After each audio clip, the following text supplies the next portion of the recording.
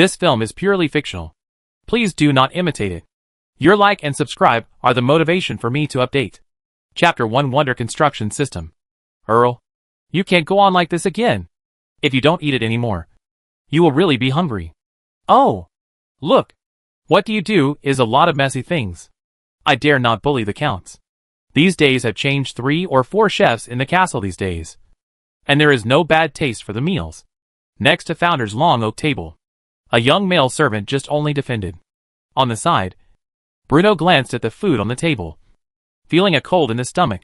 Bruno is a traverser. In the 21st century, when time travel activities are becoming more and more rampant, he has closely followed the pace of the times and become a member of the time travel army. However, he did not cross the ancient times like others, but he became a nobleman of a different world. The original owner of this body was called Brion Stewart, a young count of the Normandy Empire, with a vast land seal on the east coast of the mainland. The nobles of different worlds seem to be pretty good, but the reality is cruel, because this world is in a period of the Western Middle Ages similar to the Earth on the planet. Although there are extraordinary forces such as Mage, Baron and Backward are still the mainstream of this era. Even if Bruno is a noble, the quality of life is far from good. Even from the opinion of Bruno, the nobles of this era, a bit miserable. The food on the long oak table is already a treasure that only nobles can enjoy in this era. But Bruno still feels a touch of sadness. For example, the black pudding on the middle of the desktop sounds like a good dessert, but it is actually a pair of black paste objects, which not only sells in different stomach, but also tastes hard. As a historical enthusiast, Bruno certainly knows that the so-called black pudding is actually a pork heart, liver, lung, stomach and other internal organs, and blender with oats and pigs. Sweeping the food on the table. White bread may be the only food on the table that can be swallowed on this table, although it is very different from the bread in later generations. It is enough for him to fill his hunger. Picking up a rough white bread, Bruno took a bite fiercely, and a sour taste suddenly couldn't linger in the mouth. In fact, the reason why Bruno picked up the background of this era is because of the original owner of the body was a very ridiculous guy. Various wonderful ideas were endless, so that in order to avoid being aware of the strangeness, Bruno had to make it difficult to make the servants around him from time to time. Seeing that his lord the Earl finally ate, the young servant standing beside him suddenly jumped for joy. It was a happy and secure feeling. The male servant quickly put on a bowl of hot vegetable soup, and smiled warmly with his aunt, and paid respectfully to his dear Earl. Earl, eat slowly. Don't choke. The soup is just a faint clear soup with a little celery leaves in it. Although the taste is not good, it is much stronger than the initial thick soup. People in this world, like the Western Middle Ages, have a habit of opposite future generations, and have strange enthusiasm for cooking fruits and raw vegetables. However, after all, Bruno is the owner of the castle. So when he dined after crossing, he reversed this habit back. Sabi, the black pudding will be rewarded for you. He took the vegetable soup from the young man's hand and said lightly. The young man's name is Sabi, a personal servant of Bruno, as an elegant and beautiful name as a Tunisian poet on the planet. Thank you for your gift, Earl. The valet Sabi was immediately overjoyed. His eyes were wet with tears of excitement. You know, that was a delicious black pudding. White bread is not delicious, but it is enough to fill the hunger.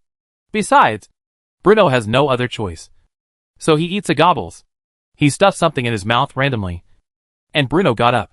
The servants waiting on the side bowed their heads and saw him off respectfully. Only when Bruno had completely left the hall did Sabi pounce on his food like a hungry tiger. Under the envious gazes of the servants, he stuffed the black pudding on the table into his mouth and began to chew it carefully. It's so fragrant. I don't know why Earl can't afford to have the slightest interest in such delicious dishes. The room of Bruno is located on the top floor of the castle. This is a large bedroom. The gentle sunlight shot into the windowsill, dispelling the cold and old atmosphere in the castle. There is no gorgeous satin on the spacious big bed, and there is no soft velvet carpet on the floor of the room. Although the ancient castle looks majestic outside, it is really comfortable to live. There are light yellow tints around the bed, embroidered on it, which is not very symmetrical and beautiful. Locking the door, Bruno, lying on the big bed in the room, closed his eyes. Moment, Bruno's vision was filled with hazy smoke, and a familiar text appeared before his eyes. From the first sprouts of life underwater, to the giant beasts of the Stone Age, to the first human upright walk. You have experienced a lot. Now, begin your greatest exploration, from the cradle of early life to the vast stars. Bruno. It's the familiar line. Gradually, the text slowly dissipated in the field of vision, and a attribute panel quietly appeared on the left side of Bruno's vision. Idar City. Total soldiers, 314. Reserve forces, 1205. Gold coin surplus, 2520. National philosophy, unlocked. National policy, unlocked. Religious belief, Church of Light religious unity 76%. Development, poverty. The host can obtain rewards by building wonders. This system will conduct a comprehensive assessment of the grandeur of the wonders to determine the reward rating. Since I came to this world 2 days ago, this panel appeared in Bruno's field of vision. There is nothing to be surprised. After all, they have traveled to this poor and backward world. Bruno's mentality has long collapsed. If you do not give yourself a golden finger, you will definitely press the dog's dog to be beaten on the ground. Huh? Wrong. Why did I have this strange idea? Abandoning the thoughts in his mind, Bruno continued to observe his golden finger. The more systematic records on the attribute panel recorded several main information on the ground. Although it was not detailed, at least let him have a general understanding of his territory. After these 2 days of research, Bruno basically figured out the urine of this system. Although it is not an advanced artificial intelligence and does not have any interactive experience, it arranges its tasks clearly. For example, now there is a line of light golden text in the most conspicuous position above the attribute panel. Chapter 2 Letter of Farcum. Task 1. Build an air garden. From the first time Bruno opened the spectacle construction system, he would feel a touch of sadness whenever he saw this task. Is this a joke? Start with H. L level difficulty right from the start? Ah! You know, for Bruno, this is not a game. And the sky garden cannot be built simply by pulling up a few trees or hitting a few hammers. Most people probably know more or less about the Hanging Gardens of Babylon, which is known as one of the 7 wonders of the world. This wonder, whose existence is still controversial, really made Bruno at a loss. When Bruno focused his consciousness on the task entry, he saw a flash of golden light, and a long introduction about the Hanging Gardens of Babylon emerged with a hint of Baidu Encyclopedia. I quickly scanned the endless nonsense, and generally speaking, the last sentence is the highlight. The true face of the Hanging Gardens is still hidden in the mist of history. Bruno wanted to curse. He felt like 1,000 alpaca horses were galloping in his mind. How can I build something like this without any reference or explanation? Not to mention how much manpower and material support to build a spectacle. Bruno does not even know what the garden grows in the empty garden now. As I was thinking about it, there was a knock on the door. Bruno got up and opened the door, and saw that the old man was standing in front of the door with his waist, and behind his personal male servant. Shabi, come in. While saying that, while turning around, he walked straight to his desk and took a seat. The old butler Ford can be regarded as an old man in the castle. In his early years, he was Bruno's father's personal servant and followed him everywhere. Bruno's father was named Adam Stewart, who was once a general of the Imperial Army. Later, he made meritoriousness in the rebellion of the Ixter province. So he was named the Hedum Earl, the old man of the old man, who accompanied Bruno to the battlefield and chopped the enemy chiefs, can be said to be the most trustworthy and relying on Bruno. My Lord Earl, this is a letter from the Regent Council. The old housekeeper over half of the old man handed a letter. The ceiling fire paint is printed with the double-headed eagle coat of the Regulatory Council, and the herald is around the magic atmosphere. This is a means to ensure the privacy of the letter in this world. In the memory of the original body, the Norman Empire's regulations can be regarded as the highest power of the Normandy Empire, especially when the royal family is under the momentum. The regulations composed of 5 nobles can be regarded as a great power. Bruno had a letter, and he couldn't help but have some doubts. The Regent Council was too far away for their small nobles in the marginal areas. They almost never dealt with them on weekdays. But they did not know whether the sudden letter was good or bad. While Bruno was reading the letter, the old butler Ford and the personal servant Shabi naturally retreated to the door, waiting for the Earl's instructions. The Regent Council will collect tens of thousands of labor to build idols in the country. And even the Earl leaders will provide 50 civilians who believe in churches. After reading the letter, Bruno said deeply, building a statue? The old butler Ford frowned. Isn't that the church's business? Bruno shook the envelope and said, "But it was released in the name of the Regulatory Council. Can the Serfo? If you are forcibly recruiting civilians, you will have to use the family of private soldiers," Oldford said deeply. Bruno glanced at the letter again, and shook his head helplessly. The commoners were different from serfs in that they were free people who owned their own land and only had to pay a portion of taxes to the lord every year. As for the common people who believe in the church, most of them have some wealth at home. Only a fool would voluntarily travel across mountains and rivers to do hard labor for you. Merle's bishop dream enters the god of the gods. And I am in the teachings of the gods. Bruno reads one by one.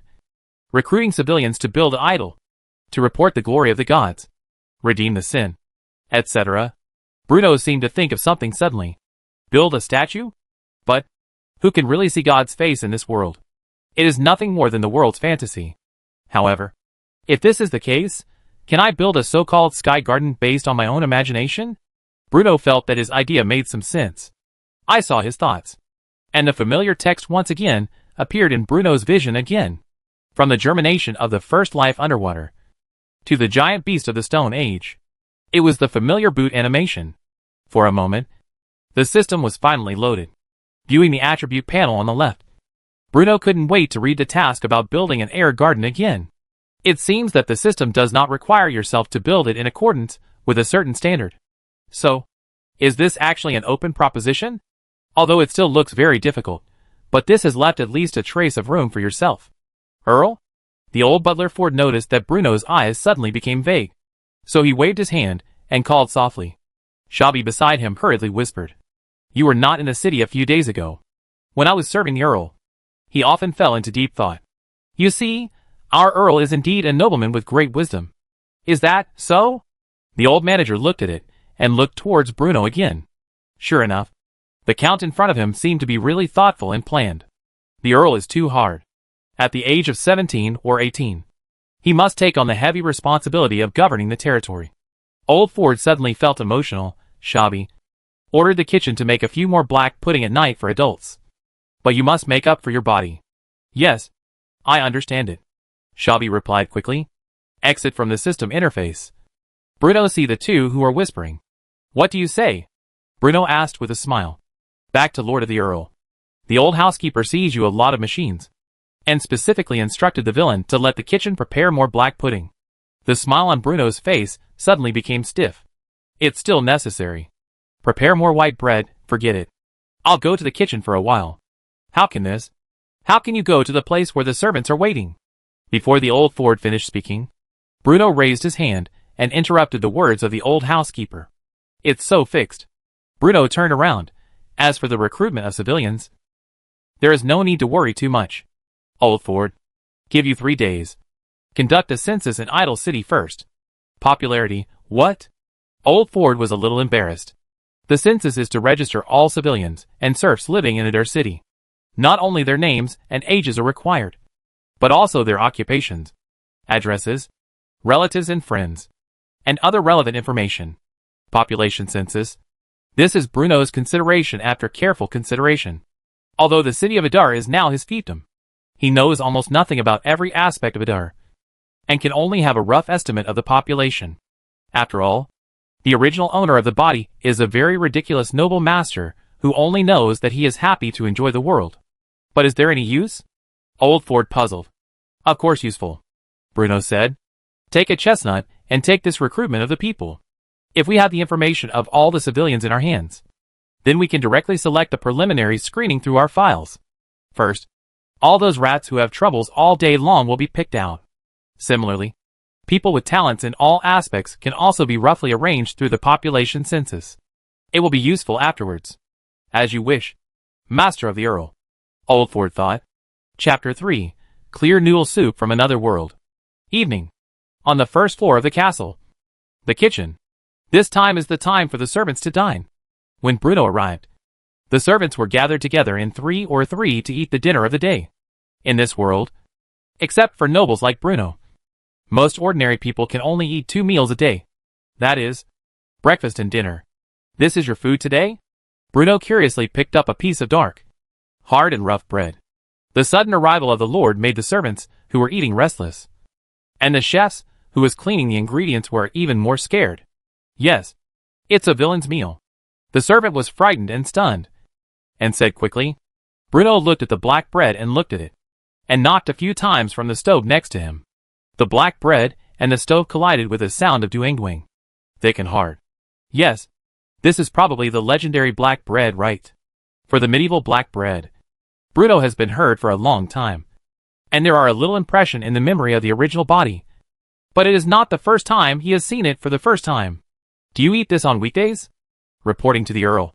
Having this kind of black bread to eat is like being in heaven on earth. The old housekeeper is kind-hearted. The black bread he gives us is made from barley, oats or rye. Although it is mixed with bran, peas and other things, it is much more delicious than ordinary black bread. When I heard Bruno's questioning, Sabi, who was standing aside, quickly said, "Is this paradise on earth? Is what other people eat worse than this?" Bruno couldn't help but ask. That's natural. Although ordinary civilians can occasionally catch a few fish to improve their lives, this black bread is still a staple food on weekdays. And most of the bread they eat is mixed with many small stones, sand, bran, weeds, etc. Not only to teeth, but it is difficult to swallow. Crop grind into powder and make bread. I heard this. Although it had been expected, Bruno was still a little shocked. The world, it is really too barren. Can you change? Is this barren and backward world? Bruno asked all the servants in the kitchen to stand up. And then, he carefully looked at the ingredients and utensils in the kitchen. Compared with those civilians who have not eaten up, they seem to be much better. I have to say that the ingredients in the kitchen are actually not as single as Bruno's previous imagination. Fruits not only have common apples, lemon, peaches, etc., but also many unknown berries that are used in the wild. Vegetables have cabbage, onions, celery, radish and beet. Bruno seemed to have discovered a new world. He quickly walked over and picked up the beets to examine them carefully. Beets are an important raw material for making sugar on Earth. There is definitely no way to make sugar from beets in this world. At least in the memory of this unfortunate guy whose soul I have traveled through. Beets are just simple vegetables used to make soup. In this world, the only source of sugar is honey collected from the wild, which is hard to come by. Therefore, sugar is extremely precious in this world. It seems that I need to take some time to make candy in the future. This is a way to make money right in front of me. However, sugar production is not the top priority right now. Bruno was fed up with dealing with barely edible white bread all day long. So what he wanted to do most was to train a qualified cook as soon as possible. As for the system's tasks, let's fill our stomachs first. There's a long time to come anyway, so there's no need to rush. The cooking utensils are very simple. People in this world only know how to cook food by stewing, roasting and boiling. Therefore, there are no iron pots, which shatters Bruno's dream of eating stir-fried dishes. After looking around, it seems that noodles are the simplest option. It is impossible to do it yourself. As a noble, you must have the awareness of a noble. He directed the cook to scoop out a large bowl of flour. Add water and knead the dough. Then knead it carefully and repeatedly in a clay basin. My Lord Earl, are you going to cook for yourself? Shabby asked softly. It depends on the situation, Bruno said casually. How can this be possible?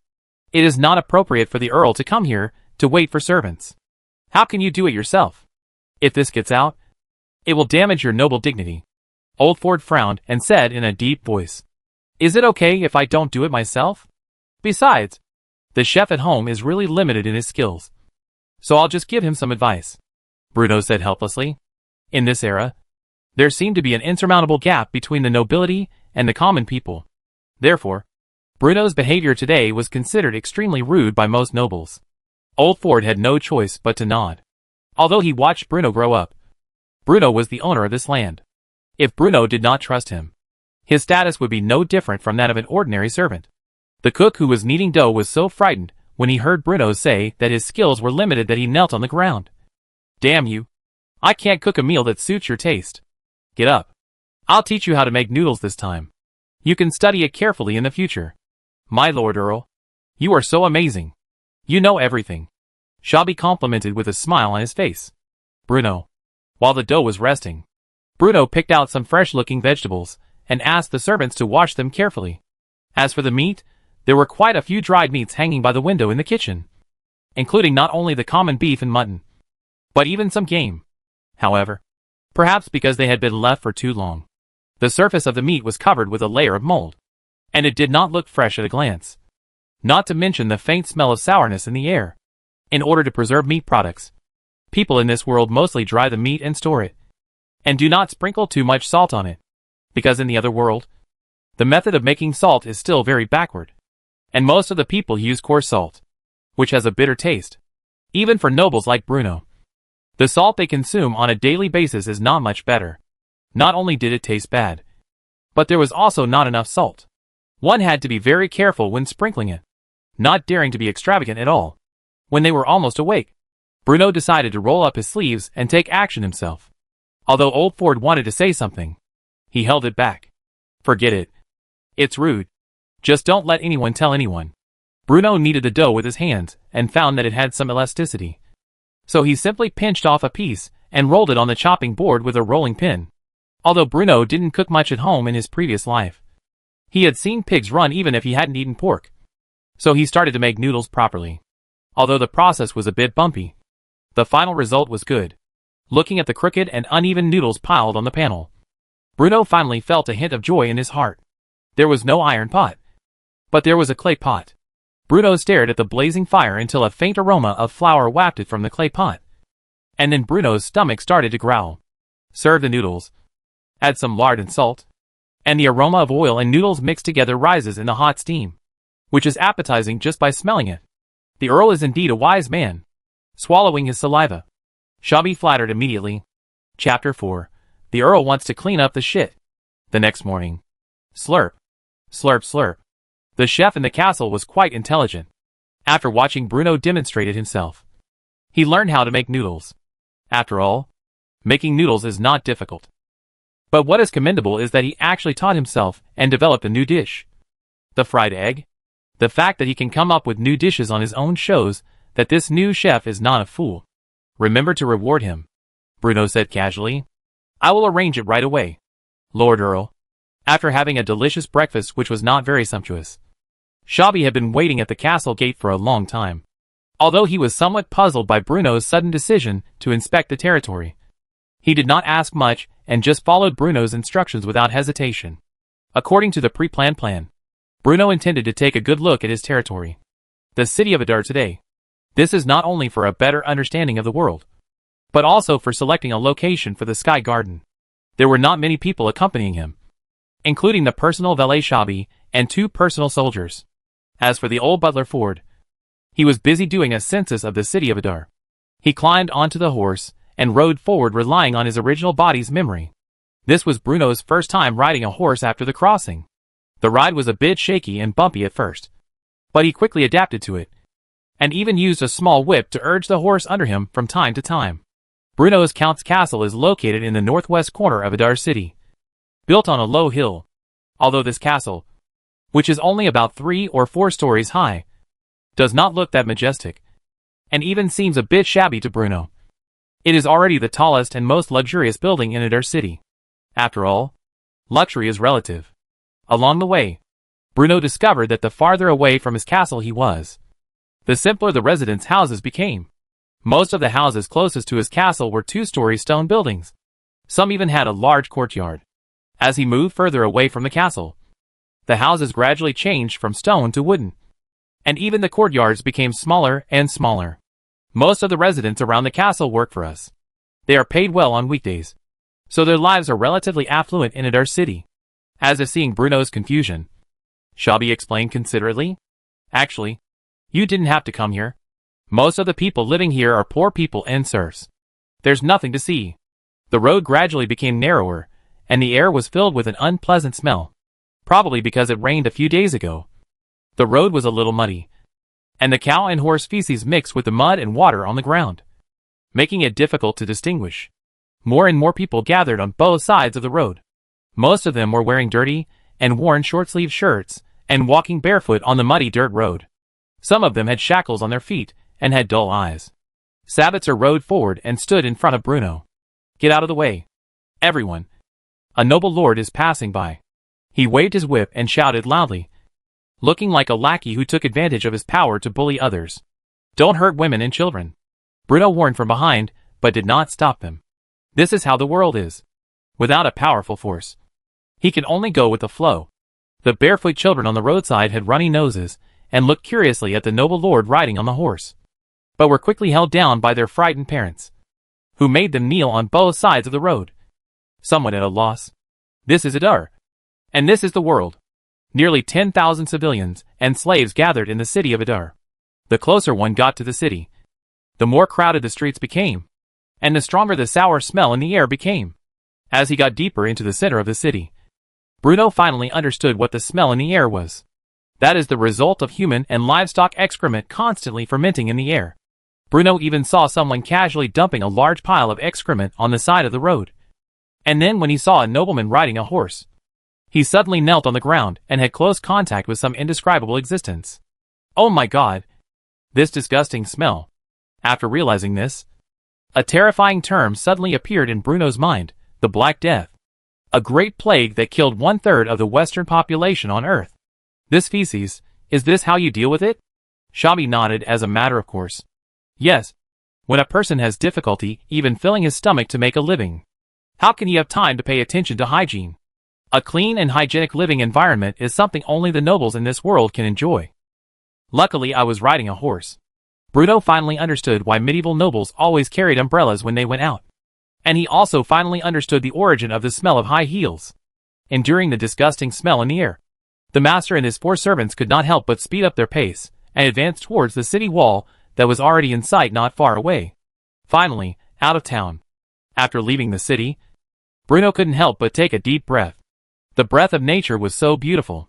Shabi, Bruno said seriously. My lord, what do you want me to do? Give orders to arrange for someone to collect excrement in the city starting tomorrow. Also, put up notices. 1 basket, no. 3 baskets of excrement can be exchanged for 1 copper coin. Dirty. Messy. Bad.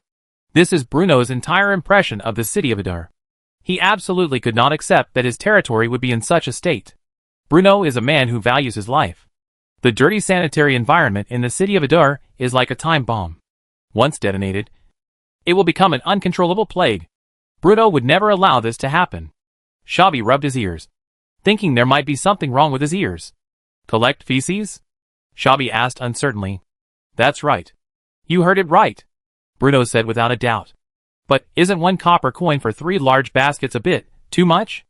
After all, even if it's 1 copper coin for 10 large baskets, there will be people who will give it. Shabi was about to cry. His Lord Earl had just been peaceful for a while. But how come he started to act recklessly again? After all, every family's fiefdom was like this. When Shabi thought about how those lovely copper coins would be equated with dirty feces, he felt like crying but had no tears.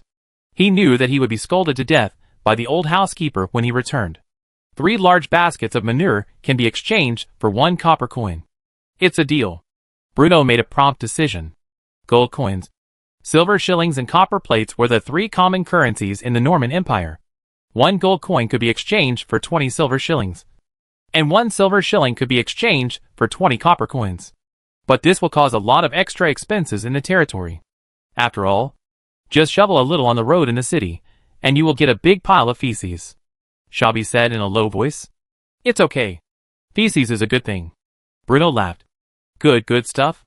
Shabi felt that his own Earl was becoming more and more abnormal. What? You have any objection? Bruno glared at him fiercely. No, Shabi said quickly. Serfs are often slow at work, so they need a capable person to look after them. How about this? I will appoint you as the shit shoveler of Adar City. Starting tomorrow, you will be responsible for supervising the slaves to shovel shit and collect feces. Chapter 5 Site Selection. Adar, poop shoveler? Shabi couldn't help but shudder. This is an official position that has never appeared in the city of Adar, although it sounds very interesting. But Shabi has no choice. As you wish, my dear Earl, Shabi said with a sad face and agreed. The air outside the city was exceptionally fresh, with the occasional scent of wild flowers. For the first time, Bruno felt that fresh air was so wonderful. Holding the reins tightly and riding the horse in front, Bruno looked left and right, stopping and starting along the way.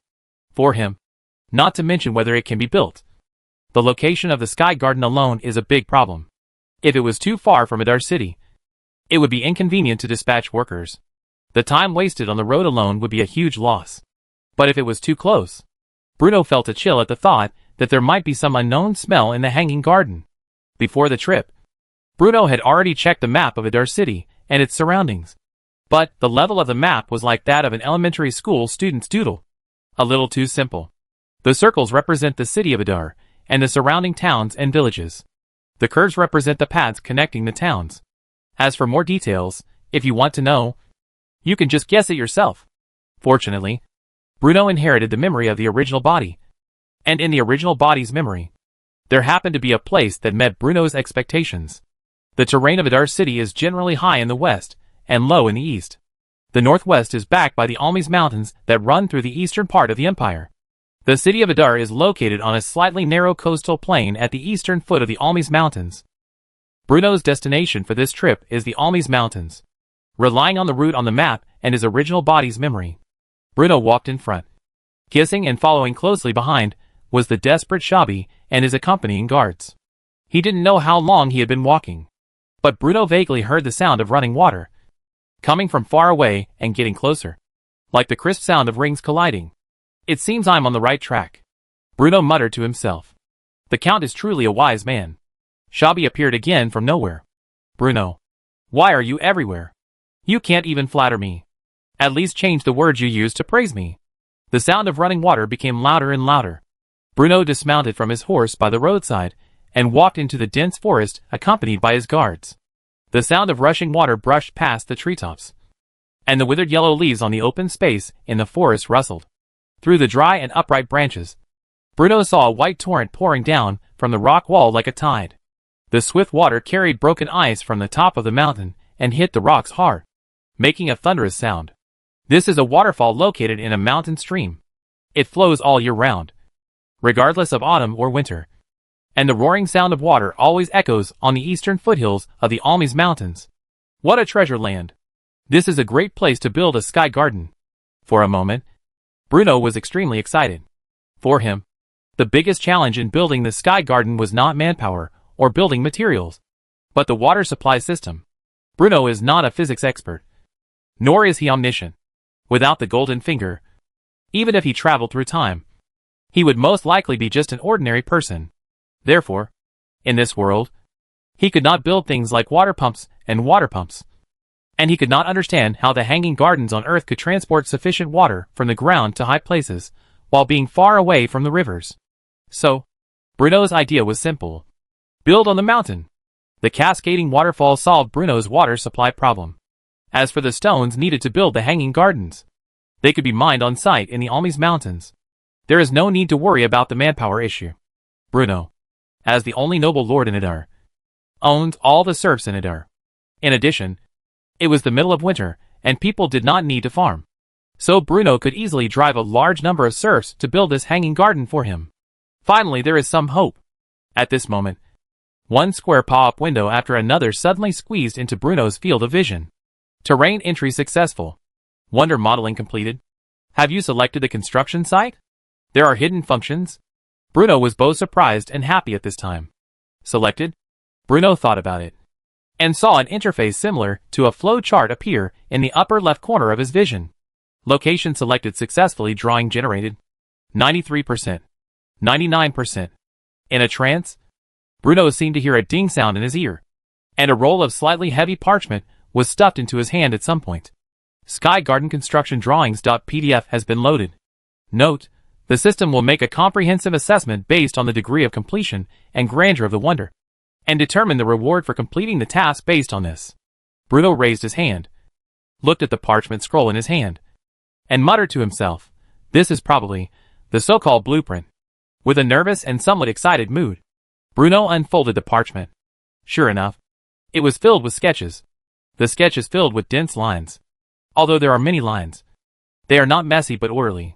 Bruno couldn't understand the specific construction drawings, but he could clearly tell what a grand and beautiful building this sketch depicted.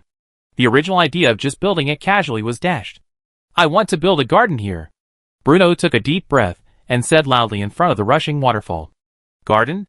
This place is not far from the city of Adar. If the Count really wants to build a garden, he can come here to sit in his spare time. That would be great. The lackey Shabby quickly agreed. I want to build a very big garden. So, tell me, how much gold coins and manpower can be spared from the territory now? Bruno asked. You don't have to worry. You haven't spent too much money this year. No. What I mean is that there will probably be a large surplus this year. I believe the old butler will be able to spare enough money for construction. Shabby replied. See? Bruno pointed to the lake, waterfall and large clearing in the woods. All of these need to be included. Look, I brought the blueprints with me. After saying that, Bruno handed the parchment roll in his hand to Shabby. Actually, Lord Earl, you don't have to worry. The gold coins in our territory have always been this. Shabby took the blueprint respectfully, opened it casually, glanced at it nonchalantly, and then he opened his eyes wide and stared at the drawings handed to him by his master the Earl. Although he, like Bruno, did not quite understand it, Shabby knew very well that it would be extremely expensive to build such a building. This blueprint was different from the previous one made by my master. Just by looking at the extremely detailed markings, I knew it was a long-planned plan. I didn't expect that. Our Lord Earl has been quiet for such a long time. I thought he had changed his temper. But I didn't expect that he was playing a big move. Plop. Shabby had a sad face and knelt down beside Bruno. My Lord Earl, our small earldom can't stand such a torment. Chapter 6. A piece of white bread caused a murder. Building a sky garden will be a huge project, which requires enormous manpower, material and financial resources. It is not only a waste of money, but more of a shortage of materials. A large number of manpower requires a large amount of food. And food is undoubtedly the most precious commodity in winter. The daily consumption of hundreds of serfs alone is a huge number. Not to mention that such a project cannot be completed in a day or two. Countless workers gathered in the Almes Mountains, which required the construction of temporary shelters. Building shelters required a large amount of wood, which required enough manpower to cut down trees. Food needed to be transported, supplies needed to be delivered, and the gathered serfs needed to be effectively managed, all of which required a large amount of manpower and money. Therefore, a project like this would involve many aspects, and it would be a bit stretched for a mere earldom. Bruno certainly knew the difficulties he was facing, but he had no choice. After all, this is only the first task given by the system. If I can't even accomplish this, how can I have the nerve to claim that I'm a time traveler? This is simply embarrassing countless time travelers. Shabby hugged Bruno's thighs tightly, with a pleading look on his face, hoping that Bruno would change his mind as soon as possible. If the old butler knew that Bruno had come up with such a ruinous idea in his company, he would definitely cut himself into pieces. My Lord Earl, although our family occasionally has a surplus, we cannot support such a project. This is the Stewart family's legacy passed down from generation to generation, Shabby advised earnestly. Most of the servants like Shabby have been dependent on the Stewart family for generations. They have been working for the Stewart family since their great-grandfather's generation and are extremely loyal to Bruno. Therefore, when they heard that Bruno was going to make such an absurd decision, all the guards and servants knelt on the ground in unison, hoping that their Lord Earl would change his mind. After all, if the Stewart family suffered losses, they would also lose their source of livelihood. This is a relationship of mutual benefit and mutual loss. Shut up. Hearing the cries all around, Bruno gritted his teeth and ordered loudly. It's just building a garden. What's there to complain about? If it can't be built in a short time, we can build it slowly. If 1,000 people are too many, we can use 100 people. Can the Stewart family's generations of foundation be dragged down by a mere garden? Hearing Bruno's words, Shabby couldn't help but be stunned. The Earl really listened to everyone's advice. The Earl is truly a man of great wisdom. He can even come up with such a brilliant idea as Manchio. Earl, look at this. Earl. Shabby was hugging Bruno's thigh and flattering him. But he didn't expect that when he shook his head and glanced out of the corner of his eye, he saw a large piece of white bread suddenly emerge from a guard's backpack, floating in the air with a little sway. Bruno heard Shabby's call, turned around, and happened to see the piece of white bread floating in the air. Could it be that I am dazzled? Bruno rubbed his eyes in disbelief. Schwa. The swords were unsheathed, and the accompanying guards pointed their swords at the white bread almost in an instant. Is this magic? Although Bruno had only been in this world for a few days, he knew that magic existed in this world. He quickly realized that the scene before his eyes was probably some kind of magic. The piece of white bread seemed to realize that it had been discovered. And suddenly it hovered in the air without moving. A moment later, just when people thought that all this was about to end, they heard a bias sound. And the piece of white bread suddenly flew into the jungle beside them like an arrow. Chase! The leading guard obviously wanted to show his ability in this hard-won opportunity. So he took the lead and rushed towards the jungle. When Bruno came to his senses, he found that the only one left beside him was Shabby, who was still hugging his thigh and shivering. Hey! Where are you guys going? Come back. Come back and protect me. But the guards had already gone far away, and Bruno's shouts could no longer be heard. Asshole! Bruno kicked the powerless Shabby away and cursed in annoyance. I must discipline the guards when I get back. Don't they know that protecting me is the first priority of their guards? Don't be afraid. My lord. I'm here for you. Shabby finally stumbled to his feet, rubbed his sore knees, and smiled wickedly. Bruno glanced at him and said calmly, You should think carefully about how to arrange the collection of feces after you return.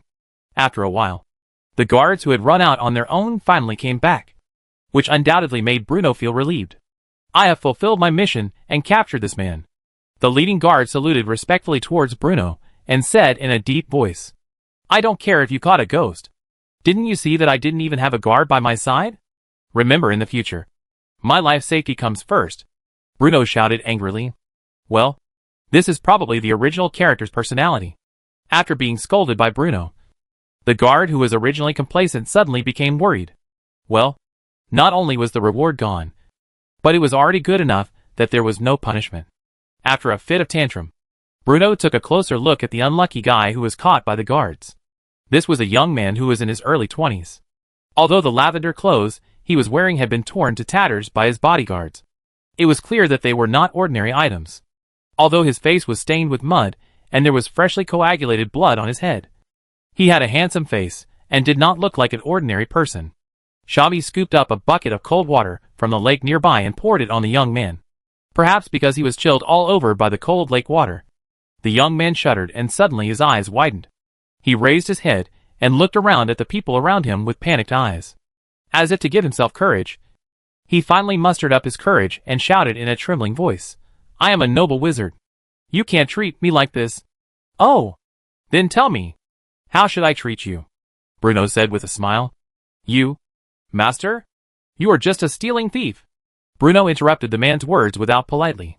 The poor wizard opened his eyes wide and said, Why do you want to tarnish my innocence like this? Didn't you steal the white bread? Bruno said. I saw the man blushed and argued loudly, I'm just hungry. I took you something to eat. The mage's affairs, can I be stolen? Then there was a series of inexplicable words. What suspended technique? What fireball cast? What noble mage and apprentice? Which attracted everyone to laugh at the open air in the forest. Bruno didn't have the patience to listen to all this nonsense. He just took a few steps forward and swung his fist hard into the young wizard's face. Ouch! The young wizard cried out in pain. Bruno's punch was so powerful that it caused him to bleed from the nose. He covered his bleeding nose and complained loudly. After saying that, he completely fainted. Chapter 7 Jinxiang. Arnell Blood only felt as if there was a dazzling light jumping back and forth in front of his eyes. He tried hard to open his heavy eyelids, but he couldn't. Arnell felt dizzy, as if a 1,000-pound lead block was pressing on his head, pressing his head tightly against the pillow. Where is this place? What time is it? He only vaguely remembered that he seemed to be punched in the face by a vicious guy. And then he lost consciousness. I finally opened my eyes despite the dazzling light. It turned out to be the midday sun slanting in from the open window, bringing a rare warmth in winter. At this moment, Arnell felt that he was in a daze and his thoughts were a mess. His nose was still painful from being hit, and it hurt when he moved a little, probably because the wound was torn. How abominable! Arnell cursed inwardly. As a noble mage apprentice, apart from the reprimand from his mentor, when else had he been treated like this? What's more, he is the son of the Duke of Lewin in the west of the Wei Empire. With his limbs still numb, Arnell tentatively sat up from the bed. Those damned soldiers didn't know how to be gentle. It was just a piece of white bread. It wasn't a big deal. Gurgle. His stomach growled. Only then did he feel hungry. After all, he hadn't had a full meal for several days. As soon as the door was pushed, There was no soldier guarding outside the door. Einar helped the cold wall inside the castle, and walked towards the stairs slowly. After all, the other party should also be a noble. And it should be relatively easy for nobles to communicate with each other. Just as he was thinking, Anil suddenly shivered and stopped, because he suddenly realized that the one he was facing seemed to be a noble who did not play by the rules. Normally, every noble he met was elegant and radiant, who would knock someone down with just one punch. However, the pace of Einar originally wanted to shrink back, and stopped when he smelled the fragrance of a meal. Very hungry. The stomach screamed again, and hunger made him overcome the fear of the unknown aristocracy. So he was like a soldier who was about to go to the execution ground, and he resolutely walked towards the direction of the aroma. Then, he saw the noble who had punched him, sitting at the huge dining table, enjoying delicious food. This is the guy. This damn guy has brought shame upon himself. The dignity and decentness of the nobles cannot be defiled. For a moment, Arnell couldn't help but feel angry. He walked straight towards Bruno with his eyes wide open. Even his painful legs seemed to have improved a lot in an instant. Can I eat something? But when he walked to the table, he had no choice but to succumb to his hunger. Screw the aristocratic dignity. I have to eat. Hearing the words, Bruno raised his head, glanced at him, and then brought Sabi to a hot noodle. Arnell sat at the table, staring blankly at the bowl of clear soup noodles with a faint aroma. This was a kind of food he had never seen before. What is this? Noodles. While Bruno agreed casually, he used the chopsticks that had previously instructed the carpenter to pick up a few noodles and sent it towards his mouth. Seeing Bruno's eating method, who has always been knowledgeable, he also used the gourd to paint, imitating Bruno's way of eating, and tried to use those two wooden chopsticks to pinch the food. But this is the first time after all, so it looks extraordinarily clumsy. Seeing this, he simply put down his chopsticks, picked up the bowl, and gulped down a large bowl of clear soup noodles.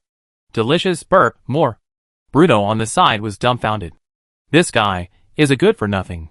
While Anil was gulping down his noodles, Bruno quietly looked at the young wizard who was captured by the guards. In fact, before this, Bruno had always been in awe of the mages in this world.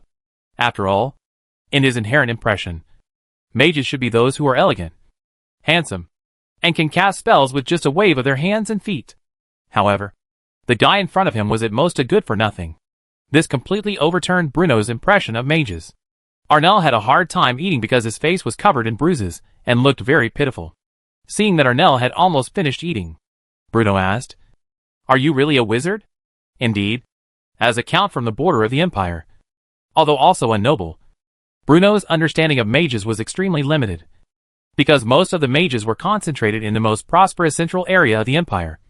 And the good for nothing in front of him could be said to be the only guy he had ever seen who might have something to do with mages.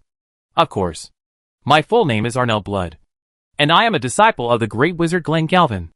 After eating and drinking his fill, Arnell burped, raised his head, and said with some complacency, Oh, it's just, his teacher was one of the most famous wizards in the western part of the empire. But the lord in front of him just said, oh. Shouldn't he be surprised? Shouldn't he be in awe? My father is Duke Wynn, who guards the western border of the empire. Oh! Arnell gave up. He felt that he could not continue to communicate with this lord, who did not play by the rules. Could he have a little respect? I am a noble of the Duke level. Just as Arnell was secretly complaining in his heart, Bruno finally spoke up. Since you have such a distinguished background, why do you come to steal bread from me? Have you stolen all the bread in the West? Arnell almost vomited blood. Does this guy know how to speak? I haven't eaten for a few days. You stole my bread. I can give you gold coins. Double your amount. You stole my bread. Then I guess it's okay for you to apologize. You stole my bread. How about you come and work for me to pay off your debts? Bruno finally spoke. You actually let the son of the noble Duke of Ruin, a distinguished mage apprentice, work for you. You are simply dreaming. 3 meals a day, food and accommodation included. This is absolutely impossible. You can also eat the best food in the territory. I am a noble wizard. Anil insisted through gritted teeth. Would a wizard steal bread? I need a decent salary. At least 5 gold coins a month. Arnell slumped in his chair weakly. Deal? Bruno nodded with a smile. Chapter 8 Go. Tool Man. In the study, Bruno took great pains to collect all the books about mages. In his opinion, mages are the biggest uncertainty in the world besides himself. It's just, the original owner of this body was really an uneducated guy. Most of the books about wizards that Bruno found were a bunch of things, like the romantic wizard's love story, and the wizard's beauty hunting record. Bruno never reads such things with poor writing. A lot of typos, and not in line with core values at all. Finally, he found a more normal book at the bottom of the bookshelf. Records of famous archmages of the Norman Empire. The old parchment was covered with dust, and even the words on it were a little blurred. But it was the only normal book Bruno could find. The mage in this world is far from the strength of Bruno's imagination. Or in other words, in this world, the mage can only be regarded as a high-end atmospheric profession. Not the extraordinary strong in the online novels that can override morality and law. The only ones who could override morality and law were the actual rulers of the Norman Empire. The aristocratic group, including Bruno. From a certain level of perspective, the mage can be regarded as a unique group in this world. They have the ability to perceive magic elements. Some of them will join the major French surgery to practice spells after adulthood. And most of them are driven by the nobles. But at the same time, although the mage can manipulate magical elements, he also has a weakness that cannot be ignored, which is the extremely long casting time. Although the time required to chant a spell is closely related to the grade of the mage himself. Even a powerful mage would need several seconds or even dozens of seconds to chant a common spell. If this happened on a battlefield, he could be hacked to death hundreds of times. This was one of the reasons why Bruno's guards dared to confront the mage directly. It seems, the wizards in this world are not as scary as I previously thought. Bruno couldn't help but let out a sigh of relief. As he was thinking, a servant led Arnel into the study. The new servant was named Jess L'Hôpital. He was originally just an ordinary male servant in the castle. But after Shabby was promoted by Bruno to be the shit shoveler of Adar City, he became Bruno's new personal male servant. Arnel sat down at the desk carelessly. He was just going to glance at it casually. But unexpectedly his eyes lit up. The mage's hunting records? Oh! It's the most classic version. I didn't expect that you would be considered a fellow traveler. I haven't asked you what to call you yet? Bruno Stewart, Hereditary Earl of Adar. Also, this book is not mine. Bruno's face was full of black lines. What's so bad about this? There's no outsider here. The most classic part one remember is... Okay. Bruno interrupted him rudely. Now tell me what you can do. After all, I am your employer now. Employer? Let me make it clear in advance. We are equal in personality. Although you are a count, I am also the son of the noble Duke of Rune and a noble mage. You and I are just... Only then did Bruno realize that this guy actually had some chatterbox genes. So he simply picked up a book and read it, pretending not to hear his nonsense. When Arnel was tired of talking, Bruno finally spoke up. What on earth do you know? I don't want to pay 5 gold coins a month just to hire a food-drinking machine. I can cast spells. And I know a lot of magic. Arnel seemed to hesitate for a moment, then pretended to be confident. What kind of magic? You should be clear about what kind. Like the levitation you used to steal the bread? Well, in addition to levitation, I can also cast fireball. Arnel's face turned red, and he answered weakly. That's it? Bruno asked. In fact, Bruno didn't have high expectations for Arnel. After all, there must be a reason why a young nobleman with a distinguished family background had to leave his hometown, starve, and even end up having to steal bread to eat. The only reason why Bruno forced him to stay was that Arnel could levitate. In Bruno's opinion, this is simply a great tool for building wonders. Just imagine. It would certainly be much easier to build a hanging garden using stones that have the power of levitation. Bruno needs a tool person who can add floating skills. Arnel is certainly not the best choice, but he is Bruno's only choice.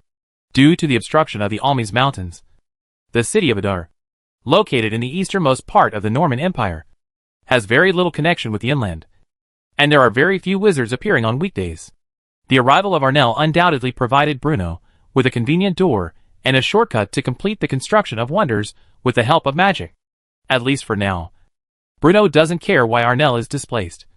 Nor does he care why Arnel broke into the city of Adar in such a miserable state. The only thing Bruno cares about now is building the hanging gardens. Everything in Adar must give way to the construction of the sky gardens. because Bruno has high hopes for the rewards after the Sky Gardens are completed. What's more, in the process of building the Sky Garden, he can complete the control and planning of the entire city of Adar, and carry out a new integration of his own fiefdom. Very good. Bruno pretended to be profoundly fine. Arnell suspected that there was something wrong with his ears. But the smile on Bruno's face told him that he had heard correctly. Could it be that a wizard apprentice who is already in his 20s and only knows 2 kinds of magic could be praised? For the first time, Arnell felt the taste of being recognized. Prior to this, almost everyone's vibration and enthusiasm for him originated from his father, Duke of Lumen. Even his magic mentor had given up guiding and teaching him. At this moment, Arnell was in an excited and happy mood. He finally felt that this noble, who did not play by the rules, was not so hateful. Although his cheeks still ached slightly, he received a long-lost recognition here in Adar. Thank you, Arnell said with a stutter. I plan to build a large garden during this period of time. You can go and help them then, Bruno said with a smile. Arnell's expression froze. Repair the garden? He actually asked a noble wizard to build a garden? Sure enough, this damn guy is still so hateful. Regarding the rewards for building wonders, I forgot to add it in the previous article, and I am correcting it. In short, the wonder construction system will evaluate the grandeur of the wonder, and then give rewards to the host. Chapter 9, the census of population in full swing. Old Fort census did not go smoothly. For the residents of Adar, the census was a word they had never heard of before. Because of the unfamiliarity, they were a little overwhelmed. Old Ford hunched over, waiting in the study, quietly awaiting his master's instructions. How many have been counted? Bruno asked, frowning. The serfs have been counted, but the civilians only count less than 1/3. The Old Ford was ashamed. I ordered people to register with the house in accordance with your instructions. But the main reason is that some gophers are hooligans who don't obey discipline and roam around everywhere, and even beat up the people in charge of registration. Oh, I should have expected this. There are always some stupid people in this world who don't understand my painstaking efforts. Bruno sighed with regret. Think about it. If I had detailed population information in our territory and understood the jobs that each of them is suitable for, then once someone loses his job and has no source of income, can we use this information to help them find new employers? It seems that's the case. Old Ford thought for a while and nodded thoughtfully.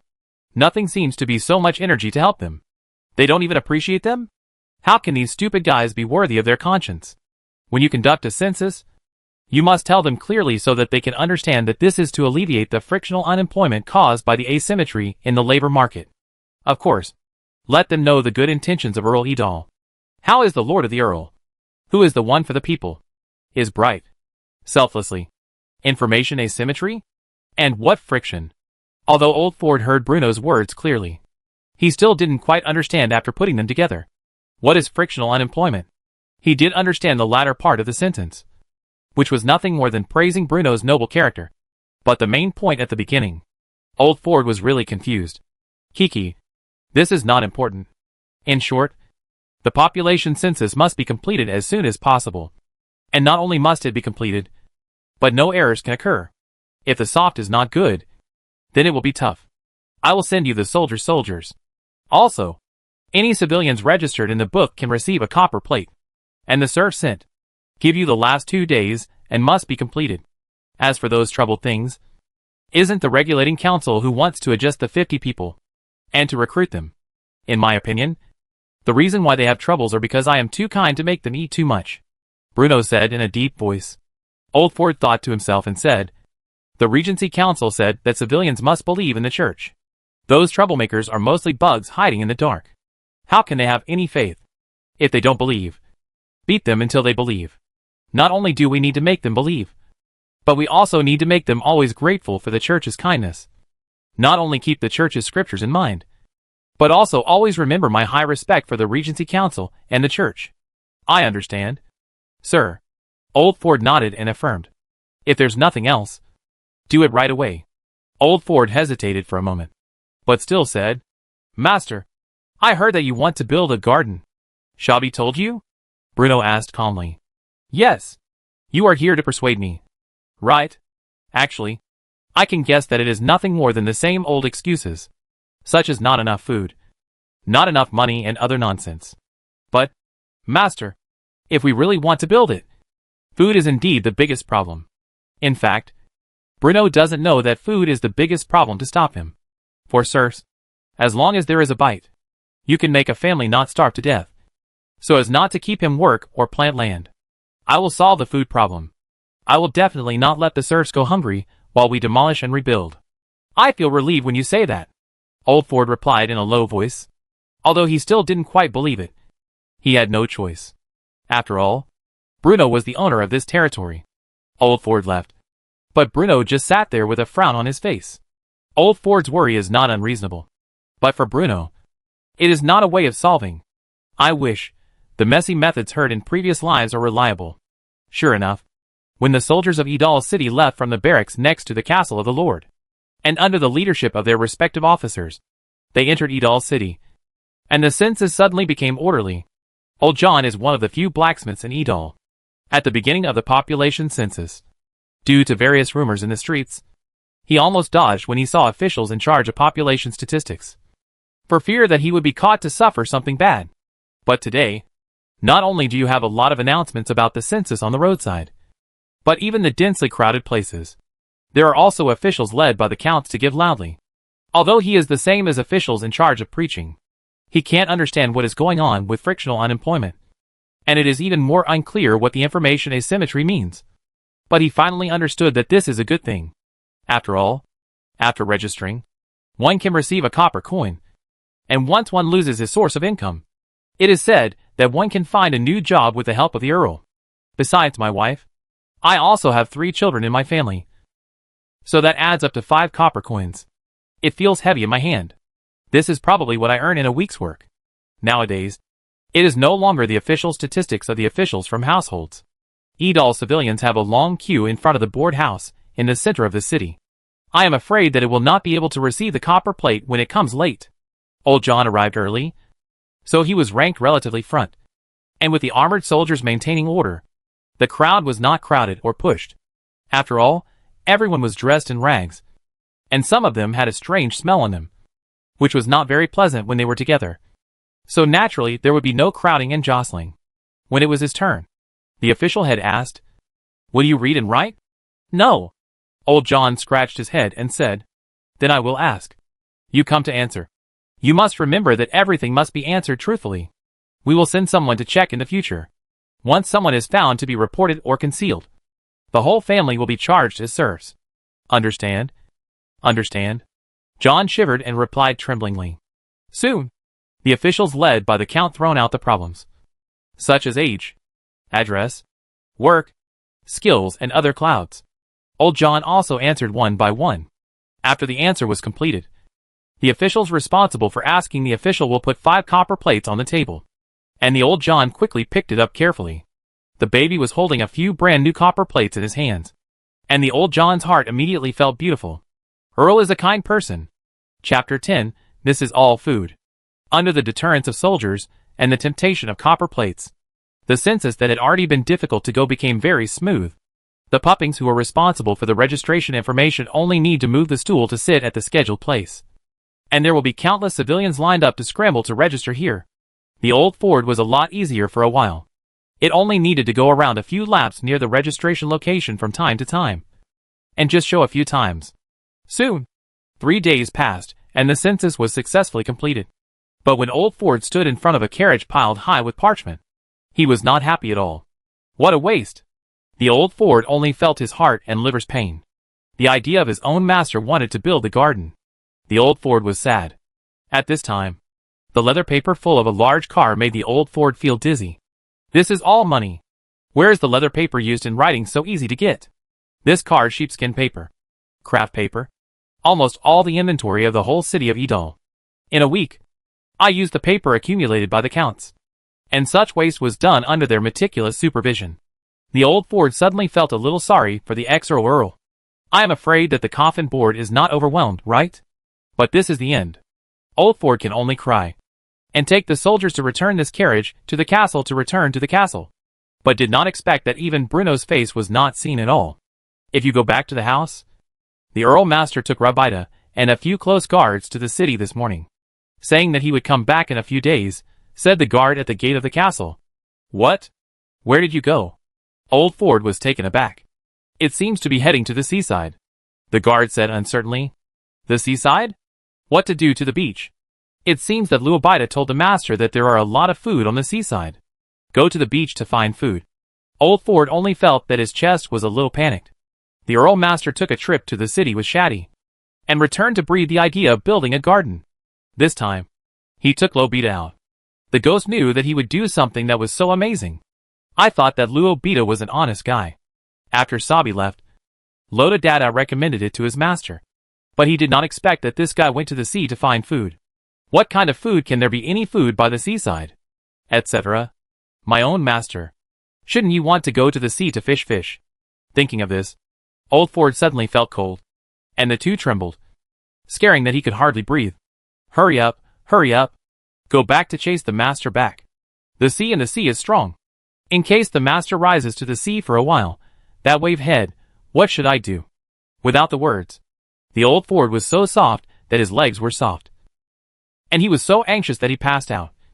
And the castle door suddenly made a mess. On the road to the east of Idal City, the group was riding a horse and walking slowly. Master, how could there be food on this seaside? The new personal servant Luobita said with some grievances. If the old housekeeper really thought it was a small one, he would definitely pick up the villain's skin after returning. Rabina thought that it was a good issue to wait for his own master to wait for his own master. But he did not expect that he had just taken a long time after taking office. Bruno looked at Lotbita and said lightly, Don't talk nonsense. This is clearly the adult's intention to promote you. If you think about it, if you really find food from the sea, wouldn't this give you a great credit? But, Bruno glanced at him and said, Why? Do you want to accompany the shit? Luobita trembled in his heart, and quickly said, Back to the master. The villain thinks, there is indeed food by the sea. That's right. I have always been a generous person, and I listen to other people's opinions and suggestions. Idal City is located in the easternmost part of the mainland. As long as it is 2 or 30 miles east, it is the long coastline of the mainland. In this world, people's exploration and cognition of the ocean can be said to be extremely scarce, and they do not pay enough attention to the ocean. Even for many noble masters on the mainland, the ocean is a natural barrier that restricts them. They are satisfied with the wealth brought by land, so they are unwilling to explore unknown hidden in the sea. It is precisely because of this concept that the villages near the sea are particularly desolate. A large number of civilians and farmers can only rely on very backward fishing techniques. But this does not mean that there are few smoke near the villages near the sea. On the contrary, in Idal, about 1/5 of the Serfilled serfs gathered in the ruined villages scattered by the seaside. Their only job is not farming and fishing, but to cook salt. Salt is a necessity of people's daily life, and the production and vending of salt have almost supported the taxes of most of Idal, which is the most important source of funds for the Stewart family. In a certain level, salt is not only an indispensable condiment, but also an extremely precious resource. An adult needs to consume about 6 to 8 grams of salt every day to replenish their physical strength and maintain the osmotic pressure inside and outside the cells. It is an indispensable substance for the normal development of the human body. It is also with the high profit of selling salt to sell salt that the Stewart family can slowly recover after Brienne's extravagance. Gradually, when the day was gradually darkening, Bruno could already see the looming smoke and the low villages close to the horizon, and drove the horses of his crowd to rush. Luobita and the guards quickly followed behind, and the road in the country was flying on the road in the country. In the village, the older old man brought the civilians to meet the young count. The only serfs were scared to lie on the ground, and they didn't dare to lift their heads.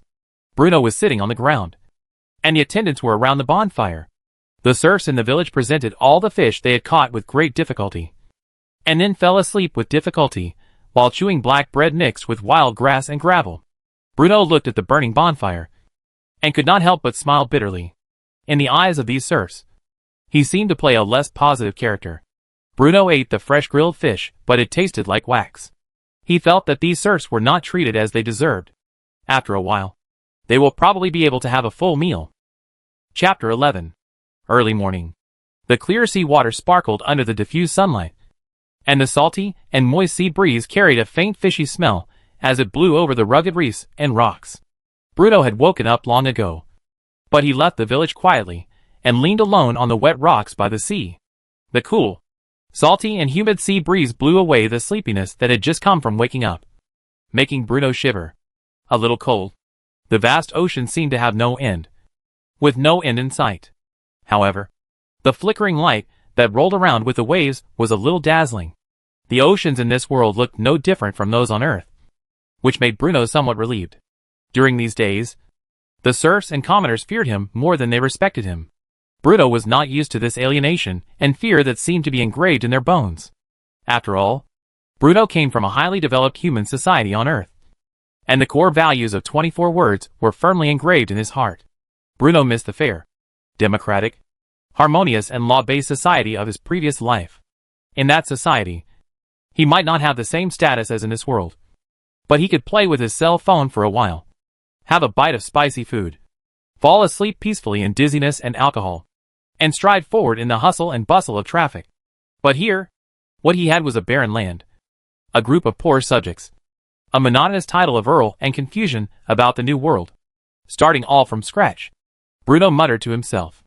After an unknown amount of time, anxious shouts were faintly heard in the distance, which brought Bruno back from his thoughts. Lobita came with his men, sweating profusely. His face was red. His voice was a little hoarse, and the anxiety in his eyes could not be concealed. He slept late in the middle of the night yesterday, so he was a bit drowsy. I didn't know when it was shaken by people, but he did not expect that the old Ford's serious face was caught. He opened his eyes and looked around, only to find that his master had disappeared somewhere. He immediately panicked and took some people to look for him. "Where is the Count?" Someone spotted Bruno leaning against a rock by the sea in a daze and immediately shouted. Lobita was startled and quickly ran over, rolling and crawling. "Master, you scared me to death. Don't be noisy." Bruno was holding a wooden stick to pick up something between seawater and rocks. "Oh!" Lobita responded quickly, then called a servant over and asked him to tell old Ford the news. Lobita decided to stay with his master from now on. After all, the old housekeeper can wait in the village. If he goes back to report the letter by himself, he doesn't know how to punish himself.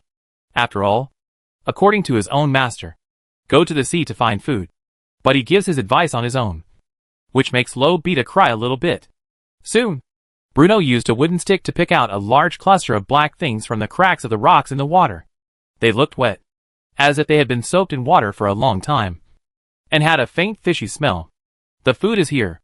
Bruno shook the stick, looked at it for a moment, and said to Lobita, "This is, I prefer to call it a laver."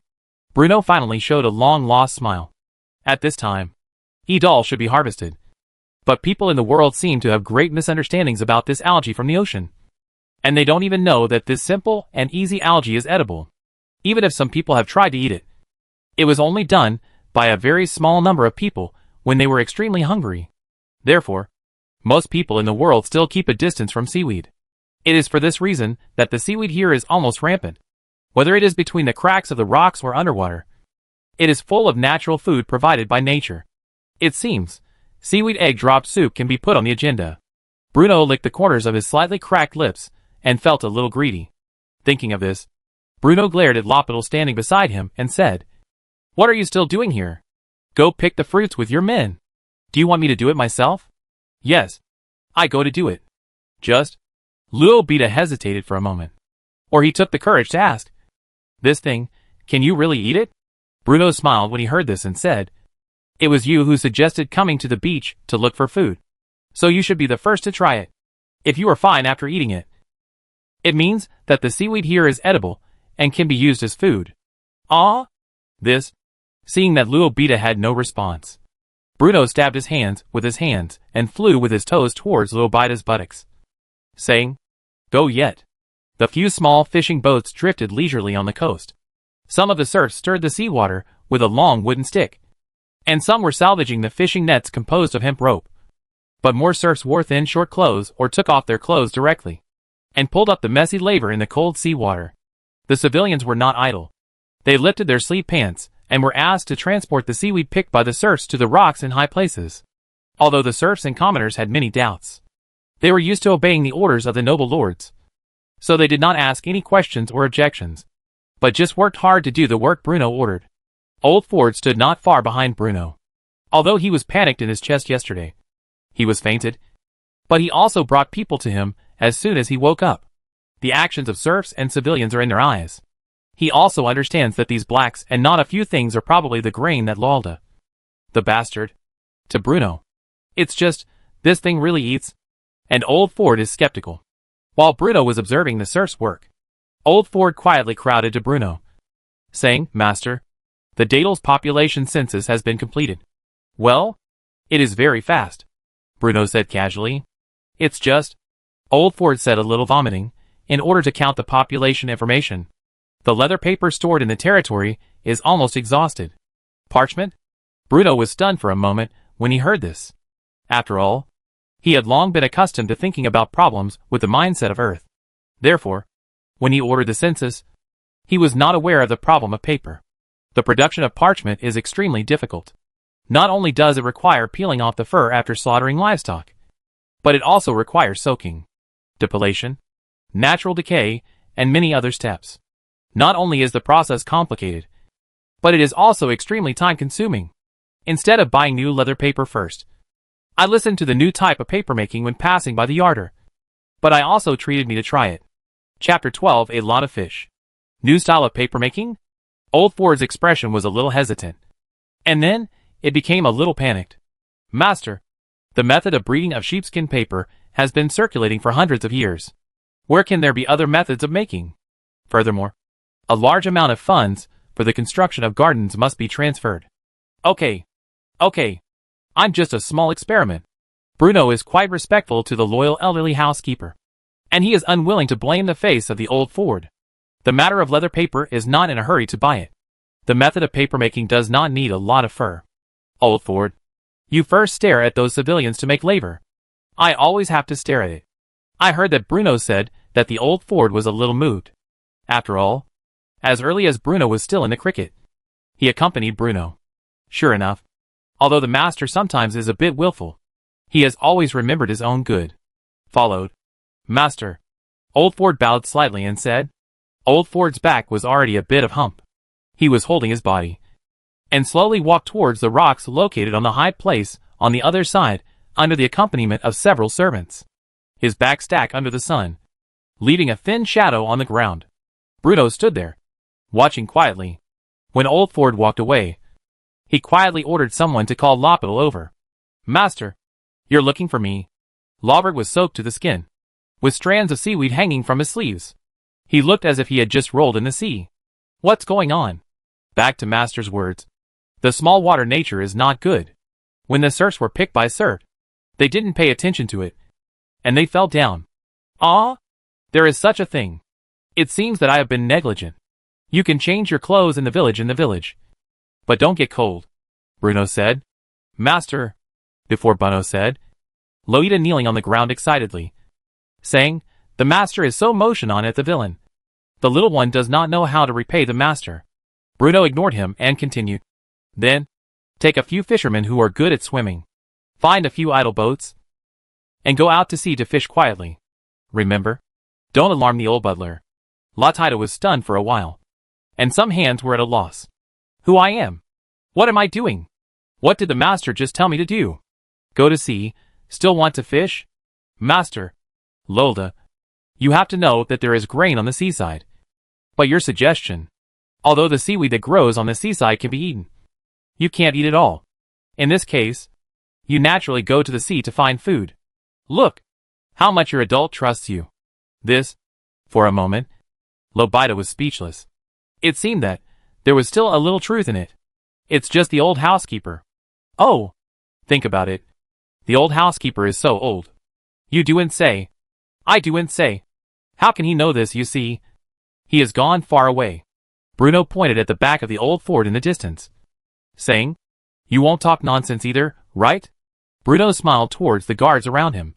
The soldiers looked at each other and waved their hands quickly, saying, "No, it must not." But Lulbita hesitated. "Where can you get so much? If you don't prepare it, I'll throw you into the sea to feed the fish." Bruno pretended to be angry. Under the invasion of storms, the fishing boats that were not very shaken were soaring. The last life of Bruno was born by the sea, so he was not afraid of such storms. But this was bitter. For Lomata, fishing out of the sea is to catch the duck on the shells. Not to mention, he is still a real drought duck. Kneeling on the edge of the boat, it has been vomited several times. My master's wonderful ideas are really beyond the comprehension of ordinary people. Thinking of this, Luobita suddenly emerged with an unspeakable admiration for his previous personal servant Shabi. Compared with my current situation, it seems that the difference between Shovel is not so terrible. As he was thinking about it, he suddenly felt his stomach churning again. So he vomited again with a wow. Bruno watched from a distance, feeling somewhat emotional, and consoled him. After all, this is your first time fishing at sea, so it's normal to feel seasick. Take a good rest. Follow us every time we go fishing. And when you get used to vomiting, you'll be fine. Actually, Bruno had no other choice. After all, fishing from the sea was an important part of collecting food, and no mistakes were allowed. Bruno didn't have many people he could trust, so he had to use Lopil to make up the number. Every time, follow? Luobita managed to return. Yes. After all, you are the person I trust the most. In addition, you have made great contributions by advising me that there is grain on the seashore. So naturally you should be rewarded. This seashore not only has our salt fields, but now it also shoulders the responsibility of picking seaweed and catching sea fish. Only you can shoulder this responsibility. Luobita's expression was a bit complicated. My own master. Sure enough, I still trust myself most. I gave it to myself that I gave such an important difference. This is really no way to report. Master. Lopira held onto the side of the boat and came over excitedly. You flickered. Bruno quickly hid aside. After all, Luobita had just spit, and there was an unpleasant sour taste in his mouth. Leaving Lopil aside, Bruno stood at the bow and felt that they were far enough from the coast. So he asked the fisherman, who was driving the boat, to stop slowly. Let's get ready and start as I taught you before. Bruno sat down at the bow and said loudly. The fishermen on the boat looked at each other, at a loss for a moment. Finally, a fisherman stood on the side of the boat, holding a stick in his hand, knocking on the side of the ship. Dang, dang, dang, dang, dang. Seeing that some people took the lead, they no longer hesitated, and they followed closely and knocked together. After all, when a group of people commit stupid, it seems it's not so stupid. Dang dang dang. Dang dang. Dang dang. Although Bruno looked intently, he was a little bit fascinating. After all, such a behavior, it looks really stupid. This method is from the internet novels on the earth. The principle is said to be related to Senna, which sounds quite high-end. Therefore, Bruno has only heard it, but he has never learned in detail. I hope the web essay that I have read was reliable. Bruno meditated in his heart. Chapter 13 Big Harvest. Dang dang.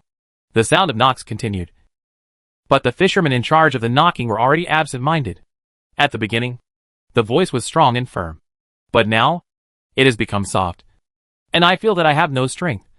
Probably to vent. Extremely effort. Everyone can get 5 copper plates when everyone goes back. Bruno cheered on the side. Hearing this, the enthusiasm of fishermen has increased significantly. After all, although it is stupid, it is a heavy copper plate that earns it. Dang dang. The fishermen beat the rhythm under the command of Lopil, and waved their mallets to the sound of hammering. At this moment, they no longer cared about the eyes of others, or what the Lord wanted to do. They were immersed in the rhythmic sound of hammering and the 5 copper coins promised by the Lord. Looking at the messy dance in front of him, Bruno was a little bit angry. After all, he had high hopes for this method. So he grabbed the mallet from a fisherman and started beating the fish himself. Dang! Although the surrounding fishermen did not know what the Lord of the Maverick wanted to do until now. It also worked hard. This was stupid with the noble master. After returning, it can be said to show off others. Gradually, Bruno also felt sore wrist. But he was still insisting. He wants to catch fish. He needs food. I don't know how long it has been knocked. Bruno only felt that the original blue seawater color gradually became darker, as if something began to gather in the 4 weeks of the ship. Bang! The bottom of the ship suddenly made a stuffy sound. The sailors and fishermen on the boat were startled and seemed a little panicked. Did you touch the reef? Will it be the reef? Someone shouted in horror. For a while, The atmosphere on the boat suddenly became nervous. Fish. Here. Bruno's eyes stared at the sea tightly. But at the corner of his mouth, there was a smile that could not be hidden at this time. This is his long-awaited result. Master, what can I do if it is good? Once the reef is touched, it is often a tragedy of the ship destroying the death. The small one will not be water. On the side, Luo Beta mourned in the fear of reef. Don't be noisy. Look at what the sea is in the sea. Bruno interrupted Luo Beta's noise and squeezed his lips towards the sea water. Ah? What else can you have in the sea? Oh my god! Before Luo Beta said, he stopped abruptly. I saw the unclear big fish in that piece leaned against each other and gathered around the fishing boat. Luo Beta only felt that he was suffocating. There were so many fish in the sea. This is all living food. The fishermen on the boat also discovered this amazing scene at this time. I don't know who shouted first. And the crowd on the boat gradually quietly. The fish is coming. The fish is really here. The big guy is getting fish. With a shout, the people on the boat also returned to God at this time, all staring at the squeezed fish in the sea. More people rubbed their eyes hard, and their faces were full of incredible. How could this be? This is the gift of the gods. Just then, the fishermen and sailors on the boat seemed to realize something. It turns out, can this dang knocking be summoned such a miracle? For a moment, the way they looked at Bruno changed. As expected, the noble master knows a lot. Lobita was also stunned at this moment. In fact, in his original impression, his master was just a dissolute nobleman who was unlearned and unskilled. He never expected that his master actually had such profound knowledge and wisdom that ordinary people could not reach. No wonder Shabi kept saying that the master was a wise man. I thought he was just talking nonsense. But I didn't expect it to be true. After being shocked, it was crazy. The fishermen and sailors only felt like they were dreaming. But they just hit the edge of the ship. They actually called so many big fish. This was simply not dared to think about in the past. After all, for most fishermen in this world, how many fish can be caught on the internet? Almost all of them depend on luck. That is, watching the sky for dinner. Today, Bruno opened a new door for them. Although they were humble, they were not stupid. Since they could attract big fish by knocking, wouldn't it be enough to eat after that day? Now they can fill their stomachs. And the fishermen work harder at the thought that they may have the possibility of living such a luxurious life. The fishermen cast their nets with abandon. They didn't have to bother choosing a spot. With just one cast, they would catch a ton of fish. All of them big ones. Bruno watched the fish from the net after the net, and then stacked on the deck randomly, only feeling that his heart was jumping straight. With this large amount of fish and seaweed picked by the serfs at the sea, the problems of food have been solved. You only need to buy a small amount of wheat flour and the like. But it should be enough to build wonders workers. Thinking of this, Bruno couldn't help but breathe. Fish out of water were flapping their wings on the deck, and the fishy smell filled the air of the fishing boat. But the fishermen didn't care about it. At this moment, they were just like tools, repeating the tasks of casting and collecting nets again and again. Sweat streamed down their wrinkled cheeks, but they stubbornly repeated the action of casting the net with their sore hands. Such a large number of fish not only excited Bruno, but also made them happy. At this moment, they seemed to see the future. Time passed by minute, and no one knew how long it had passed before the fishing boat was almost filled with fish. The fisherman leaned contentedly on the hill of fish in the middle of the deck, feeling very at ease. The fish in the sea are still thrashing, but the fishing boat is already fully loaded. And now it's time to return. The fishermen dragged their tired bodies to stand by the boat, looking at the school of fish that were gradually left behind, their eyes full of reluctance. This is a great harvest, an inspiring harvest. Bruno believed that after this incident, the resistance he would face in building the sky garden would be much smaller. After all, the most critical food problem had been successfully solved. All he had to do was solve the funding problem, and the construction of the sky garden would begin soon. When Bruno thought of the rewards promised by the system, his heart began to beat fast. He hoped that the system would not let him down. Chapter 14. Sab is crazy. Carl's. Have you heard of it? Master Earl's close male servant got mad. What? How is this possible? Aunt Sally, please don't talk nonsense. What if someone hears you gossiping here? What should I do then? I didn't say that. Aunt Sally looked around furtively, then stretched her neck and approached Carl's and said, You just work hard all day long, and you are not well informed. This matter has already spread throughout the city. Oh! Solly. Then you tell me what's going on. In this world of mental life and material life, any anecdotes of any interesting things can be discussed for a long time, especially about trivial matters of nobles. Do you know that Lord Bruno went out of the city a few days ago? I know that. It is said that the Count listened to the advice of his new valet, Monsieur Lopel, and actually decided to go to the seaside to find food. It is really absurd. Yes, I've heard that too. It is said that Neropodar has a mean look and is a very evil person. Shh. Keep your voice down so no one can hear you. But then again, what does this have to do with Lord Sabi's madness? Of course, it has something to do. Think about it. How many years have adults have served by the Earl Master? And it is hard to work without credit. But because of this Latida, it was excluded. It is said that Master Sabi was too cold. And he was extremely resentful to Nalita. In anxiety, even. What's going on? Aunt Sally, tell us quickly. While she was speaking, several curious neighbors gathered around, carrying small stools and rushing to eat the melon. Several people surrounded the plump Aunt Sally, their faces full of desire for knowledge. Seeing this, Aunt Sally wiped the dirt off her hands from her apron, cleared her throat, and said, "You all know about black pudding, right?" "No." It is said to be an excellent delicious dish. When Lord Shabi served the Earl would often give Lord Shabi black pudding as a reward. What does this have to do with Lord Shabi's madness? Aunt Sally, please get to the point quickly. My wife is waiting for me to bring back the firewood. This is the point.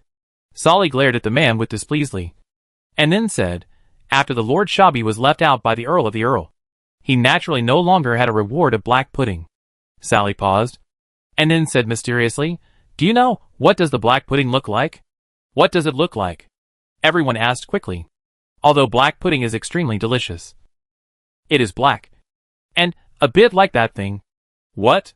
Aunt Sally, please tell me quickly, everyone urged. It's like what you pulled out.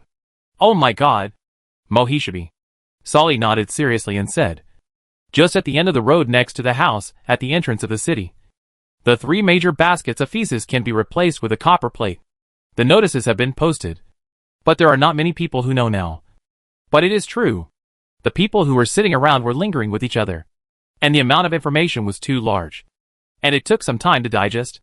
After a while, someone finally spoke up to confirm. 3 baskets of feces can be exchanged for 1 copper coin? Sally nodded and said, "This is not me who lied to you. The house at the gate of the city can be posted with a notice. This is not fake. My old John has changed several copper plates." When I heard this, the guys who were just sitting over to eat melon couldn't sit still. The 3 large basket of feces could be replaced with a copper plate. Is there any more cost-effective buying and selling in the world? There are not many other cities of Idal. As soon as you look for a lot of feces, you can collect the feces of people or livestock on both sides of the road. Master Sabi. Really, crazy cute. Solly. I'm leaving first. Solly. I still have something. Solly. I went to dig out dung. People who are eager to try melon are almost leaving, for fear that what to do if it will go late. What to do if Shaddy will not accept it. This is a rare good opportunity to make money. At this time, the gate of the city was already full. There are adults, children and even old men who are bent and humpback. They are all pulling or dragging a few baskets of feces, and they lined up to receive money in turn. The news of the crazy Shaddy's heavy gold collecting feces has spread. Idal's residents did not believe it at first. But when the first person really received a heavy copper plate, the entire idol was boiling. In the streets and alleys in the town, adults or children carrying baskets everywhere picked up the feces left by the roadside. And a warmth facing the sky. For the first time, the residents of Idal City felt that the feces in the city had only such a little. And Shaddy realized for the first time that there were so many feces in the city of Idal. As an Idar shoveling officer, Sabi certainly did not need to do everything in person. He assigned a special person to deal with it, weighing and transporting feces. And he himself handed over a copper plate to the people who came to receive money. But Shabi always thinks that everyone looks a little weird. When those civilians who are shy, they always use a kind of, when they take the copper plate from their own hands, they always use a strange look. In that look, full of sympathy, pity, and care. What's more, I will say some comfort and sympathy to myself, and even a child. Sending a hard black bread in front of myself. What is happening? Shaddy Best is puzzled, but he was reluctant to ask directly, so he had to hand over a copper plate in the eyes of people. The feces sent to the city gate will be weighed by a special person, and then the dry and wet feces will be sorted. After a brief record, someone will pour the feces into the ox cart that has been waiting for a long time, and then the soldiers will transport it out of the city to a hillside southwest of Adar. There will be a long-awaited serf to remove the feces on the ox cart, and then specifically handle it according to the method of leading before the Earl. Part of it is to dry on the hillside, and some are piled up into a spherical shape of more than 1 meter high. After adding weeds and mixing with water, it is processed according to the method of fermentation taught by Bruno. Chapter 15 Sea Salt Snows Snow. The price is more than platinum. When the full-loading fishing boat gradually approached the shore, the reef standing on the sea was burst into tears. My own master, how can I not worry about it? When he heard the news of the county's driving boat, he almost fainted again and was sent again. Fortunately, the old Ford has already experienced suffering in the countless absurd acts of Bruno. If there is no great impact, it will not faint again. As soon as the ship was flat with the shore, Bruno jumped from the ship and fell steadily on the shore. Old housekeeper, I was anxious at the time, and forgot to inform you. When Bruno faced the older, who was over half 100, he was a little embarrassed. As long as the master comes back safely. It is just. Now or beat faded the master all day. This time, fishing and sea must be bewildered by him. This person is really abominable. Please ask the master to punish him severely. Lao Fu specially glared at the personal servant, who was behind Bruno. Luo Beta was originally dizzy due to the bumps of the sea and waves at the sea. But when he heard the old housekeeper ordered his name, he immediately sobered a little, and quickly said, "The steward is a matter of no matter the villain." "That's right." Bruno immediately replied. "Lopidal did do something wrong. I will definitely criticize him in the future. But, considering that we really caught a lot of fish and shrimp in the sea, let's forgive him this time." "Fishing fish?" Old Ford froze. "Yes. Isn't it full on the deck?" Bruno compared his fingers towards the fishing boat behind him. Earlier, Ford Guan was busy talking to Bruno, but he didn't pay much attention to the fishing boat.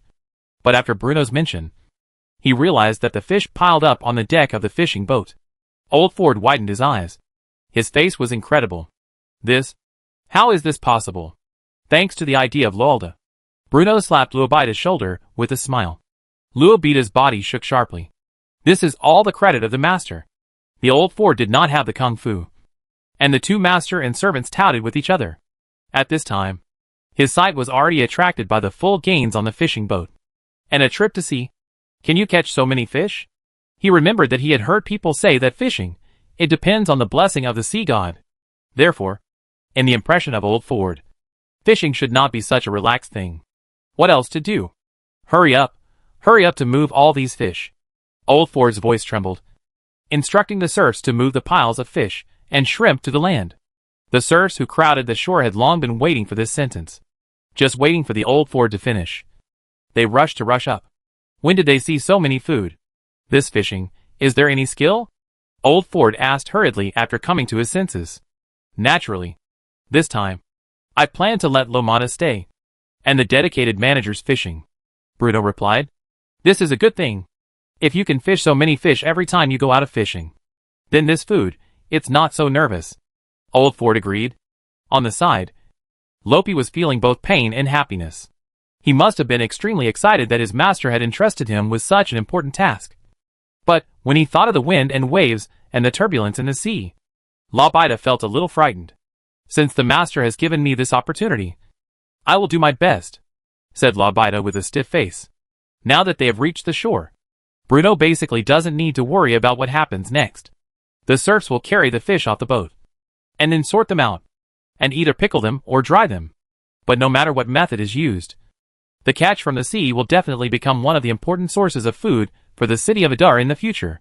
Let's go to the salt fields, Bruno suddenly suggested as they walked. After dealing with the food problem, the next issue naturally became the funding issue.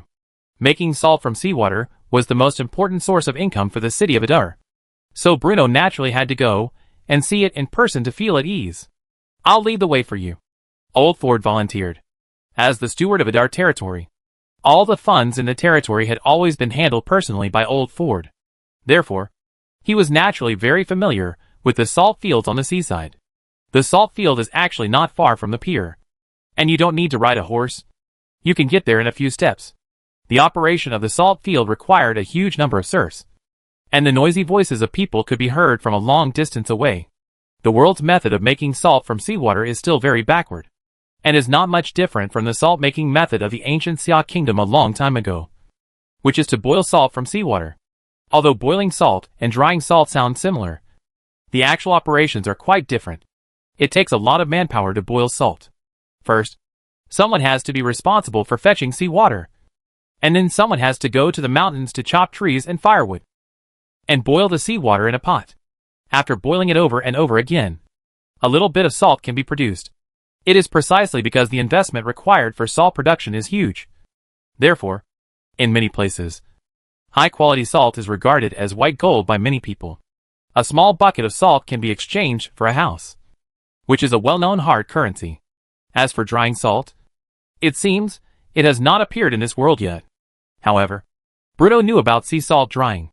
After all, this was high school knowledge during the compulsory education stage, and it would be tested in the exam.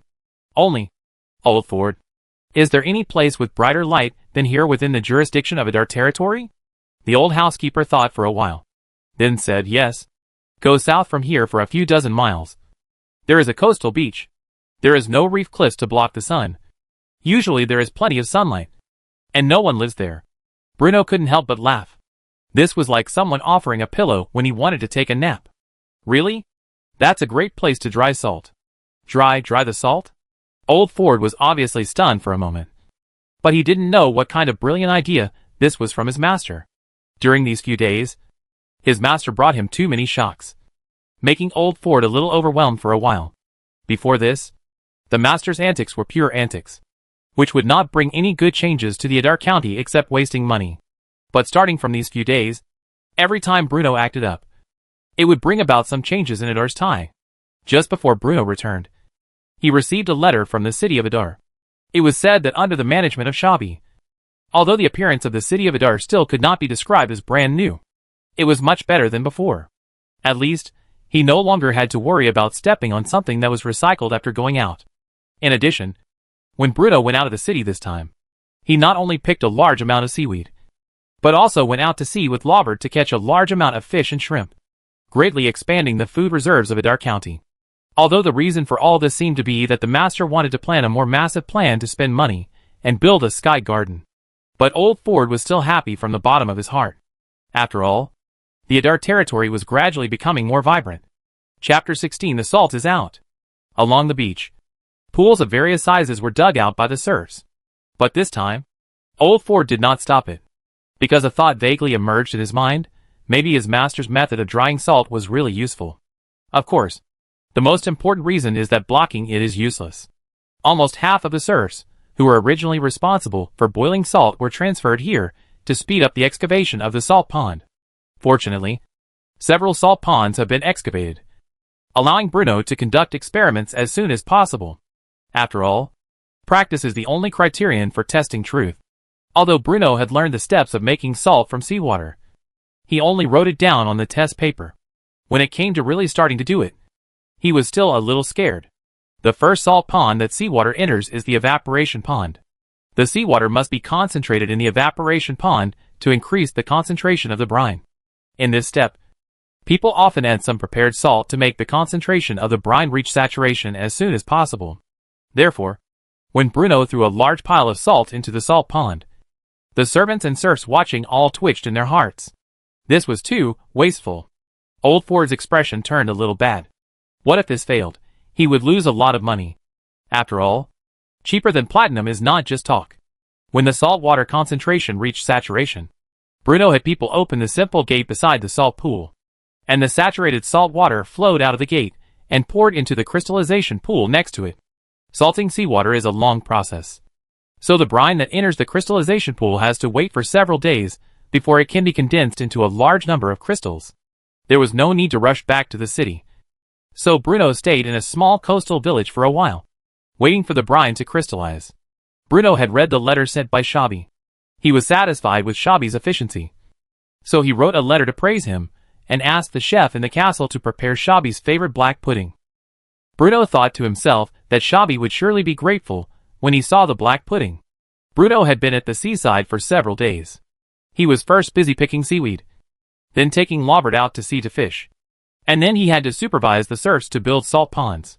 Therefore, it was not until now that he had truly free time. Now that he had some free time, Bruno naturally focused his attention on eating.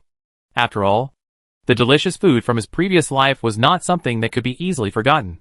Add clean water to a clay pot. Add freshly picked seaweed and a few eggs. And finally sprinkle some salt. A pot of delicious seaweed egg drop soup is ready. Some villagers feel that seaweed is not very reliable.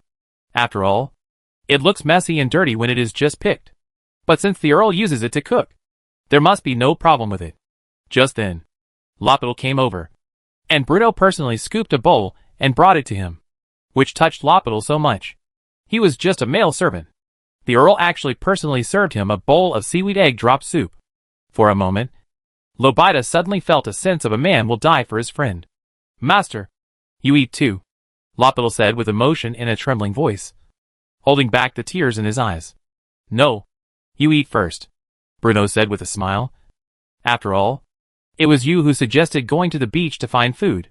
You are the #1 contributor." When Lobita heard this, one can imagine how excited he was. He took the bowl and drank it in one gulp without even blowing on it. It's a little hot."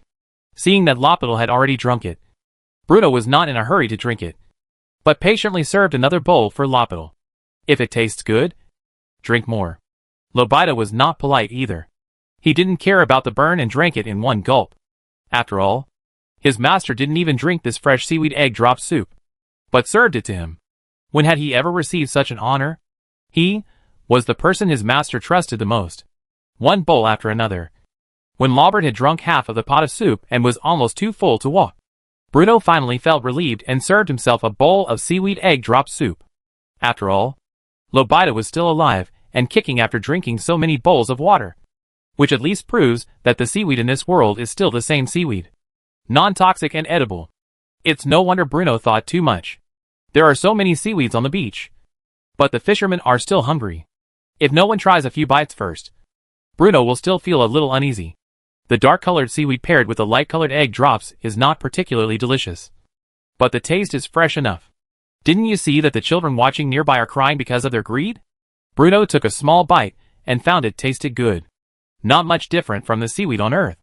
On the other side, the grilled fish is ready. The grilled fish are all freshly caught and very fresh. Ever since Bruno taught the fishermen a whole new way of fishing. The fishermen who had been hungry for a long time were like being given a shot of chicken blood. They took turns fishing day and night, and had a good harvest. There is no need to worry about overfishing, because there are so many fish in this vast ocean that it is difficult to smooth out the growth curve of fish with just such a small number of people. What's more, the technical level of this world is far behind the Earth, and the fishing nets can reach into a fist in the gaps. Not only the smaller fish cannot be caught at all, and even a clever fish can escape through the hole of the fishing net. Although the fish is delicious, it will be a bit tired to eat. The days when the brine crystals are really boring. After all, even in the hot summer, it takes 3 or 4 days to crystallize. In this season, the time required is even more. Fortunately, the scenery on the seaside is still good. When bored, you can practice riding horses. After all, it is more sparsely worn. Bruno would go to the salt ponds every day to take a look. When the numerous salt ponds had been basically dug by the serfs, the brine in the earliest crystallization pond had basically completed crystallization. The serfs that have been waiting for a long time opened the valve under the command of Bruno, and the bitter halogen in the crystal pool flowed back to the sea along the pre-dug water channel, and the remaining salt was mixed with residual brine. The serfs pushed the salt grains and crushed salt blocks scattered at the bottom of the salt pond with wooden boards or abandoned paddles. The already crystal salt grains like a low hill flashed white light under the sun. It's like the wheat grains accumulated by the barn after the autumn harvest. But the golden wheat grains are replaced with white salt. It's that simple? Is this salt? Many Snooties and civilians are still in a state of aggressive state. I think that in the past, I have worked hard for a whole day to make such a throwing salt. But now, you only need to dig a pool to easily get a lot of white salt grains. This huge psychological gap makes them speechless for a while. Chapter 17 Production Team and Workers. Old Ford stared blankly at the pile of snow-white sea salt. As the big housekeeper of Edol, he knows the value of the large number of sea salt than anyone else. If he wants to get so many sea salt in the past, it may take at least double the time. And he also needs a large number of serfs to work daily. And the cost is extremely high. However, the method of salting proposed by Brion can not only make a lot of salt, but also directly liberate the serfs from the salt field, which greatly reduces the cost of salt and increases profits.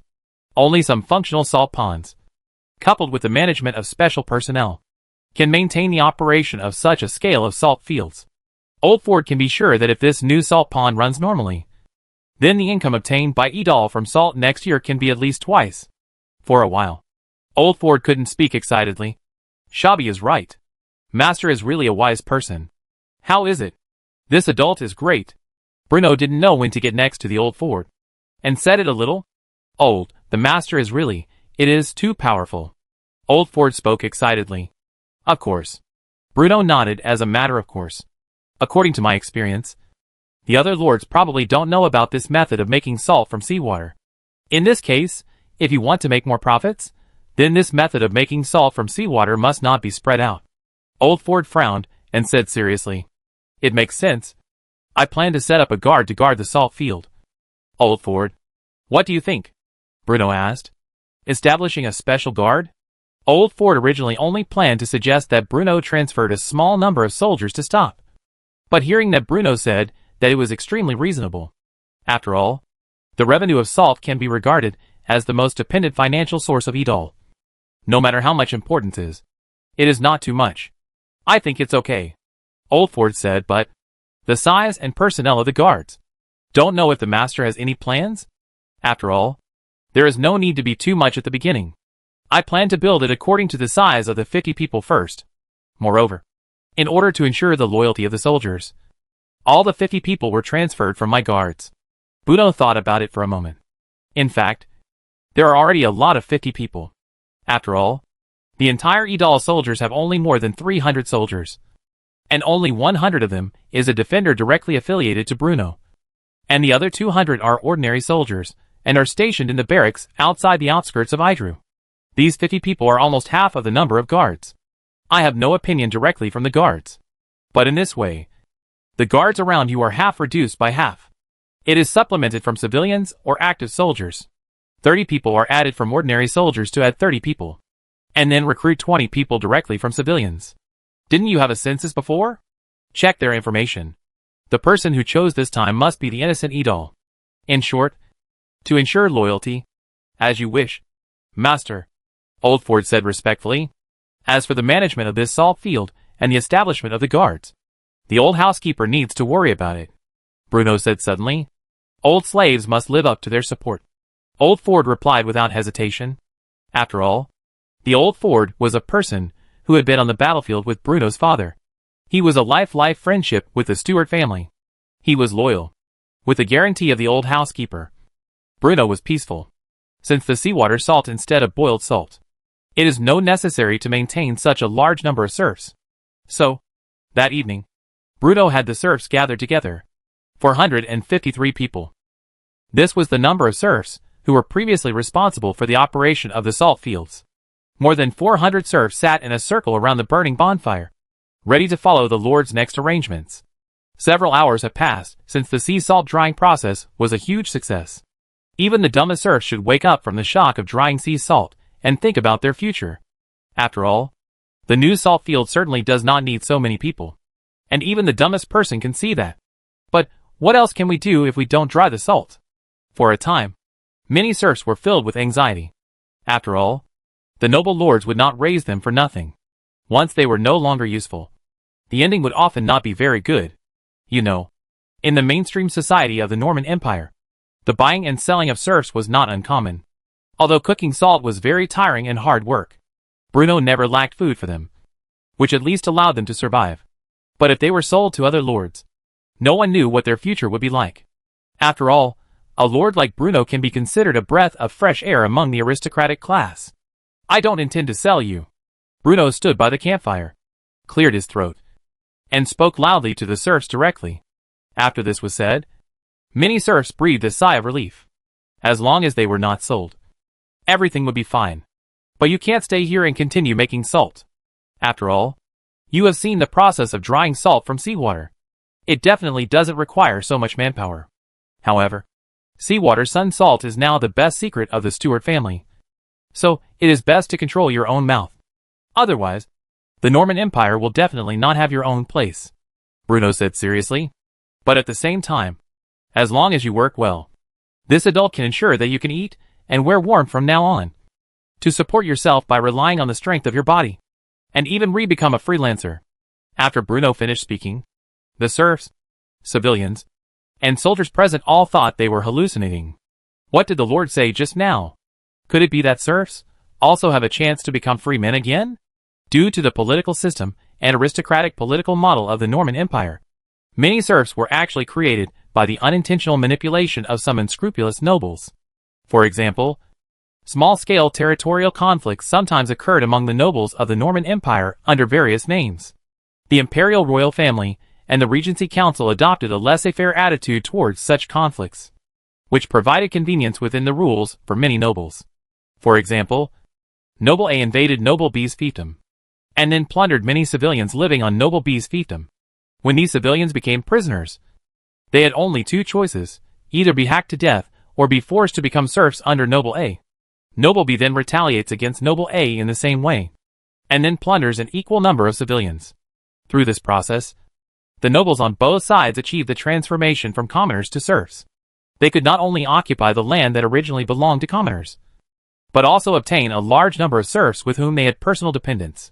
As for the losses of the nobles, usually, there are zero casualties, because this is something that everyone has agreed on long ago. Chapter 18.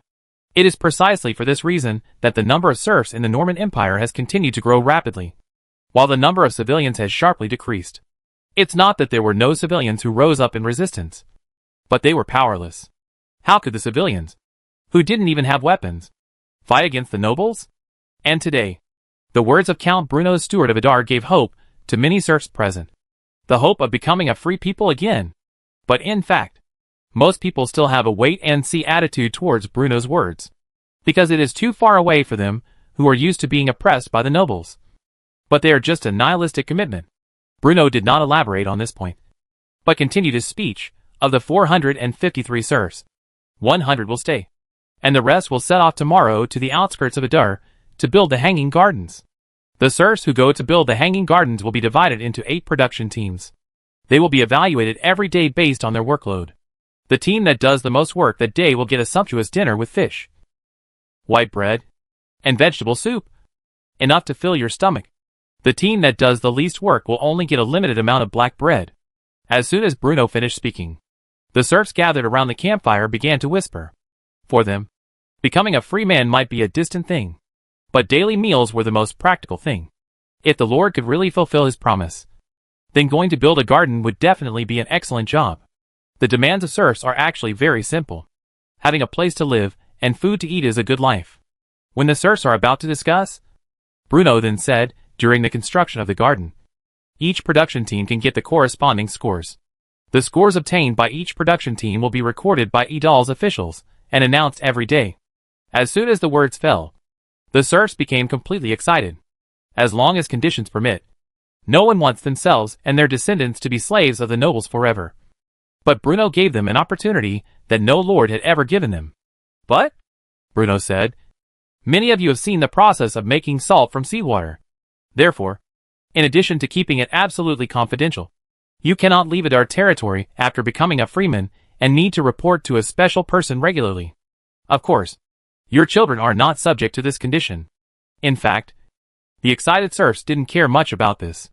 After all, Bruno is a noble lord who can promise to release the serfs and make them free citizens, regardless of whether it can be realized. This kind of thought alone is hard to find even with a lantern. If he does not live here in the future, will he run to other nobles' fiefdoms and be captured as serfs? As for informing, that's also unlikely. After all, other nobles wouldn't even look at these peasants. So how could they possibly listen to them? They might even think I was a liar and arrest me. Master, is what you said true? At this time, a young serf bravely asked. The Stewart family always keeps their word. I am the Earl of Adar, and the owner of this territory. If I lie to you, what good will it do me? Bruno said with a smile. Can I sign up for that production team now? Asked the young serf. Of course. Anyone interested can contact Old Ford to sign up. Only tonight. After Bruno finished speaking, he didn't care about the reactions of the serfs around him, and left directly. He was tired after a day of hard work, and felt a little sleepy, so he went to sleep. The young serf was the first to squeeze in front of Old Ford and said respectfully, Master Steward, I want to sign up for the production team. Seeing this, the other serfs also reacted. With such good conditions, anyone who didn't sign up was a fool. After a while, Old Ford was surrounded by a crowd of people. Old Ford didn't know whether to laugh or cry. His master really didn't want to do any troublesome work. He didn't even tell me beforehand. It was hard for me, an old man over 50 years old, to collect registration information in the middle of the night. Don't be anxious. Don't be anxious. Hey, which bastard stepped on the old man's foot? Someone. Where is Lopidal? Someone. Help me. Claire was the first to sign up. As a serf, he had always been unwilling to accept his fate. He was sold to Adar by a slave trader 2 years ago because his father owed a debt to the Lord. He had only borrowed 2 silver shillings to treat his family's illness. Unexpectedly, the illness was cured, but the interest kept increasing. In just 1 year, the principal and interest increased by more than 10 times. As a result, the local lord sold the Clare family to a slave trader as serfs. Claire's mother and brother were sold to a noble lord in the kingdom of Basel as servants, while Claire and his father were sold to the territory of Adar. Fortunately, the Stewart family, the ruler of Adar County, was pretty good. Both father and son were assigned to work in the salt field. Although it was tiring, it could fill their stomachs. Until today, Lord Bruno of the Stewart family actually said that serfs could also become freemen. This sentence instantly ignited the hope in Claire's heart. After all, he was once a freeman. When there is no tiger in the mountain, the monkey will be king. Arnell has lived a comfortable life since Bruno left Adar. After the departure of Old Ford, the chief steward of Adar, Arnell became even more influential. The servants in the castle were extremely respectful to Arnell. After all, he was a wizard hired by their master, and a big shot who could cast magic. Anna likes the life here very much.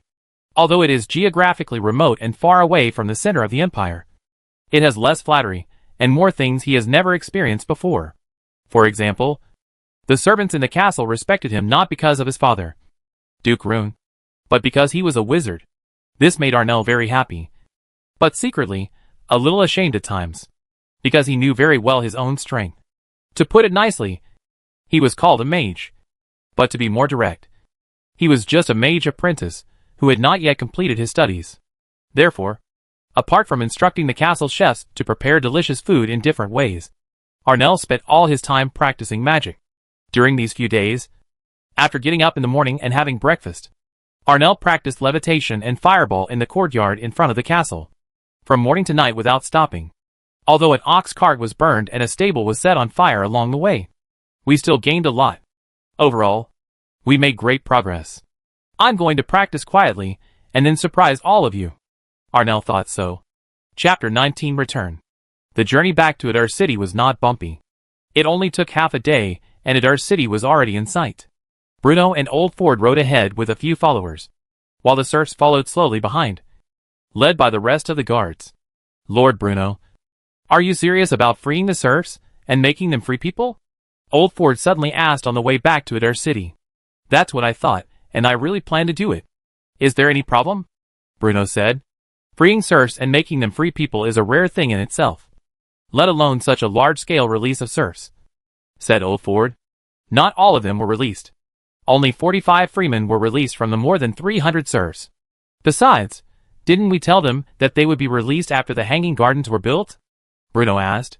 But if this precedent is set, then if Adar County wants to build such a project in the future, won't they have to free a group of serfs? Old Ford thought a lot. After all, his master was a man who was not content with peace and always wanted to stir up trouble.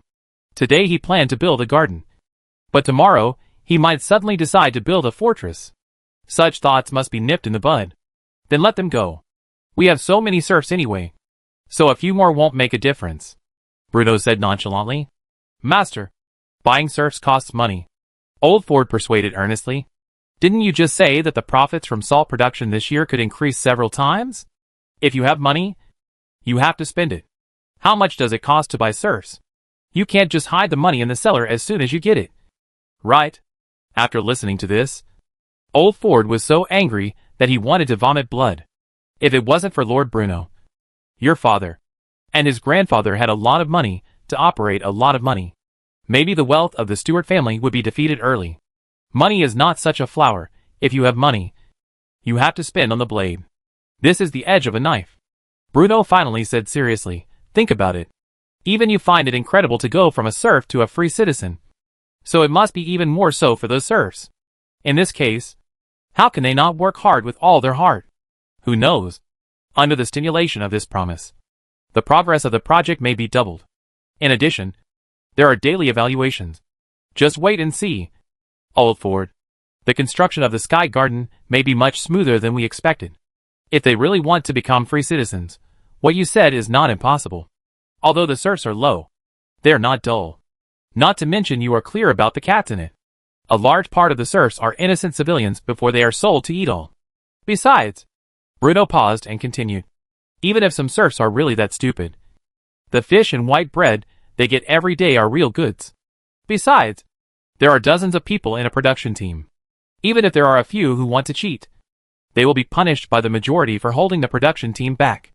Moreover, the surplus labor value created by the serfs under such stimulation will definitely be far greater than the value of the survival materials we provide them.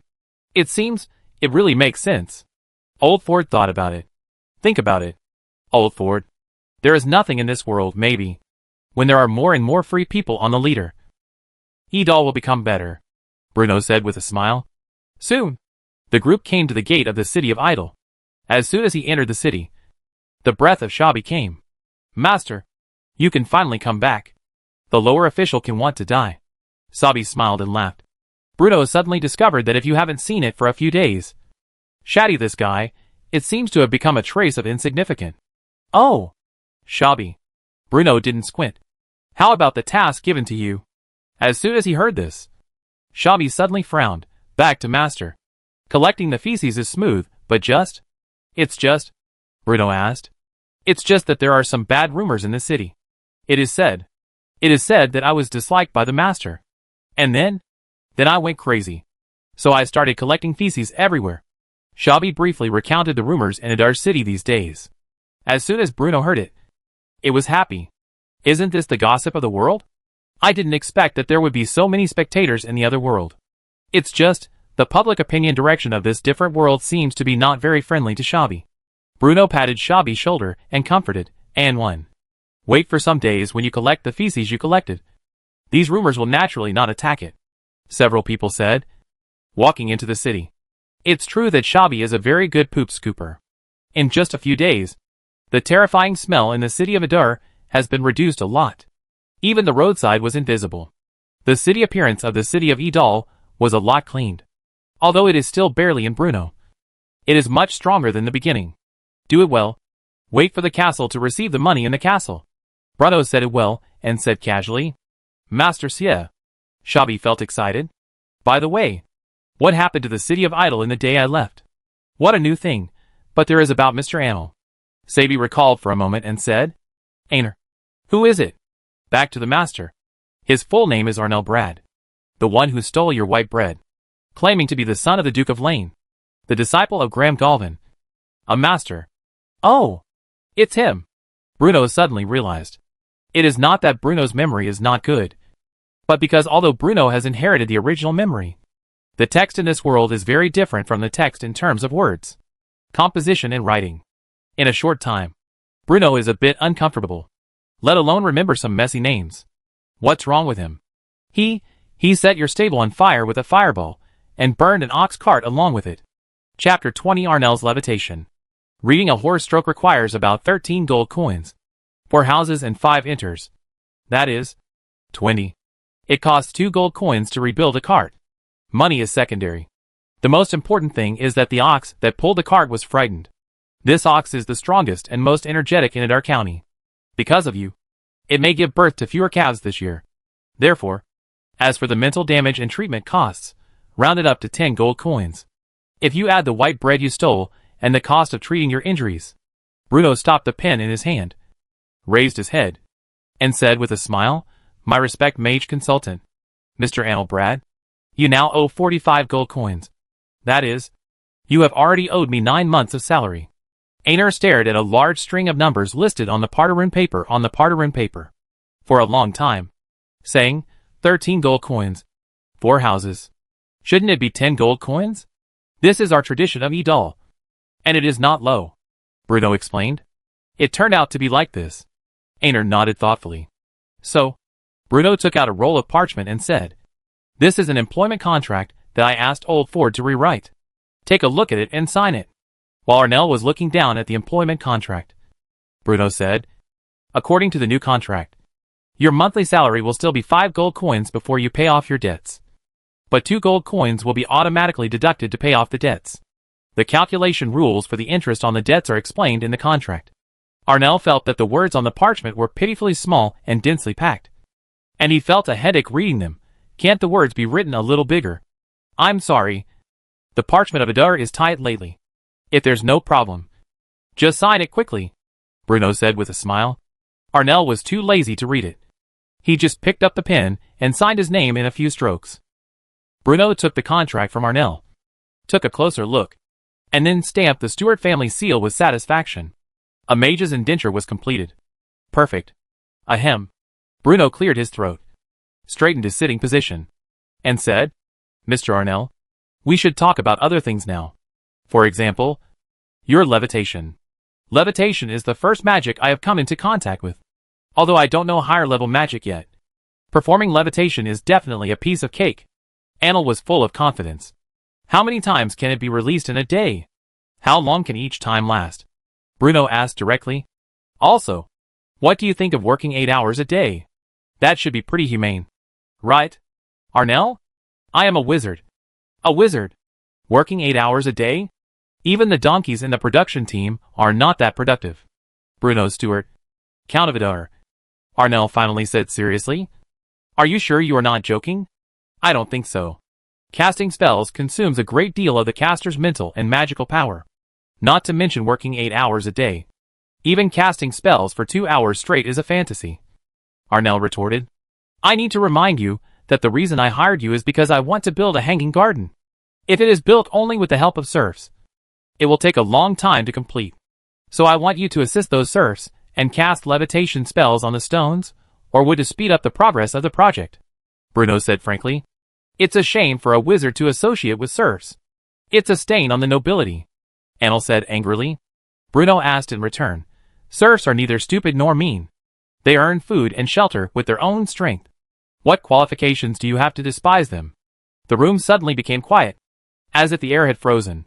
Bruno stopped talking and just watched the complex expression on Arnell's face constantly changing. For Annel, Bruno's remarks today were already shocking. After all, the western part of the empire where he was born was probably the place on the entire continent where serfs were most severely exploited and persecuted. More than half of the serfs in the entire Adar territory were bought from slave traders in the western part of the empire. Arnell seemed to have given up resistance. After all, he had to bow his head when he was under someone else's roof. So he said resignedly, "It takes me about 7 or 8 seconds to chant the levitation spell. But I need to rest after casting 8 or 9 spells in a row at most. You should know that casting magic consumes a lot of a mage's mental energy." Bruno nodded in approval. In fact, Bruno was not completely ignorant of magic. After Arnell's arrival, he also received some special tuition. Therefore, in Bruno's view, Arnell's efficiency in releasing the levitation spell was already very high. After all, for most ordinary wizard apprentices, they may need to rest after casting 3 or 2 spells. What surprised Bruno was that if Arnell's mental strength could support him to perform levitation spells 8 or 9 times in a row, then such mental strength should be considered extremely excellent. And he should not be able to only perform basic magic. However, since Annel didn't say anything, Bruno didn't bother to delve into it. After all, the most important thing was to get started as soon as possible. As for Bruno's request of working 8 hours a day at the beginning, it was of course not counted. But isn't that what negotiation is all about? Asking for a high price and paying a low price. If a realistic request was set at the beginning, who knows? Arnell, the noble mage, might even ask for more. For a moment, Bruno suddenly said, I always want to ask you one thing. You know, on the envelope of the Regulatory Council and the nobles, there will usually be magic marks to ensure that the letter is not dismantled before the delivery. Once the envelope is destroyed, the magic mark will dissipate. In this case, whether the suspension can be attached to some objects, so that these objects can make these objects are all suspended effects? Arnell was stunned for a moment. It seemed that he had never thought about this question before. It should be impossible. After all, no one has ever tried it, Arnell said uncertainly. Then how can the magic mark on the envelope last for so long? Bruno asked. That is a special magic circle. Arnell thought thoughtfully, as if he had grasped a thin thread that was almost invisible, but he could never figure it out. Chapter 21, Pioneers. Magic circle? Yes, it is a special magic. Driving the magic in the air through the staff to draw a special texture on the surface of the envelope. This pattern allows the magic of the caster for a long time on the letter. Magic in the air? Bruno keenly grasped the word in Arnell's words and said, Isn't magic something that mages possess themselves? Of course not, Arnell said, as a matter of course. My teacher, Glenn Galvin, once said to me that magic power is a blessing bestowed upon the world by the elemental gods. It is the breath left by the Creator when he created the world. How could it be directly bestowed upon humans? Bruno seemed to understand something suddenly, and made a bold guess. So, what you call casting spells is actually the process of driving the magic power in the air to move? And different types of spells are actually the process of driving different types of magic power to move in different ways. Although, your statement is a little unusual. But, that's roughly what you mean, Arnell murmured. Oh shit! Bruno suddenly had the urge to swear. There are also different types of magic power. Isn't this just the otherworldly version of the periodic table 2.0? Didn't you agree not to talk about science? Because if what Arnell said is correct, then the magic that people in this world talk about should be a special single substance composed of many different magic elements floating in the air. Release of different magic spells will call upon different magical elements in the air. What else could this be but an adapted version of the periodic table? But what confuses Bruno the most now is that if his previous guesses are correct, then how can the spells chanted by the wizard drive these magical elements in the air? Is it because he sings so beautifully? This is obviously impossible. Otherwise, why would there be a difference between mages and ordinary people? Arnell, what are the differences between mages and ordinary people? Bruno suddenly asked. The differences. Arnell previously thought that mages were different from ordinary people. But when he suddenly encountered this question, he suddenly didn't know how to answer. He originally wanted to say it was a difference in mental strength. But even among ordinary people there are people with extraordinary mental strength. It should be the perception of magic power. Perception? Bruno said. Be more specific. The world that the mage sees is different from ordinary people. Anerden tied the language, and then said, we can be keenly aware of the magic contained in the air. They are everywhere. Pervasive. In the process of casting, we can feel that the magic we need is gathered in the air. In short, it is a wonderful feeling. Buddha, we are integrated with the world. Become one? Bruno suddenly had a bold idea. Can you draw the magic mark on that envelope? No magic is needed. Just draw it on parchment with a pen. Sure. It's not a secret. Arnell agreed happily. I saw Arnell writing on the parchment, drawing many intricate but regular lines on the parchment, outlining a pattern that looked quite familiar. I've been using a staff to draw before, but I'm not very familiar with using a pen. Arnell scratched his head and said. However, when Bruno looked at the pattern with wide eyes, I suddenly felt unwell. Bruno pointed to a line on the pattern and said, this part of the pattern should be exactly where the letter is sealed. That's right. Wait, you're not a mage. How do you know? Arnell asked in surprise. Bruno did not answer. He just felt that the style of painting in this world was becoming more and more familiar and scientific. Because, although the pattern drawn by Arnell had complex stripes and intricate lines, its overall shape and structure looked very much like an electrical circuit map. The place Bruno pointed to earlier was exactly a switch on this circuit diagram. So, if someone opens the envelope, The circuit will short circuit and then naturally be burned. The burn circuit will definitely leave a mark on the envelope, allowing the recipient to know whether the envelope has been opened. That's right. This magic mark must work like this. Bruno felt more and more that the magic in this world seemed a little strange. Arnell, do you think levitation can also be attached to building materials through such a magic circle? Before Arnell could answer, Bruno continued, it is definitely possible, since the magic mark can be preserved. Then the levitation spell can also be preserved. Perhaps other magic arrays are needed. Or perhaps other methods are needed. In short, this assumption is definitely feasible.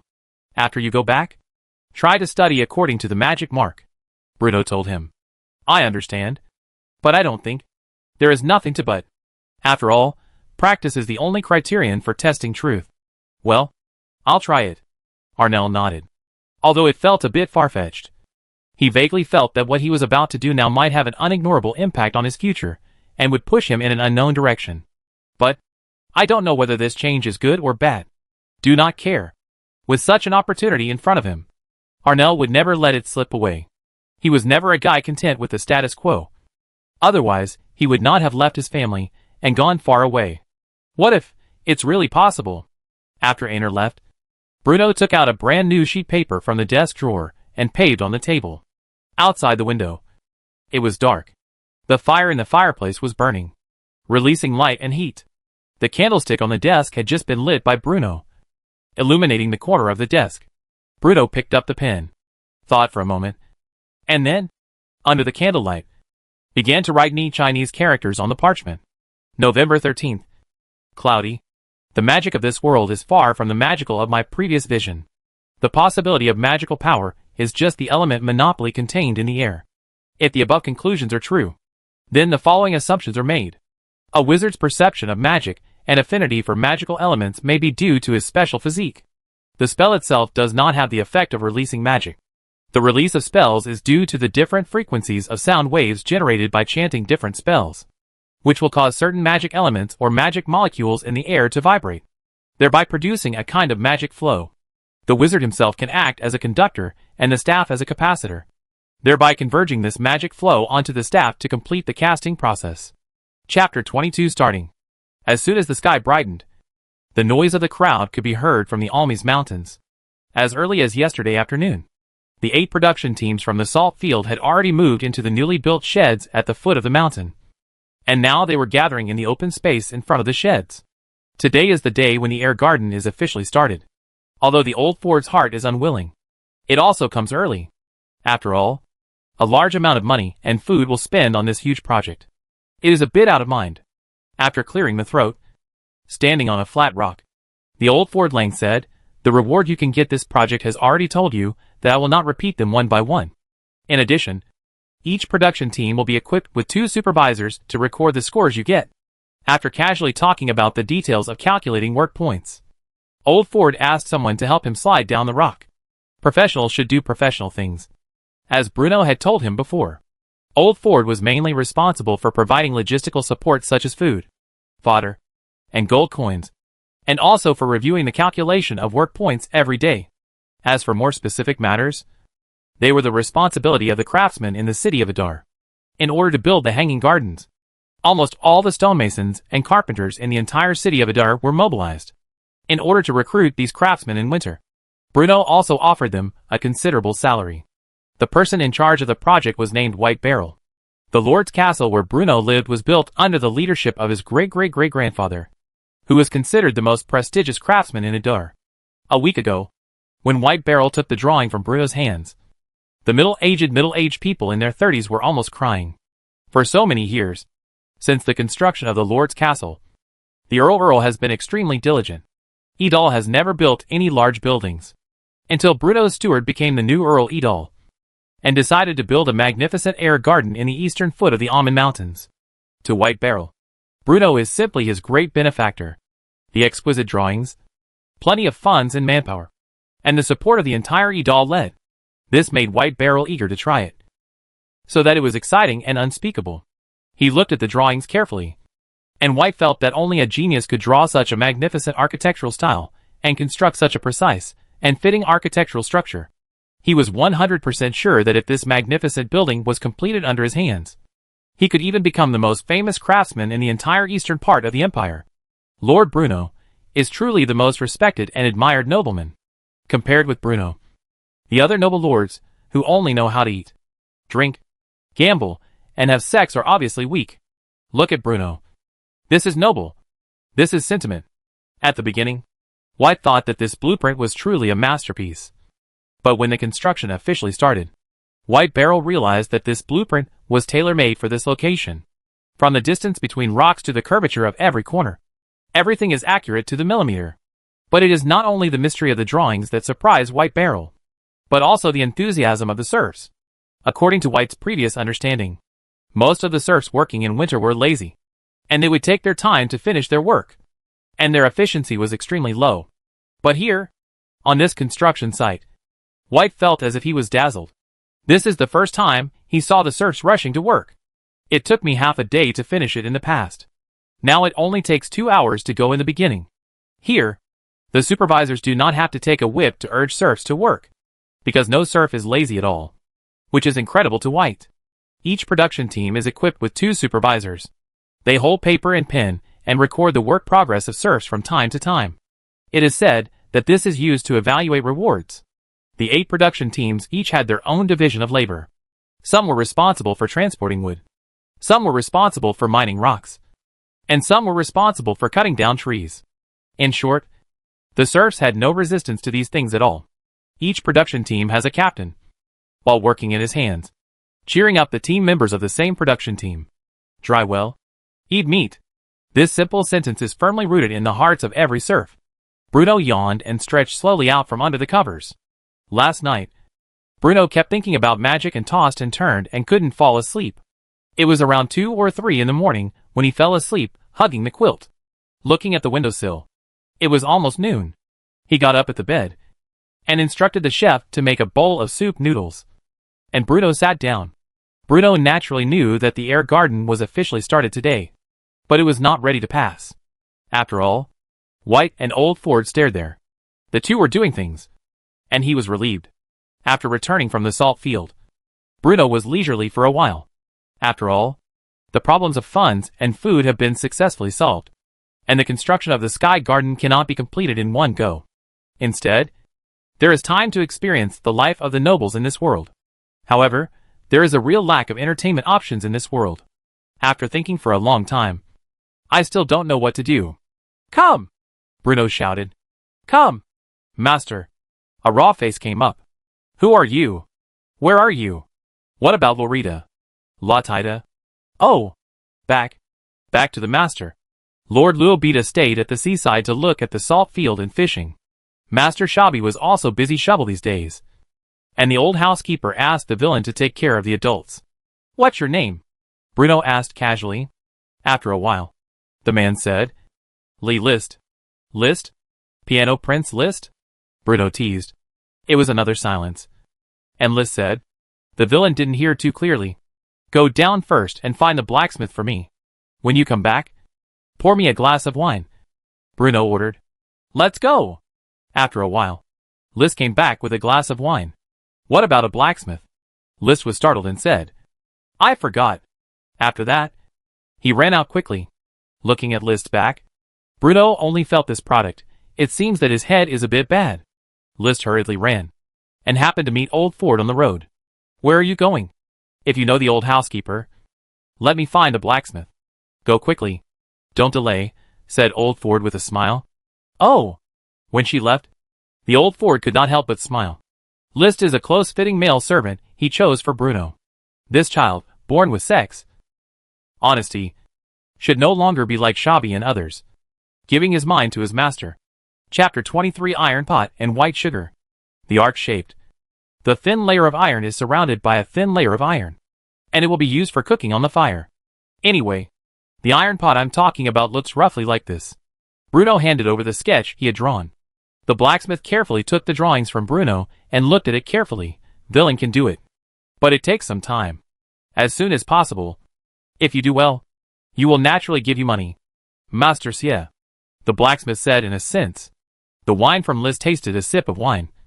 The taste was okay, slightly dry. But it was no different from the wine on the earth. It's just that Bruno has never liked the dry taste of wine. He prefers mellow white wine, which is much more comfortable to drink. Thinking of this, Bruno suddenly remembered the roots that had been seen in the kitchen before. Why not, while you are free now, try to make sugar? Although there are not many beets in our territory, there are still some. However, people mostly eat them as vegetables and only use them to make beet soup. After all, even on the earth, beet sugar appears much later than sugar, different from salt as a necessity of life. Sugar belongs to completely luxury goods in this world, and it can only be enjoyed by only the noble class.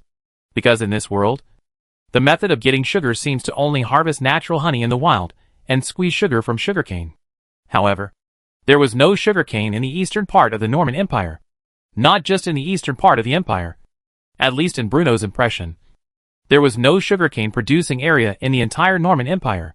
If the great nobles wanted to eat sugar, they would either hire people to look for wild honey in the wild, or purchase it from the Kingdom of Basel, the Norman Empire's southern neighbor. The Kingdom of Basel is located in the southeast of the Norman Empire, not far from the territory of Adar. It is a major producer of sugarcane and exports large quantities of white sugar to the Norman Empire every year. But it is precisely because of this that the price of sugar has remained high. List. Have someone collect all the beetroots in the kitchen. Never mind. I'll just go over there. The Earl's second arrival still made the castle's cooks a little nervous. But it was much better than at the beginning. At least they were not in a rush. When the cooks heard that the Earl came for beetroots, they breathed a sigh of relief and quickly moved out all the beetroots accumulated in the kitchen. So many? Bruno asked in surprise, looking at the pile of beetroots placed in front of him. My lord, beets are cheap, and the kitchen has plenty of them. That's a lot of work. You guys can start right now and squeeze all the beets for me. Juicing? Yeah. Bruno nodded. It is not difficult to make juice, as there are special tools in the kitchen. The difficult part is to squeeze the juice from so many beetroots. However, since it is the order from my master, I will do my best to complete it. All the cooks and servants in the kitchen went into action at the same time. Some were responsible for washing the beets, while others were responsible for operating the machines. After a while, red beet juice began to flow out from the side of the machine. Then came the filtering and heating process. Bruno found the gauze he usually used for filtering and repeated this process several times. The beet juice began to look a little viscous. Bruno took a spoon and took a sip. The beet juice didn't taste very good, but it did have a light sweetness. Would you like to try it? Bruno called to Liszt. Liszt carefully scooped a spoonful, tasted it, and his eyes gradually widened. Sweet. This is sweet. As soon as he finished speaking, the servants present widened their eyes. Is this sugar water? It turns out that beets also contain sugar? The actions of my master are becoming more and more unpredictable. However, the sugar made in this way is just brown sugar, which tastes and looks inferior to white sugar. The method commonly used on Earth is activated carbon adsorption. And the so-called activated carbon can actually be replaced by charcoal or mud. Although it is winter now, and it is necessary to burn fire to keep warm, there is no charcoal in the castle. After all, incompletely burned charcoal will produce toxic gases. If charcoal was needed, they would have to go to the blacksmith's workshop to ask for it. However, Bruno was unwilling to wait. So he ordered someone to find a pile of mud and pour it into the brown sugar water. Everyone present looked at each other, confused. Why was mud poured into the originally good brown sugar water? It was really a waste of things. However, with constant stirring, the originally deep red sugar water gradually lost its dark outer layer and slowly became clear. When the sediment is almost complete, you will start filtering to remove all the soil that was originally poured into the sugar water. After going back and forth several times, only clear sugar water was left. The next step was very simple. Just simmer it slowly over fire. But at this step, Bruno suddenly realized a very serious problem. He had not found his iron pot yet. Looking at the clear sugar water, Bruno felt like crying, but had no tears. But Bruno looked around and thought that the clay pot he usually used to make soup should be able to be used. The cooking process was extremely long, so Bruno didn't stay here to watch it all the time. He asked Lister to look after it, and went back to the study to organize the books on magic. Around dusk, Liszt finally knocked on Bruno's door. Master, the sugar is ready. I went downstairs excitedly. But I didn't expect that old Ford was there too. A group of people were gathered around a table, probably looking at white sugar. Master. Seeing Bruno coming, Old Ford asked impatiently, "Is this white sugar really obtained from beets?" "Of course." "Hey, get out of the way. Let me see what the sugar I made looks like." Pushing aside a few servants, Bruno saw a small pile of sugar gathered together. "I just dipped a little with my hand and put it in my mouth. It tasted good. That familiar taste. How much is this?" "A little over 2 kilograms. "So little? Did you steal some?" Bruno asked. As far as he could remember, he used a large bucket of beet juice. "It's a lot, sir. It's very good to be able to produce so much sugar." Old Ford defended the somewhat panicked servant beside him. As he was speaking, he saw Bruno pick up some sugar and put it into his mouth. "Master." Old Ford, who was standing by, felt a little distressed and quickly wrapped the candies in paper. "These candies can be used to exchange for many things." "Master, please eat less. What are you afraid of? Now that we have a method to make sugar, why should we be afraid of not having white sugar in the future? While I have some free time these few days, I plan to personally participate. No. I plan to personally supervise the construction of a sugar-making workshop." Chapter 24. Levitation Array. Damn it. It's so annoying. Anil crumpled up the parchment in front of him in annoyance. It is easy to leave a magic mark on the envelope, but it is a very time-consuming task to try to use magic to draw a completely new magic circle. The magic mark can be retained, because the patterns in this part make it difficult for the magic to dissipate. Oh my god. What a mess. Boom boom boom. There was a knock on the door, and Arnell shouted irritably, "Come right in." As soon as he finished speaking, Bruno pushed the door open. "How's it going?" "There has been some progress, but it is still a long way from success. I tried to split the magic mark into different parts. I have been able to draw a rough outline of the magic circle that causes the magic to stick for a long time. But I still have no idea how to design a floating magic circle. I think this idea is right to start by splitting the magic mark." "What do you think we should do?" Arnell asked suddenly. "Me? I'm not a mage." Bruno rolled his eyes. "I'm a complete layman when it comes to these mage things. I just feel that the levitation array may be achievable. But whether it can be drawn or not, my opinion doesn't count. Actually, when you first put forward this concept, I was just doubtful. But after all, I took your salary, so I plan to try along this road." "But," Anelton said, "when I really decomposed the structure of the magic marks carefully yesterday, although I was incredible, I felt more and more that your ideas might be true. Look." Arnell picked up a blueprint from the messy desk. "I split the magic mark into these parts." Arnell pointed at the pattern and said, "This, I call it a magic fixing array. Although I don't understand why. The structure of this array can preserve magic for a long time. I tried it yesterday. This part of the structure is the only one among these parts that can exist independently without relying on magic marks. Also, this is the switch part you mentioned yesterday. There is also this structure. I don't understand why, but it will continue to slowly consume magic power and release it back into the air. The point that I am most confused about is here. Since the mage hopes that the magic mark can be preserved for a long time, why does he set up a structure specifically for consuming magic power?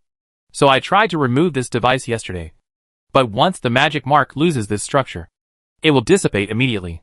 At this moment, Bruno just wanted to tell Arnell loudly, this structure is equivalent to a large resistor. If you remove it, won't the magic mark be short-circuited immediately?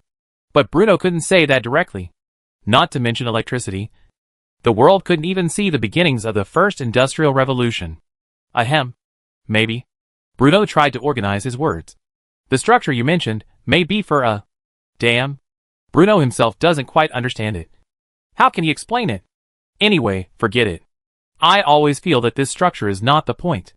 When you design the suspension array, just add a few of these structures and try it out, and you will know. Bruno evaded the question casually. Since you have separated the magic mark, then it shouldn't be far from the levitation array. Right? But I have no idea at all. The solid magic array must be preserved. But the rest, the magic mark only needs to gather the magic in the air, so that even ordinary people can feel the fluctuations of magic when they touch it. However, the levitation array requires the array to replace the mage, and the levitation spell can be continuously performed through the magic stored in the solid magic array. How can the array wave the staff and chant the spell? As for this point, I do have an idea. Let me tell you my idea first, and see if it works. Bruno said uncertainly. You say. Arnell said quickly. In Bruno's opinion, Arnell was stuck in a dead end at this time. After all, in the cognition of people in this world, to cast magic, one must chant spells and wave a staff.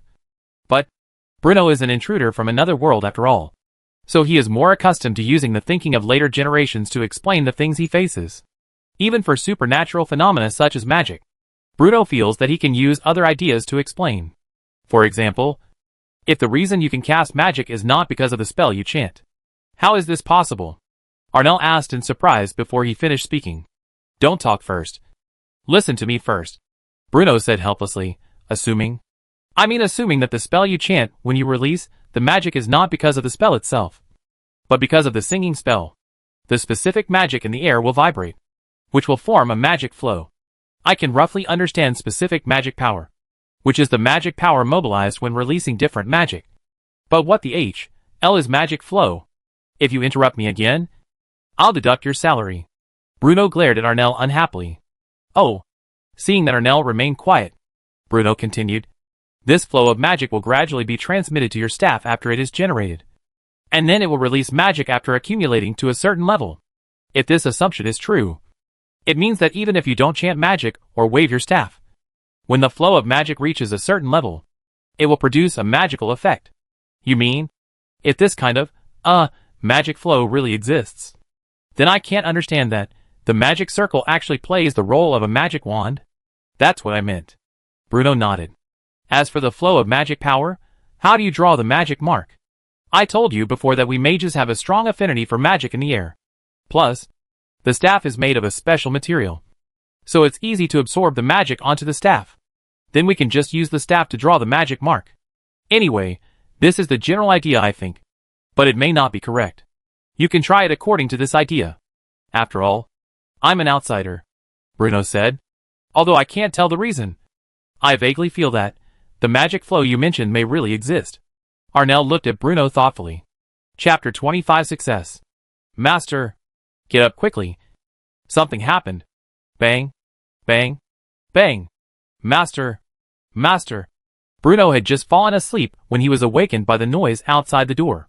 Rubbing his sleepy eyes, Bruno looked at Liz standing at the door of the room with some annoyance. Do you know what time it is? Well, it's 2 o'clock in the morning, Bruno asked angrily as he put on his boots and noble robes. If you have something to say, just tell me. Is there a fire or an earthquake? It's not about that. How about you sleep a little longer? Liz asked tentatively. Brain is a good thing, but it's a pity that you don't have it. Bruno poked Liz's head unhappily. Master, please don't poke me. It would be stupid if you continue to poke me. It's Lord Annel. Lord Annel said that he has drawn a levitation magic circle. Lister held his head and said aggrievedly, What? Why didn't you tell me earlier? Bruno was shocked and said quickly, Take me there. According to Bruno's original idea, the levitation array had only just entered its initial stage. At best, it could only be said to have made some progress. Successful research was still a long way off, but he didn't expect Annel to be so powerful. This was completely beyond Bruno's expectations. Arnell was a wizard specially hired by Bruno, and also lived in the Lord's castle. So it only took him a few steps to change.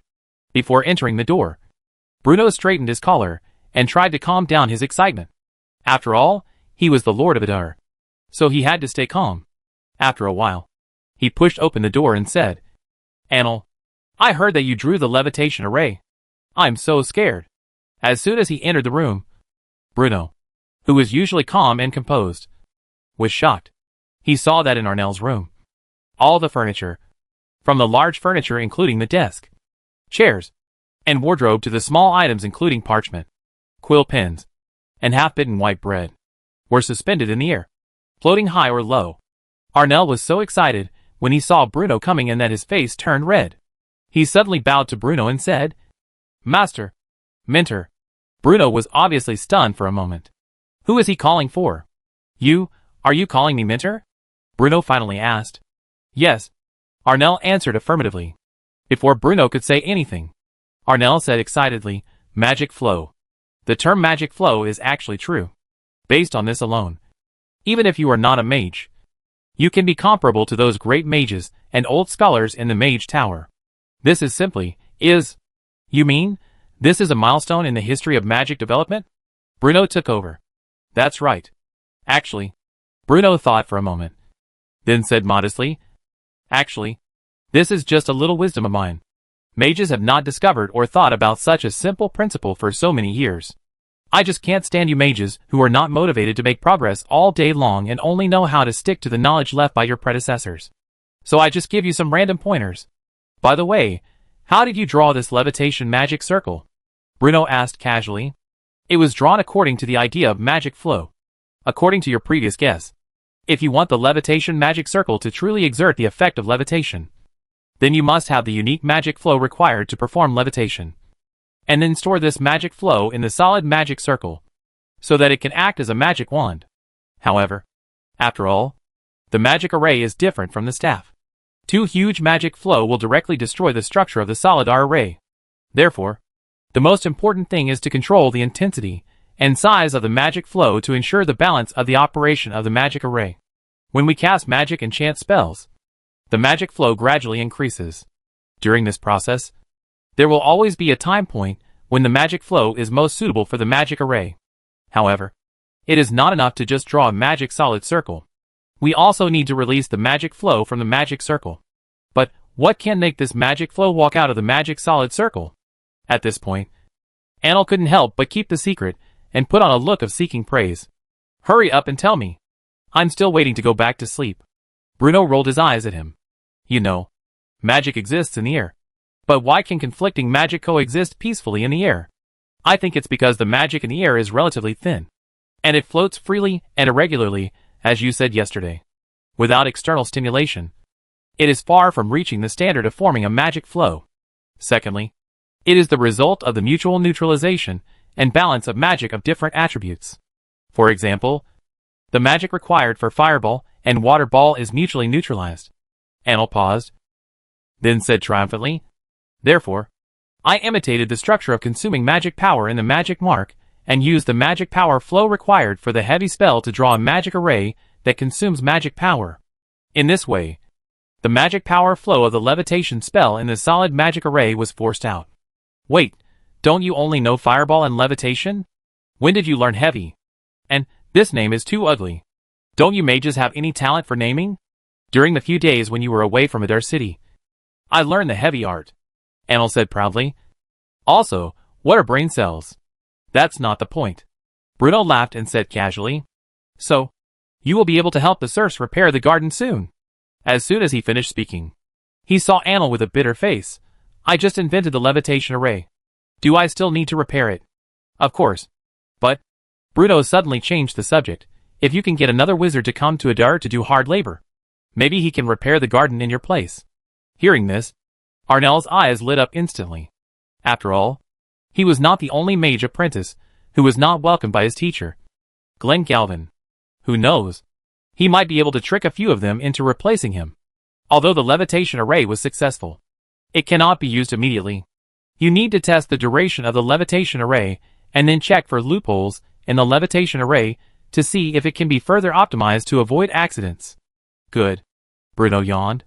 If there's nothing else, I'll go back to sleep. You keep working hard.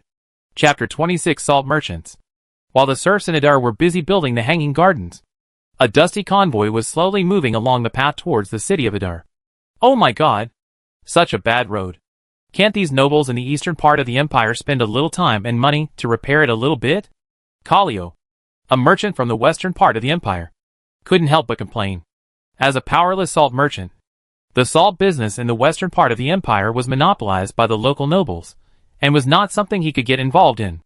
Therefore, every year Kallio could only come to the remote eastern border of the empire to purchase salt, and then sell it to the northern part of the empire.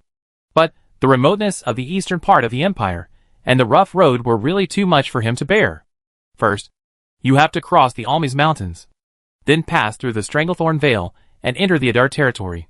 Then go all the way north, pass through the Sorin territory and dozens of large and small noble territories, and finally reach the slightly richer Val's Plain. This must be my last trip to do such a bad business, Kallio said to his followers. The profits from this business plus the money I have accumulated over the years should be enough for me to buy a lowest level title from those greedy vampires in the Regency Council. Then I can exchange some land and buy some serfs. And you will be my butler." The attendant beside him nodded excitedly. "I will do my best to serve you. We should be there soon. That's the city of Adar in the distance." "Right," Callio said. The follower took the map in his hand, took a look at it, and said, "That should be it. After entering the city, we will go directly to visit the Lord of Adar. After all, the poverty of the eastern part of the empire is well known. The sooner we reach the Val's plain, the sooner we can drink a glass of newly brewed beer." "As you wish, sir," the attendant responded quickly. The convoy stopped at the roadside outside the city, and Callio and his followers drove a carriage into the city. But the cleanliness of Adar City was beyond their imagination. This was not the first time that Callio came to Adar City.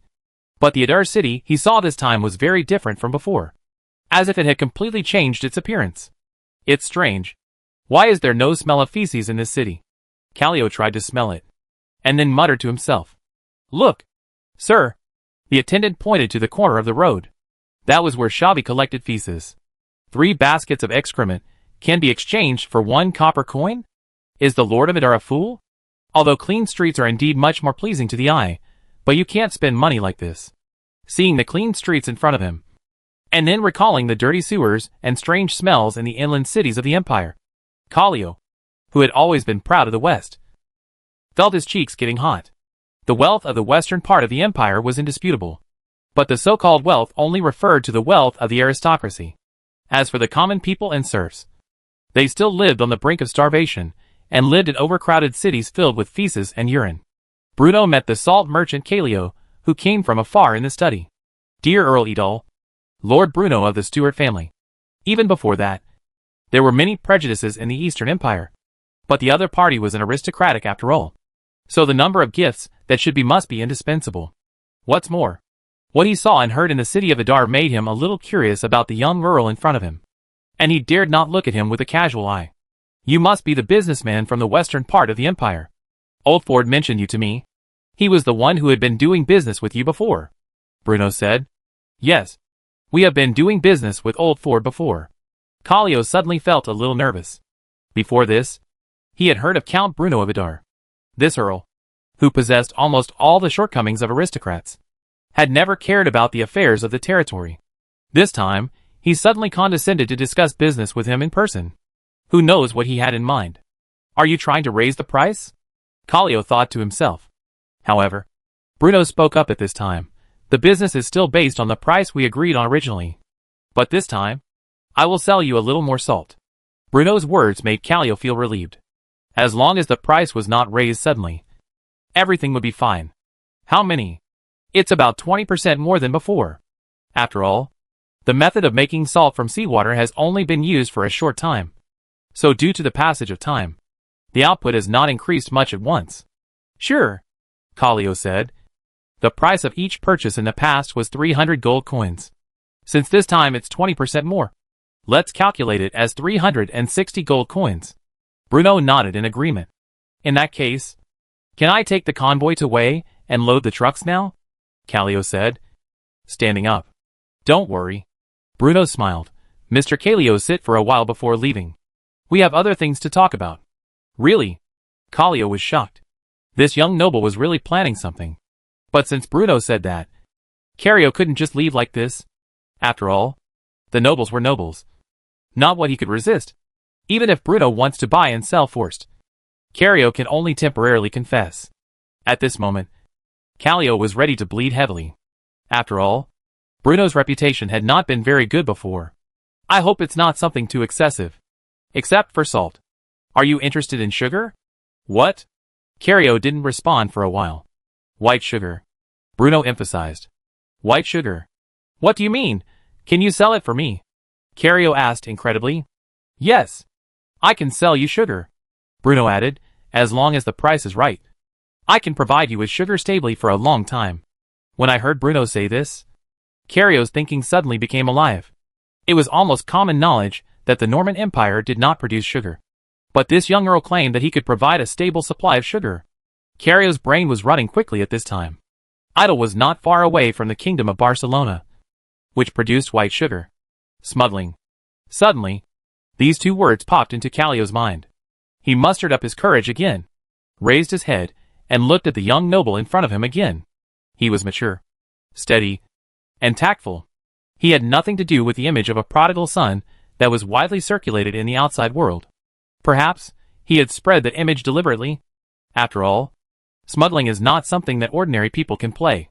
Not only must there be a huge relationship network, but also a lot of money man in. For a moment, Callio felt more and more that the young noble in front of him was actually a hidden guy. A big shot hiding behind the scenes. It turns out, is there such a powerful family in the east of the empire? The Stewart family led by Idal is so horrible. Chapter 27 Transaction. The changes in the expression of Cario's expression are in their eyes. And naturally they also understand what Cario thinks. But it's no wonder. Because Idal's lead is indeed very close to the kingdom of Basel. And there is only a barrier to the man fortress. It's just, I don't know how much sugar you can sell for me. This time the number may be relatively small. And you can only give you 30 pounds first. Bruno said. It is not that Bruno does not want to produce more sugar, but because there are only so many beets that Idal's beets. Although he has ordered people to go out to purchase, it is not able to transport it back so soon. 30 pounds? Cario is shocked. You know, the market price of a pound of sugar is generally not lower than 3 gold coins. In the northern part of the more remote empire, the price of a pound of sugar can even reach 5 gold coins. And it is not impossible to sell 8 gold coins. You know, the annual expenses of an ordinary civilian family in the Norman Empire were only 1 or 2 gold coins. The price of a pound of sugar is equivalent to the total annual income of several ordinary families. Can I see the real thing? Cario said with a trembling voice. Sure. After that, he told Lister to bring a tray with about a pound of white sugar on it. Cario carefully dipped a little with his hands, almost at the moment of the entrance. And a hint of sweetness couldn't linger on the tip of the tongue. It's so sweet. This is a good white sugar. Cario admired. 140 gold coins. Lord Bruno, I am willing to acquire these sugar at the price of 140 gold coins. Make a deal. In Bruno's opinion, the price offered by Callio was already very high. After all, such a price was almost on par with the market price of white sugar in most areas. Moreover, he had to pay for transportation and various miscellaneous expenses. It could even be considered a loss-making business. As for Callio, he had to make friends with the young Earl at all costs. If he could get a steady supply of goods from Adar in the future, his business would be guaranteed. Mr. Cario, I want to ask you some news. After the transaction was reached, Bruno asked. Just ask me. I will tell you everything I know, Callio said quickly. Do you know? Where can you find a better carving master? Carving master? Yes. It is the carving master of sculpture, or the carving pattern on the stone pillar. You also know that the eastern part of the empire is remote and desolate, and the traffic conditions are inconvenient. It is difficult to find a highly skilled carving master. Speaking of master carvers, I happen to know one. Oh, tell me about it quickly, Bruno asked quickly. You know, the construction of the air garden is basically nothing. The only lack is the master of sculpting the statue or pattern. Although the stonemith in the territory can do it. It is far from the special carving master. The system was rewarded according to the magnificence of the spectacle. And Bruno didn't want to drop the chain in such small details. A few days ago, when I was preparing to pass through Stranglethorn Vale, I happened to meet Master Andy from the Kingdom of Basel. He was invited by a great nobleman to come here to carve a stone statue. But he didn't expect that the great nobleman died before he got there. So he planned to return to the Kingdom of Basel in a depressed mood. Master Andy walked slower than me. I estimate that he should pass through Adar territory and return to the Kingdom of Basel in the next few days. Hearing this, Bruno was happy.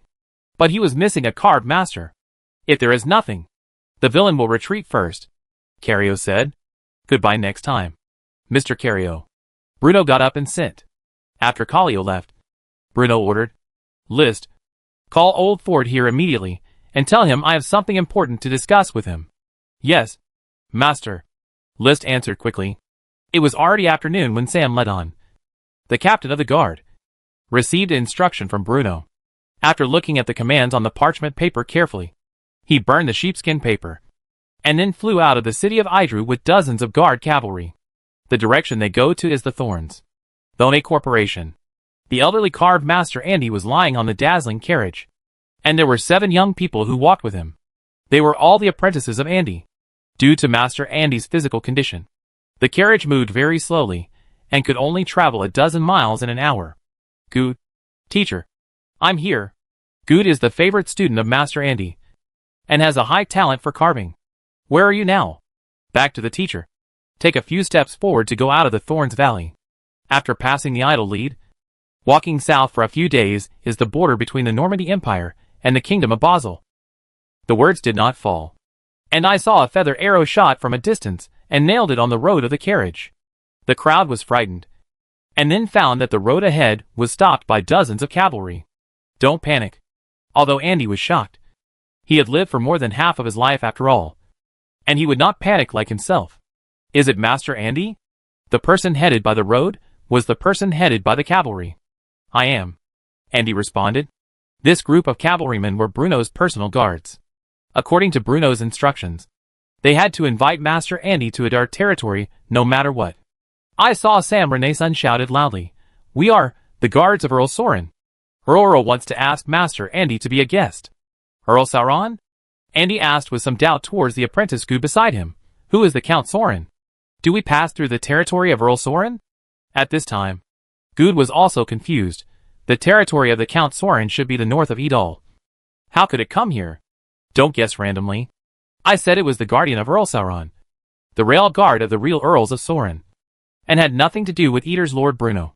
Sam Rayton said. Andy and Good looked at each other. How do you feel? The head of this guard is a bit unhappy. Isn't this not a self-recruitment? Hey! You don't follow me. If you don't follow me, I will cut you, Sam threatened. Teacher? Good looked at Andy. His eyes revealed the meaning of inquiries. This guy's head seems to be not very good. Let's follow him first. Otherwise he may really leave us, Andy said helplessly. Let's go with you, Andy said helplessly towards Sam. Chapter 28 Believers. These days, Shabby is too busy to die. In fact, now, the work of shovel officers is not as heavy as at the beginning. After all, civilians and serfs are not stupid. Since the feces can be changed, who will go to the place with a silly urination? Solving at home. It is like keeping some babies. If the child pulls on the streets on the other side, he is picked up by others, and he will be beaten when he goes back.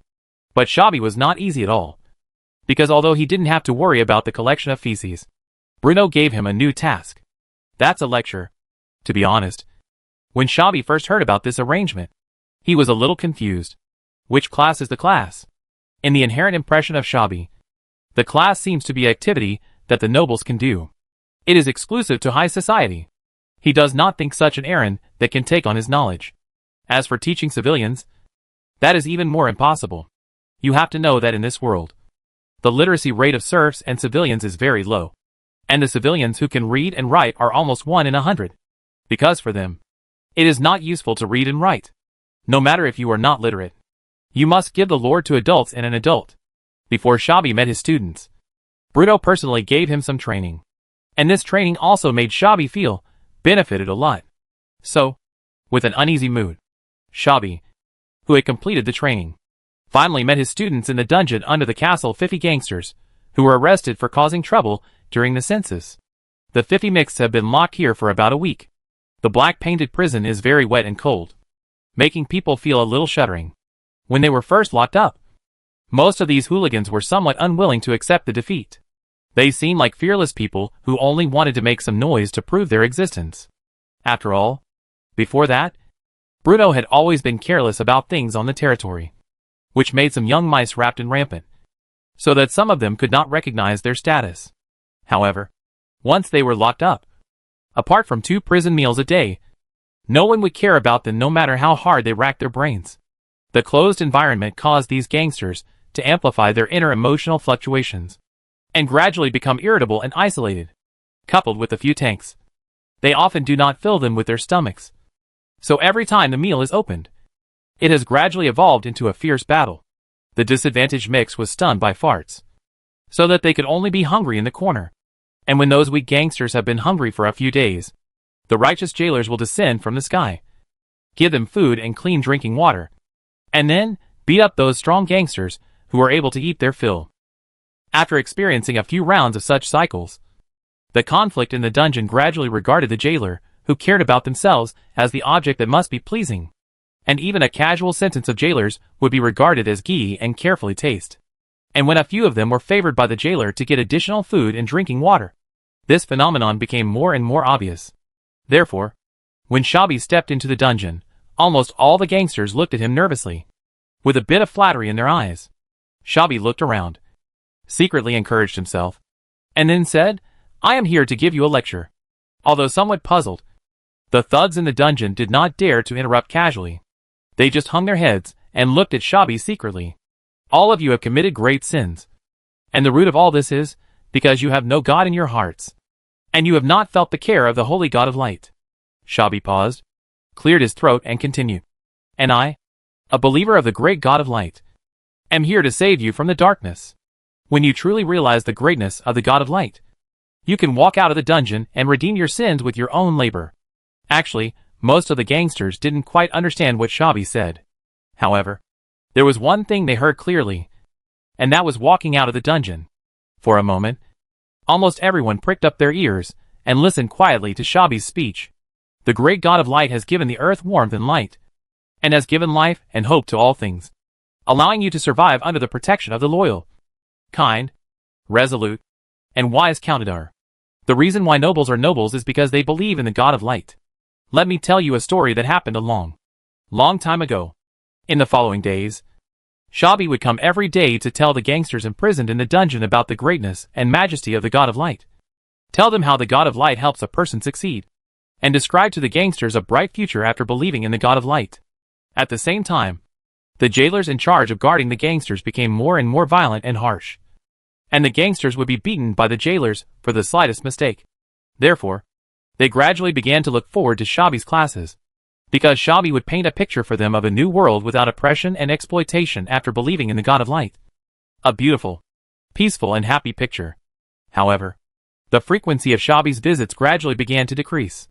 From twice a day at the beginning, it was gradually reduced to once a day, and sometimes even once every 2 days.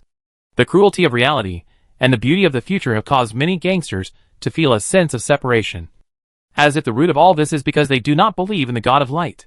So much so that some hooligans actually began to face the wall and silently pray to the God of light.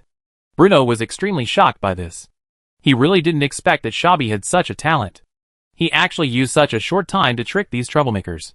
This is truly cause for celebration. "Master." Shabby stood beside Bruno and said carefully, "I think those thugs in the dungeon have learned almost everything. Now every time I go over, they ask me how to atone for their sins to the God of light." Bruno looked at Shabby carefully. This guy is really a talent. The recruitment date stipulated in the Regent Council has not yet arrived, and it is not in a hurry to send it to it. But, since these mixed are so positive, let them go to the garden and the empty garden there, and make these mixed people alone into a team. Call the 9th production team. They are so anxious to atone for sin. They can't stop them. This adult is really a kind person. Chapter 29 for the God of Light. As the captain of the 3rd production team, Claire is very motivated these days. Not to mention the Lord's promise to release some serfs and make them free citizens. Everyone worked hard just for the white bread and fish soup every night. At the beginning, there was always one first and one last among the 8 production teams. Although everyone was a little envious of the first place, they did not have to fight desperately for it. Because if you ignore the rather illusory promise, the difference was just the food. But I don't know since when. Before dinner every day, there is a segment of reading out the rankings, from the first to the last. Then, people would receive the day's dinner in order of their production team ranking. For the first person, it can be considered an honor to receive the heaviest food first. But for the last one, it was tantamount to public execution. It was painful enough to chew black bread while watching others chew white bread. But now, I have to step forward to receive the smallest amount of food under the gaze of others. The shame can be imagined. This gradually made them develop a sense of collective honor. After all, no one wants to be laughed at by everyone. It was precisely for this reason that the serfs were almost like chickens with their blood pumped up, desperately looking for work, leaving the stonemasons and carpenters dumbfounded. After all, they had never seen serfs working so hard. Therefore, under the dual stimulation of honor and reward. The serfs showed a strong enthusiasm for work, especially the third production team headed by Claire, which was far ahead and won the title of the best production team for many consecutive days. However, when a team called the ninth production team suddenly broke in, the scene on the construction site gradually became a little strange. For the God of Light, labor reform starts with me. Atonement! Atonement! Every morning, the sleeping serfs would be awakened by the roaring sounds coming from the square outside the door. Shabi led the team personally and encouraged the hooligans of the ninth production team with words. Look at where you are now. If you had not converted to the great God of Light, you would never have had the chance to walk out of that cold and gloomy dungeon. The Honorable Lord Bruno of Adar has provided you with a chance to atone for your sins. Now, it is time to earn the forgiveness of the God of Light with your labor. Atonement! Atonement! When the gangsters present thought of the dungeon Shabi mentioned, they couldn't help but shudder. That was simply a nightmare-like day. When they thought of this, their faith in their hearts became stronger. For the God of Light, although you are burdened with heavy sins, you are still civilians. Therefore, you should be paid. However, in order to reduce the sins you bear as soon as possible, Lord Bruno has decided to donate the wages you deserve selflessly, so that more people can feel the care of the God of Light. At this moment, a devout gangster suddenly raised his hand. Report. Speak. Can donating money atone for one's sins? Of course you can. Shabi nodded as a matter of course. I still have some money at home, which is the protection fee I collected from the streets. I am willing to donate it to the great God of Light to reduce my sins. Wow! Shabi did not hesitate to praise his praise, if everyone thinks so. How can there be places like dungeon in this world? These money are all sin. It is the source of all evils, which will make the glory of the God of Light difficult to fall in the world. Faith purify them. I want to donate too. I'll donate too. I have no money. Can you donate your house? Shabi waved his hand, signaling everyone to be quiet, and said, these donations are not urgent. Don't forget why we are here. Atonement. Atonement. In that case, then go to work. Use your hands to repay the grace of the God of Light. Brel and his men stared at this team in amazement. They only picked the hard work, regardless of the effort or work points. Even though they could get white bread and fish soup every time, they selflessly gave them to the second place team, and then snatched the black bread that originally belonged to the last place team. The ninth production team. What kind of people are they? Along the way, the leading guard officer Sam Layton kept emphasizing to Andy that he was Earl Soren's personal guard. Therefore, when they were near the construction site of the Sky Gardens, the guards of Count Soren who intended to break into the Adar territory were scared away by an Adar army. Although these Count Soren's personal cavalry fled in the direction of the Adar camp, Master Andy and his party could only accept the fact that they were rescued by the great Adar Lord Bruno. Bruno, Lord of Adar, warmly entertained the master sculptor next to the construction site, and then very tactfully expressed the horses and soldiers that the Adar people had lost in order to save themselves. So, Master Andy had a cordial and friendly exchange with Bruno and reached a broad consensus on relevant issues. Andy and his 7 apprentices happily accepted Bruno's invitation and participated in the construction of the Sky Garden with a commission of 3 gold coins per month. After Bruno left, Master Andy sat in his room feeling somewhat depressed. This is simply kidnapping. It's bandit-like behavior, Master Andy complained. Teacher, please calm down, the apprentice good at the side hurriedly comforted. Huh? I will not sculpt the statue and decoration of this brutal lord, Master Andy Swede. It happened that you have not practiced for a while. And see what he wants to engrave something. Just practice. Bang, bang, bang. After knocking on the door, White Barrel, the stonemason responsible for the construction of the Sky Gardens, walked in with a roll of parchment drawings. Master Andy, he said respectfully, who are you? I am the stonemason in charge of this construction site. My father, Lowood Barrel, is the cousin of the neighbor who was once a disciple of your friend, said White Barrel. Oh, is that so? Then why are you here? Master Andy rolled his eyes. What a mess. I'm here to give you the blueprints. They contain statues and decorations that need to be carved. Just put it here, Master Andy said casually. After White Barrel left, Master Andy snorted coldly and opened the parchment scroll in a huff. I will definitely not carve anything here. Andy's eyes widened before he finished speaking. This This is such a magnificent and exquisite building. If I could participate in its construction, my life would be worth it. Don't interfere. I must complete the carving myself this time. After saying that, Master Andy jumped up from his chair and went to inspect the construction site in person. Chapter 30 Knocking on Wonders makes me happy. After several days of experiments and improvements, the first version of the levitation magic circle drawn by Anil has basically been finalized. Bruno was very excited about the news.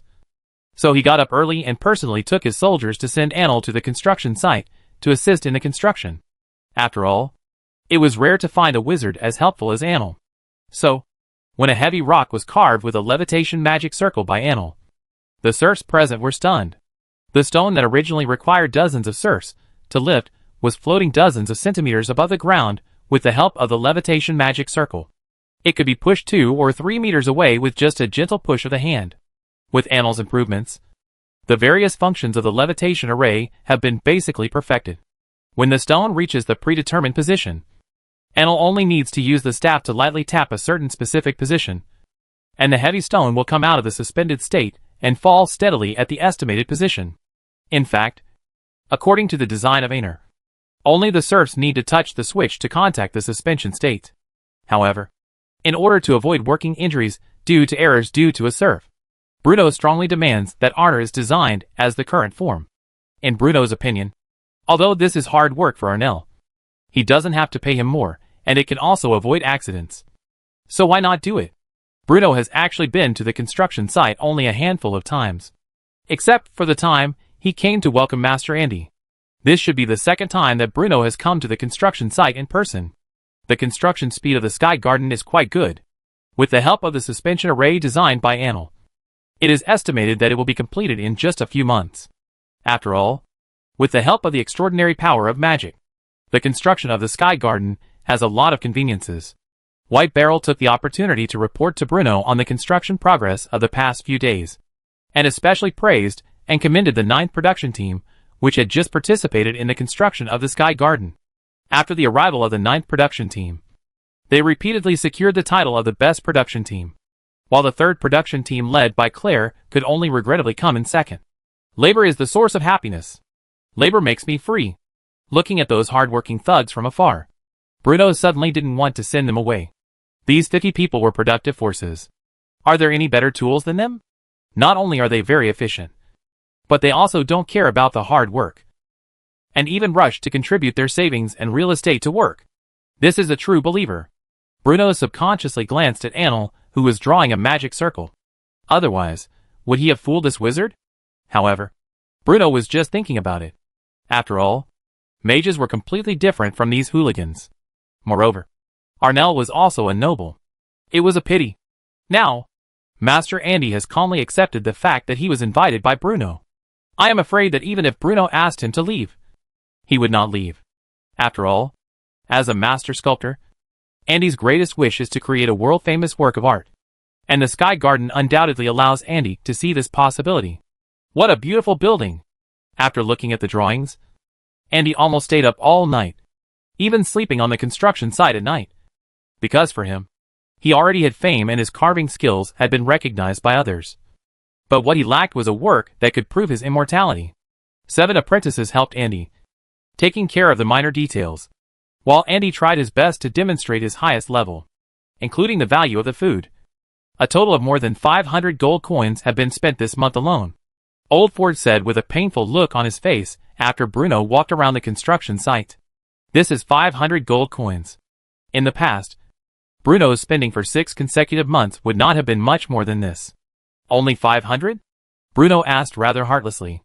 Master, if you remove the income of seawater, salt and sugar, the entire Yidle's 1-year tax is only 2 or 3,000 gold coins, but there are more places to spend money. Whether it is military expenditure or the expenses of the Lord's castle, or usually, this is a small amount. The Old Ford persuaded as always. Don't be so anxious. You can see the progress of the project. It will probably take only a few months for the hanging garden to be basically built. Besides, when the seawater salt production and beet sugar production are truly on a large scale, why would it worry about a few hundred gold coins? A few months. Old Ford secretly calculated in his mind that he would need 500 gold coins in the first month. and he was afraid that by the time the Sky Garden was completed, there would be nearly 3,000 gold coins to fill this bottomless pit. A full 3,000 gold coins. This money can even support a small main battle legion. Don't always think about how much money is saved, and think about the idea of making money. You look at your adults, but you just move your mind casually, and you can think of a wonderful idea like salt. Hearing this, old Ford was a little stuffed for a while. After all, although his master had done many unreliable things in the past, the sea salt making and beet sugar making would indeed bring Adar considerable income. And they were also industries that could continue to earn high profits. When it comes to new ideas, you will make people post some notices tomorrow to encourage civilians and serfs to try and innovate boldly. If you can think of methods that are beneficial to Edal or create large-scale inventions, civilians can get high gold coins rewards, and serf can directly remove slaves. Having said that, Bruno actually had no hope for the creativity of serfs and civilians. After all, the limitations of the times are placed here. Want to make these even a few words that do not even know a few words, and even the serfs, who fill up their stomachs to make invention and creation, which is really imaginary. But Bruno still has to do this, because it is not necessary to post a few announcements. And if there is any good invention, it is not wonderful if someone can have any good inventions. While watching, it was noon, and the sun was hanging in the sky warmly. In the distance, under the driving of the tireless 9th production team, the serfs who worked were still bloody, and the 9th production team often spread slogans such as hard work, redeeming sin. Looking at this scene, Bruno couldn't help but sigh to old Ford beside him. Building wonders is really a happy thing. Chapter 31. As a traveler of a different world, Bruno knew that the principle of being guilty of his husband and his sin, since the profits of white sugar and sea salt can make the big housekeeper, the old Ford, then once the news is revealed, it can naturally make other nobles be wink. In this case, then you must have enough power to protect your own interests and ensure your safety. After all, the Norman Empire was an imperial regime with relatively decentralized power composed of countless noble lords. In this environment where viscounts were everywhere and barons were as numerous as dogs, if there was a small-scale conflict or even a small territorial war between the nobles, the royal family and the Regency Council would be too lazy to intervene. As for the so-called aristocratic decentness and knight spirit in the world, to be honest, Bruno did not believe it. He only believed in one sentence, that the gun was out of the gun. In the long run, Bruno's vision that transcends the times enables him to clearly see the ills of this corrupt empire. In his view, the current prosperity of the Norman Empire is nothing more than the last afterglow before its decline. As more and more civilians lose the land on which they depend for survival, and as more and more serfs suffer oppression, one day, a spark will spread across the continent. If we only focus on the present, the dispute between the Earldom of Adar and the Earldom of Sorin in the north over the ownership of the Grand Highlands has never stopped. And small-scale conflicts break out between the private armies of the two nobles every year. Therefore, the army owned by Adar is undoubtedly the most important reliance for ensuring Bruno's safety. The Norman Empire did not impose clear restrictions on the number of troops that nobles could have, because the output of a territory was only a small amount, and it was extremely difficult for an ordinary noble to maintain a large number of troops. So far, the army of Adar is mainly divided into three parts. The first is Bruno's personal guards, which are about 100 people. The second is the Adar City Defense Force stationed in the north of Adar City, mainly to guard against the threat from the Earldom of Sorin in the north, with about 200 people. The third is the newly formed Saltfield Guards, a total of 50 people. In other words, the total number of soldiers in Adar County on paper is currently around 350.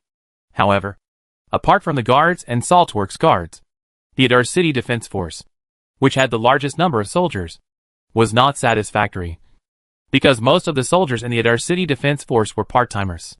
This is somewhat similar to the phubbing system of the Tang Dynasty, where soldiers work as farmers in peacetime and serve as soldiers in wartime. 200 soldiers take turns on duty, and only about 40 to 50 soldiers are actually on duty each month.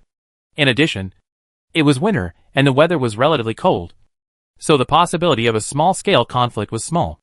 So there were probably no more than 30 or 40 soldiers on duty.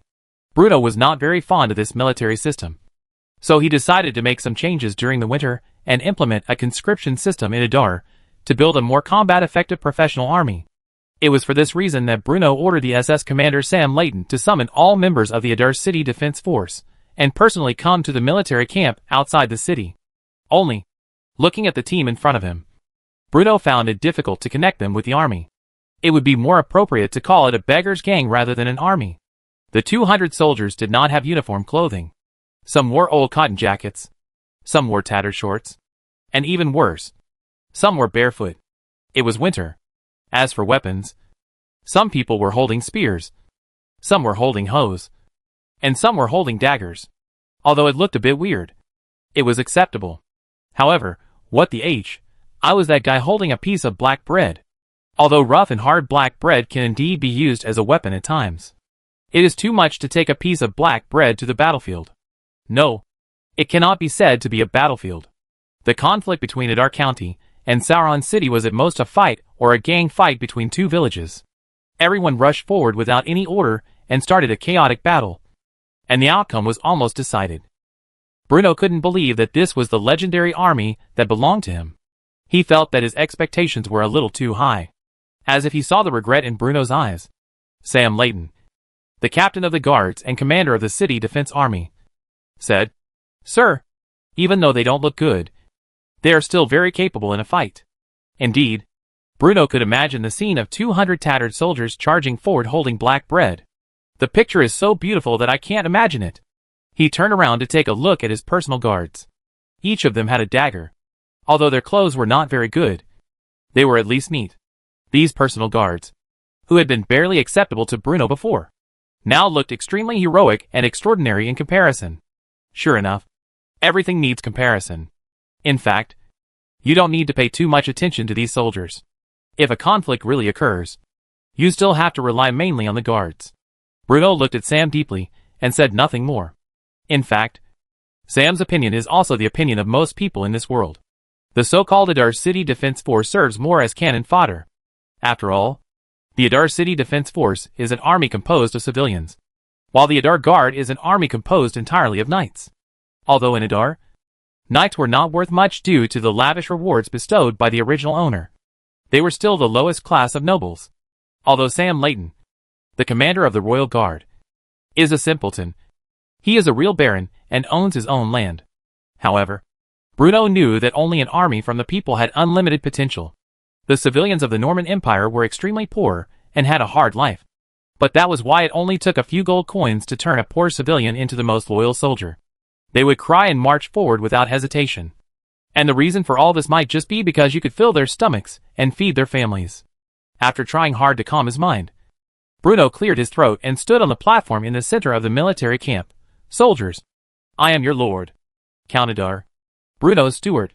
After saying that, he looked at a soldier under the platform and asked, "Are you a serf or a civilian?" "Civilians, Master Bruno. Every soldier here is a civilian."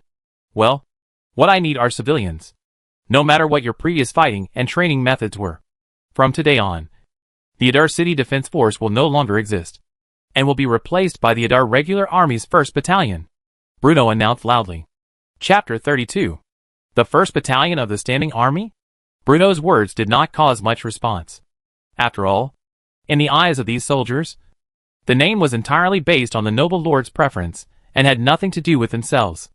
The newly formed Standing Army is very different from the previous City Defense Army. There is no shift rotation during the spring plowing season. Once in service, they must be on duty around the clock and undergo daily training. Hearing this, most of the soldiers present began to talk about it, because many of them were the only males in the family, and they served in the army during the slack season just to save some food at home. After all, the so-called Adar City Defense Army actually did not have a high salary, only 30 copper coins a month, and the annual income was less than 400 copper coins. However, the most important thing was that they were provided with food. You know, for many civilian families in this world, one less mouth to feed may mean more chances of survival. However, if this so-called standing army has to train every day, then who will be responsible for cultivating the fields at home? However, once they join the standing army, each soldier will receive a salary of 3 gold coins and a living allowance of 30 copper coins per year. As soon as he finished speaking, most of the soldiers present could no longer contain their excitement and started discussing it. But this time it was not because of the strict training requirements, but because of the generous treatment that was beyond their imagination. In the past it was 365 copper coins a year. This time it is 3 gold coins a year. That's more than 3 times the amount. You know, in Adar, the annual cost of maintaining the living needs of an ordinary family is generally around 2 to 3 gold coins. If you calculate it this way, then once you become a soldier in the standing army, your salary alone can support your entire family. If his wife and children were more diligent and cultivated their own fields, then their lives would probably be much better. Thinking of this, many soldiers began to secretly plan that it would be better to join this standing army. Of course, due to their own family reasons, there are naturally some people who do not want to become soldiers who serve on duty all year round. But they are a minority. Bruno naturally saw the reactions of the soldiers present, so he thought he should add fuel to the fire. The standing army is naturally an army born for war. Almost every year, we will have small-scale conflicts with the army of Solon City in the Grand Highlands. But danger often coexists with opportunities. Once a soldier has made a contribution in the battle, he will be rewarded. Soldiers with outstanding merits can even be knighted and become a noble. The soldiers present were completely excited when they heard this. Although the knight was the lowest noble, and did not even have a fiefdom, he was still a member of the nobility. Do common people like us have the chance to become noble lords? The civilian soldiers of the city guard subconsciously glanced behind Bruno. Those lords' personal guards were all dressed in decent clothes and had the title of knight. Everyone felt excited when they thought that they might become such a person in the future. Once the soldiers are killed on the battlefield, the soldiers of the soldiers will be able to get 9 gold coins at one time. And the Lord will give priority to the soldiers of the soldiers and family to find a job that can live. At this time, the soldiers present stopped whispering to each other. They stared at Bruno with wide eyes, and were about to shout out the words, "I want to join the army." It's obvious that the standing army has good treatment. But the standing army's threshold is not something that everyone can meet. Soldiers must be between 18 and 35 years old, must be Adars without any criminal record, and must be in good health without any disease. After Bruno listed 7 or 8 demands, he clearly saw that some of the soldiers present had regretful looks on their faces. But Bruno will never lower his standards. Good welfare and treatment must have a higher threshold. What he wants to build is an army that is completely under his control. An army with ideas, goals, organization and discipline. After all, as the first army built by Bruno himself, the 1st Battalion of Adar's regular army is likely to be one of his most valued teams for a long time to come. The requirement that the candidate must be an Adar native was also based on this consideration. After all, the Stuart family had ruled this land for nearly 100 years, and successive earls of Adar were all good noble lords in the eyes of the common people. At least, Adar has never forced civilians into serfdom. In terms of treating civilians, it is much better than many nobles in the central and western parts of the empire. The 1st Battalion of Adar's regular army will be organized with a staff of 500 people. The first batch of soldiers is planned to recruit 300 people. You have 1 day to consider. If you want to sign up, please come here to sign up at noon tomorrow, because the remaining places will be used to recruit civilians into the army starting the day after tomorrow. Bruno concluded. After Bruno finished speaking, Sam Layton came over and said a little embarrassedly, "Master, what's wrong?" Bruno glanced at him and asked. "The treatment of the standing army is a little too good," Sam said with some envy. This is not surprising. Although every member of the Royal Guard has the title of knight, their actual income is very meager, because the food, clothing and other expenses of the Royal Guard are provided by the Lord's castle. So the additional salary a year is only 1 gold coin. As for fiefdoms, only nobles at the baron level, such as Captain Sam Layton of the Royal Guard, could own actual fiefdoms. I have naturally considered the treatment of the guards. After the establishment of the standing army, the guard team is trained with the mixing of the standing army together.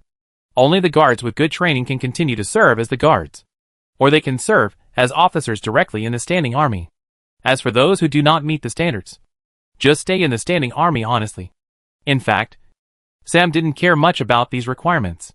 In his opinion, the guards must be much stronger than those mud-legged people who rolled around in the fields, and it must be an easy task for them to complete the training. Just after he finished speaking, he saw Sam looking at him eagerly. Bruno touched his face and asked knowingly, "What's wrong?" "That military pay." Sam was about to cry. The guards who pass the training can get a salary of 4 gold coins a year. As for you, it depends on your performance, Bruno said happily. Chapter 33 Training. The high salaries of the standing army attracted a large number of civilians to sign up. But the strict screening criteria kept many people out. After a week-long screening and recruitment, the 300 recruits who were lucky enough to pass the screening finally met the person they were to be loyal to. Counadar, Bruno's steward. In the barracks, Bruno looked at these energetic recruits and couldn't help but smile knowingly. These were the teams he had created with his own hands. Soldiers, from today on, you will become members of the 1st Battalion of Adar's regular army, Bruno officially announced. I believe that many of you are attracted by the military puppets I drove out. Here, I promise each of you that this adult will never owe any of you to any of them, and all the army will be distributed on time. Every recruit you present can immediately receive a gold coins military cricket and 30 copper sheet living allowances after today's training. And the other 2 gold coins will be issued after 1 year of service expire. As soon as they join the army, they could give money, which made the soldiers who were originally a little nervous feel at ease immediately. Such a high military salary. It can be said that Scorpion Papa is the only one in the entire Norman Empire. But everyone, this adult's army is not so easy to get. After today's training, the person who wants to withdraw has the opportunity to exit. But if you want to exit today, or if you are a deserter, then the family will be charged as serf. So, now, does anyone want to quit? Bruno was ruthless in punishing deserters, because he would never allow such a thing to happen to this army that he had high hopes for after they officially served. Because this is related to the safety of the entire idol. The punishment Bruno mentioned undoubtedly shocked the recruits present. But these poor civilians had suffered a lot, so they only had a little fear in their hearts. But no one suggested to quit. After all, although they cannot be said to be men picked from 100, they were selected from thousands of people. It was not easy for them to become recruits of the standing army as they wished. And they will never give up easily. Bruno looked around and saw that no one raised any objections. So he smiled and said, "Since no one has quit then, let's start training now. Sam, follow the training method to you. Start training." After said, he turned around and left with List and several close-fitting servants. Because he had already handed the proposed military training methods to Sam before. So he was relieved. Now, he has to return to the main castle quickly. Because Idal's blacksmith brought his long-awaited iron pot this morning. Bruno couldn't wait to get back to the castle and try some fried food. Eating white bread and boiled vegetables all day was simply unbearable for Bruno. In the military camp, Sam watched the recruits present sympathetically. He has seen the training method given to him in detail. To be honest, he dared not agree with the method of military training of the Count. After all, in Sam's impression, Bruno has never fought. But it was such a noble lord who had never been exposed to military affairs and war. But he took it for granted to compile an Adar standing army drill manual. No matter from which angle you look at it, this is a very strange thing. What's more, the content of the manual made Sam's eyes open. And it was unheard of. However, as a military officer led by Idal, Sam can only succumb to Bruno's obscenity power. Now, the first content to be trained stands for military posture. Sam shouted open his voice. The recruits present looked at each other in confusion, wondering what the I was standing at attention, even if they have never participated in new military people.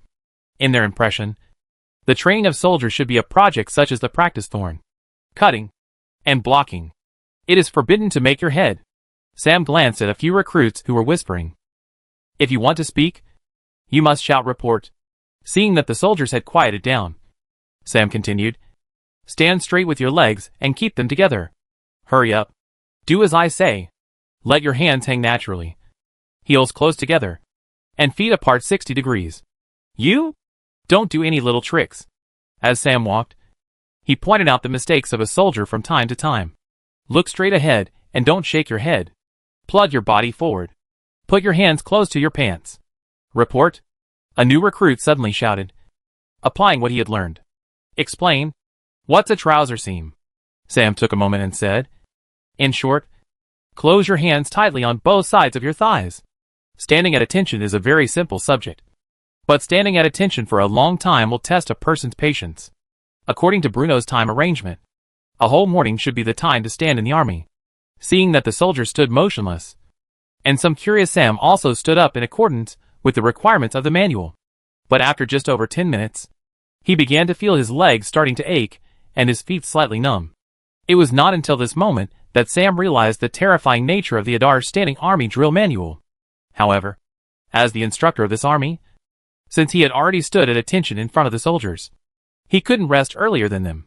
This is bitter. He only feels that his hands and feet are getting more sore, and he is exhausted all over his body. Although it is winter, he gradually sweats on his back. Just as Bruno expected, Sam was a simpleton who couldn't stand loneliness. Making him stand at attention with the recruits was more painful than killing him with a knife.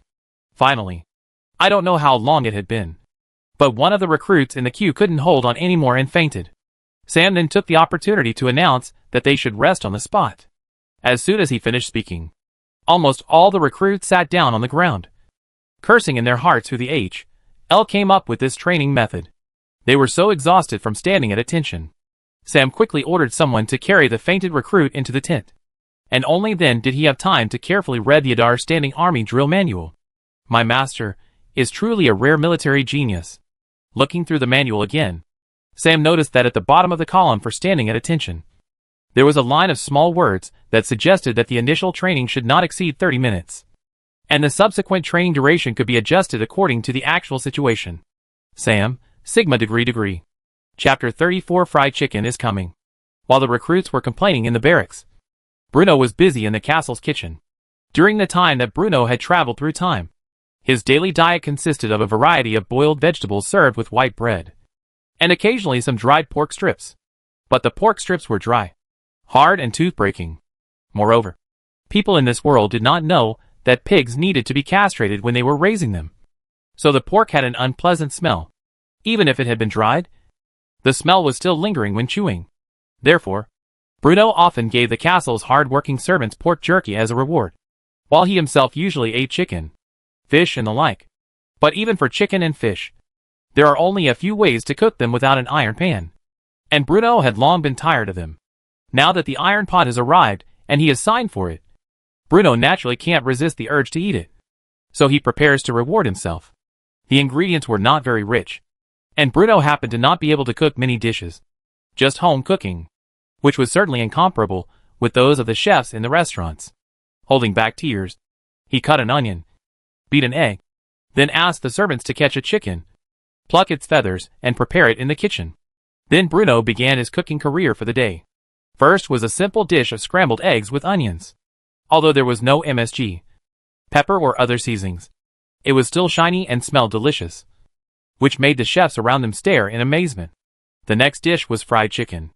Actually, Bruno originally wanted to make fried chicken with peppers, but it seemed that there was no such crop as peppers in the world yet.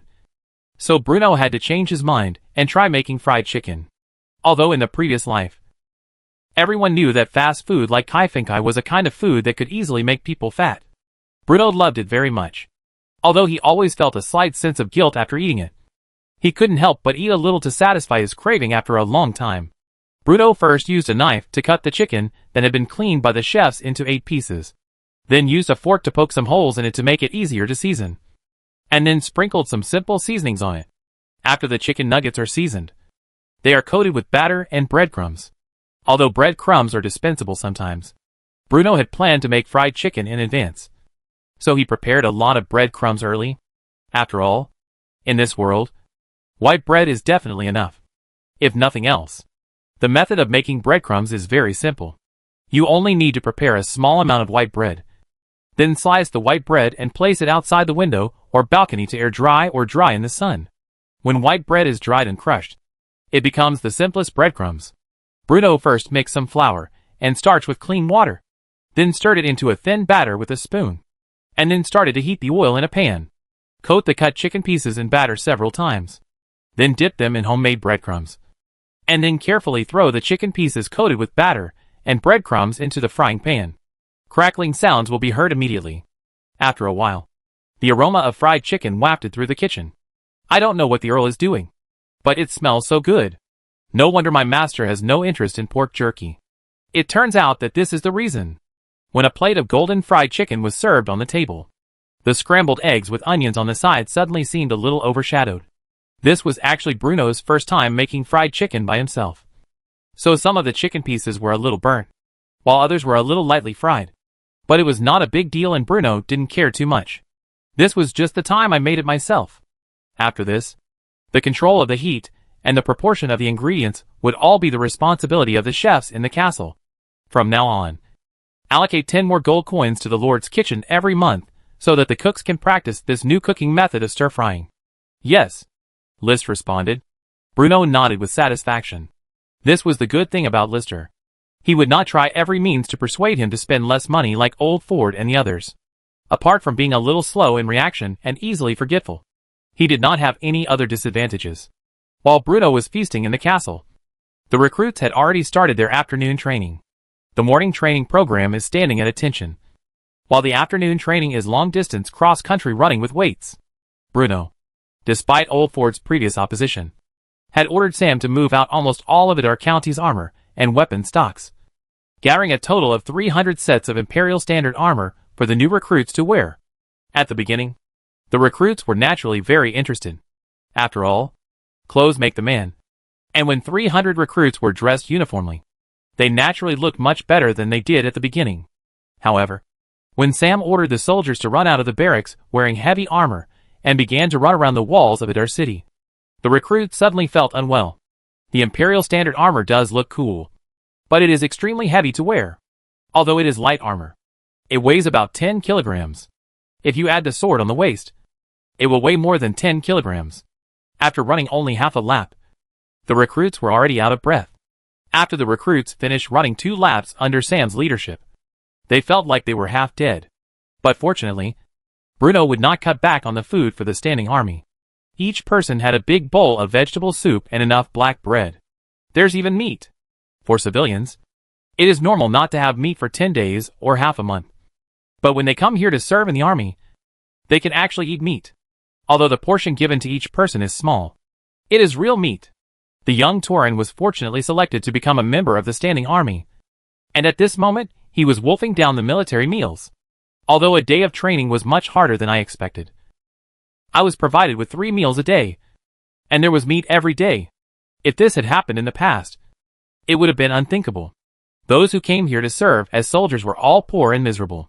When had they ever received such treatment? Although the Lord said that there would be one last chance to quit after today's training, Tauren had already decided in his heart that no matter how hard and tiring the training was, he would stay in the barracks. Isn't it just tiring and hardship? Who here hasn't been used to a hard life? But to stay here and suffer through hardship, not only for 3 gold coins a year, but also for such good food. Only a fool would not do it. Therefore, when the first day of training ended, not a single one of the 300 recruits flinched and quit. Chapter 35 Winter Trivia.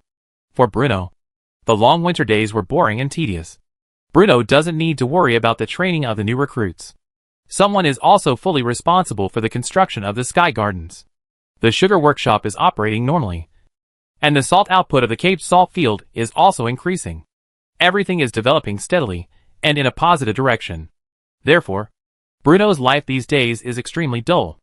Every morning I would sleep until I woke up naturally, eat a little, and then start writing on the parchment. The memories of the previous life always have to be written down.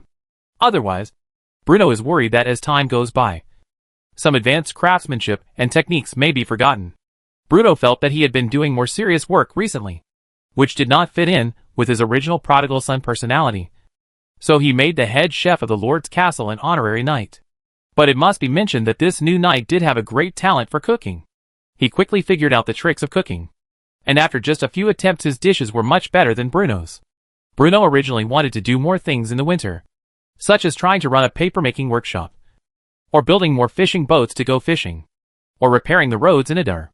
However, these plans, which should have been carried out smoothly, are hindered by money. The investment in the Hanging Gardens and the standing army was a bit overspent. The construction of the Hanging Gardens alone cost nearly 1,000 gold coins every month. If it were not for the strong income from sea salt and sugar, the ordinary Earl would have been forced to declare bankruptcy and stop construction long ago. The original budget for building the Hanging Gardens was about 500 gold coins per month. But in order to complete it as quickly as possible, Bruno recruited more serfs in Idar and expanded the number of production teams to 14.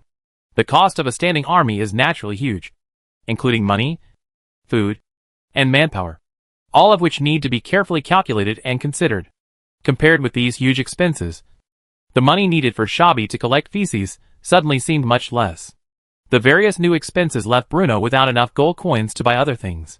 So he settled down for a rare time.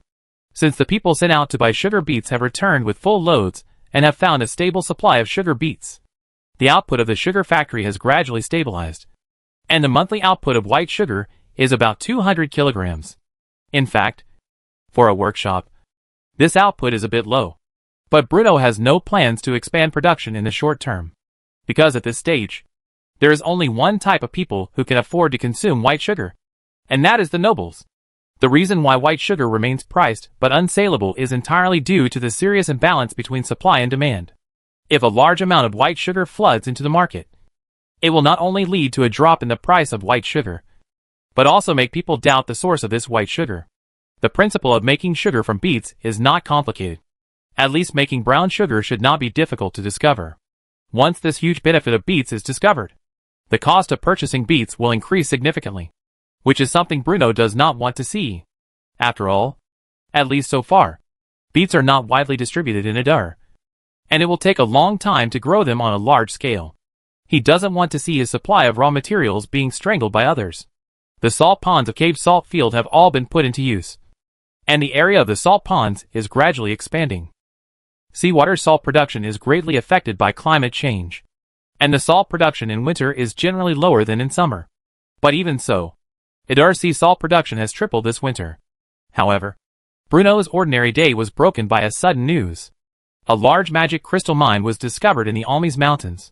When Old Ford told Bruno the news, Bruno was basking in the sun in the castle with nothing to do. After hearing what Old Ford said, Bruno almost jumped up from his chair. That's magic crystal mine. No matter which world he is in, anyone who dares to say that he has a mine at home is not a simple person. It often means wealth, power, connections, and great development potential. Bruno has been in this world for quite some time, and his understanding of this world has become increasingly in-depth. So he has heard of the magic crystal mine a long time ago. In this world, anything related to magic is extremely precious, and magic crystal ore naturally falls into this category. Magic crystal is a special ore and an indispensable aid for most mages. It has many uses, and the most direct and common one is that it can be used as a small blue bottle to restore mana to the mage. Of course, the so-called small blue bottle does not mean that it can directly provide magic power to the wizard for casting spells, but that the magic crystal can serve as a container for storing magic power. It is really just equivalent to a bottle, but this bottle can contain pure magic power, which will greatly reduce the consumption of the wizard's mental power when casting spells. With full expectations, Bruno immediately asked Old Ford to lead the way, and he ran towards the Almes Mountains himself. The magic crystal mine is located on the hillside of Almes, deep in a dense forest. It was discovered accidentally by a serf from a production team while cutting trees and splitting firewood. As soon as he arrived at the scene, Bruno announced that the serf who discovered the magic crystal vein would be released as a civilian, and gave this lucky serf a house in the city of Adar. This house originally belonged to a gangster, but the gangster who had turned over a new leaf donated his house without hesitation in order to wash away his heavy sins as soon as possible. When the serf heard Bruno's reward, he felt a shock all over his body, and his heart started beating wildly. So, he was released as a civilian? The serf was incredulous. Even though he knew that the Earl was a kind man, he originally thought that he would only get a piece of white bread or a few copper coins as a reward. He didn't expect, am I free now? Although you have become a civilian, you are still a member of the production team. You will have to work on the construction site before the Sky Garden is completed. I understand, the serf said repeatedly. However, since you have become a civilian, your work on the construction site will naturally be paid, so you should receive the same wages of 40 copper coins per month as other civilians. Thank you, sir. The serf was already stammering with excitement, and kept thanking the Earl for his grace. Chapter 36 New Year. Bruno immediately ordered the news of the discovery of the magic crystal vein to be strictly sealed. If the profits from sea salt and sugar are eye-catching, then the existence of magic crystal veins is enough to make other nobles covetous. When the profit reaches 10%, they will be ready to make moves. When the profit reaches 50%, they will take risks. When the profit reaches 100%, They dare to trample on all human laws. When the profit reaches 300%, they dare to risk being hanged. This sentence of Marx can not only be used to describe capitalists, but also to interpret the nobles of the Norman Empire. The main reason why the dispute between Adar and Sorin over the Grand Highlands has existed for many years is because of the existence of iron mines in the Grand Highlands. The value of magic crystal ore is obviously much higher than that of iron ore, which forces Bruno to be cautious when making any related decisions. Therefore, after Bruno marked the location of the magic crystal vein, he restored the surroundings to its original state and then left with his men. Now is definitely not the time to mine magic crystal veins. Bruno felt a little regretful that he could only look at the treasure bowl, but not use it. Of course, magic crystals are used by mages. But now there is only one mage, Anil, in the entire Adar territory, and he is a mage apprentice. Therefore, if mining is carried out at this time, the mined magic crystals can only be exported, which is not what Bruno wants to see. Winter days are fast, and the snow on the top of the Almeida mountain is gradually melting, and a new vitality is gradually emerging from the vast earth. When a touch of fresh green appears on the branches and treetops, the new year has arrived. This is the most important festival of the Normandy Empire. According to rumors, this is the day when the god of light comes to the world, which will bring new life and peace to the land. This year's idle collar was renewed. There was no dirty feces on the streets. The homeless people in the city disappeared without a trace. They were all compiled into the new production team and received free housing from 50 mixed. Bruno funded the families with extremely difficult families in the city of Idal to repair the house, and sent firewood and a small amount of black bread. It was rare that old Ford did not raise any objections to this expenditure. The serfs who built the hanging gardens finally got a precious holiday on this day. No matter how many work points they had, everyone could enjoy a bowl of fish soup and an unlimited supply of black bread today. The construction of the air garden has generated huge expenditures, and these gold coins spent from Idal led out of the vaults of Idal and entered the pockets of idle civilians. This rare and good year for most Idrians. The copper plates in the pocket are abundant, and naturally they have leisure money to buy some foods. Idal's fishing port has long been prepared for the fresh sea fish that was caught today. A bull cart was installed on the port. On this day, many Idrians have eaten the only full meal over the years. The aroma of delicious fish soup wafted through the air of Adar city, echoing with the laughter of civilians and serfs. As the currency circulates, these copper coins used to buy fresh sea fish will once again return to the treasury of Adar city, return to Bruno's pocket, and then become the civilian's next month's salary. In this way, a copper plate began to flow between the civilian class led by Idal and the noble class. This is a good start.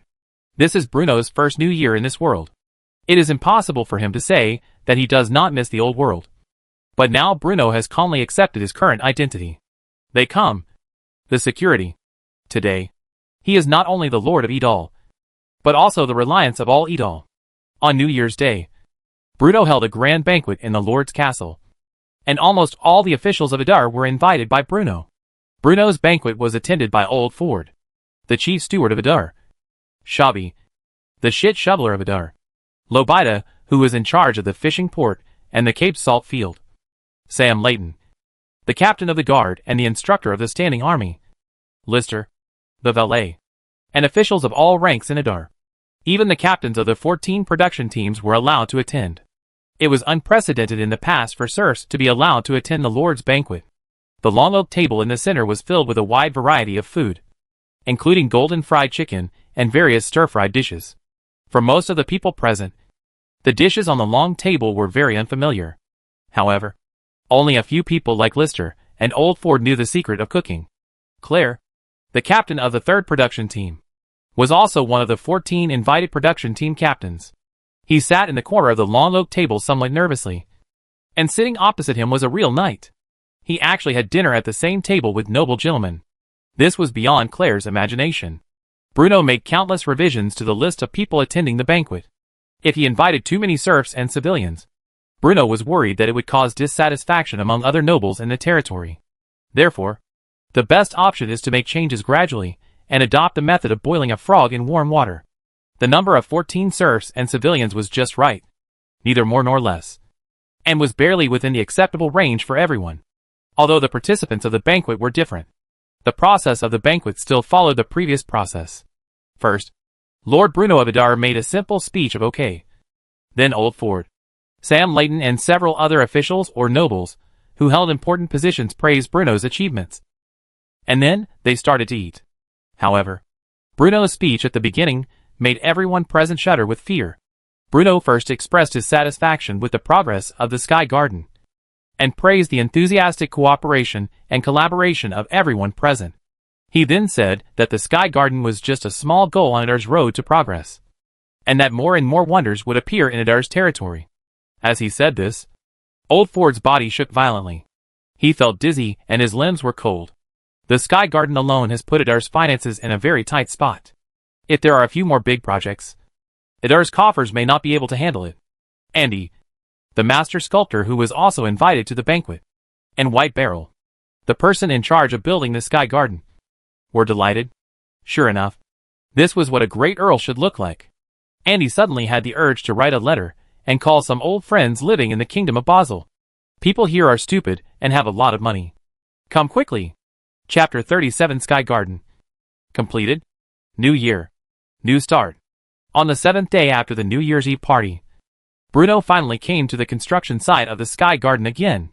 With the help of the extraordinary power of the levitation array, the first spectacular Sky Garden built by Bruno in Idar territory was finally completed. Except for Bruno, almost all of Old Ford, Shabby and the officials in Idar, who were temporarily free, came. Old Ford stared at the building in front of him with wide eyes, feeling both excited and aggrieved. He was excited because the Sky Garden was finally completed, and Lord Idar no longer had to spend the huge amount of nearly 1,000 gold coins every month. Therefore, he estimated that next month Idar's treasury would finally receive a large sum of gold coins. As for the grievance, thousands of lovely gold coins turned into a flashy Sky Garden in the blink of an eye, and Old Ford felt extremely heartbroken. Bruno, led by White Barrel, visited the Hanging Garden with great interest. Although Bruno had seen the blueprints before, he did not study architecture before traveling through time. The dense lines made him feel dizzy and unable to tell the directions. But the Sky Garden before him was beyond his expectations. The main structure of the wonder is supported by dozens of 25-meter-high light white marble columns. It has 4 floors from top to bottom, and stands quietly among the mountains and forests at the foot of Mount Almes. The Sky Gardens are leaning against a steep cliff, with a waterfall cascading down one side. The rushing river water pours down, forming a vast lake in the northeast of the Sky Gardens. The huge difference in terrain filled a gap in the water supply system. Craftsmen and serfs could directly draw water from the top of the waterfall for irrigation, thus saving a lot of energy and time.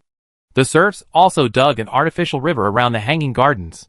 The clear lake water flows at the bottom of the Hanging Gardens, which looks quite charming. The widest part of the artificial river is dozens of meters, and the narrowest part is only 3 meters. Light wooden sailboats can slowly sail through the river. The unnamed lake next to the Hanging Gardens was originally connected to the river that flowed through the city of Idar downstream. That is to say, if you take a sailboat in the Hanging Gardens, you can go downstream and reach the city of Idar directly. Most of the plants in the garden were transplanted directly from the Almes Mountains, but a small number of them were purchased by Bruno from the western and central parts of the empire on the request of the salt merchant Calio. This winter, Calio came to Idar twice again. He not only bought a large amount of sugar and sea salt, but also brought flowers and plants from the western part of the empire specifically for Bruno. Issues such as the invasion of alien species, and different water and soil conditions are not within Bruno's consideration for the time being. After all, building the Sky Gardens and enhancing their grandeur as much as possible are Bruno's primary considerations. The sale of large amounts of sea salt and sugar greatly alleviated the tense financial situation in Idar County, allowing the construction of the Sky Garden to proceed normally. The decoration of the Hanging Gardens is mostly in the style of ancient Babylon, although it is different from the traditional medieval architectural style of the Norman Empire. It is also unique. All the carvings and decorations in the Hanging Gardens were created by Master Andy and his 7 apprentices. Although Andy originally wanted to complete the entire project by himself, the building area of the Sky Garden was too large. Even if Master Andy worked day and night, it would be impossible to complete the carving on schedule. Therefore, in addition to the main part of the Hanging Gardens, some of the courtyards and statues in the corners were completed by several carving apprentices. However, although these people are just apprentices, their carvings are better than many master sculptors. The main entrance of the garden is carved with the eagle emblem of the Norman Empire. Purple satin, symbolizing aristocratic authority, is hung on both sides of the emblem, set against the light green flowers and plants around it. It feels like a fairyland on earth. Lifelike statues, colorful flowers and plants, tall marble columns, as well as the fountains, pools, flower beds and many other exquisite objects in the garden make the hanging garden seem like a miracle descended on the earth. And it is worthy of the name of a wonder. Task 1. Build a sky garden. Task progress 100%. The sky garden has been completed. Do you want to confirm that it is completed? If it still needs expansion / renovation, please select no. If it has been completed, please select yes. Just as Bruno finished visiting the hanging gardens and was stunned by this magnificent wonder, a familiar light golden dialogue box suddenly jumped into Bruno's field of vision. After thinking for a moment, Bruno decided to just go ahead and complete it, because the current appearance of the sky garden has actually exceeded Bruno's expectations. And now, he really does not have the spare energy to build the sky garden better than this. Wonderful spectacle recording. Wonder modeling input completed. The system starts to activate the rating mechanism. While the system was calculating, Bruno walked to a platform on the 4th floor of the sky garden. He leaned on the railing and looked out into the distance. The outline of Adar City was faintly visible in the distance. I just hope that the system's rewards won't disappoint me. During this time, Bruno had taken almost every step forward to build the sky garden. If the rewards from the Wonder construction system were not good enough, it would be too bad. Finally, the Wonder construction system has completed the identification of the sky garden. Wonder name, Hanging Gardens of Babylon or Hanging Gardens. Wonder completion level, SSS. Wonder coordinates, northwest of Adar Territory, Exeter Province, Norman Empire. Wonder introduction. It is said that the Hanging Gardens were built by Nebuchadnezzar II of the Babylonian kingdom for his homesick queen Amytis. Wonder features. The work efficiency of serfs and civilians in all areas ruled by the Stewart family is increased by 15%. And grain harvest is increased by 15%. What followed was a series of dialogue boxes one after another. Mission reward, 150 brilliance points. Hard work award, 10 brilliant points. Wonderful illustrations have been generated. System mall unlocked. Not to mention the newly unlocked system mall and the glorious points obtained. The spectacular features of the sky garden alone almost made Bruno cheer out loud. The work efficiency of serfs and civilians increased by 15%. And the grain output increased by 15%. Who said that the sky garden is useless? This is simply the gospel of the farming party. Who says the wonder's wrong? This is clearly a miracle that makes a country strong.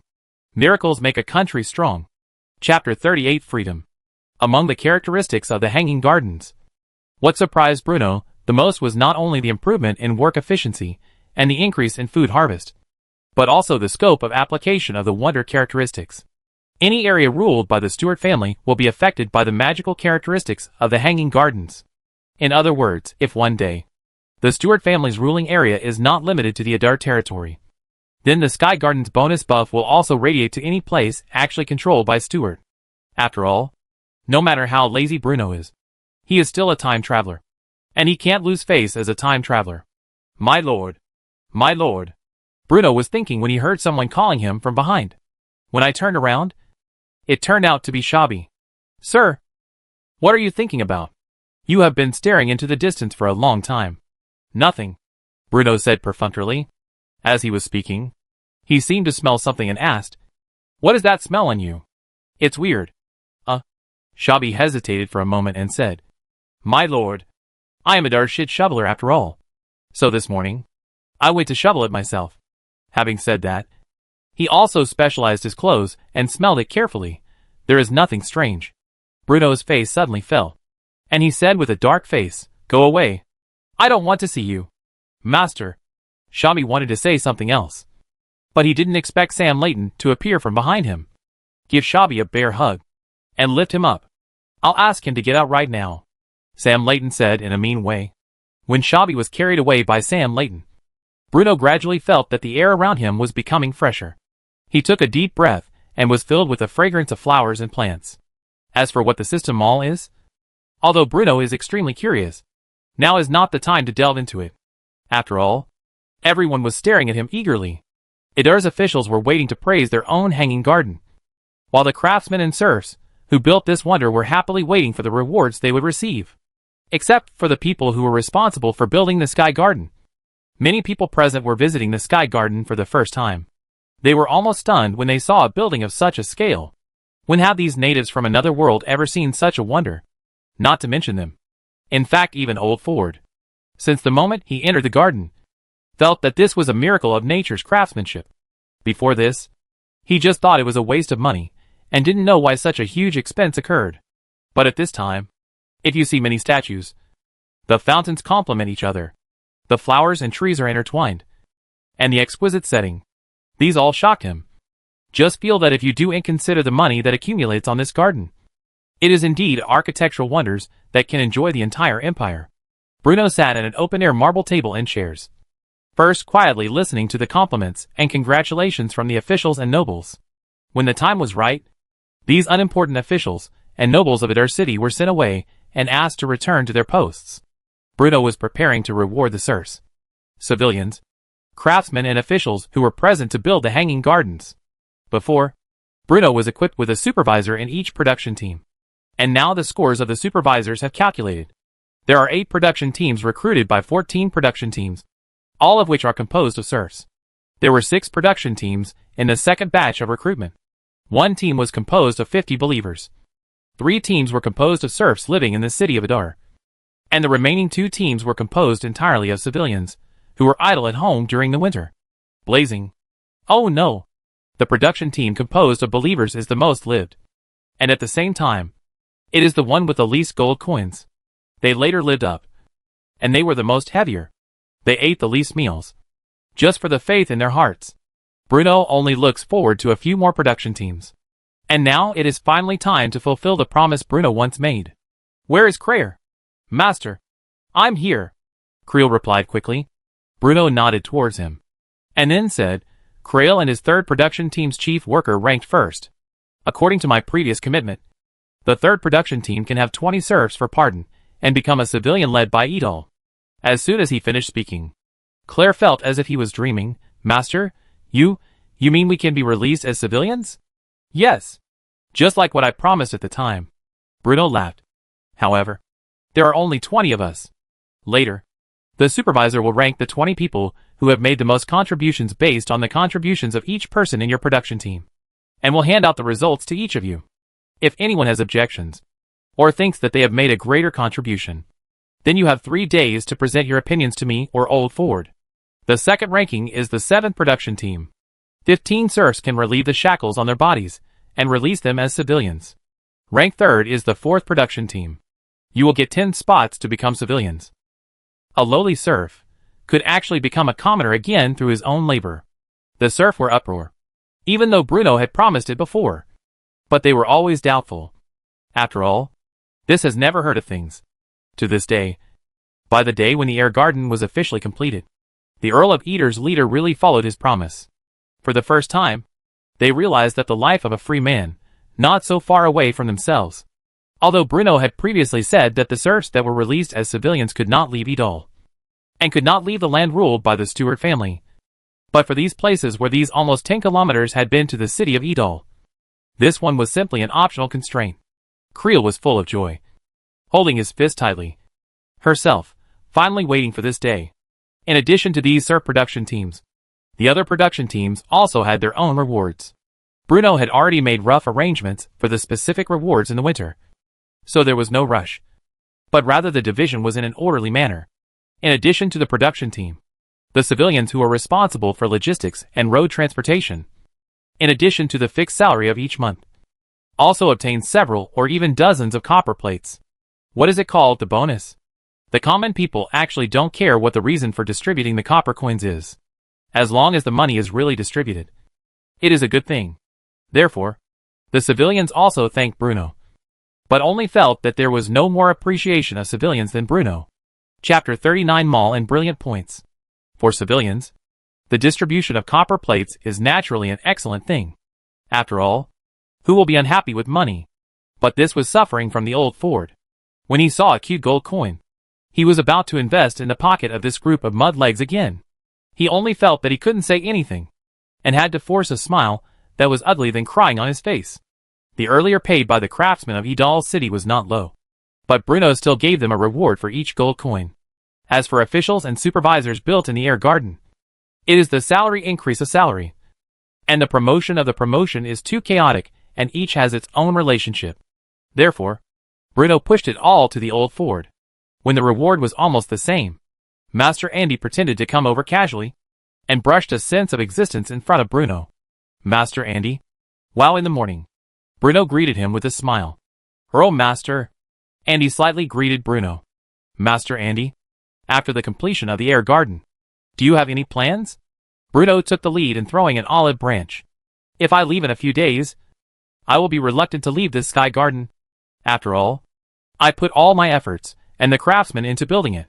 Andy looked at the sky garden with some affection, and then said in a tangled manner, but I have been away from the kingdom of Basel for a long time, and I want to go back and take a look. If Master Andy is not disliked, it is better to take a period of time and idle for a while, Bruno said. Here? To be honest, Andy was feeling conflicted. He was willing to stay here for a while longer, because the sky garden was his masterpiece. But on the other hand, many of Andy's old friends lived in the kingdom of Basel, and he started to miss them after a while. After all, Andy is over 50 years old. In this world where the average life expectancy is only 40 or 50 years old, he is definitely an old man. So it is normal for him to feel a little nostalgic. Actually, I shouldn't have stopped Master Andy from going back. But Bruno seemed to be hesitant to speak. What's wrong? Andy's face was slightly tense. Bruno said with a worried look on his face, as you know, Idar territory is located in the easternmost part of the Norman Empire. It is remote, and the people live in poverty. There is an old saying in Idar that poor mountains and bad waters produce unruly people. During this period, a large group of bandits has been entrenched on the southernmost road of Idar territory leading to the kingdom of Basel. As he spoke, Bruno winked at him, looking innocent. Andy felt a rage in his chest. Where did these robbers come from? This was clearly the excuse that Count Idar didn't want to let him leave. When he invited me to Idar, he acted in such a barbaric way, claiming that he had rescued me from the hands of some Count Sorin. But the personal guard of Count Sorin, who kidnapped me, was clearly an officer of Idar. And now, before he said he had to leave, Bruno had already fabricated a group of ruthless robbers. At this moment, Andy was very sure that as long as he decided to leave, he would definitely meet Sam Layton, who was playing the robber. On the way. Shameless. Master Andy? Don't worry. You have to understand that this sky garden will not be the last wonder built by Idar territory. After saying that, Bruno glanced at Andy and continued. If Master Andy stays here, he can continue to help me build wonders.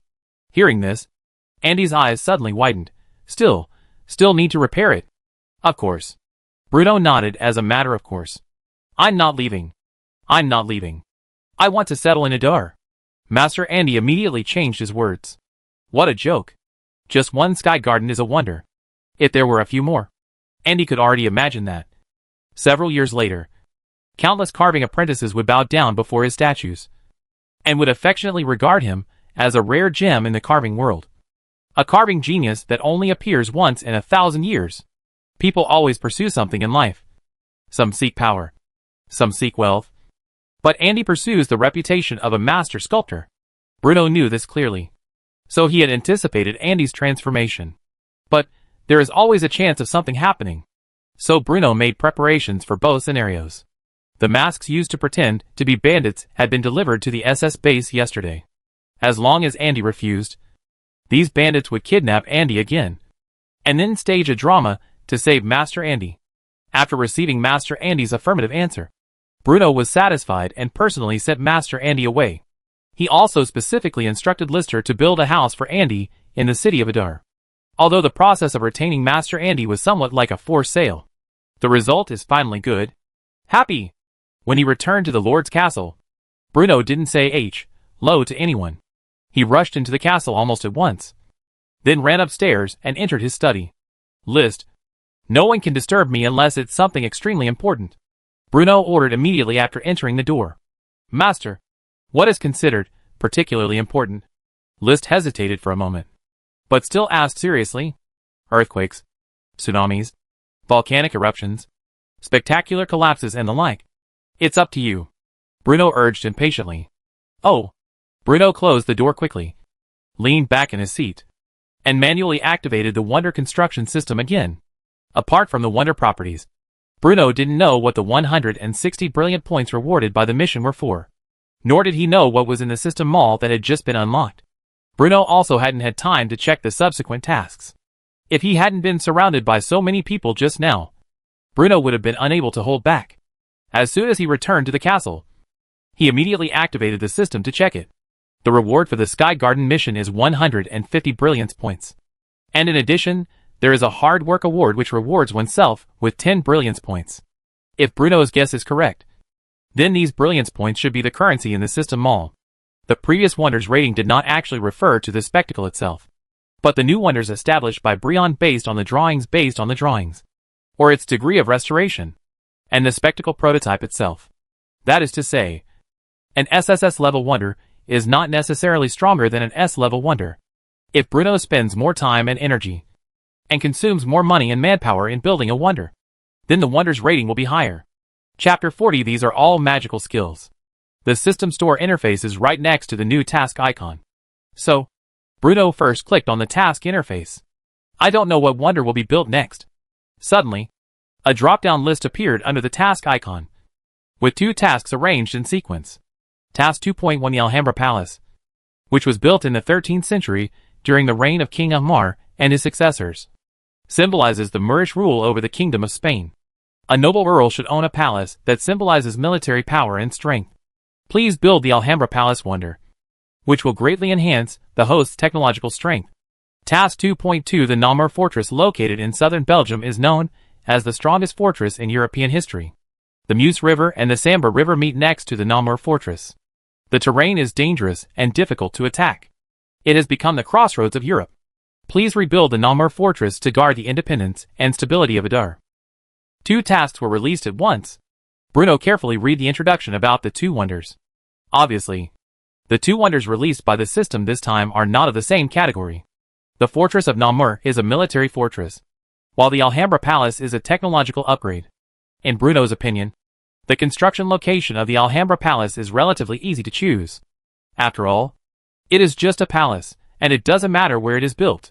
But the construction of the Namur Fortress required particular caution, because in addition to receiving rewards from the system for building the Namur Fortress, the location of such a large fortress will also have a significant impact on the entire Adar Territory's defense system. To the west of Adar Territory is the Almes Mountains. If you want to enter from the west, you must pass through the narrow Stranglethorn Vale, or cross the uninhabited Almes Mountains. It is easy to defend but difficult to attack. But the north and south of Adar are relatively open and flat.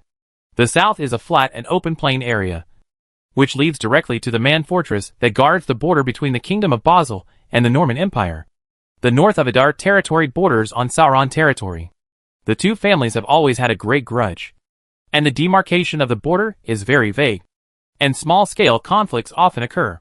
However, the terrain in the north and south is relatively open, with a relatively long border. If Bruno directly places the Namur Fortress to the north of Adar, then the army of Sorin can easily bypass the Namur Fortress. Forget it. Let's not think about it for now. Bruno shook his head. Instead of worrying about whether the next wonder should be built first, the Namur Fortress or the Alhambra Palace, it would be more practical to go shopping in the newly opened system mall. After Bruno closed the task list and focused his attention on the icon of the system mall, he only felt a flash of the screen in front of his eyes. And soon, he jumped into the mall interface. There are 3 columns in the mall interface, namely, policy concepts, craftsmanship and techniques, and product props. Bruno first looked at the policy concepts column. There are concepts of navigation, exploration, economy, quality, etc. These policy concepts can encourage the people of Adar Territory to have great enthusiasm for a certain field or aspect, or provide a stable buff for Adar Territory.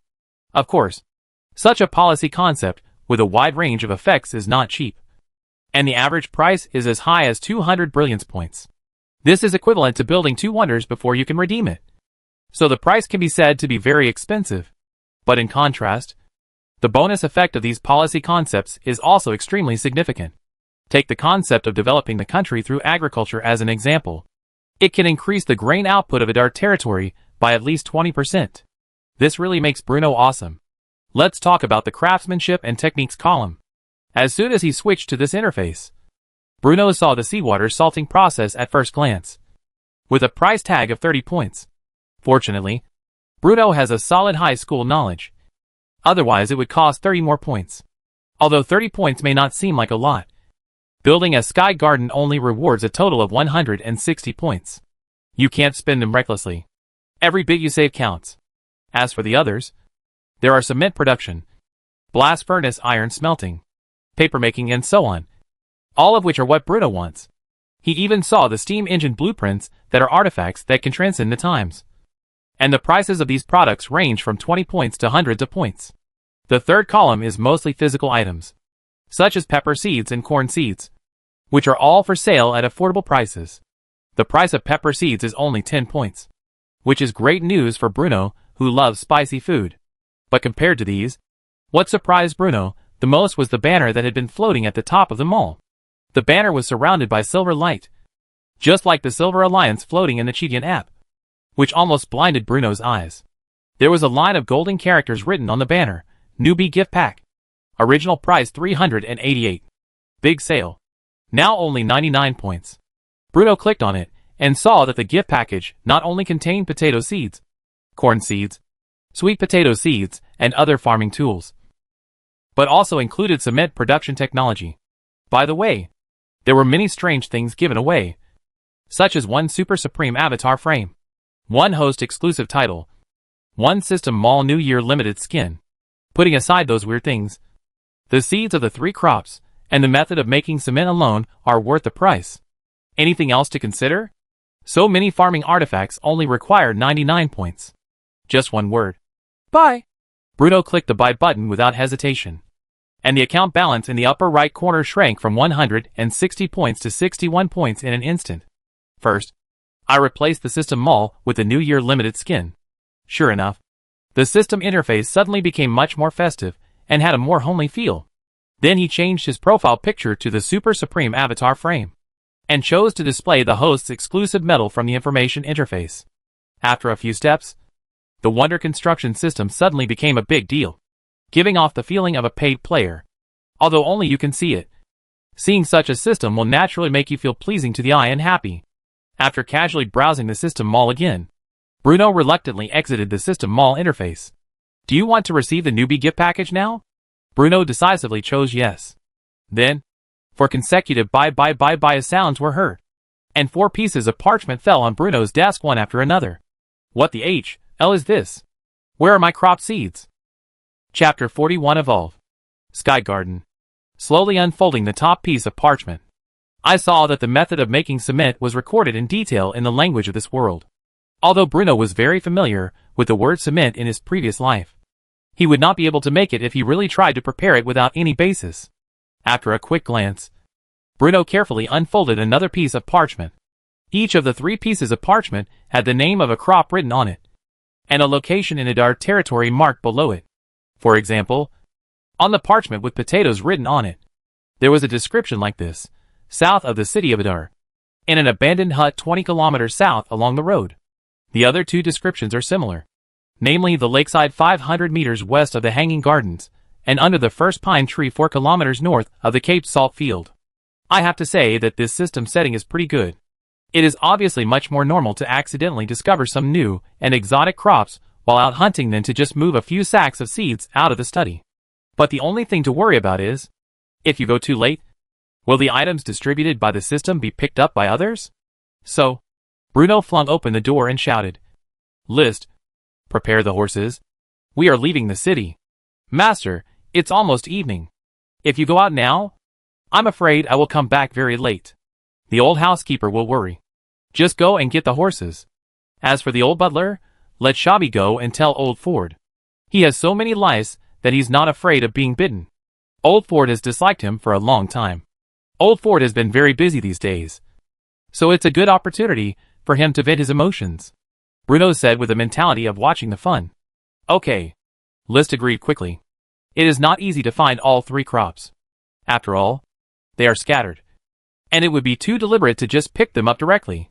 But luckily he brought along his silly valet, Lister, who had only one advantage: he was easy to deceive. In short, after staying in a house next to the Cape Salt field for one night, Bruno returned to Adar the next day with dozens of bags of potatoes. Corn and sweet potatoes. I have to say that the system is quite powerful in this regard. With a large truckload of almost every crop.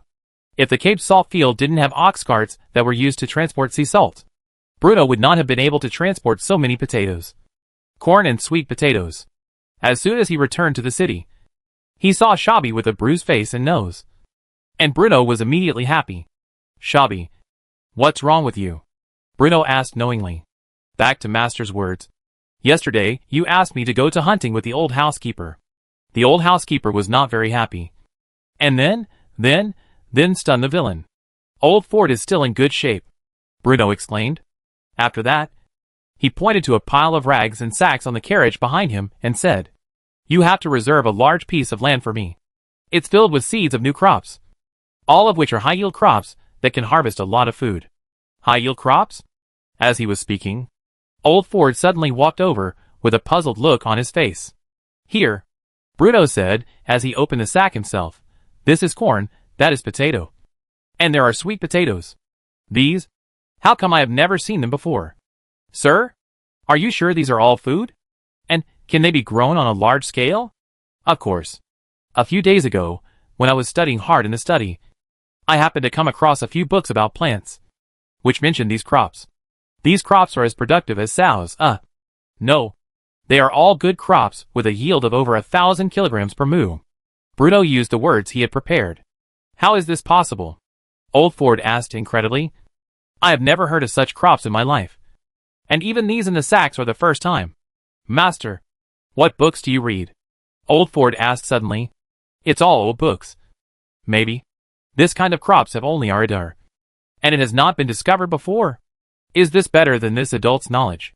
Otherwise, these excellent crops may be buried by history. Bruno lamented. Old Ford, you specifically planned a large place to plant these 3 crops. In a few days, I will write some things that need to be paid attention to. Old Ford hesitated for a moment, and persuaded, Master, because of the previous construction of an air garden. We leading Edal this year's grain consumption is particularly large. If you circulate a piece of land separately to grow these foods that do not know how large the output is. If it is successful, if it fails, I am afraid that there will be a lot of money to buy food. In the final analysis, Old Ford suddenly didn't know where to find out. These things called crops were still a little doubtful. After all, in this world, the history of written records is as long as thousands of years. And his own master suddenly took out 3 new crops that had not been found so long, and claimed to be able to produce a pound acres. No matter who was replaced, he would feel too whimsical. In that case, Bruno paused for a moment and said, Old Ford does have a point. Why don't we pull out all the newly planted flowers and plants in the sky garden? What? What do you say? I said, let's pull all the flowers and trees planted in the garden in the air garden, so that it will not take up the farming land. Bruno's rare positive rode. Why? Old Ford was still a little confused and looked bewildered. Although it is a pity that the blossoming flowers and plants that have been pulled out, these crops are only these. If it is not planted this spring, maybe there will be no such opportunities in the future. As for those flowers and plants, you can buy some new ones from the outside. Old Ford felt dizzy. The air garden was completed for 2 days. My own master. I actually wanted to pull all the flowers in the gardens built by the cost. You know, many flowers and plants in the air garden are purchased from the outside world through Cario, which cost a lot of money. Master, think twice. Then it's decided. As a noble lord who loves his people like his own children, I, Bruno, always think about the people.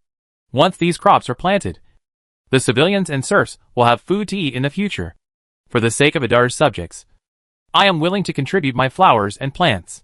Only by transforming the sky garden into a sky vegetable garden can I, Bruno Stewart, show my great character of loving my people like my own children, Bruno said earnestly. Chapter 42 Cement. Master, after thinking it over, I think it would be more appropriate to set aside a piece of land specifically for you. Old Ford finally gave in. If you don't agree, you can buy the costs needed for those flowers and plants from other places in other places of the empire. but far more than buying grain costs. Ah? No need? Do you really need to transform it into a vegetable garden? Bruno said a little bit. It's really not necessary. Villagers believe your crops will definitely be per moo. Old Ford said with tears. At this point, he can only expect these 3 new crops, which can really be as magical as what Bruno said. Okay. When I saw Old Ford so actively cooperating, Bruno had to be glad to die. Seeing that Bruno was finally loosened, the Old Ford had a breath and slowly left. As he walked, he could hear Bruno behind him complaining. But if we don't turn it into a sky garden, how can we show my great character of loving the people like my own children? The Old Ford's feet stumbled. Almost tripped himself. Alas, the brain hurts. With the completion of the air garden and the arrival of a novice gift package, the production of cement has been put on the agenda by Bruno. After the construction of the hanging gardens was completed, the production team originally composed of serfs suddenly lost their jobs. The serfs, which were later transferred from Idol City, were fortunate to say that after all, spring plowing was coming, and they originally built a spectacle for their own lords masters during the winter. They originally had a rented arable land, but just made a meal. However, the first batch of serfs recruited were left with nothing to do for a while. They were originally transferred because of the reduction of the hand in the Seahorn salt venue. Now, the air garden has been built, and Idle has not opened a new project in a short period of time. These serfs naturally have been idle. The daily food, drink, and defecation of hundreds of serfs is an expense. So Bruno naturally has to find some work for them as soon as possible. During the peaceful years, even if a large number of bonuses and rewards provided by the system did not have the system, it was actually beneficial, because large-scale engineering will inevitably spend a lot of money, collect a lot of people. Many people who have nothing to do will find new jobs and feed themselves or even their own families. This is like a common work in the last life, which not only solves employment, but also eliminates part of the instability in society. At the same time, due to the more closed geographical location of Idol and the relatively primitive noble manor economic model in the world, large-scale projects have greatly promoted the circulation of copper plates and gold coins in Idol. With more money in the hands of the people, they can get better living materials, let themselves eat and wear warm, and enjoy better living conditions. As the Count Idol, Bono, also the largest expensive black heart businessman in Idol, almost all the things that the people need to make Bruno earn money. Perhaps the black bread shop on the street was not opened by Bruno, but the grains needed to make black breads were purchased from Bruno's hands. Even if these grains were not purchased from Bruno, the land that planted these grains also belonged to Brion. Therefore, although a piece of copper plate is first entered the pockets of civilians, however, after different links, they will eventually return to Bruno's pockets, although the starting point and the end point are the same. After experiencing such circulation, the people can live better. In this way, Bruno can't tell the old Ford who just wants to save money, because even if the old Ford understands, the officials of Idol will not understand. Therefore, Bruno can only want to learn to think about the role of Idol's people in such a subtle change and re-understand the role of money. Now that the construction of the air garden is completed, and the new wonders are not possible to build it immediately, Bruno naturally puts his eyes on other places. The road of Adar is time to repair it. As early as the long winter, Bruno had long wanted to do this, but he has always suffered from the support of sufficient gold coins and has to continue to delay. But now, the air garden, which has always occupied the largest expenditure of Idol, no longer needs to cost nearly 1,000 gold coins per month, which allows Bruno to finally put the reconstruction of the road to the agenda. The arrival of cement production methods undoubtedly provides him with greater convenience. So Bruno intends to go in place in one step to directly build a wave of cement roads. The method of making cement is actually not that difficult, especially with the guidance of the Wonder construction system. The only thing Bruno had to worry about was the temperature at which the cement was fired. According to Leather Paper, it is generally the biggest problem to control the temperature at about 1,400 meters when firing cement. This is undoubtedly the biggest problem. However, this is a world of magic. Arnell's research on magic circles provides a possible solution to this problem. Don't forget, Arner can still fire. With the painting experience of the suspended method, Aner can be called handy when designing a new French array, although it will be different in some details. It is in line with the general drawing thinking. Sure enough, After a few days of effort, Ainer gave Bruno a satisfactory answer. After countless modifications, the first version of the heating array can now successfully maintain the firing temperature at around 1,400 degrees.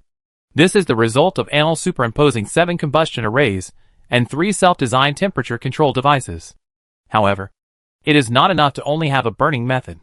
Bruno specializes in 3 blast furnaces with newly burned red brick barriers to ensure sufficient cement output. The cement production process can generally be simply divided into 2 grinding and 1 burning. First of all, the materials such as limestone, iron powder, sand and gravel are mixed in a certain proportion, and then grinded into powder. Then send these mixed powders into the blast furnace, and to burn high temperature burn by heating method to produce cement clinkers. Finally, add a certain amount of slag or flour ash to the cement clinker, a certain percentage of gypsum, and after mixing and grinding, the cement is made. When the cement is mixed with water, it can be hardened in the air or hardened in the water, and can be firmly tied together with sand, stone and other materials. Chapter 43. If you want to be rich, build the road first. For road construction, Bruno has a complete plan. The slogan to be rich, repair the road first, is by no means empty words. Backward transportation will hinder the progress of localization of resource advantages into economic advantages, and it will also become a bottleneck of social and economic development. In Bruno's view, one road is like Idal led the blood vessels that can connect each part of Idal. Bruno plans to build 4 roads. One is connected to Idal City and Seahorn Salt Fields. The other is connected to Idal City and Harbor Wharf. And one is connected to the Harbor Wharf and the Sea Corner Salt Field. These 3 roads just form a triangle. And it is also the core area where Bruno will focus on development. As for the last road, the most important one is connected to the core ceremony, Idal City and Man Fortress. The west gateway to the west of Idal is the most important channel for Idal to connect with the Empire inland. At the same time, Thorns are also the most important supply line in the north of Man Fortress.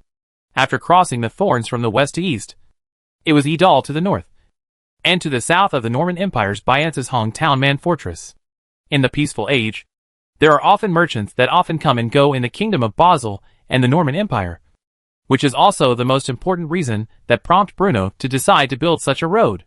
In Bruno's view, in recent years, Idal has not built a road between the Man Fortress and the city of Idal. It is an unreasonable thing. After all, in addition to nobles, these merchants can be regarded as the richest groups on the mainland. Money means consumption power, and consumption power means to create a source of income for Idal. Therefore, Bruno plans to establish a road from Thorns to Idal City, and then the road from Idal City to Man Fortress.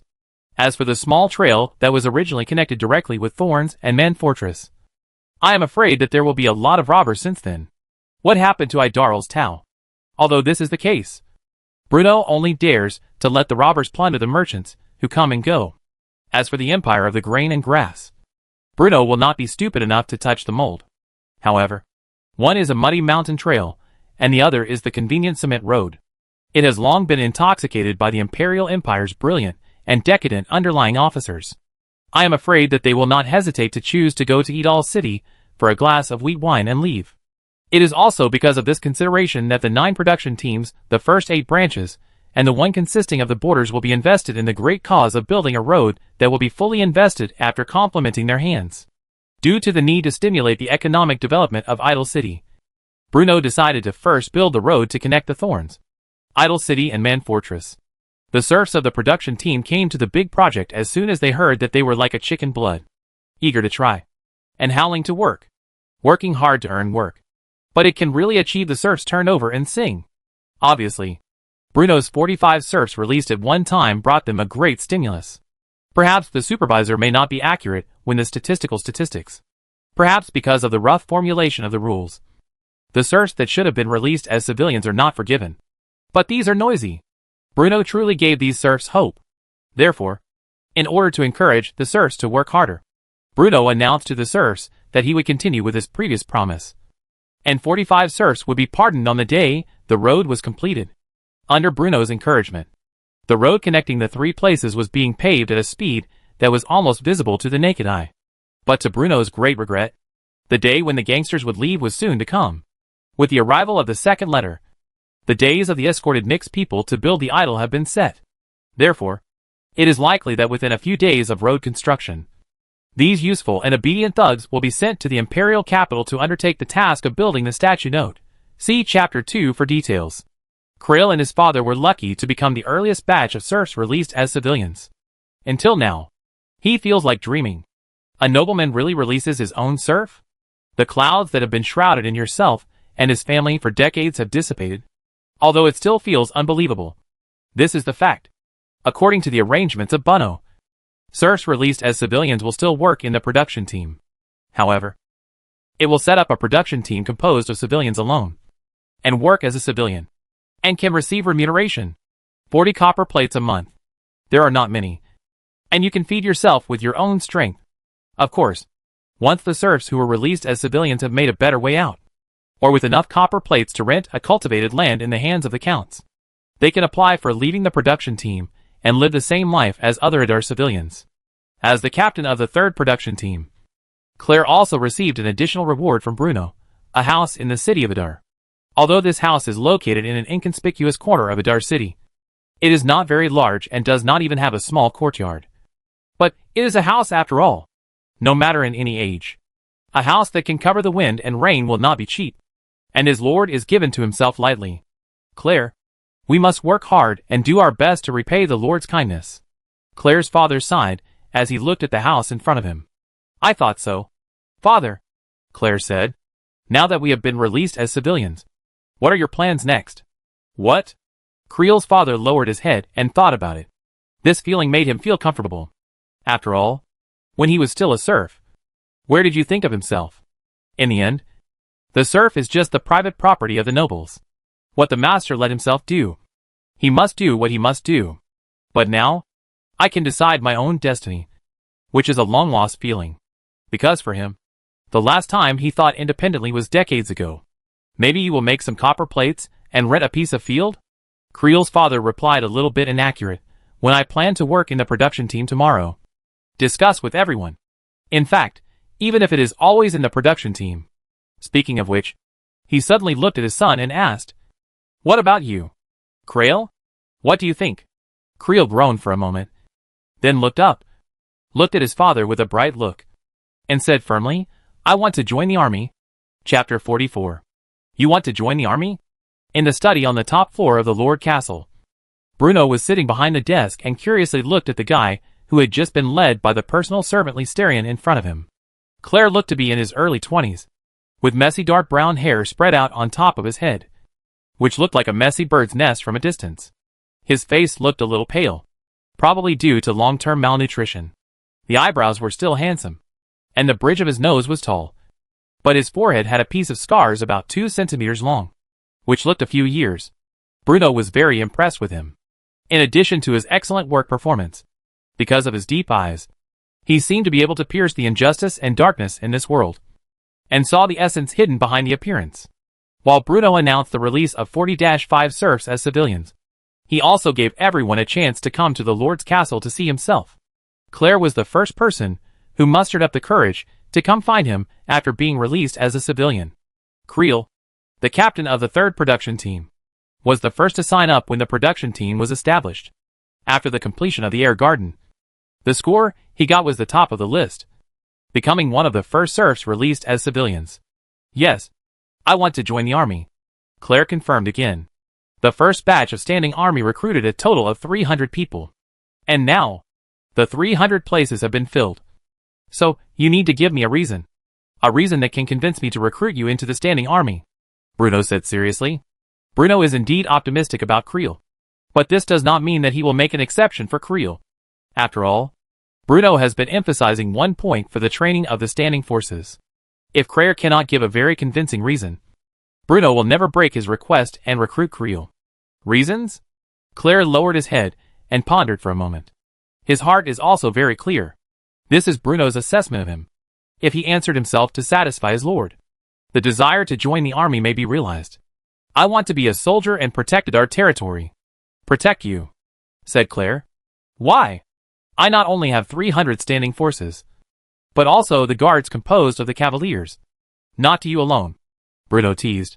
Because I want to guard this possibility. Krill looked at Bruno's eyes and said firmly, an eater? Only an Edol. Serf can also become a civilian through his own efforts. And this possibility. Only you gave us. You gave the serfs hope. Let me and my father stand up again. Let us live for ourselves. Bruno's gaze was slightly condensed, and his hands clenched the armrests on the side of the seat unconsciously. You really think so? Bruno finally got serious. Yes, Claire said without hesitation. The territory is as clean as an undeveloped virgin land. You have given us, the humblest and most lowly serfs, the opportunity we most wanted. I, Claire, am willing to protect our territory with my life. Protect this hope. Let's go on first. You apply for joining the army. I need to consider. After a long silence, I finally said to Corell, following the count, Master Earl. Creel walked respectfully, and then walked out carefully behind List. At this time, Bruno's heart was like turning the river. Prior to this, he always regarded the group of people around him as an indigenous resident who has not yet opened up the world. He wanted to follow the historical footprint of the previous life step by step. However, Claire's words gave Bruno more to think about, because Bruno finally realized that even the humblest serfs, they had their own thoughts and their own cognition. Perhaps because of their own class limitations, they could only see them. But there are always people. There will always be people like Krail. They will think more and farther. The release of serfs as civilians seems to be just a little bit of insignificant measures. But behind this contains the energy that destroys the earth. Because there are too many serfs in this world. Bruno's heart was a little excited and a little bit embarrassed. Of course, he is happy that his leaders can think of themselves, have their own cognition, and can truly lead Edal as their sustenance and see himself as a member of Eater. However, Bruno himself is a noble. Release the serfs as civilians will cause Yidel to excite great production potential. But serfs and nobles, after all, are two opposite class. This makes Bruno must treat this problem very cautiously. And you must not tolerate it. Bruno faintly feels that he seems to have become the invisible push of the history of the world. Each of his behavior will launch a grain of seeds for the world, which will affect the original development trajectory of the world. This is a very wonderful feeling, which will make people have a sense of pride and accomplishment deep in the heart. Bruno thought about it for a long time in the study, and painted countless times on the sheepskin paper. So he shouted to the door, List! Master! You call me? List entered. Let courier report to the standing army. After all, Bruno said. In addition, let Sam rate unpractice him fiercely, and good seedlings should enjoy more training. As you wish, Master. Also, use too much brain this morning. You let the kitchen prepare 2 more dishes. When List left, Bruno ordered again. Yes, sir. What do you say?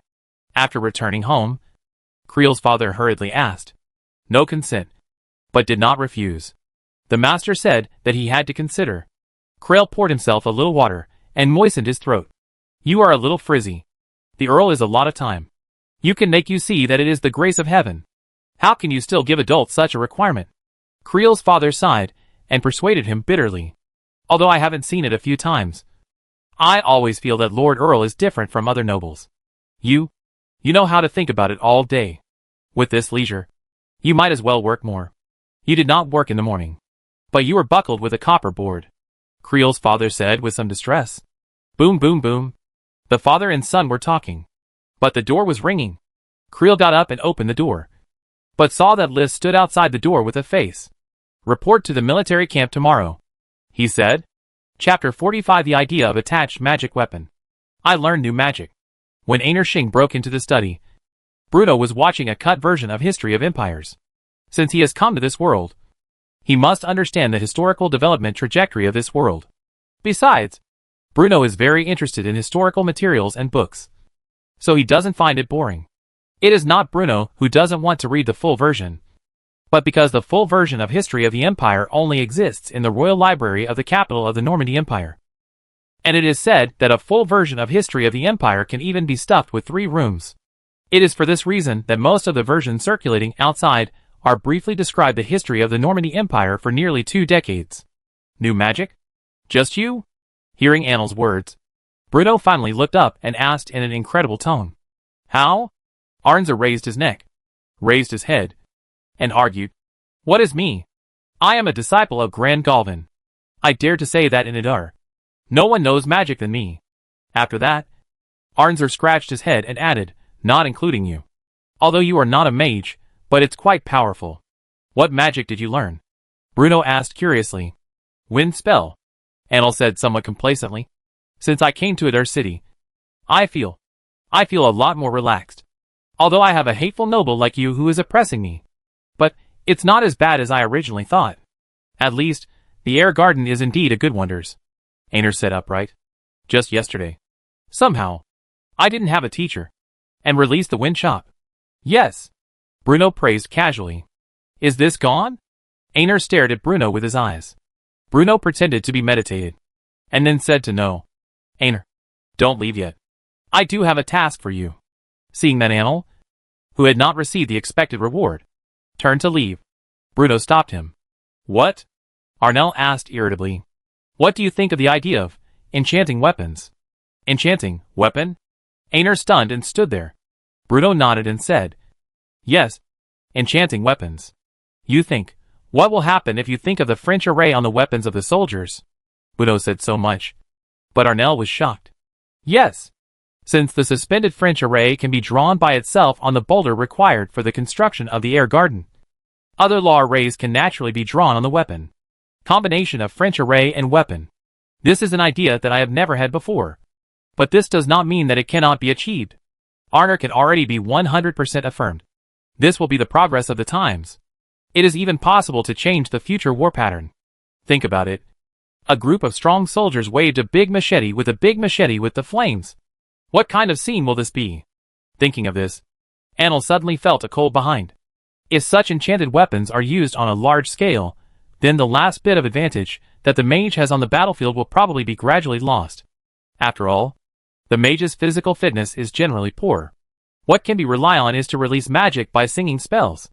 However, if the magic weapon is popularized by the army, it is equivalent to each soldier as a mage apprentice who can release magic. Too terrible. I originally had an idea for the magic weapon. But today you said that I have learned the wind. So I have more ideas. Anur, who was in a daze, said directly. You said slowly. Einar swallowed his mouth. His face stiffly said.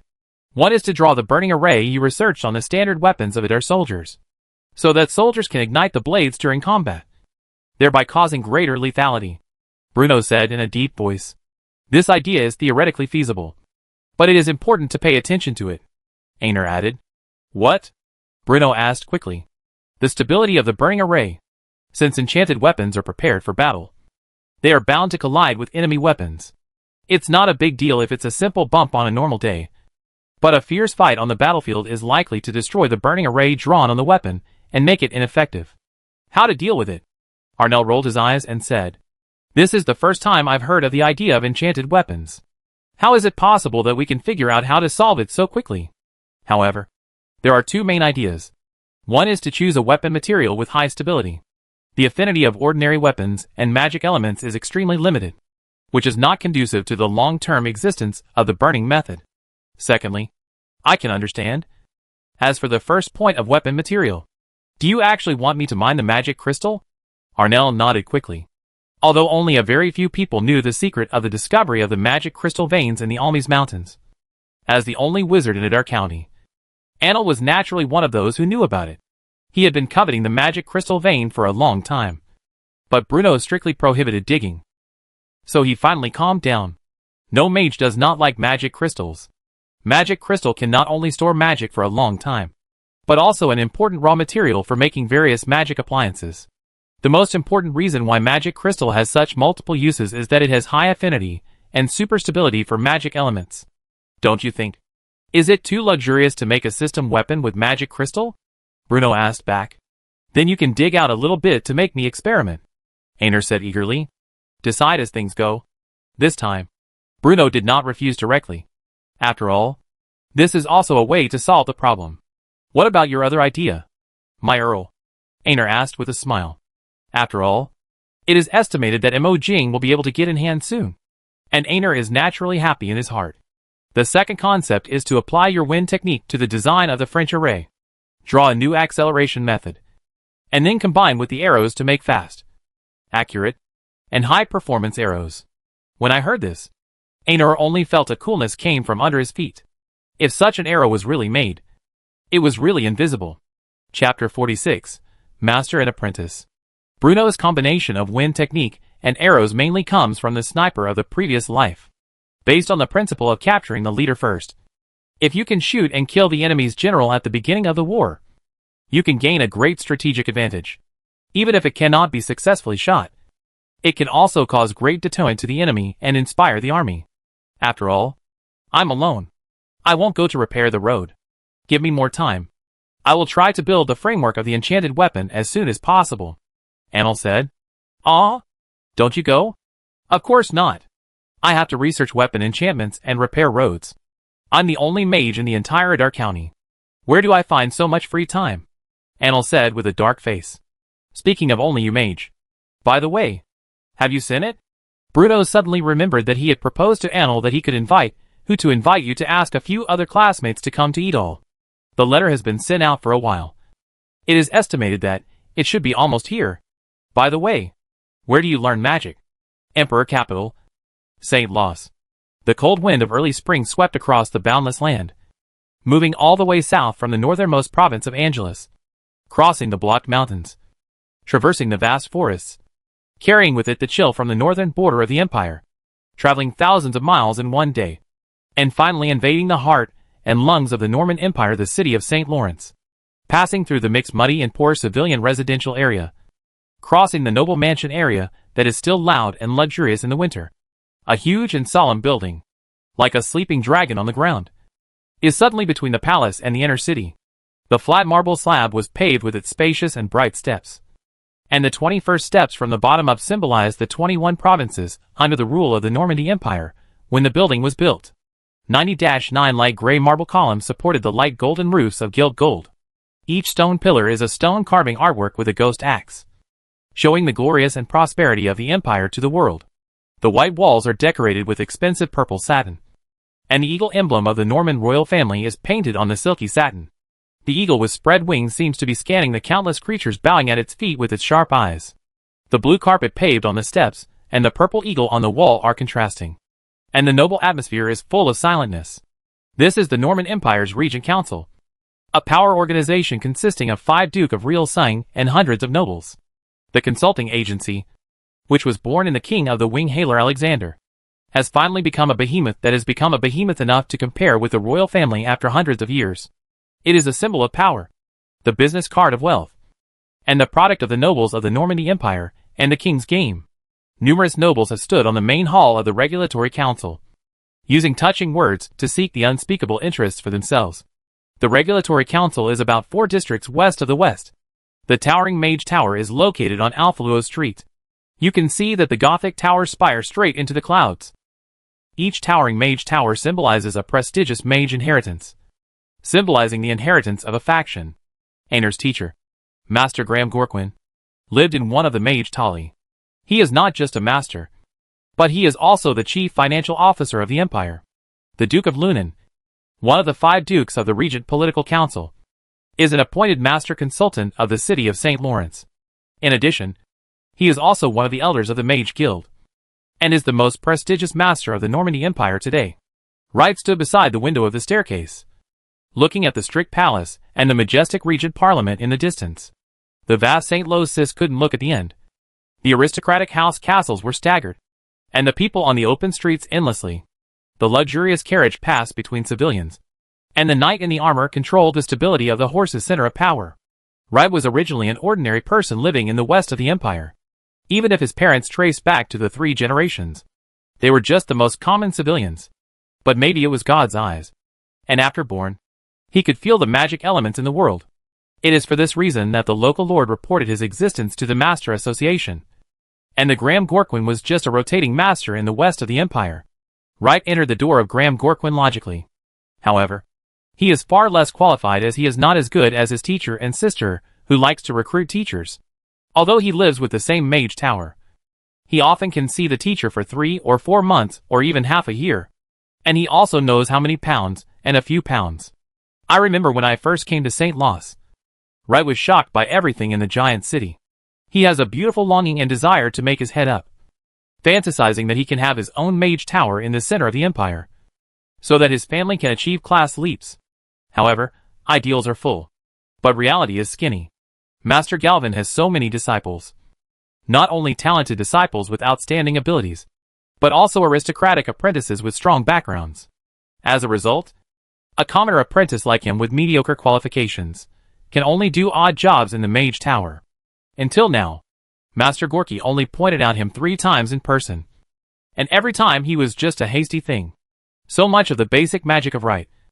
Almost all he learned by himself. At this moment, 2 mage apprentices came downstairs one after the other. The leading male mage said casually, "Right. I accidentally broke the water cup in the practice room. Go upstairs and clean it up later." "Okay," Right whispered. The male mage is called Reagan, a proud student of Master Gorquin. He has the opportunity to get the person's personal guidance of Master Gorky almost every week. At the age of 24, he has learned all basic spells and has started intermediate spell studies not long ago. That's right. The daily task of Right is cleaning the spell training room on the 5th and 6th floors of the mage tower. There are still many mage apprentices who work in the same job in this mage. They all come to St. Lawrence with longing for their longing, and then succumb to the cruel reality under the time of time. There is no abusive dog blood bridge section, and there is no familiar plot that deliberately finds faults. Because for the talented mage apprentices of the Mage Tali, apprentices like Lart are just eye-catching clouds. They have never seen it, and even the names of these apprentices do not know. When Locke came to the 5-layer spell training room, everyone here had gone. He calmly cleaned the fragments of the cup on the training room floor and the water stains on the ground. And Leader took out his staff and began to practice his basic magic. While practicing, other mage apprentices walked in carefully. They are all apprentices who are not seen by Master Gorky on weekdays. They can only come here to practice here while enjoying dinner, while others enjoy dinner. Right. A apprentice suddenly shouted. Right turned back. Originally Watson, who lived next to his room. What's wrong? Leader asked his staff and asked. Annal's letter. Watson waved an envelope. What do you say? Right asked quickly. Different from other mage apprentices. Although Aner was unpredictable in magical talents, Gorquin would not ignore him because of his father's Duke of Ryan. However, it seemed the golfer taught it only because of his father, the Duke of his father, and his always strong Annal left the mage tower directly without saying a word. Leet and Aner met in this training room. Aner, who was not able to lose, met the Right who learned magic. There were endless words between the two people with a disparate status. Watson looked around, then leaned over to Right's ear and whispered. He invited us to Idar. Idar? Where is this? I have never heard of a noble leader in the eastern part of the empire. Watson replied. It's just, why go there? Right puzzled. He said. He met a very powerful master. A master who had never accepted any apprentice before. And it is said that the great master's attractiveness for magic. Watson said excitedly. How is this possible? Right asked back. Each mage needs to register at the Norman Empire Master Association. Unless, that was a master from the Kingdom of Basel. Speaking of this, Right suddenly widened his eyes. Shh. Watson quickly covered Right's mouth. Speak softly. Do you think what Arnell said is true? Should we go? Watson asked. But if that is really the great wizard from the Kingdom of Basel, is it inappropriate for us to go there like this? What are you afraid of? Arnell is the son of Duke Rune. Even he doesn't care about these things. Why should you? An ordinary civilian mage. Worry about these things? I need to think about it. I also have to contact others. You want to tell me? In short, such an opportunity. I will never give up. Rather than sweeping the land in this mage tagger, it is better to go out to break. Life and death. Success or failure, Watson said. 3 days later, at midnight, nearly 10 wizard apprentices, who still cherished the dream of becoming great wizards, walked out of different wizard towers. They walked together, heading east along Alfaro Avenue, leaving the most magnificent and spectacular city in the Norman Empire. They left St. Lawrence behind and headed towards the easternmost noble territory of the continent. And Right is one of them. Chapter 47, Earl Soren's Ambition. Sauron Collar. Located on the coast, Soraberg is a traditional Norman-style lord castle that has stood on the seaside for nearly 100 years. Its walls have been polished by the years, and after being ravaged by sea breeze and waves time and time again. Countless mottled marks had been left on them. The sea breeze blew into the castle through the window, ruffling Earl Soren's white hair. The 56-year-old Earl of Solon, Corey Buckley, was leaning on a gorgeous chair. His eyes passed over the candlesticks on the table, and stared blankly at a huge map hanging on the wall. What is depicted on the map is the territory of Sauron, and the Grand Highlands south of the territory of Sauron. The dispute between the Lords of Soren and Adar over the Grand Highlands has never ceased. It seems that since the first Earl of Soren was conferred, the two neighbors have fought each other countless times. After all these years of competition, both sides have won and lost alternately, and neither side has given in. They even glare at each other every time they meet. However, Earl Soren finally took the initiative in the conflicts of previous years, and swallowed up a large area of territory that originally belonged to the Adar Lord in one go. The reason was that the old Earl of Adar had passed away, and the new Earl of Adar, Bruno Stewart, was just a young and inexperienced spendthrift. He ate and drank lavishly, and spent money lavishly. Everything in Adar depended on the support of the butler, Olaford. The repeated victories made the elderly Earl Soren ecstatic, and thus he began to think about completely swallowing up the Grand Highlands. Let the Grand Highlands completely become a part of Sauron's territory. This goal has almost become the motivation for the aging Earl Soren to continue living. Earl Soren deeply believed that with just one more war, Soren would be able to drive the Stewart family of Adar out of the Grand Highlands forever. He had long been coveted to the iron mine in the Grand Highland, but suffered from Edal's neighbors who had led the neighbor, and he could not make large-scale mining at the Grand Highland. Only, in the eyes of Count Soren, the opportunity to completely defeat Lord Adar has arrived. The Sky Garden was a huge project, and it was impossible to hide it from the neighbors. Besides, Bruno had never thought of hiding it. The news that the prodigal noble next door spent a large sum of money to build a garden had already been brought to the attention of Earl Soren, spending thousands of gold coins a month. It looks like that little guy is planning to give up the Grand Highlands, Earl Soren said to himself. In fact, when Earl Soren first heard the news, he was a little bit skeptical. Are you kidding? These noble territories in the eastern part of the empire are all in the same bad state. They have no money and no people. They would be thankful if they could get 4,000 to 5,000 gold coins in tax revenue a year. Where would they get so much spare money to build a garden? Not to mention the remote east. Even the ordinary earls in the wealthy areas of the central and western parts of the empire could not afford to spend thousands of gold coins every month. In his opinion, if one wanted to build a garden of this scale, one would need the financial resources of a marquis or even a duke. As for Adar territory, it's impossible. However, the large-scale personnel and resource mobilization carried out by Adar in recent days undoubtedly enhanced the credibility of the source of the news, which forced Earl Soren to believe this ridiculous information. Therefore, Earl Soren firmly believed that this was the best time ever. Once he can successfully swallow up the Grand Heights, then with the support of the huge amount of iron ore in the Grand Heights, he will become one of the most powerful nobles in the entire eastern part of the empire. Maybe I can still be able to become a noble member of the Regulatory Council. When he thought of this, Earl Soren suddenly felt elated. The number of seats allocated by the Regency Council to the eastern part of the empire was already very small, and almost all of them were taken by a few old guys from the Val's Plain. If he became a member of the Regency Council, there would be many benefits. The more Earl Soren thought about it, the more distant it became. Before he knew it, a happy smile appeared on his old face. Father, when Earl Soren was immersed in his fantasy, a sudden voice interrupted his beautiful fantasy. What for? Earl Soren asked unhappily. The person who came was Earl Soren's eldest son, Herman Buckley. Herman Barkley is in his early 30s, has golden hair, is big and strong, and is in sharp contrast to the skinny Duke of Soren. I heard you were looking for me, Herman asked directly. As the only son of Count Thorn, Herman Barkley currently commands all the soldiers in Thorn and personally participated in the battle with Adar for the Grand Highlands in the past few years. As the only heir to Earl Thoron, the young and energetic Herman Barkley perfectly fits the proud attitude of the current Norman nobles and regards the dignity of the nobility as the most important thing. It's almost spring. It's time to call back those lazy soldiers, the elderly Earl Soren said in a deep voice. You mean? Hearing Count Soren's words, Herman Buckley's eyes suddenly lit up. Call your knights and soldiers, and strive to annex the Grand Highland completely before the beginning of the spring, and push the Edal people in the garden. They spent a huge sum of money Count Soren instructed. "Uh-huh." Herman Buckley laughed. "Don't worry, Father. Give me some time. In less than a month, your son will be able to drink afternoon tea in that garden."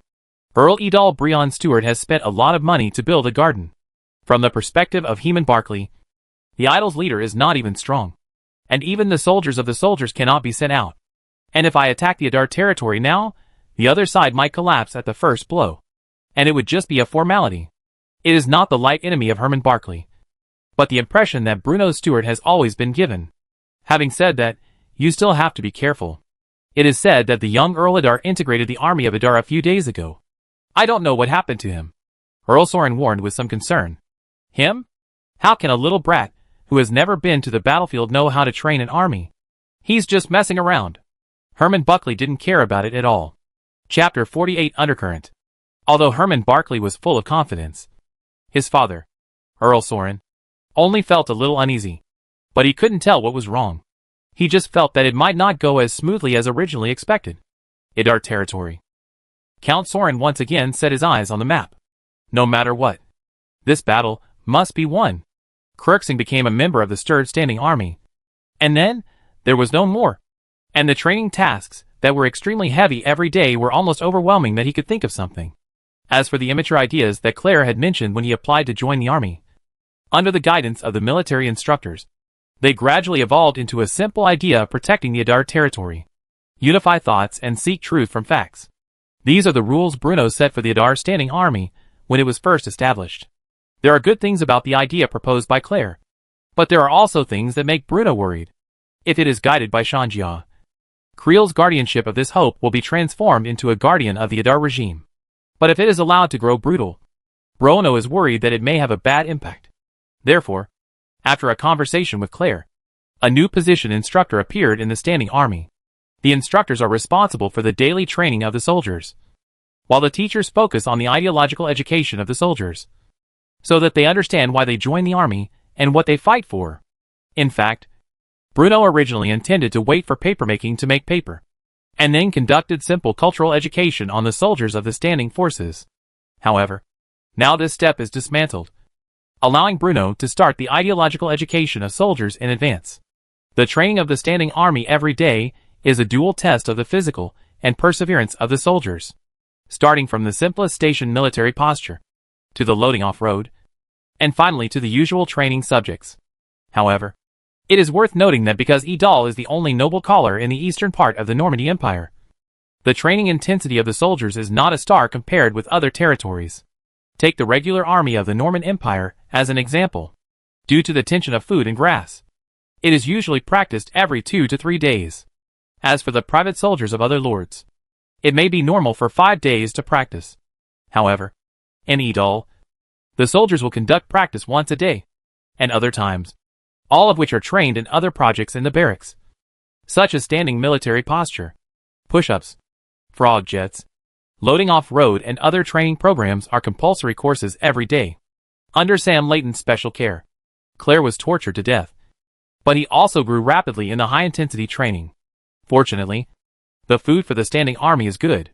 Not only is it pioneered, it has made 3 meals a day, but also has enough full tube. Although it is not nutritious, it is enough for these tired soldiers to fill their stomachs. The white bread is naturally not eaten by these rough men, but the black bread has always been as much as possible. And there is a little fishy daily, or sea fish or wild birds. Although everyone can divide much, they can also eat some oily.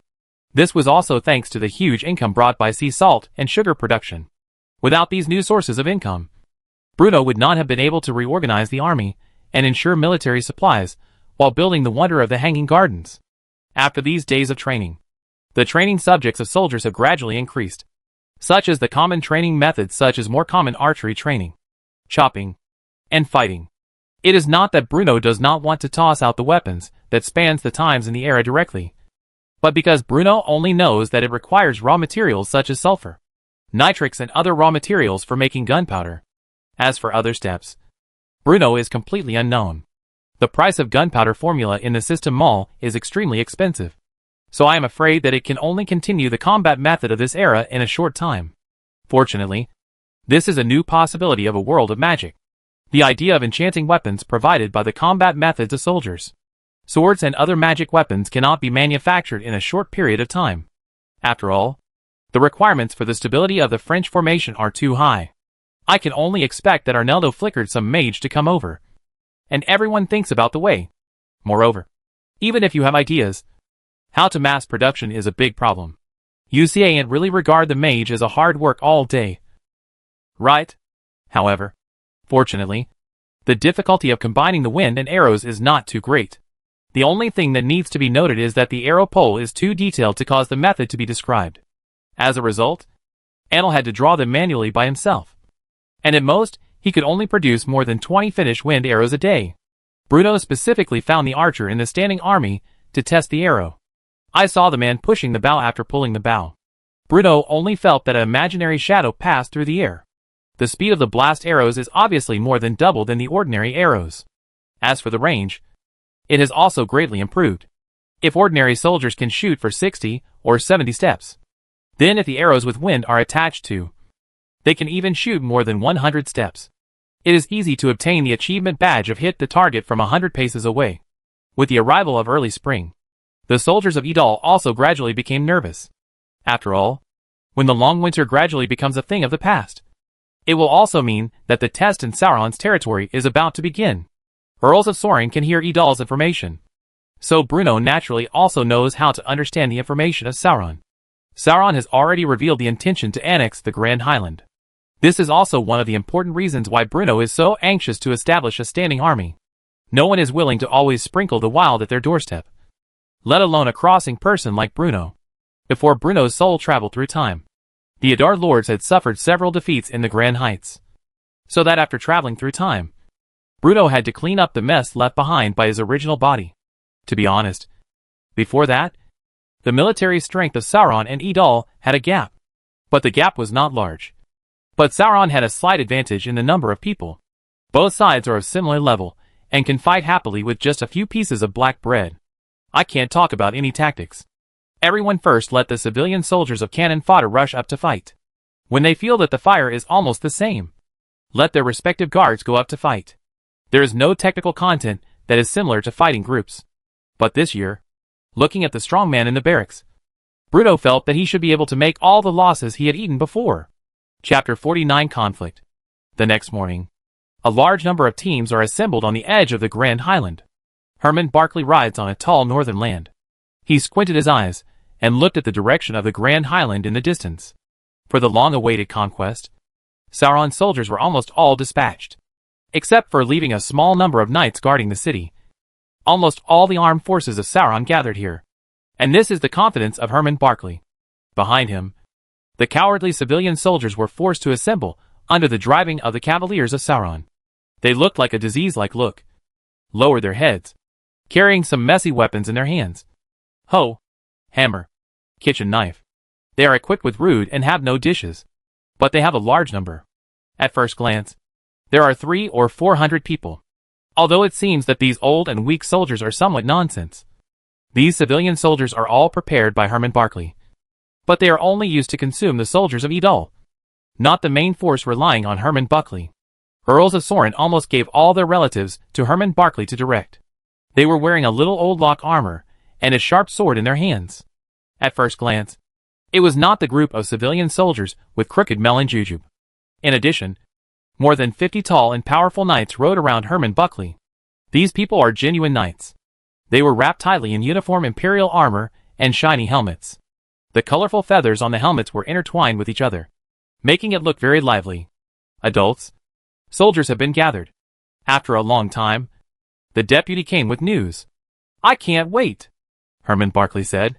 Having said that, he turned his head and said loudly to the knights behind him, "My cavaliers, today, it will become a day when we completely annexate the Grand Highland. The Idal people will always drive out of the Grand Highland. Let the banner of the Barclay family float in every corner of the Grand Highland." The knights behind for Sauron answered them. Set off. After that, Herman Barclay took the lead, leading the knights and the slovenly civilian soldiers behind him to advance towards the Grand Heights. Bruno has already received news from the spies. Herman Barclay's advanced soldiers did not cover the slightest. The serf living on the Grand Highland has been withdrawn by me. In the Lord's castle. Old Ford was reporting to his Lord's master's movement. There are many people in this attack. Led by Earl's eldest son, Herman Barclay, who followed the army. Nearly 50 knights. Nearly 100 relatives, and 300 or 400 civilian soldiers. So, there are more than 500 people added up.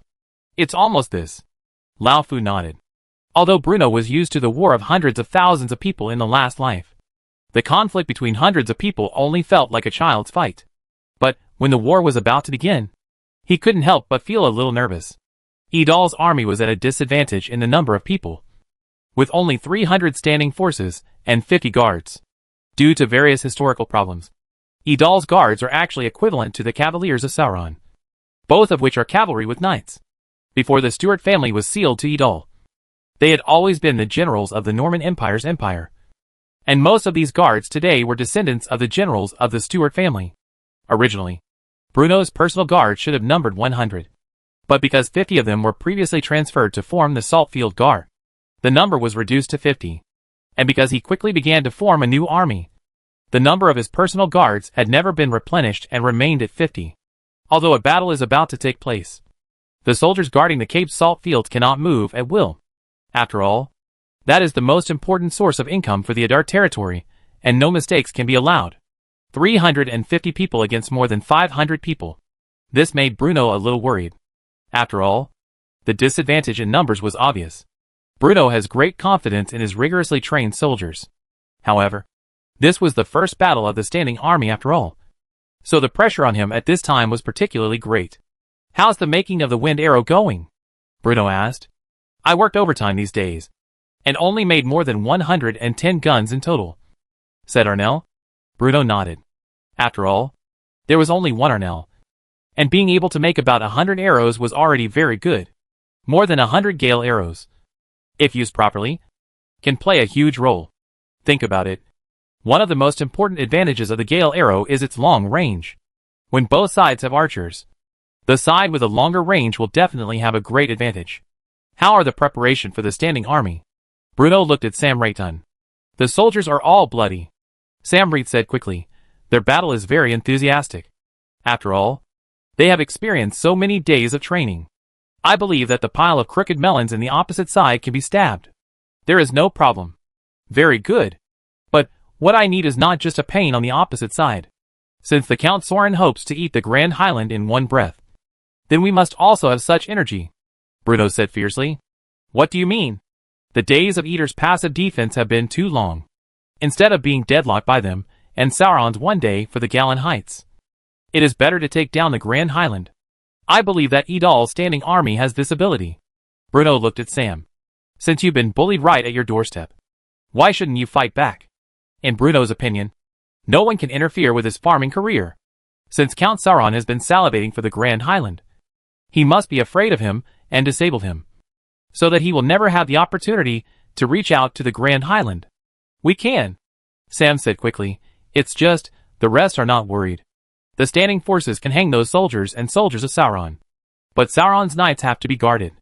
Rest assured, our guard cavalry is not vegetarian. Besides, I have prepared special weapons for the guards." Chapter 50 Battle of the Grand Highland. Herman Barclay was fierce, but the Idal caller seemed to be prepared. When he led his knights to rush into a village in the Adar-controlled area on the Grand Highlands, he regretfully found that the village was empty.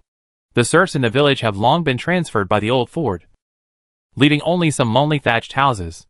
In this way, Herman Barclay conquered 3 or 4 deserted villages in succession, which obviously made him very annoyed.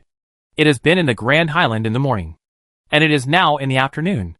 Herman Barclay has not even seen the shadow of the idle soldiers. This group of timid idle, this group of mice and mice has not even had the courage to fight against us. Herman Barclay cursed. "Adult, we have now come to the southernmost point of the Grand Highland, and go forward. We will leave the Grand Highland soon. What do you want to say? Don't beat around the bush." Herman Barclay glanced at him and said, "Should we rest here for a night, and then march directly south to the city of Adar tomorrow?" The adjutant suggested. "From the Grand Highlands to Idal City, even riding a whole day. It takes a whole day.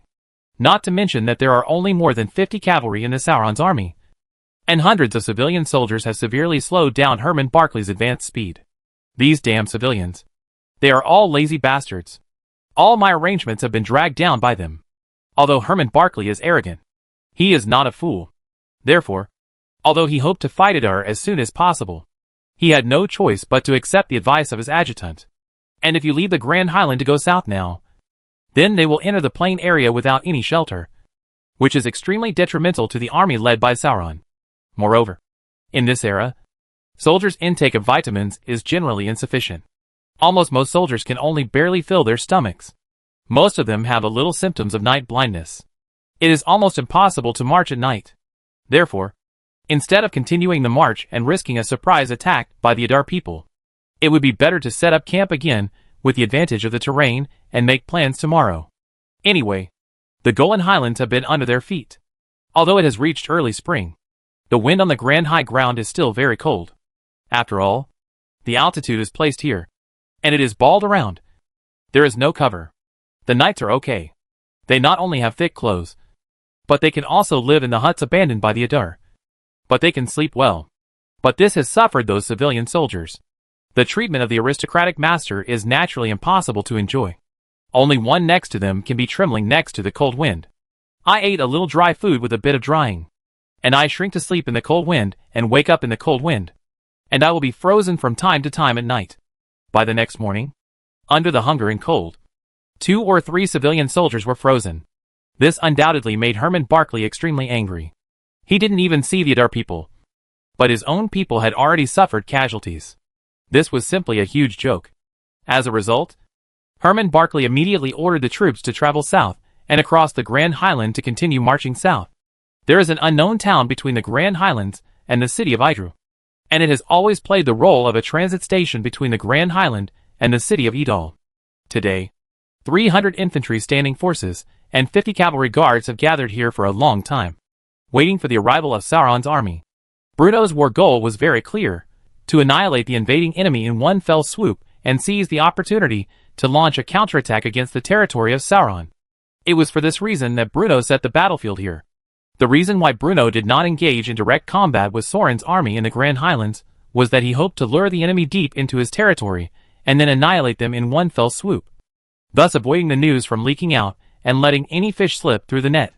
Moreover, the night at the Grand Highlands is extremely cold, and camps in the Grand Highlands will significantly reduce the combat effectiveness of civilian soldiers. But noble generals like Herman Barclay obviously do not realize this. After all, his arrogance as a noble made him habitually ignore the feelings of common people. The commander of the Adar army was Sam Layton, while Bruno, accompanied by Lister, went to the Cave Salt Works for an inspection. Although Bruno knew that he had a high chance of winning. But a gentleman does not stand under a dangerous wall. In case of any emergency, there are still 50 guards at the Cave Salt Works who can ensure his safety. Finally, at noon, the Sauron army led by Herman Barclay appeared in Sam Layton's sight. And Herman Barclay naturally also saw the Adar army in the distance. These timid Adar people have finally shown up. The moment he saw the Adar people, Herman Barclay laughed excitedly. The battlefield of both sides was in a plain area, so the number of troops on both sides could be estimated at a glance. Herman Barclay saw that his side had an obvious numerical advantage, and felt that victory was in his grasp. However, even though I feel like I have a sure win, I still have to take the necessary steps. Adjutant, line up the civilian soldiers. The civilian soldiers in front. The guards in the back. The knights guarding the 2 wings. Prepare to charge. Yes. Obviously, seeing that his army had a clear advantage, the adjutant's voice also became eager to try. On the other side, Sam Layton was already ready to take on these unknown Sauron-led troops. Not only him. Every soldier in the standing army has been looking forward to this battle for a long time. The high-intensity training every day makes them eager to prove themselves in actual combat. Not to mention that the reward Bruno offers is too generous. Even if they unfortunately die in battle, their families will receive high pensions, which gives them peace of mind. On the other hand, those soldiers opposite each other were all driven by the aristocratic knights to fight at first glance. Compared with the standing army, they were wearing it. Krell clenched his weapon and stood in the line. This was his first time going to the battlefield. Although his palms were a little sweaty due to nervousness, he did not feel the slightest fear. This war is to defend the territorial integrity of Adar, and to protect the interests of all Adar people. Therefore, not only Claire, but every soldier had no fear in their hearts. Attack! Herman Barclay shouted, as Soren's army gradually moved forward. The war that both sides had been looking forward to for a long time finally began. Chapter 51 The Warfall War. Before the two sides come together to fight, they often have to shoot some arrows to give themselves courage. As Soren's soldiers continued to approach, the civilian soldiers standing at the front of the team had entered the archers' range.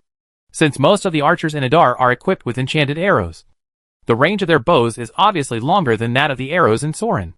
Don't shoot yet, Sam ordered, frowning.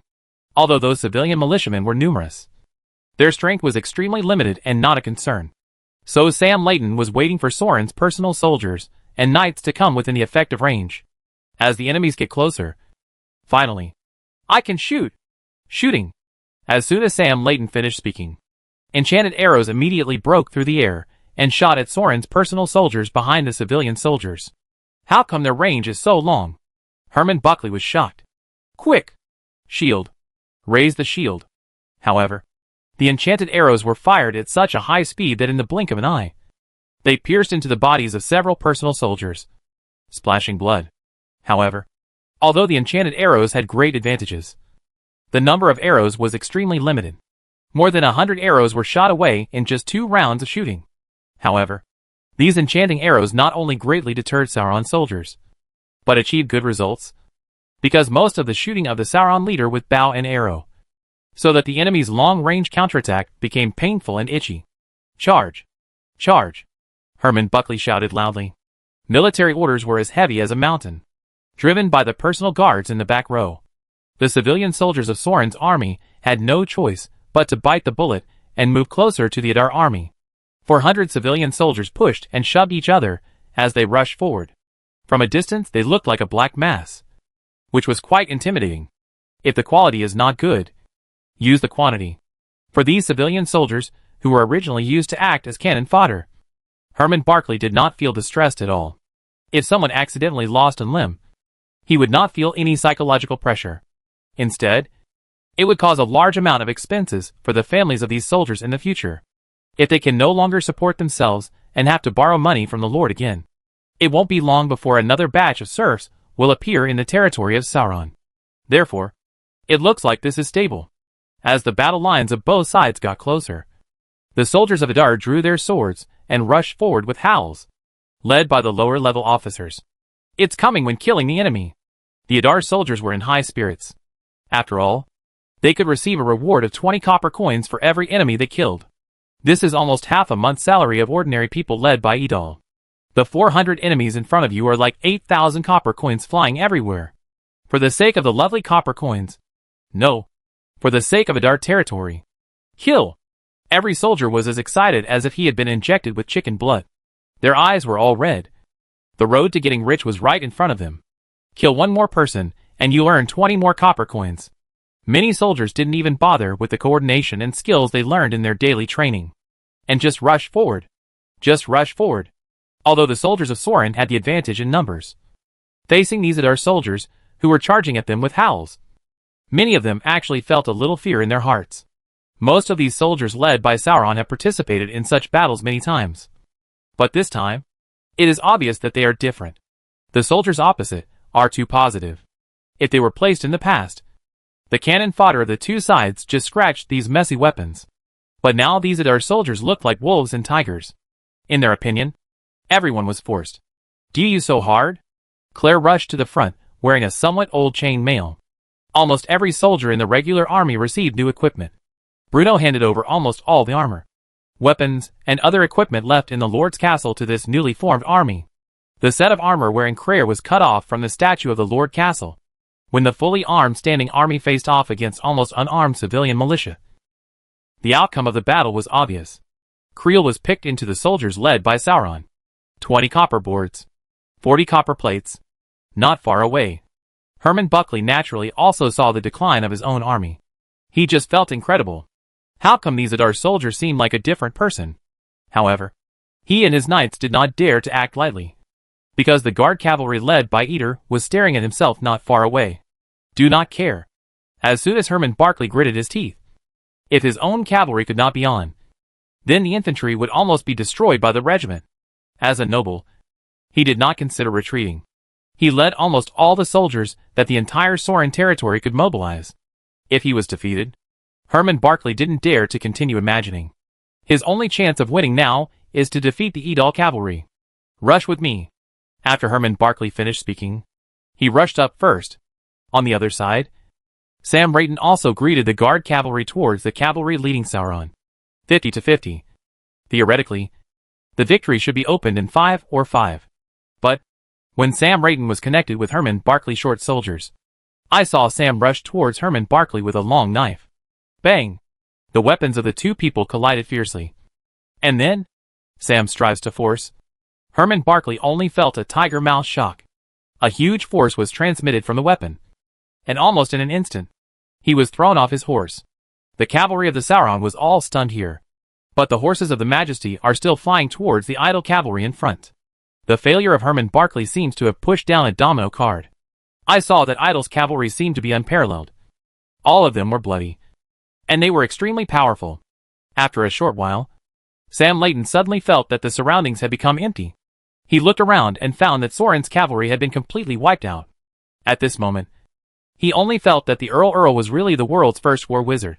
But he put on such a simple equipment for horses, which could improve the fighting power of the cavalry so much. Chapter 52. Horses, Saddle, Horseshoe Iron. During the period of the establishment of the new army, Bruno was surprised to find that among the 3 major artifacts of the last life, only saddle has appeared in this world. As for horseshoes and stirrups, or similar substitutes, they had not yet been invented by anyone. The cavalry of the Norman Empire is still in a relatively primitive stage of development, and it can only be regarded as the pace of formatting and standardization. Most of them are wearing chain armor and large shoulders, with hard helmets on their heads. However, the weapons of the cavalry are still mainly short swords. Some cavalry will also carry spear and bow and arrows. The spears can be thrown or stabbed, and the bow and arrows are riding and shooting in the process of rapid movement. However, such a cavalry has an extremely fatal disadvantage. They just laid a blanket on the back of the mount, and then tied the leather saddle. But there was no horse. This causes the cavalry to rely on legs to clamp the horse's belly to maintain the balance of the body when fighting, so that the reaction force generated when the short soldiers are connected. It is easy to lift the cavalry off the cavalry. Moreover, even if there is no close fighting, when the horses are flying or jumping, they often need to grab the horse's mane tightly with their hands. Otherwise they will be thrown off the horse without paying attention. Therefore, after discovering this problem, Bruno specifically ordered blacksmiths to make dozens of sets of stirrups, and immediately equipped them to the royal guards. The making of stirrups is extremely simple. With just a brief description, even the worst blacksmith can make one. With a horse mackerel, the cavalry of the Adar can completely liberate their upper body, and they are riding and shooting, left and right, and offset the reactionary forces during close combat through the horse, so that the cavalry can truly play the power of people and horses.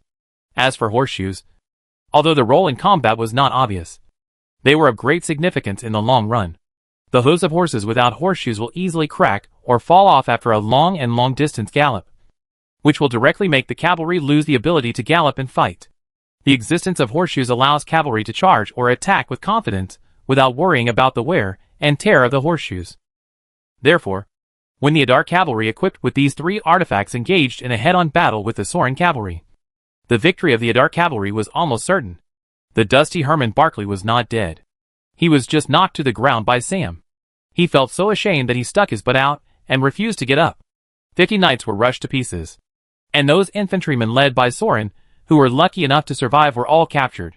In fact, as early as when Herman Barclay was thrown to the ground, the civilian soldiers of Sorin territory simply raised their hands and surrendered. This war could no longer be fought. The civilians of Solin, who had been forced to fight, had no resistance to surrender. They surrendered their weapons obediently, and then cooperated with each other to tie themselves up.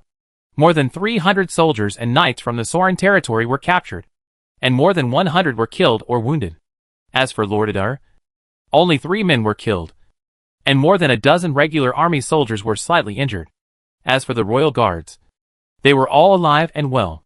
This can be called a miracle in the war history of the Norman Empire. Such a result was achieved, on the one hand, because of the high-intensity training of the regular army and the guards and the use of various new weapons, and on the other hand, because the army of Lord Sauron was too weak and the civilian soldiers had no intention of fighting at all. At this point, the soldiers of Sauron's territory were either dead or injured, and the plan to annex the Grand Heights was completely declared bankrupt.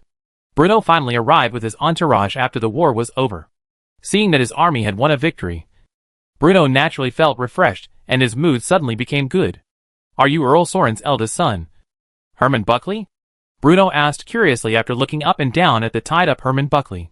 Herman Buckley turned his head to the side and said, "Yes, it's me. Let someone let me go. You are my prisoner now. Why do you have so many demands?" After saying that, Bruno kicked the big guy hard. "You are insulting me. I am a noble, the only heir to Earl Sauron." Herman Buckley widened his eyes and shouted in disbelief. "This guy has a loud voice." Bruno covered his ears with his hands. "Sam, shut his mouth." Sam Layton looked around, picked up a piece of black bread dropped by Sauron's soldiers, and stuffed it into Herman Buckley's mouth. Herman Buckley struggled, but couldn't speak. "Are there any fish that slipped through the net?"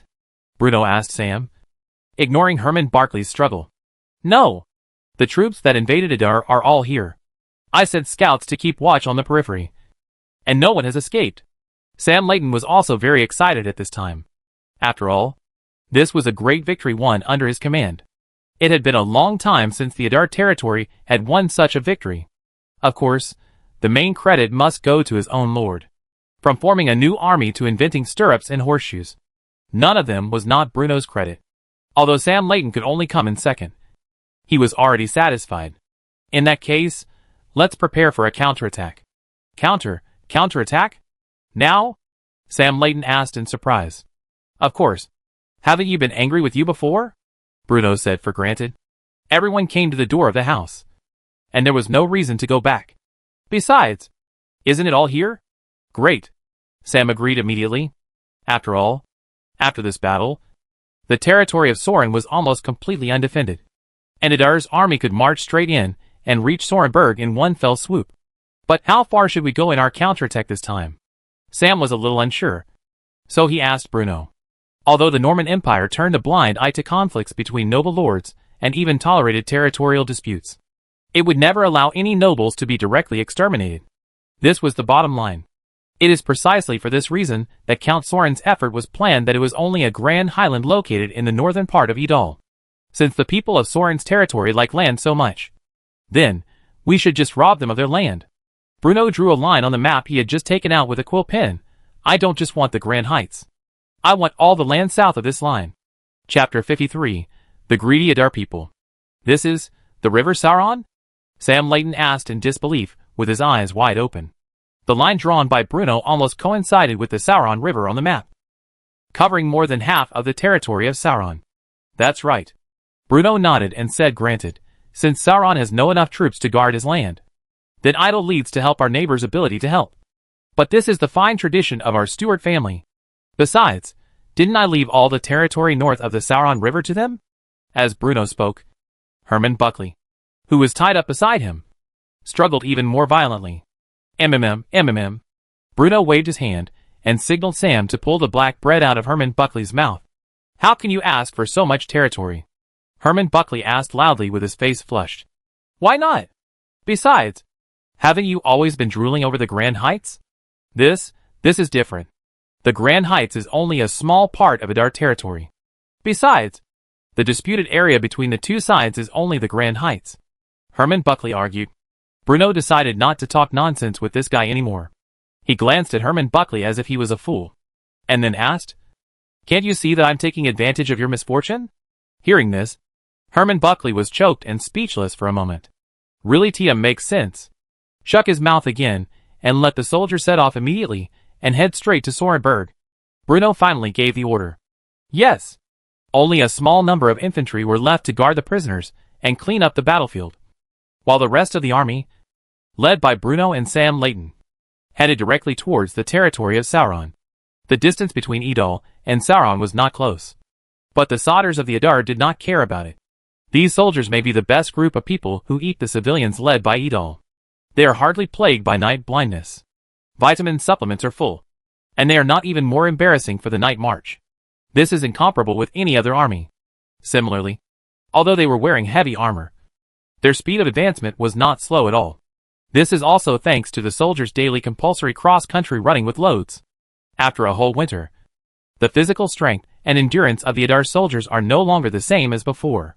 Sauron Collar. Earls of Sorin still leaned on his chair. He had read the map of the Golan Highlands countless times, but he still enjoyed it. When he thought that he was about to take all the iron mines in the Golan Highlands into his pocket, he burst out with great energy, under the stimulus of the Grand Highland. Yesterday night, the old Earls of Sauron even had to be hard and rejuvenated the second spring. Just today, he always felt a little embarrassed. For several days, he hadn't received any news from the front line. This made Count Sauron suddenly a little nervous, which reason should not cause any changes.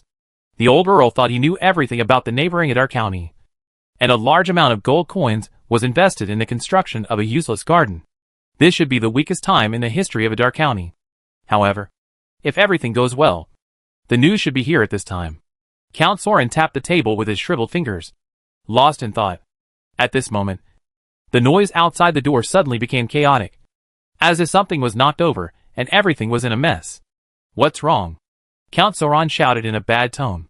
Just as he finished speaking, the door of the study was thrown open, and Count Sauron's personal servant stumbled in.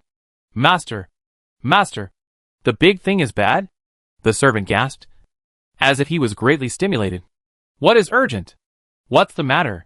Count Sauron was shocked, but asked calmly. After all, he lived for most of his life, and naturally he would not be like these servants. "It's Lord Herman Buckley, he... What's up with him?" Count Sauron clenched his fist unconsciously, and his heart fell accelerated. Lord Herman Barclay was defeated, and his entire army was annihilated. "What?" Earl Sauron trembled and was shocked. Then, he only felt that he was having difficulty breathing. His chi and blood were not flowing smoothly. His limbs were weak. His whole body was sore, and he had a dizzy head, as if he was about to faint. Master? The servant quickly supported the crumbling old count. "When is the news from this?" "My lord, this is not the news that has come." "What's going on? Why isn't this news sent back?" Earl Sauron was furious. "Yes, it is the army of Idle. They have already hit Sorenberg. And they also sent a letter," the servant replied carefully, "and he was afraid that he would be angry with his family." "Wait, do you mean that Idal's army is here?" Count Sauron was surprised. "Yes, Earl Idal Steo's steward personally led hundreds of soldiers in person, and was camping outside the city." How is this? Countess in panic for a while, and murmured to himself. "This time for a few days, even if the power is not arrested and defeated. Shouldn't the entire army be overwhelmed? Besides, how can it be hit so soon?" Ursun is puzzled. "Master, give you a letter." The personal servant stomped his letter. Earl Remuels broke the letter, took a closer look, and then, it was a bite of old blood. I saw the letter saying, "Since the military power of Sauron has become almost black, he hopes to give all the territories and leaders south of the Sauron River to Earl Erno Stewart, and the leader of Idal is in charge. Earl Idle Bruno will reluctantly accept the generous gift from Sauron. What's even more outrageous is that since the Lord of Adar will provide free military protection for the territory south of the Sauron River, the Lord of Sauron hopes that the Lord of Adar will pay the Lord of Adar 2,000 gold coins in management fees every year. In addition, Herman Barclay led his troops to invading Idal in private without permission, asking Earl Sauron to pay 1,000 gold coins with ransom, and compensated the direct economic losses of more than 3,000 gold coins caused by Idals led by this war. Damn Count Idal. Count Sauron covered his chest tightly with his hands, feeling extremely angry. Chapter 54 Earl's Compromise. Bruno has always agreed with the view that war is an extension of politics and all military activities should serve politics. Therefore, when Count Sauron agreed to negotiate and admitted defeat, Bruno immediately ordered a cessation of all military operations against Sauron. In his opinion, the life of every Adar soldier is precious. Although only 3 soldiers from Adar were killed in the previous conflict, it still made Bruno, who was accustomed to peaceful development, feel a little uncomfortable. But he also knew that the war was always dead, so he could only gradually adjust his state. Bruno's conditions in the letter are undoubtedly harsh. Whether it is cutting in land or compensation for gold coins, Bruno can be regarded as a lion opening. But today the Sauron leader has no room for bargaining.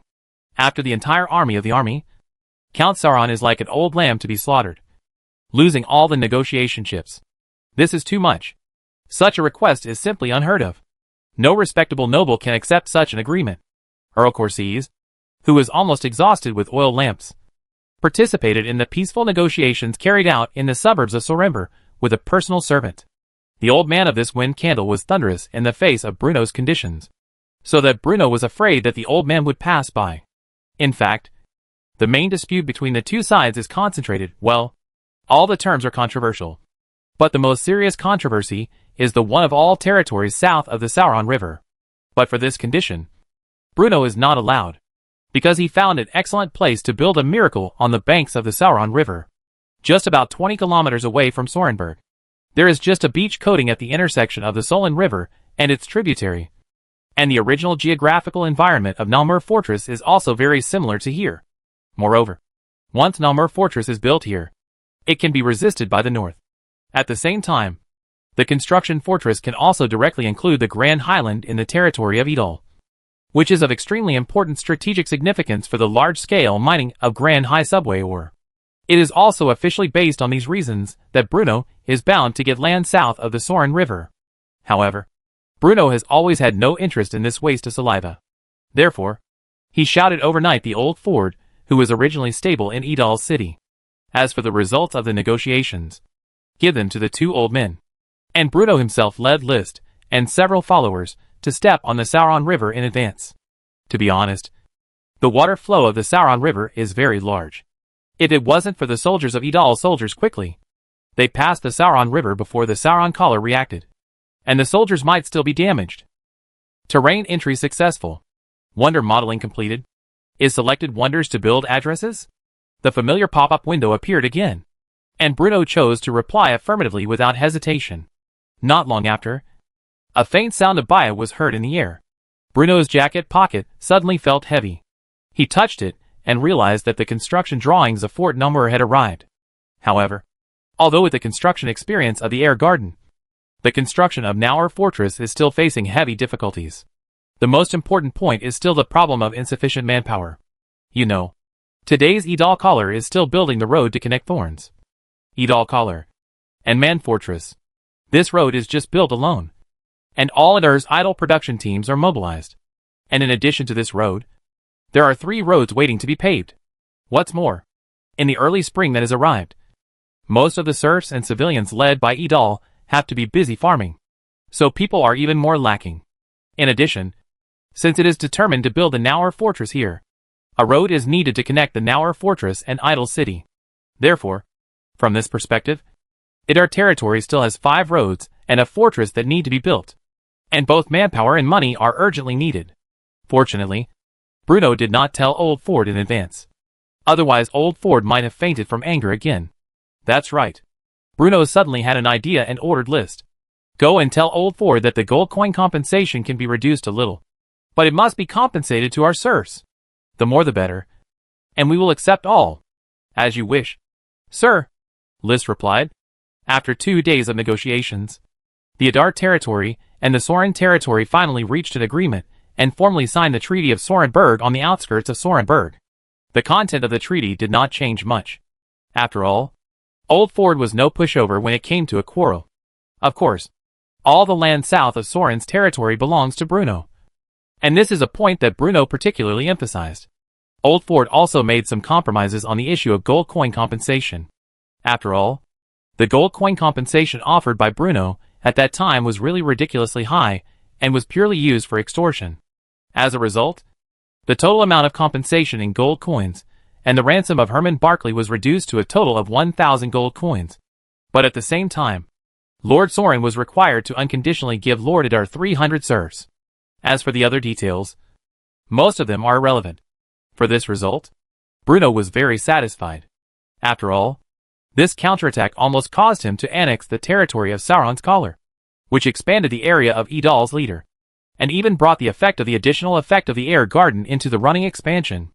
All the knights captured in the war were released along with Herman Barclay, while the civilian soldiers were detained by Bruno.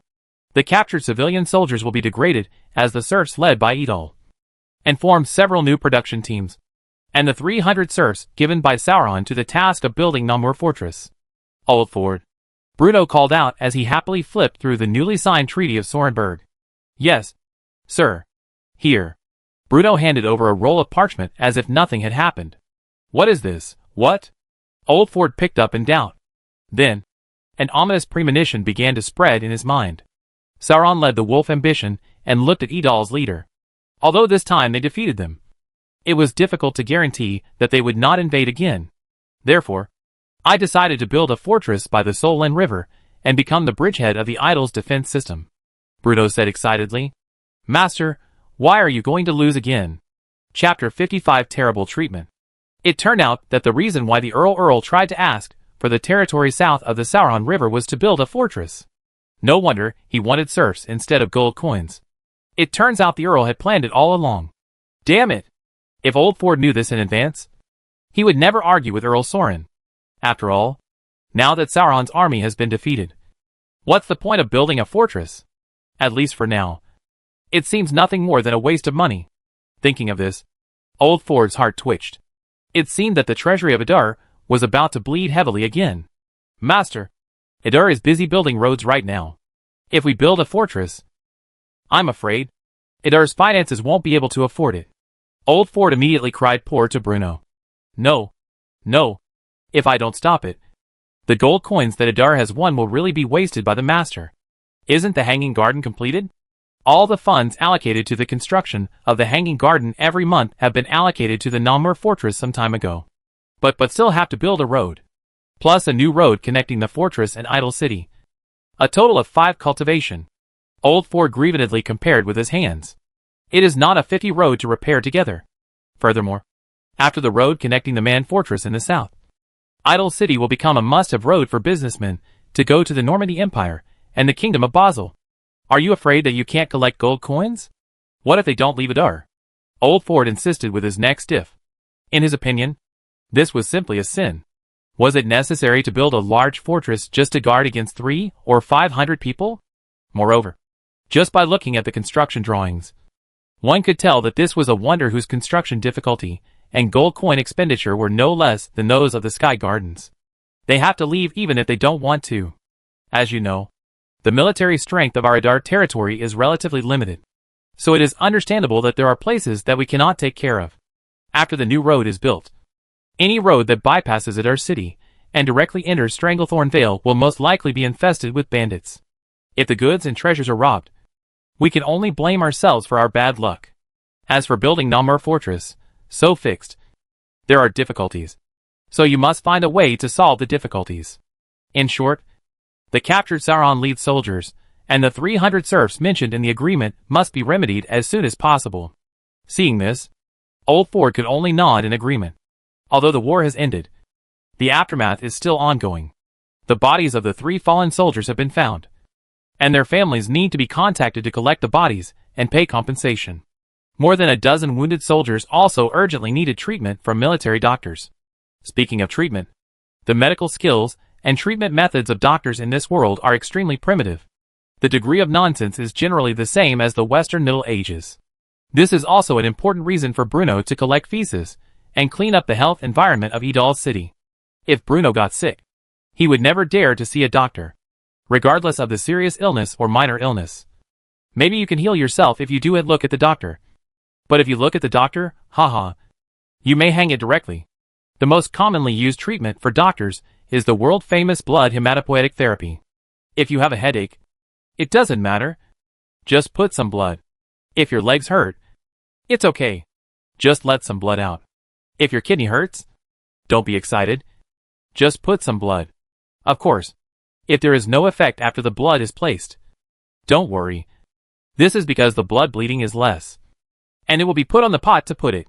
No matter what condition you have, the core of the treatment method can be attributed to 2 words: to bleed. Herbal medicine cannot be eaten, but blood cannot be let go. Bruno felt that Count Sorin probably bled too much on a daily basis. Otherwise he might have lived longer. But if you think that the doctor's treatment can only be bleed, then you are too naive. For example, doctors in this world believe that anything painful or unpleasant can be used as medicine. So it would be helpful for the doctor to treat a patient by letting him enjoy the stench next to a pile of feces. For another example, by using various weird materials to deploy various strange herbal medicines for vomiting or enema. It is also a treatment method that doctors in the world like very much. There are also similar to the burning skin with soldiers. Apply to the feet with pigeon dung, drinking the liquid from the criminal prisoner's skull, and even drilling the holes on the head and sprinkling salt on the inner brain. All in all, doctors in this world are extremely scary.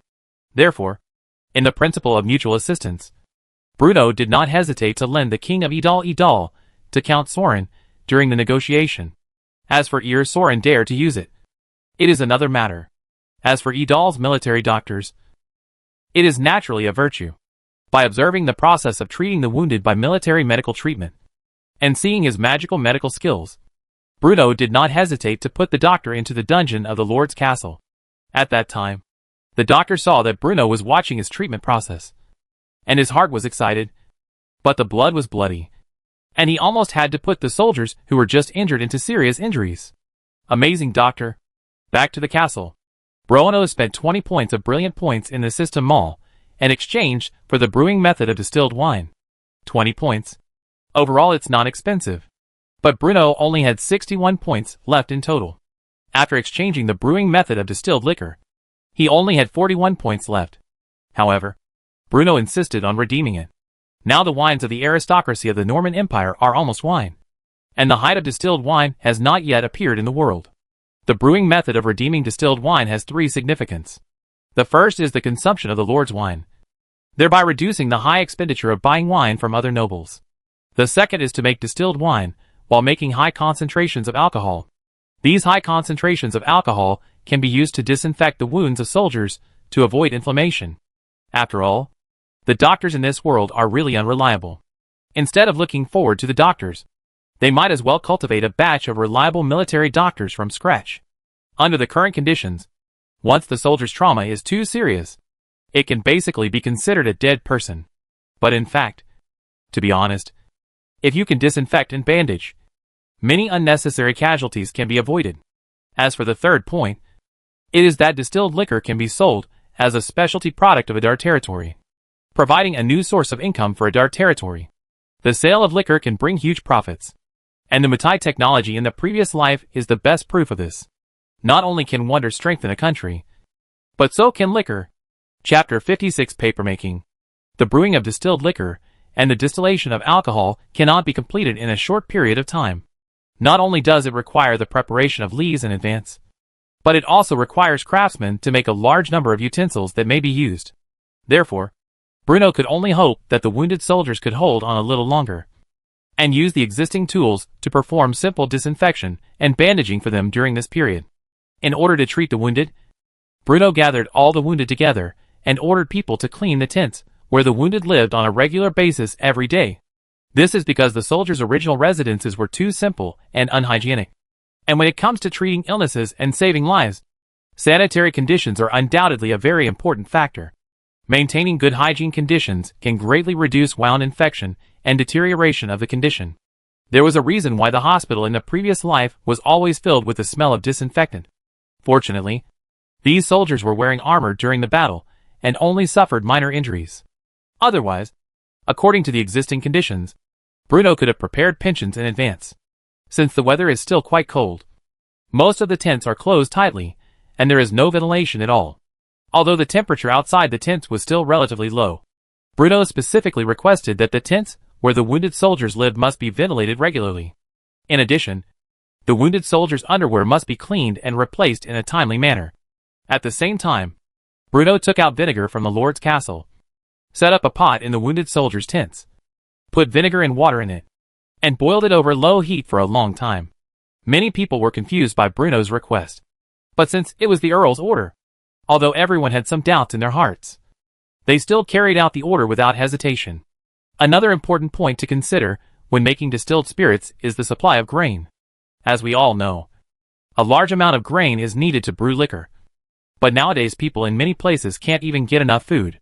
If they want to get extra grain, they can only attract the attention of other nobles. After all, the biggest reason why the serfs could not have enough food was that they had to hand over most of the grain they grew to the noble lords, who owned the land and titles. Due to the large-scale construction projects during this period, Idar's territory did not have much food. If it is only used for eating, there is definitely no problem. But if it is also used to make wine, it will be a bit stretched. Bruno had just finished a war with Lord Sauron, and he was too embarrassed to go to Lord Sauron to buy food. Therefore, Bruno turned his attention to the noble territory located west of Idar territory. The town of Tonzon, located to the west of Idar territory, is a fiefdom belonging to Viscount Conti. It is not far from Idar territory, but due to the obstruction of the Almes Mountains, it can only be connected through a small path in the Stranglethorn Vale. Some time ago, the beets Bruno needed to make white sugar were transported through Viscount Conti's territory and Stranglethorn Vale. Although Lord Idar has a very bad relationship with his northern neighbor, Count Sorin, he has a close personal relationship with Viscount Conti. One of the important reasons is that Bruno's great-grandfather was a close comrade in arms with the previous Viscount of Conti, and they participated in the Third Northern Campaign of the Norman Empire together. List, tell some people to go to Viscount Conti to buy some food. Bruno called. Food? List hesitated for a moment and said, Master, the food we have in Idar is still sufficient. A large amount of seaweed and sea fish are shipped here every day from the fishing port. What we asked people to buy are staple foods such as wheat, which will be very useful in a few days, said Bruno. Oh, I'll give the order right away, List said quickly. Go ahead. Bruno waved his hand. In addition to exchanging the method of making distilled liquor, Bruno planned to directly exchange the paper-making method as well. After all, there is only parchment in the world made from animal fur, and it is expensive and often too inconvenient. If the paper can be produced quickly, it will bring huge profits. If liquor and paper can be produced successfully, the economic strength of Idar territory will be enough to rival the earldoms in the western part of the empire, and even some marquisdoms. The profits they generate will allow Idar to make a fortune and never have to worry about money again. White sugar and sea salt, distilled liquor and paper. These four commodities will become Idar's business card and the four most important sources of income for Idar. Unlike other products in the system mall, papermaking has three prices: 10 points, 20 points, and 30 points. The cheapest of these is the papermaking technique invented during the Eastern Han Dynasty, which takes the longest time and uses the most complex materials. The most expensive product is the papermaking technology from the late Qing Dynasty. The papermaking method was basically mature, and the production process was greatly streamlined. After thinking for a moment, Bruno gritted his teeth and decisively chose the one with the highest price. There are definitely advantages to high prices. Mature papermaking methods not only save manpower, but also greatly simplify the production process, which is sufficient to produce paper in large quantities. Moreover, compared with sea salt and white sugar, the paper produced by Idarling has great advantages. That is, the cost of paper is much lower than that of parchment, craft paper, and other skin papers, and only Idar territory can produce it. This means that once paper begins to be produced on a large scale, Idar County will almost have a monopoly on the paper market. What is the most profitable? The answer is monopoly. As long as you achieve a monopoly, you can make excess profits even if you only produce a screw, because you are the only manufacturer and distributor, with almost no competitors, and you have the pricing power of the product. After exchanging for 30 points of papermaking skills, Bruno's glory points dropped to 11 points. These brilliance points are so damn easy to spend. Building a wonder is extremely difficult, but spending brilliance points is like spending water, and can be spent in the blink of an eye. This made Bruno burst into swearing. However, what comforted Bruno was that the paper-making craft worth 30 points was obviously not comparable to the cheap stuff worth 10 points. From collecting materials to making paper, it only takes 5 steps. Although some steps are troublesome, this has been simplified a lot. The raw materials for papermaking are easy to obtain, and the paper produced will be different depending on the materials used. Paper mulberry bark, mulberry pulp, and hibiscus membrane can be used to make parchment paper, and bamboo fiber can be used to make bamboo paper. And these two types only represent the two with the highest cost and the most expensive price. In addition, many kinds of wild grass plants such as wheat straw, cattail, horseweave, reed, etc. can be used to make coarse straw paper. And even bagasse can be used to make paper. Chapter 57, Idar in full swing. Can also be made of paper sugar. This news almost made Bruno ecstatic. In the neighboring kingdom of Basel to the south, sugar production from sugarcane was extremely common. But the remaining bagasse after sugar production was of no use at all. Bruno could easily make paper by purchasing bagasse from the kingdom of Basel at a low price. What made Bruno even more fortunate was that the place where sugarcane was produced on a large scale was the kingdom of Basel rather than the Norman Empire, which could save Bruno a lot of trouble. After all, even if the nobles of the kingdom of Basel one day realized that a large amount of sugarcane residue was entering the Norman Empire through Fortress Maine, they would probably have no way of finding out. Because Bruno was a nobleman of the Norman Empire, not a nobleman of the kingdom of Basel. If it is dumped in the Normandy Empire or acquired raw materials, Bruno will not dare not say it all. Because the Norman Empire's big nobles are very much. If someone has a heart about Idal's products, there will be a lot of trouble for no reason. However, Bruno did not have to be at all afraid of selling goods and purchasing raw materials from the kingdom of Basel. Because the kingdom of Basel was at least nominally a vassal of the Norman Empire. It sent envoys every year to offer tribute to the imperial royal family. Imperial nobles, like Bruno, were obviously superior to the nobles of the kingdom of Basel. What's more, there are man-forces between Idal and the kingdom of Basel. The nobles of the Basel kingdom are definitely not dare to move their soldiers. Therefore, apart from regularly delivering goods to Callio and stabilizing the original sales channels in Idar, Bruno does not plan to sell a large amount of goods to the Norman Empire in the short term. One reason is that the Norman Empire is a bit complicated, with various intertwined networks of relationships. And if you are not careful, the interests of those great nobles will be damaged.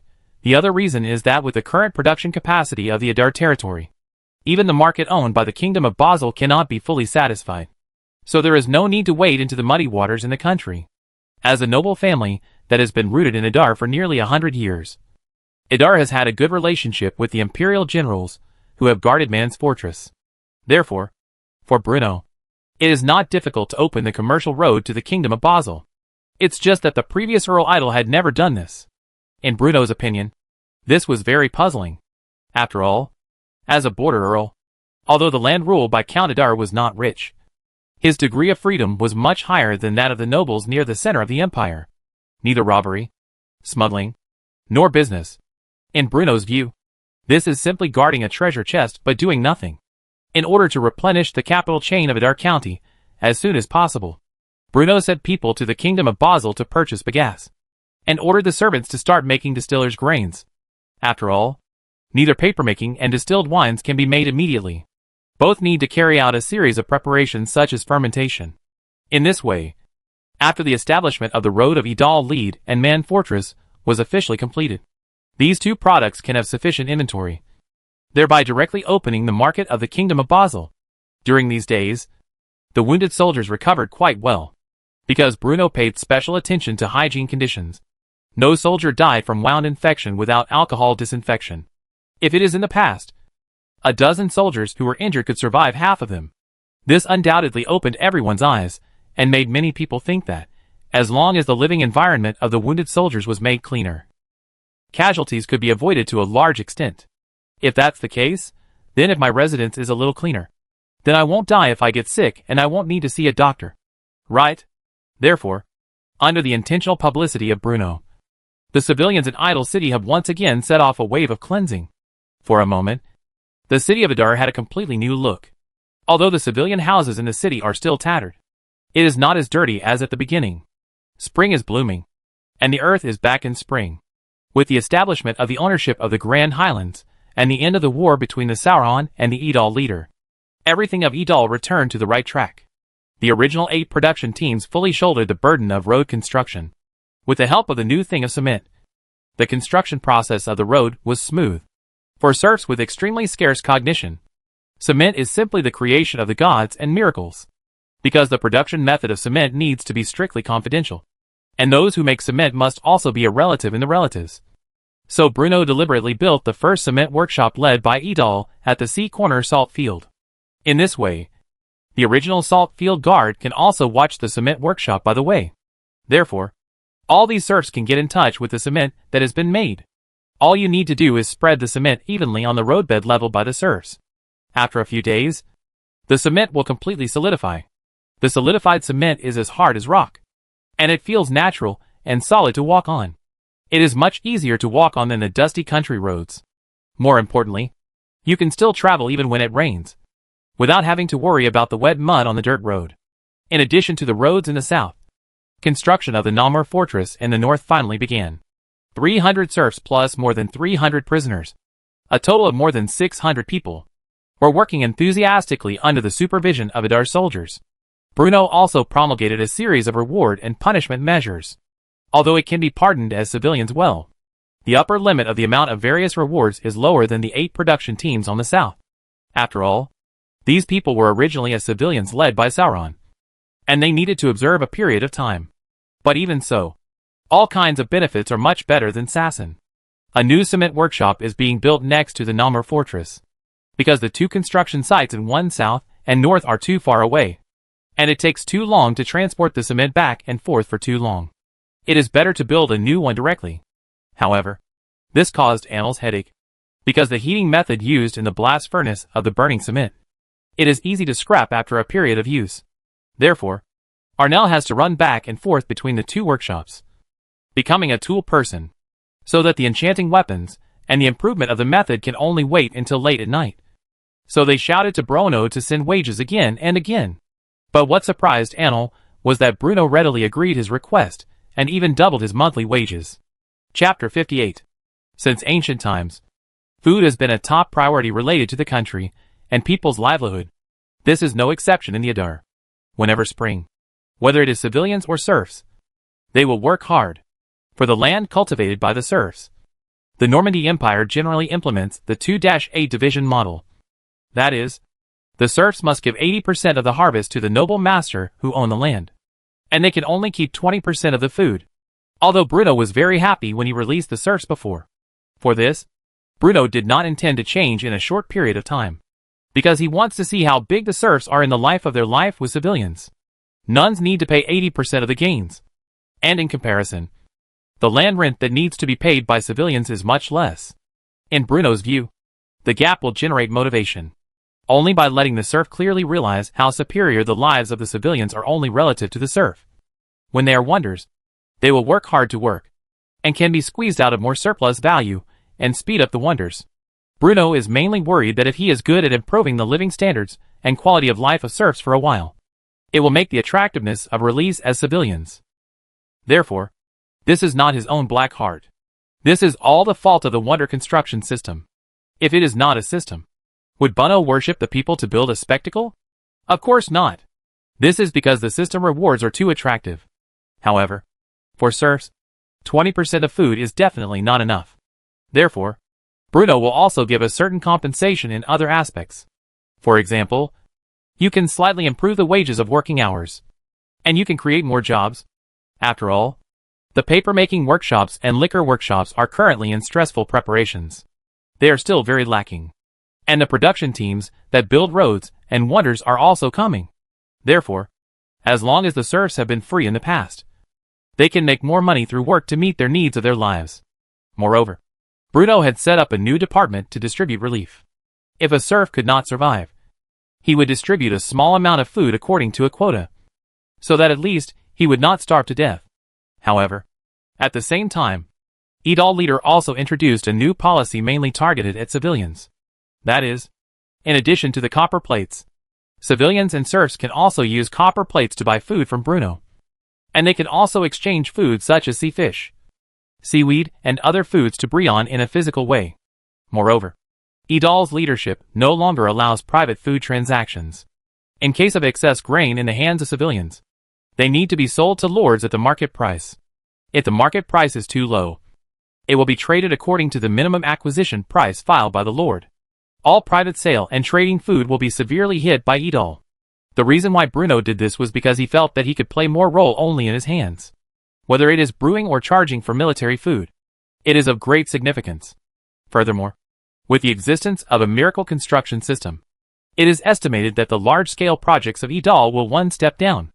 If there is no enough food reserves, Bruno will definitely panic. For this spring plowing, Bruno has been prepared for a long time. Therefore, on the day when Idala officially started to sow large-scale sowing, Bruno led List, and Old Ford and others came to the field in person. This year's spring plowing is very different from the past. And it is simply different. First, it is the improvement of the fields of farming. While busy building in the air garden in winter, Bruno had instructed the carpenter to create TUN plow and tube cars. Fortunately, Bruno has a good memory, and clearly remember the images of QG plow and tube cars in the high school history textbooks. Otherwise, if you buy it alone in the system mall, the two things need 15 points of brilliant points. However, memories are just memory after all. After the carpenter's exploration for a winter, it was not until a few days ago that the QE plow was finally created. The design of the curved plow is actually not very complicated. It is a straight, long plow that is changed into a curved, short plow, and a freely rotating plow disc is installed on the plow head. This not only makes the plow frame smaller and lighter, but also facilitates turning and turning, is flexible to operate, and saves manpower and livestock. Compared with this, the tube is much simpler. As early as the winter, Idle led many water canals for irrigation. The tube car mainly uses turbulent water to rotate wheels to automatically water the water tube installed on the wheels and put ashore for irrigation. For these two kinds of field artifacts, these mud legs who have dealt with the fields have seen it, and they looked stupid for a while. I stared blankly at the water wheel that was spinning in circles and directing water from the river into the ditches in the fields. Although the curved plow looks strange and has not been used yet, it should not be an ordinary item. After all, it was made under the order of his master. As for the second difference, it is the seeds of the crops. In the past, everyone cultivated staple crops such as wheat and barley. But this year's spring farming also includes crop seeds from Bruno's novice gift pack. Although the number is not large, it is still a lot. Potato, corn, sweet potato. Even if you pick any one of these three, it would be a famous food in the previous life. It can be said to be a must-have farming artifact for time travelers. Todo can be used as vegetables, can also be the main grain. Looking back on his previous life, Bruno was obsessed with main dishes, like beef stew with potatoes, and fried foods, like French fries and potato chips. For Bruno, potatoes can be regarded as his favorite food. There are many ways to cook them, and the taste is varied, which is incomparable. Corn and sweet potatoes are naturally excellent foods. Take sweet potatoes for example. They have a high yield per moo, are not picky about the soil they grow in, and are a treasure from head to toe. Sweet potato leaves can be fried and eaten. And sweet potato roots are a traditional Chinese medicine that can clear away heat and detoxify. As for the sweet potato itself, it is extremely resistant to storage. It can only be eaten with a bake with fire, and it is easy to be full. It can also be used to make porridge. Besides, although Bruno has never had any feelings about dried sweet potatoes, some people like to eat them. Cut the sweet potatoes into strips and expose them to the sun to make dried sweet potatoes. If stored properly, they will not deteriorate for a long time. Potatoes, corn, sweet potatoes, everything is available. In Bruno's opinion, this can be called a dream start. Chapter 59. Spring plowing continues. Spring plowing does not need to be done personally by a noble lord like Bruno. Therefore, it has set a precedent to personally visit the fields during spring plowing. If it were any other lord, no one would want to get involved with these mud-legged people who make a living from the fields. Bruno personally guided the serfs to harness the curved plow to the ox, and then directed two serfs to operate it in coordination. After a round, the serfs were immediately amazed by her beauty. Although the plowshare was made of wood, it could turn up half a foot deep of soil with great efficiency. Moreover, it only takes 2 people and 1 ox to complete this series of operations, and the time and effort spent are obviously much less than before. Unfortunately, Idar did not have many oxen. Therefore, many serfs or civilians could only use human power instead of ox power to pull the plow. But even so, with the help of the curved plow, farming would be much more labor-saving and the efficiency could at least double. But this does not mean that the serf's spring plowing task this year is easier than in previous years, because the amount of land that needs to be cultivated this year is at least twice as much. Which is also an important reason why Bruno has always felt that there are not enough people. Before Idar took the lead, crop rotation and 2-field system were always implemented. Of course, It was not just the Adar territory. The entire Norman Empire practiced crop rotation and the two-field system, while some areas in the central part practiced the three-field system. The so-called two-field system means that the land is cultivated for 1 year and rested for 1 year. Various livestock can be grazed during the fallow period. Cultivation and fallow are carried out alternately to maintain land fertility and soil fertility. The so-called three-field system refers to dividing the land into 3 pieces.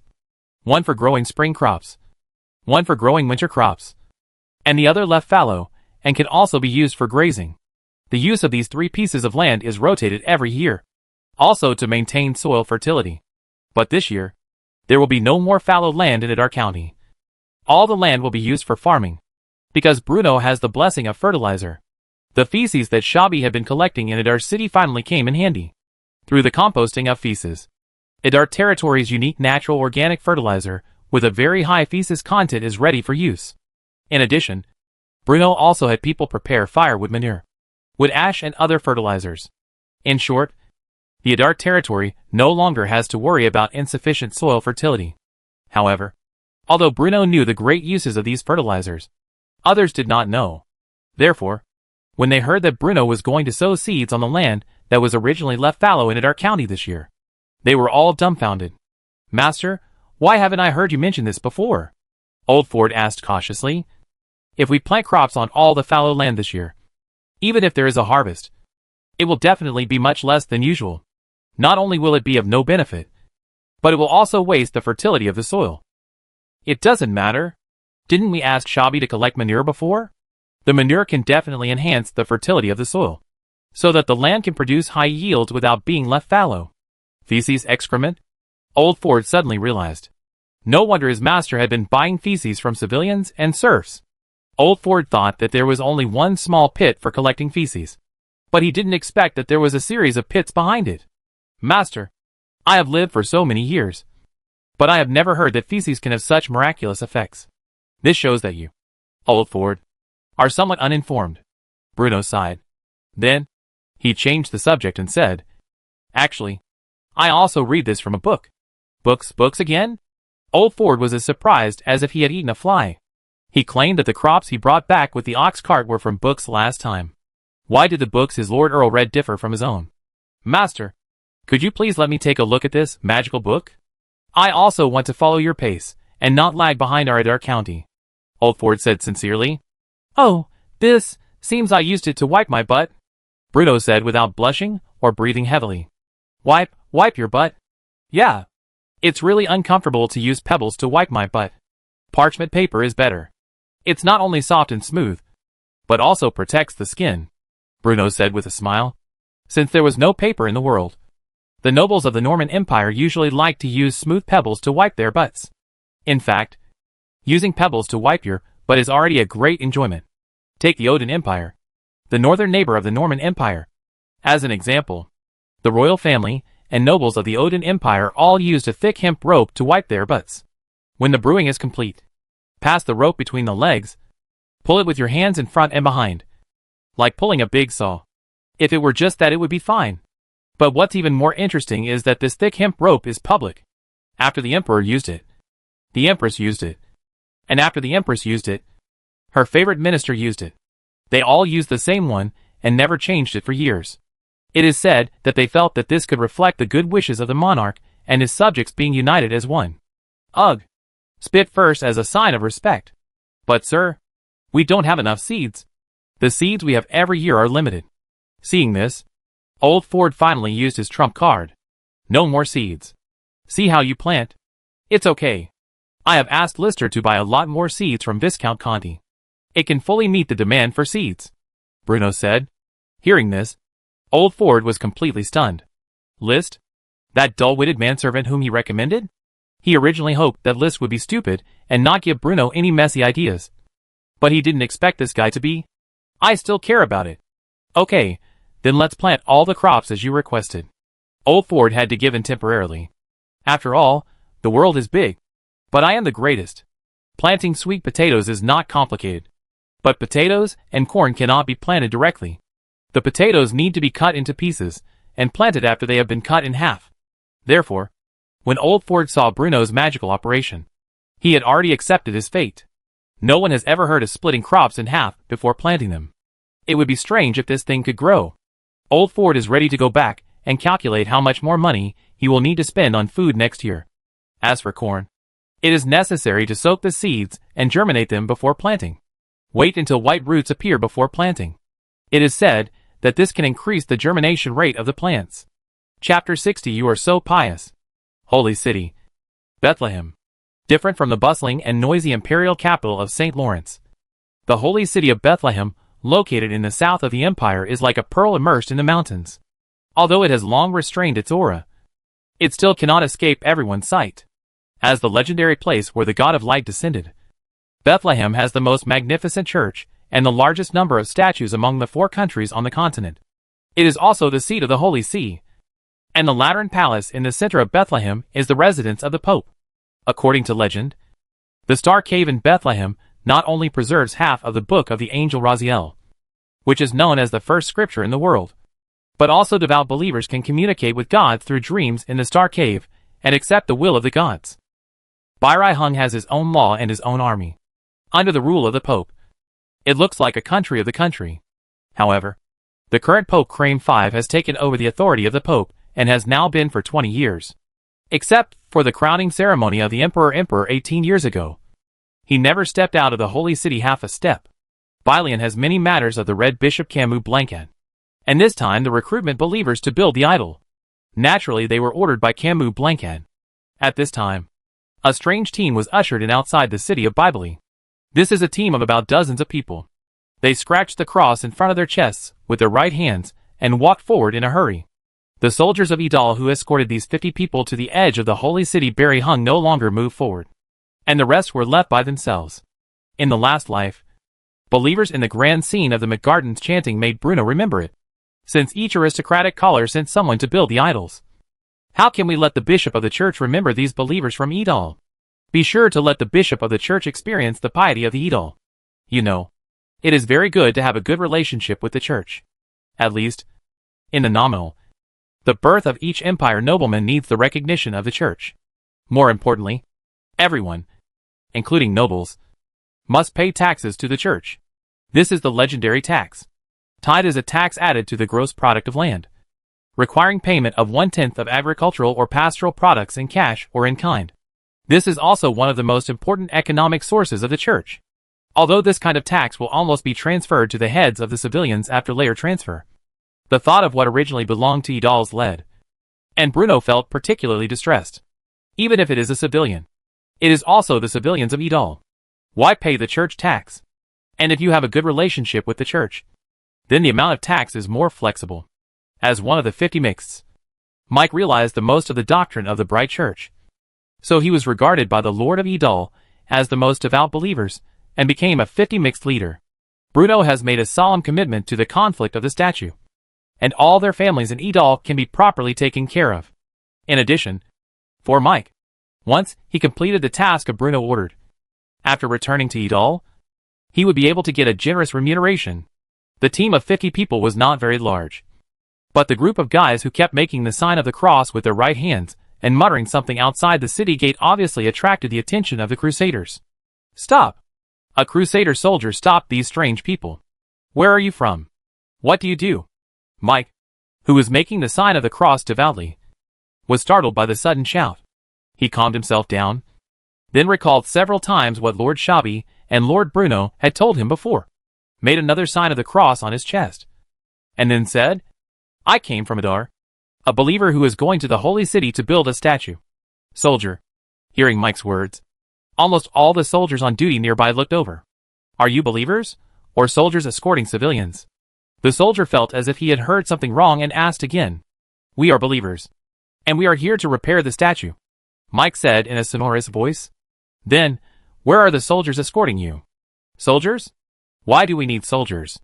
We came here voluntarily, Mike asked in disbelief. Something is wrong. This is wrong.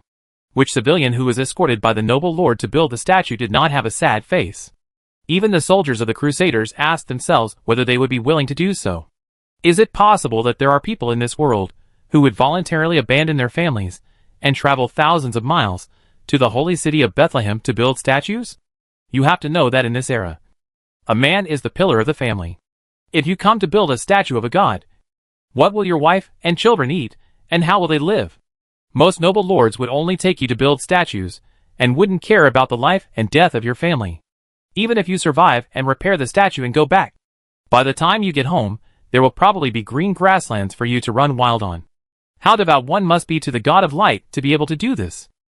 I'm afraid only a bishop-level boss can be so pious. Thinking of this, even the soldiers couldn't help but look up to this team and said, "Just keep going along this road and report to the square in the center of this city. May the God of light bless you," Mike said softly, and once again made the sign of the cross on his chest with his right hand. In a side hall of the Lateran Palace, Cardinal Camus Blanchard was looking through a thick roster that recorded the civilians recruited from various places. "Have all the noble lords sent over the people responsible for building the statue?" Blanchard's voice was a little hoarse, but there seemed to be an extremely strong aura in his voice that could not be refuted. "Except for Duke Eric and his vassals, who are guarding the northern border of the empire. The rest of the noble lords have sent their men one after another." A bishop beside Blanchard answered cautiously. "Duke Eric." The cardinal pondered for a moment and knocked on the table. He seemed to have finally made a decision. He said in a deep voice, "No matter how long we wait, I'm afraid the northern frontier won't send any manpower. In this case, let's start the construction of the statue and let the crusaders supervise it." "Yes." The bishop on the side lowered his head and quickly agreed. Chapter 61 Whiskey. It has been some time since Bruno came to this world, and he suddenly discovered a very serious problem. There is not even a maid by my side. I raised my head and looked around, and saw that I was surrounded by a group of men. From Sabai to L'Hôpital, and from L'Hôpital to List. Bruno has changed 3 personal male servants, but he does not even have a personal female servant. I was a single dog in my previous life. I can't always be the same in this life.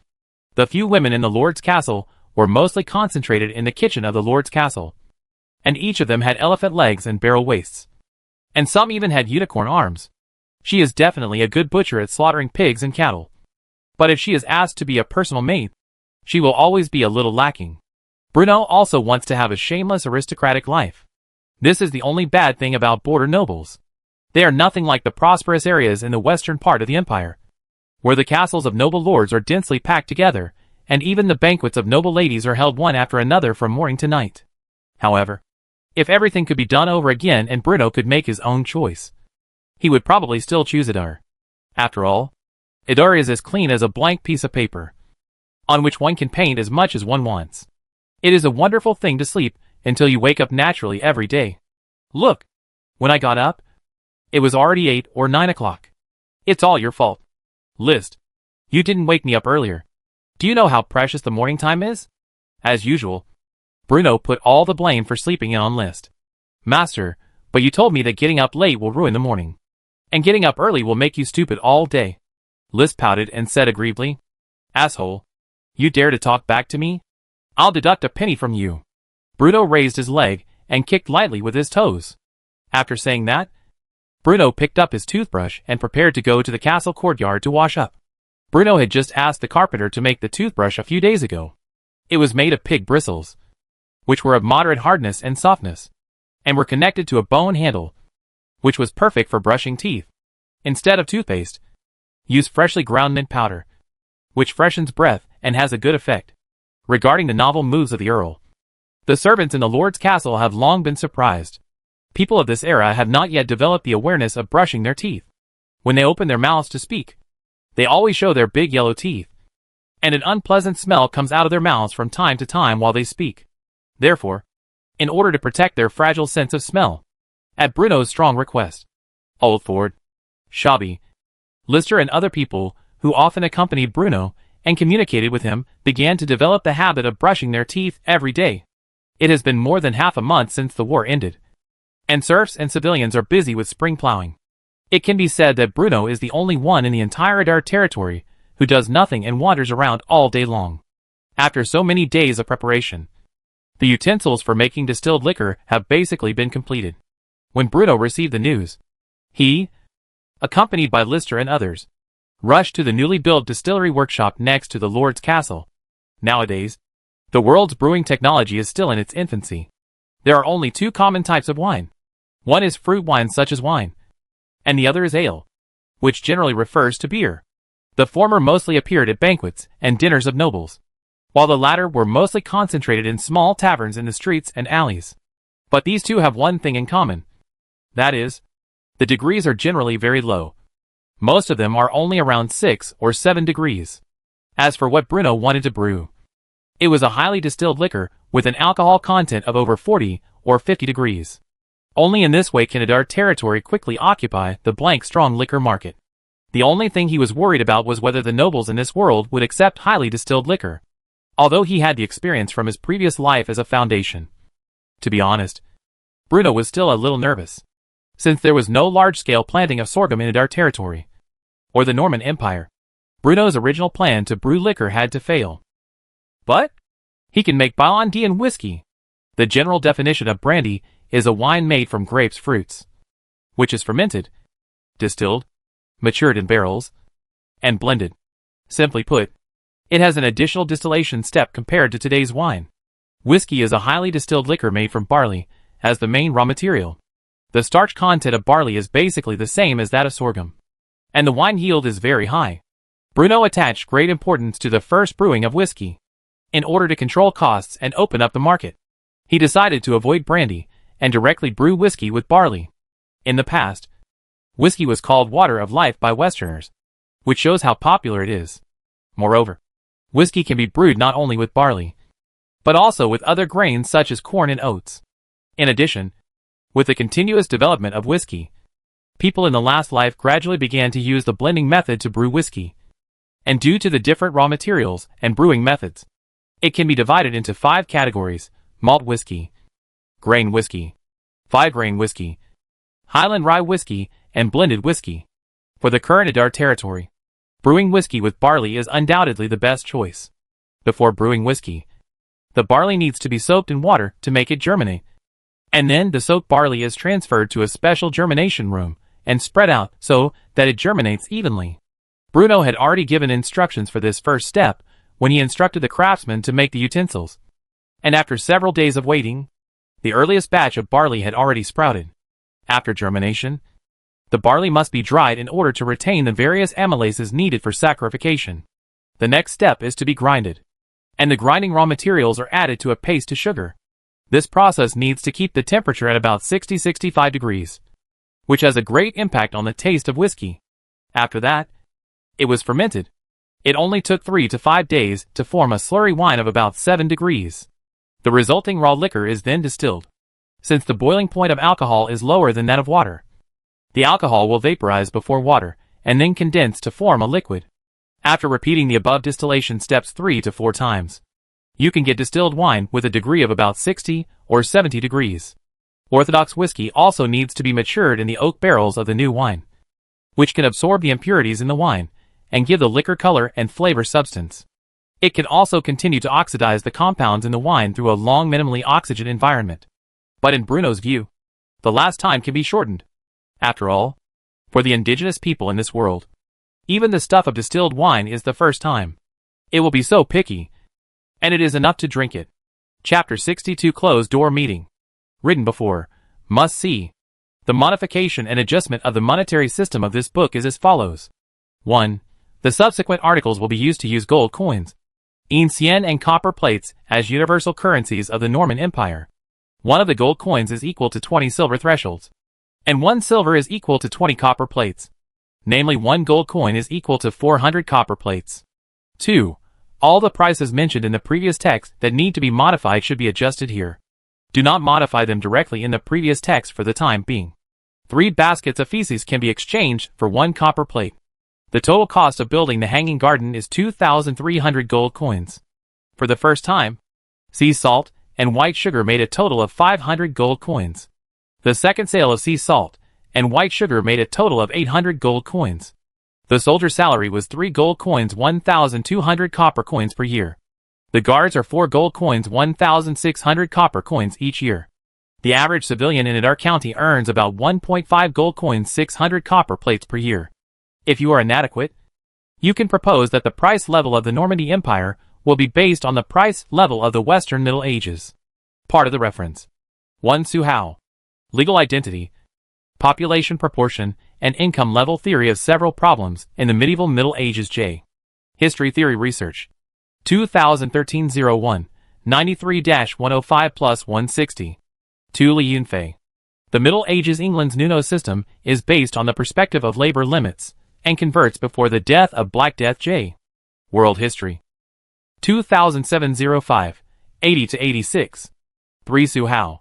A preliminary study on the income and consumption level of the middle class in medieval Europe. J. Historical Journal. 2018-03, 40-52. For You Men. An investigation into the causes of salt price changes in Britain during the late Middle Ages and early modern times. J.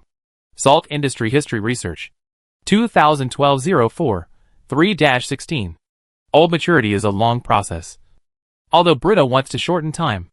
But fundamentally, he is a conscience noble. Therefore, Idal's first batch of whiskey is expected to officially take out the bottle on the day when the road to connect to the road of the city of Eater and Man. Even the name Bruno has already thought about it. It is called the Water of Life. When the sale is sold, it will be packed and promoted. And the price must be at least several times. Whose money is easiest to cheat? No. It's the easiest to make money from. The answer is of course noble. The nobles are the most richest groups in the world. Today's Norman Empire is no longer the invincible empire it was when it was first established. When the initial merits of the nobles gradually left, their younger generations enjoyed the wealth and authority of their ancestors with hard sweat, and gradually sank into the glory of the empire. They had already lost the blood in their hearts, and only regarded the so-called nobles as the most important thing. Although he gained face, he had already lost the substance.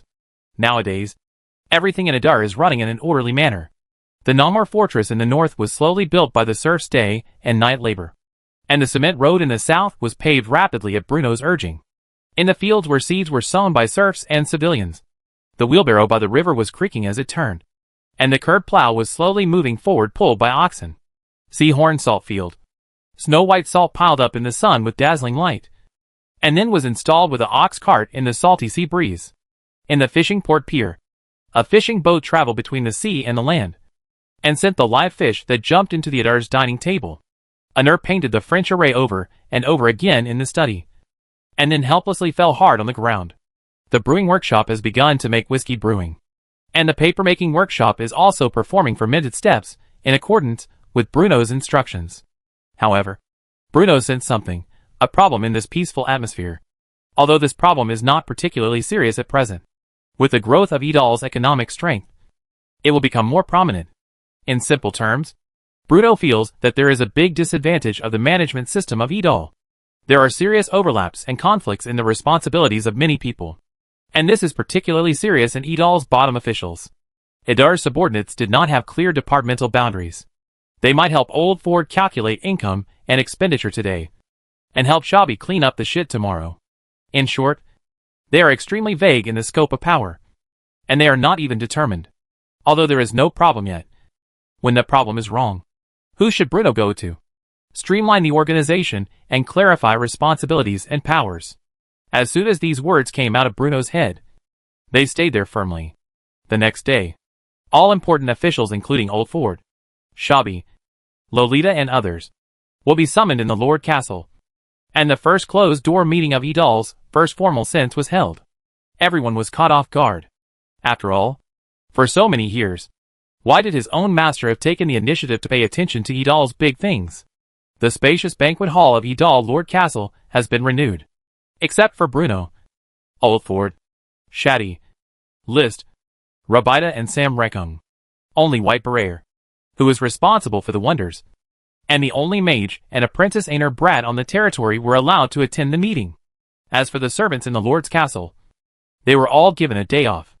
This closed-door meeting held today is mainly to summarize the big things that Idal led last year, and then deployed various matters of Idal this year. Bruno Rare Righteousness. Last year, the total expenditure led by Idal was about 3,800 gold coins, of which 2,300 gold coins were used to build an air garden. However, last year's total revenue of Idal was only 3,300 gold coins, of which 2,000 gold coins came from the taxation of land and the output of crops. This is to say, Idal's lead has produced a total of about 500 gold coins last year. And this part of the gold coins are filled with gold coins left in previous years. Hearing Bruno's words, everyone here was shocked except for the old Ford who controlled money. After all, in their inherent impression, there are a lot of balances every year. Bruno went on to say, as for this, due to the large-scale use of cement, the construction cost of Namur Fortress is expected to be compressed at about 3,000 gold coins. But at the same time, the revenue of Cape Salt Field is expected to reach more than 3,000 gold coins for the first time this year. And because there is no fallow land in Idar territory this year, the income from land output and taxes will double, reaching an unprecedented 4,000 gold coins. Bruno finally couldn't help the smile on his face. This is 7,000 gold coins. You know, the average income of the ordinary count of the Normandy Empire is about 3,000 gold coins. Even if it is the rich count of the empires in the west of the empire, the annual income is only 5,000 to 6,000 gold coins. It's developed. But it is possible that Bruno thinks so much. The corner of the old Ford's mouth was drawn. He just wanted to say, but if those have no effect, then the land production will be reduced suddenly next year. However, after all, this is the first time that Bruno held such a meeting. As the big housekeeper of Idal, he could not blame his face of his master. So he had to nod. And he agreed with his own master. Chapter 63 Planning at the beginning of the year. Bruno naturally saw a strange expression on the face of the crowd. But, you just wait to be beaten. Todo corn and sweet potatoes are all grain crops with high yields, coupled with the blessing of chemical fertilizers. For 1,000 gold coins are regarded as less. Bruno looked at the old Ford and said, the result of the census? Let's talk briefly with you here. Laofu nodded and said, the total population of Idal's current population is about 11,300, and more than half of them are serfs.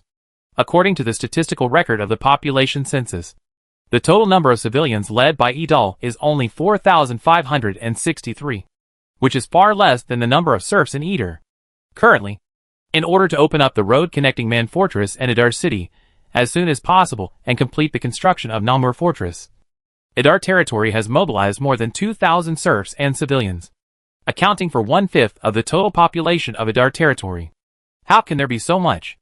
Luobita is surprised. In addition to the workers who directly participate in the construction, we also recruit a large number of people to transport grain materials and building materials. White Barrel explained. This reflects the most serious problem facing Idal's leading. That is, there are too few population. Bruno concluded, therefore, this year we need to do everything possible to increase the population of Idal. You can buy serf. Slavers in the west of the empire are almost everywhere.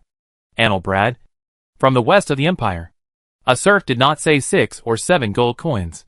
If you want to buy the hands of the person to get Chi Idal, even if the total income of Idal has been received for 1 year is not enough. Do you give me money? Bruno said with a black face.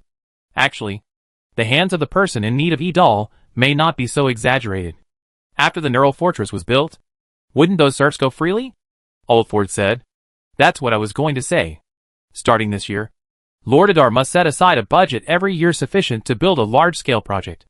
Bruno said with a smile. Per year? When he heard Bruno's words, the crowds present widened his eyes. Isn't it? First, the Air Garden and the Mert Fortress. But now, the Earl said that the budget of such a project is reserved every year. What is this joke? Master, Old Ford has been crying excitedly. Okay, just say that you can leave enough budgets. But it is not necessarily built every year. What is anxious? Bruno had to soothe. After all, Bruno does not know what kind of task will be given to himself in the Wonders construction system. So he still leaves sufficient manpower and budget insurance in advance. Besides, after the construction of Namur Fortress is completed, isn't there Alhambra Palace waiting for himself? So we must look at the long-term look. Don't say that you need to put your eyes on the serf. For example, we can try to attract some civilians to settle in Idar, Bruno proposed. But, Master, you know, the Eastern Empire is almost synonymous with barren. Even if we want civilians to come to Idar to settle, why do they come to us? Barren? Desolate? Who do you think put these labels on people? What? For nobles, the west of the gentle and rainy empire is naturally wealthy, because most of the large cities in the empire are concentrated in the Midwest. But what do you think is related to the civilians? Bruno then asked. Sam led on. You went to Burley Hung to go to Burley. What do you think of the inland civilian life? Compared with the idle lead? The difference is almost. And some are not even as good as ours life. This is inevitable. Even I know that the west of the empire has forcibly detained civilians as serfs. How can civilians live well? Bruno laughed. But what about Idal? In Idal, the price of a quote salt is only 2 silver oz. But when it comes to the western part of the central region, the price of a quote salt can even reach 3 to 4 silver puzzles. Here, civilians and serfs have obtained a reward for supporting the family through the construction of the air garden. And sometimes you can buy some sea fish and meals.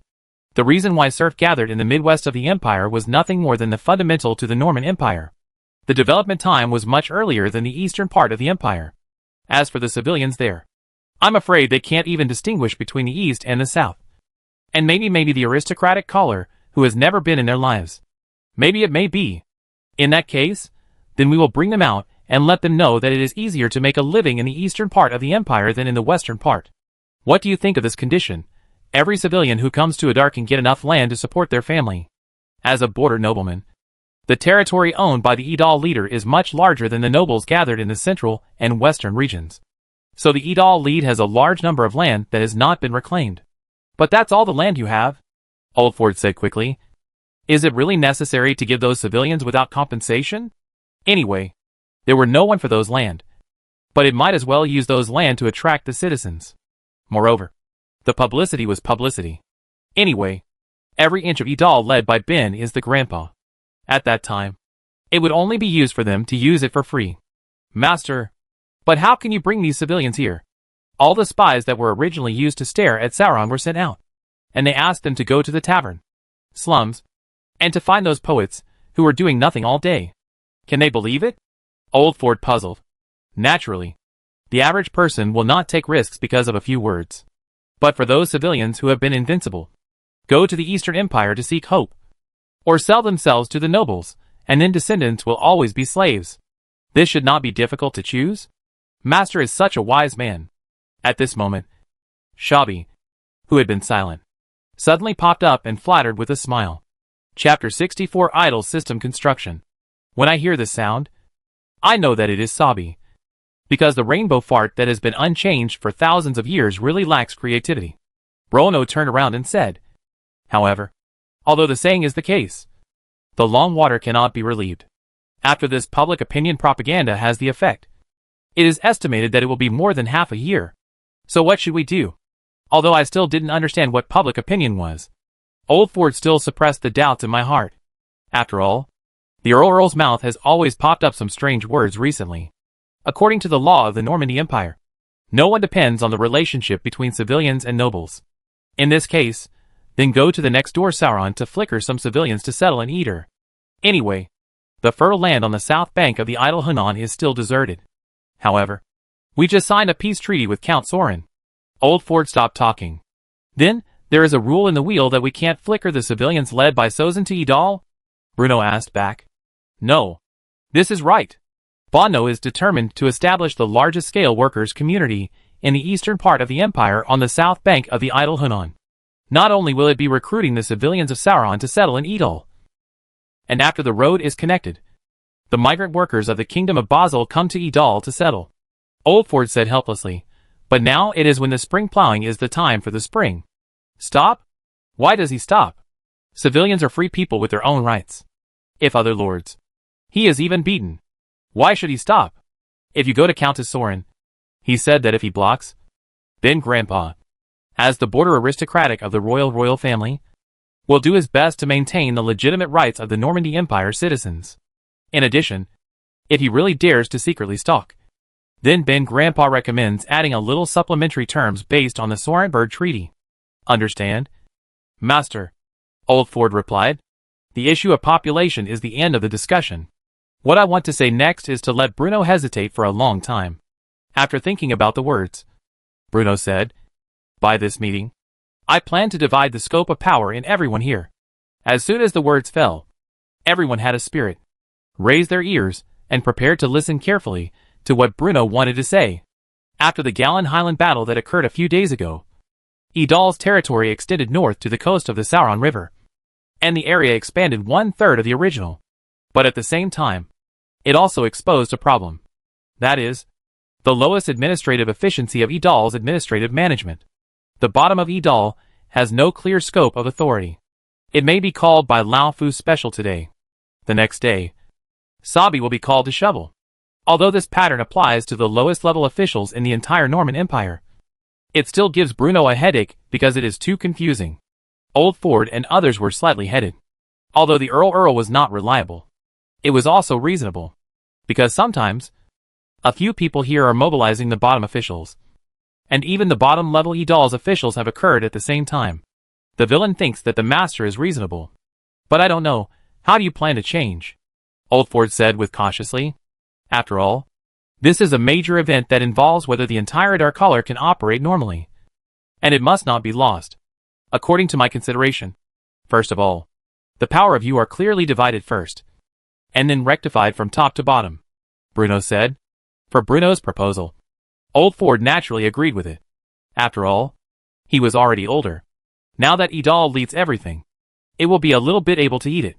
Let me first tell you about the plan I have temporarily drawn up. Bruno picked up a roll of parchment and said in a deep voice, from today on, Lobita will serve as the financial officer of Adar County.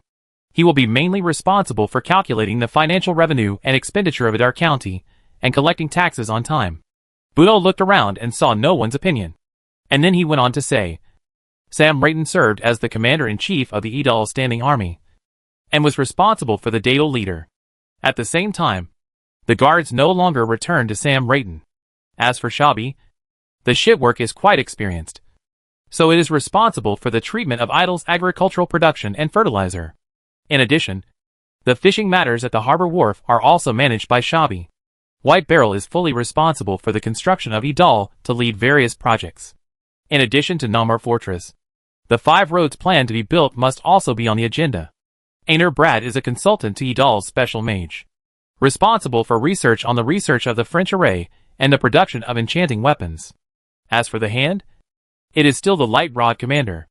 As for the Old Ford, the seawater sun exposure, the sugar workshop, the brewing workshop, the cement workshop, and the paper-making workshop being organized. You will be in charge of it. Remember, no technology can be leaked. Yes, Old Ford said. At the same time, Yidel led a new institution, named the Anti-Smuggling Bureau, and the Old Ford served as the director. The main task guarded the workshops and salt fields led by Idal. At the same time, as for List, temporarily serving as the butler of the Castle of the Lord, but only responsible for managing the matter in the Castle of the Lord.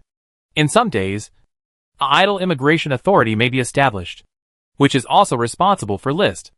Okay, the arrangement I want to say is about this. Is there any problem with you? In fact, Bruno still wants to add special supervision, but now our stalls are still too small, and they can't draw so many people for the time being. Therefore, they can only be put on hold for the time being and wait for some days. After all, ideas such as seawater salt are from Bruno. No one here knows these technologies more than Bruno. Therefore, if anyone has any small movements, I can't lie to Bruno's eyes. Moreover, almost all people here are trusted by Bruno. And you don't worry about any errors. Chapter 65 Starting Point Orphanage. Under the arrangement of Bruno, the power of Old Ford was actually weakened. But the Old Ford did not have the slightest complaints. He was recognized by Lombas in charge of Idal's finances. On the one hand, Loida can be regarded as Bruno's confidant. Before, he managed the sea corner salt field and the fishing port terminal. He had never had any wrong leaks. The operation of the salt field and fishing port was well organized. On the other hand, Old Ford knew clearly that in the future, Idal's leading needed a new generation of power like Sabi. Lomita, such as the gradually growing up, can only keep up with the pace of Bruno. What's more, the burden of Bruno to him is not light. Whether it is the sea corner salt field or the white sugar workshop, or other workshops, these are all industries that are related to the Adar's lifeblood. Coupled with the just established Anti-Smuggling Bureau, he can't get extra time and energy to manage it. Among the people present, most people just entered the scope of management and reallocated and refined. However, Sam Reed may be weakened among these people. After all, in Bruno's view, the government is out of the gun, although Sam Reed is worth his trust. In any case, Idol's soldiers can't be held in the hands of a person. Sam Reed was wearing a bright armor, with 2 decently dressed standing military officers, and stopped by a dilapidated alley in Idle. Today, he came to give a pension for the soldiers who died in the Grand Highland. The Battle of the Grand Highlands allowed Idol to successfully occupy the Gallan Highlands located in northern Idar, and push the northern boundary line of Idol to the south bank of the Solent River. But at the same time, the leader of Idol also paid a full 3 soldiers. Only 3 people died in one war. This was not because Idar's army was so powerful, but more because Soren's army was too weak and the opponent's commander, Herman Barclay, underestimated the enemy, which led to such a strange war result. In addition to giving the families of the fallen soldiers the previously promised pensions, Bruno also required that the money must be delivered personally to the families of the fallen soldiers by Sam Layton, the commander of the regular army. Today is the first time that Sam Layton has done such a thing, so staying in the alley and hesitating. As the instructor and commander of the standing army, the 300 soldiers of the standing army have always lived with Sam Layton and trained together. Although Sam Layton may not remember the name of each soldier, at least everyone has a good face and knows that it is also a member of the standing army. But when I thought of 3 soldiers, they would disappear in the barracks of the standing army forever in the future. And Sam Layton's heart became a bit empty for a while. This is the feeling that he has never had the army before. Well, Sam waved his hand and stopped a civilian who came out of the alley. When the man saw Sam called himself, he just felt a little sincere and frightened, and asked carefully, "Adult, are you calling me? Is XXX's home here?" Sam asked. "Oh, he just live in the bottom of the alley, but just listen to people. He seemed to be dead, now that only the child and his family still lives." The voice of the man spoke gradually smaller. "So how has this child been doing these days?" Sam Layton asked quickly. "Whoever cooks can take turns to help. Although life is hard, at least the children won't starve to death." Sam frowned, and finally walked into the alley with heavy steps. At the end of the alley is a house that has just been renovated. Although it looks shabby, it is not dirty at all. This house should have been renovated by the Earl. Sam couldn't help but sigh. Note: Bruno renovated some houses in Idar during the new year. See chapter 36 for details. Squeak! Sam gently pushed open the half-open wooden door. "Who is it? Is Dad back?" A childish voice suddenly came from the house. Before he finished speaking, a little boy ran out of the room in a hurry.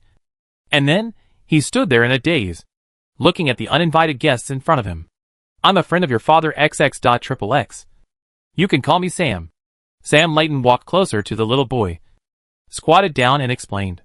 "Sam," the little boy finally asked timidly, "do you know where my father is? Many people say that my father is dead. I don't believe it. Your father is on a long business trip, so he wants you to live with me from now on." Sam gritted his teeth, but ultimately didn't say what he was going to say. "Is that so?" The boy's eyes obviously dimmed at this moment. "Go and pack your things," Sam said with a smile at the surprised looks of the 2 quartermasters. In fact, Sam didn't know why he did this, but he did it anyway. When the instructor gave the soldiers, he also went to listen to it, and felt some reason. In addition, he got along with the soldiers. Although he was just a superior relationship with the child's father, he couldn't bear to let the child flow on the street. Maybe. Is this the friendship between the counts? Bruno, sitting at the desk, listened quietly to Sam Layton's report. "So, you brought the child back?" Bruno said. "Yes." Sam Layton nodded. "Have the pensions for the other 2 soldiers been paid?" "They have all been distributed. There is no way this is the only orphan whose parents have both passed away in Idar. Instead of letting him wander the streets and eventually become a destabilizing factor in Idar, why not set aside space in Idar City to build an orphanage? After all, children need to be nurtured from an early age." "List," Bruno called out. "Here, sir." List came in. "Set aside an area outside of Idar City and build an orphanage to take in all the children who have lost their parents within the territory of Idar." "Master," Sam Layton said excitedly, "go back to your barracks and train. Idar has more than one child who lost his parents. I don't want my standing army commander to wander around the barracks with a bunch of little kids in the future. As for the name of the orphanage, let's call it the Starting Point Orphanage. For those children, This may be a new starting point in their lives. Chapter 66. Playing football makes me happy. Repair. Master, what are you going to repair now? Liszt was obviously shocked when he heard Bruno's words. It is impossible not to be scared. The Moor Fortress and the road to the south are still under construction. If another big project is to be carried out now, the Adar County simply cannot afford it. Master, you have to be careful, Liszt said tremblingly. Who did you learn all this from?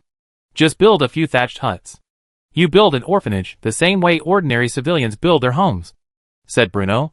Bruno wanted to build a wonder to serve as an orphanage. But he also knew that one cannot become fat in one breath. And Lord Adar simply does not have the ability to do so now.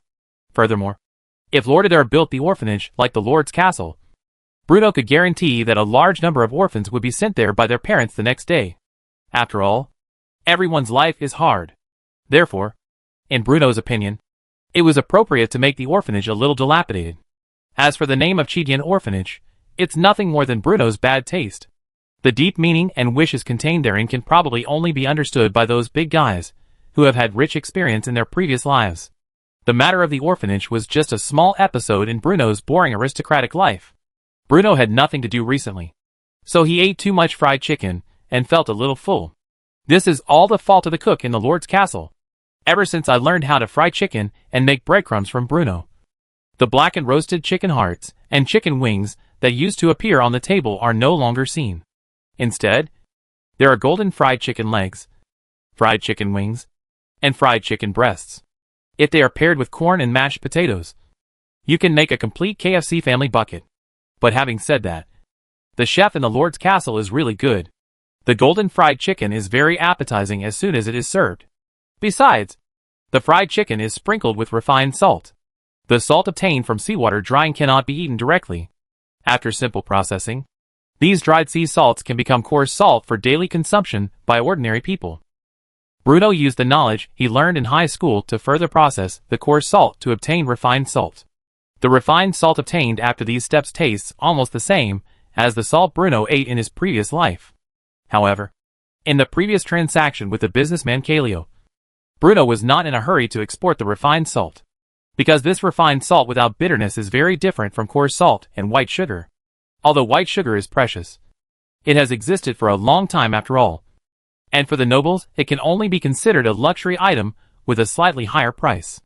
But refined salt has never appeared before, so Bruno is very cautious about the sale of refined salt.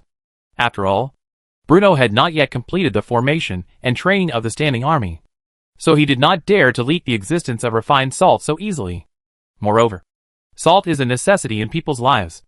Even if one only sells crude salt, it will bring huge profits that cannot be ignored. A quart of salt can be sold for at least 2 silver shillings in Adar alone. If it were sold in the inland of the empire, the price of a quart of salt would be even higher. Therefore, with coarse salt and white sugar as a guarantee, Bruno was not so enthusiastic about selling refined salt, since fattening foods like fried chicken are often served on the table, in order to maintain a healthy body and a handsome face, so that he, the foreign soul, can feel more involved. Bruno has to find ways to exercise. However, the entertainment and cultural activities in this world can be said to be extremely backward, so it is easy to imagine how much effort the original body put in collecting books such as The Romantic Wizard's Search for Love and The Wizard's Hunting for Beauty. As for sports activities, hunting is probably the only one. But we can't ask for too much. After all, most civilians can't even get enough food to eat. So how can they have the leisure time to organize scientific, educational, cultural and sports activities? So, after countless days and nights of deep thinking, Bruno thought of football. Putting aside the Chinese national football team in his previous life, Bruno actually loves watching football matches. Bruno decided to order the craftsman to make the football. However, the first problem faced in making a football is that it seems that there is no rubber in this world. But fortunately, Bruno is not so particular. For him, as long as he can make a ball in the end, it doesn't matter whether it is bouncy or not.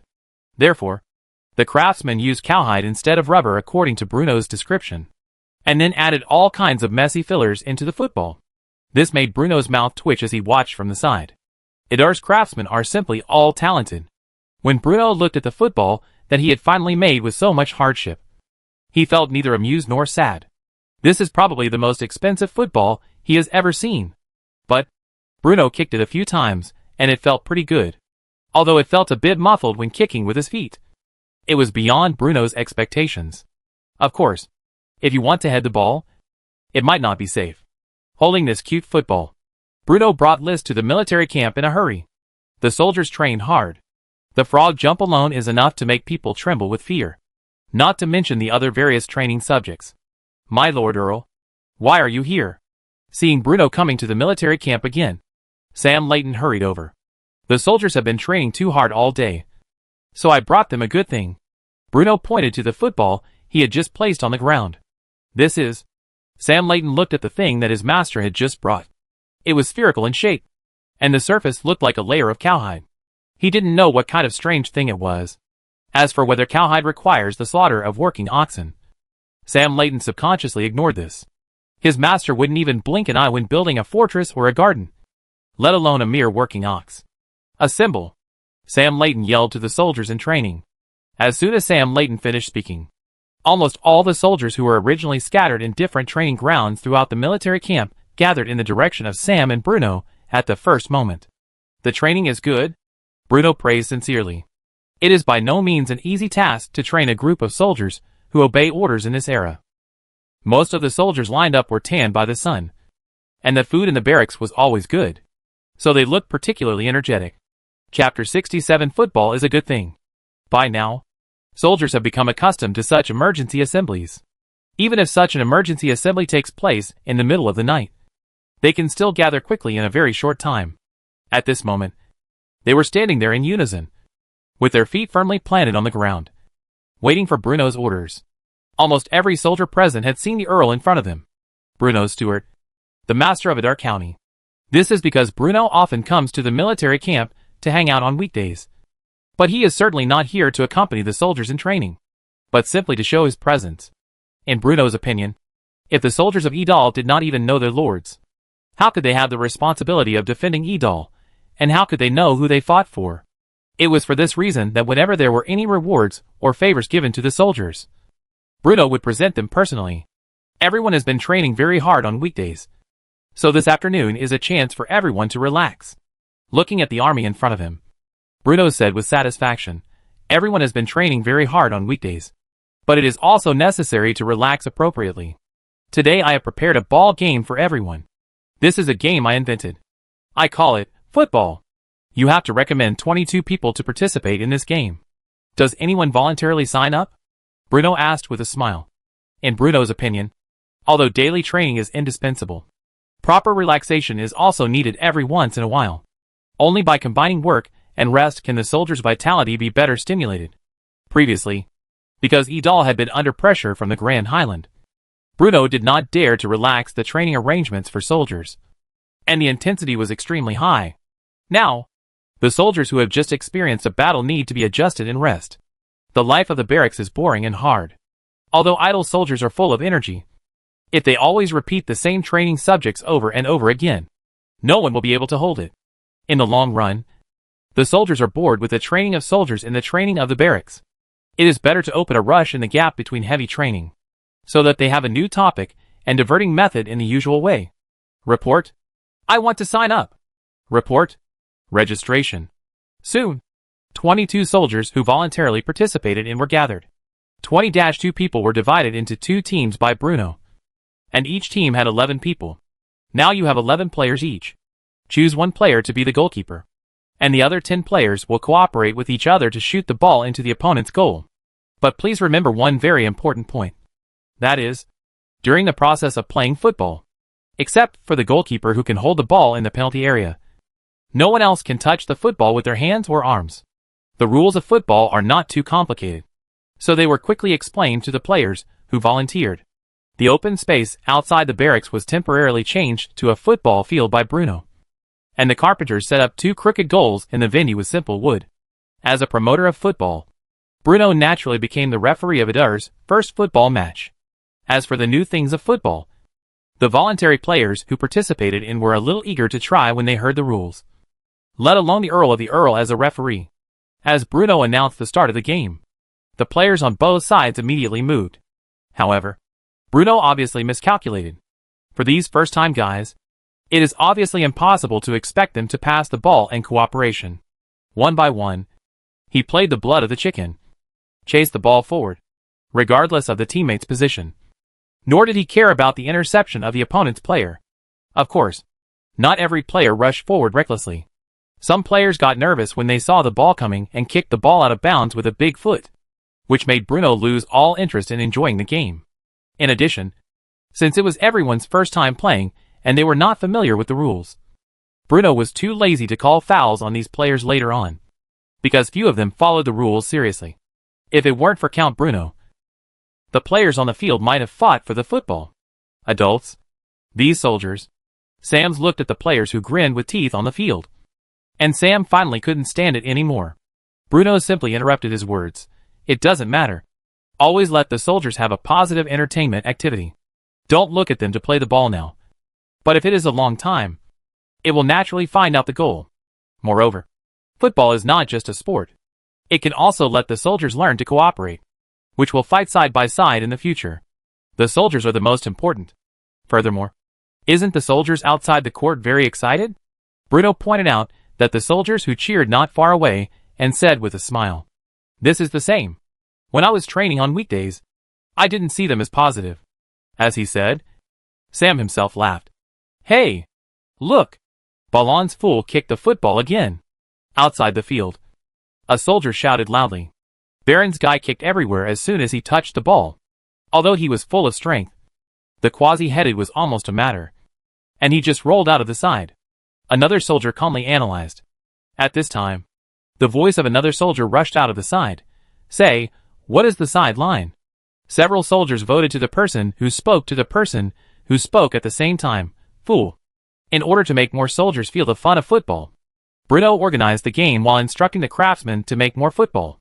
And even the time of a game was shortened to 30 minutes. The exciting football match lasted for a whole afternoon. Almost every soldier took to the field to play a few times. Although there was chaos on the football field, it was obvious that after these games, the relationship between the soldiers became closer, and they had many common topics to talk about in their spare time after training. Even when the soldiers lined up for dinner, they talked about topics about football. Bruno rarely did not return to his lord's castle to eat, and accompanied by Sam, enlist with the soldiers. Because of Bruno, today's dinner is particularly rich. Not only fish soup and bread, but also a lot of vegetables. The soldiers who gave the soldiers was a big sister who was thicker than a bucket. I saw her hand shaking a little, and the original spoonful dish was thrown down for more than half. This is really the talent of every cafeteria. Chapter 68 Dilemma. Sollenberg. Since the defeat of the Grand Highland Battle, Soren has been so many, not restless. The original civilian soldiers of Sauron were captured by the Eadal, and then they were pulled by Earl Eadal to repair the fortress. Only the cavalry of Sauron and the eldest son of the Earls of Sauron was replaced with high ransom. However, the cavalry who originally thought that the heavy redemption could reassume the heavy responsibility of defending Solon, but did not expect that he had spent high ransoms and replaced it. It was really just more than 50 but cavalry. As for the cavalry's armor, swords, bows and arrows, as well as their mounts, they were all confiscated by the Adar people.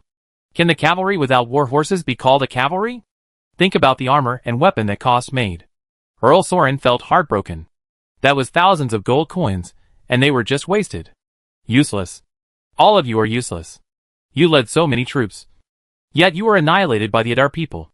When you saw the situation was unfavorable, didn't you even know how to run away? This is totally unreasonable Indian behavior. Herman Buckley, standing aside, had to lower his head and endure the anger of his old father. My son originally thought that if he could kill the enemy cavalry, he might be able to turn the situation around. But he didn't expect it to turn out like this, Herman Buckley said carefully. A complete defeat made Herman Buckley completely lose his so-called noble dignity. And he really didn't want to experience the feeling of being pinned to the ground by the enemy from tactics to strategy a second time. Mix. The Earl panted with a big mouth and stared at his eyes. It's just, those spies are damned. The news that Lord Adar is doing his best to build the garden must be fake. This must be fake news. If Lord Adar really did this, then where would the soldier salaries come from? Moreover, they have bows with longer range and better equipment. Although I don't know why. The Adar cavalry is simply unstoppable. Herman Barclay narrated the war to his father in detail. Brother, are you questioning my spies? Behind Earl Soren's second son, Toru Buckley, asked in a bad tone. That's right. I'm questioning your spies, Herman Barclay said bluntly. Huh? We all know the strength of the Adar people. And my brother should not find these excuses for himself to obscure his father, Toru Buckley. Even though it hurts. But he still had a stern face, and looked gloomily at his two sons, who were arguing with each other. The Battle of the Grand Highlands was very bad, but lost it. But now the Adar people have built fortress on the south bank of the Sauron River. On the south bank of the Sauron River. The damn Count Idal is wanting to poke the fortress to Sauron's throat. When this was said, everyone present was filled with indignation. Sorenborg is not far from the Soren River. If you ride a horse, it only takes an hour or two to get there. A fortress controlled by Adar soldiers is rising on the south bank of the Solin River at this moment. No one can remain indifferent. But Solin has no way to stop this from happening. The scale of that fortress. I'm afraid it can't be built without more than 3,000 or 4,000 gold coins. Our neighbor is really well hidden, Earl Soren said in a deep voice. But what's even more abominable is that the earls, and even the little viscounts in the north actually wanted to take advantage of the situation, and tear a piece of flesh from the Soren lord. This is totally unbecoming of nobility. Father! We can't just sit there and wait for death. Let me take people to drive those northern bandits back, Herman Buckley said with a fist. You? Brother. I'm not saying anything bad about you. But if you go, you might end up killing the more than 100 soldiers you just recruited. You? Herman Buckley was speechless for a moment. But he could do nothing about it. How can more than 100 newly formed civilian militias stop them? Let's send someone to talk to them first, said the old count sincerely. Master, something terrible has happened. At this moment, Earl Sauron's butler ran in again in a panic. What's wrong? The Earl asked impatiently. Ever since he set his sights on the Golan Heights, bad news has been coming one after another these days, giving him a headache. Some civilians have packed their bags and are planning to leave Soren territory, said the butler. That's it? Earl Soren said. If they want to leave, let them go. It would be better if they all left. Serfs are much easier to manage than those free people. But it's spring farming season now. Sir, if all the civilians leave, where will we find people to farm the fields? What a joke. Can't serfs farm? Toru Buckley interrupted.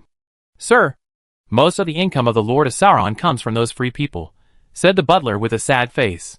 You just said, everyone leave? After a long while, Count Soren finally reacted. Most of the civilians are packing up their things. It looks like they are leaving. Where to? You have to know that in this era, large-scale movement of civilians is extremely rare. It is said that Count Bruno of Adar offered very generous conditions to the commoners. He said.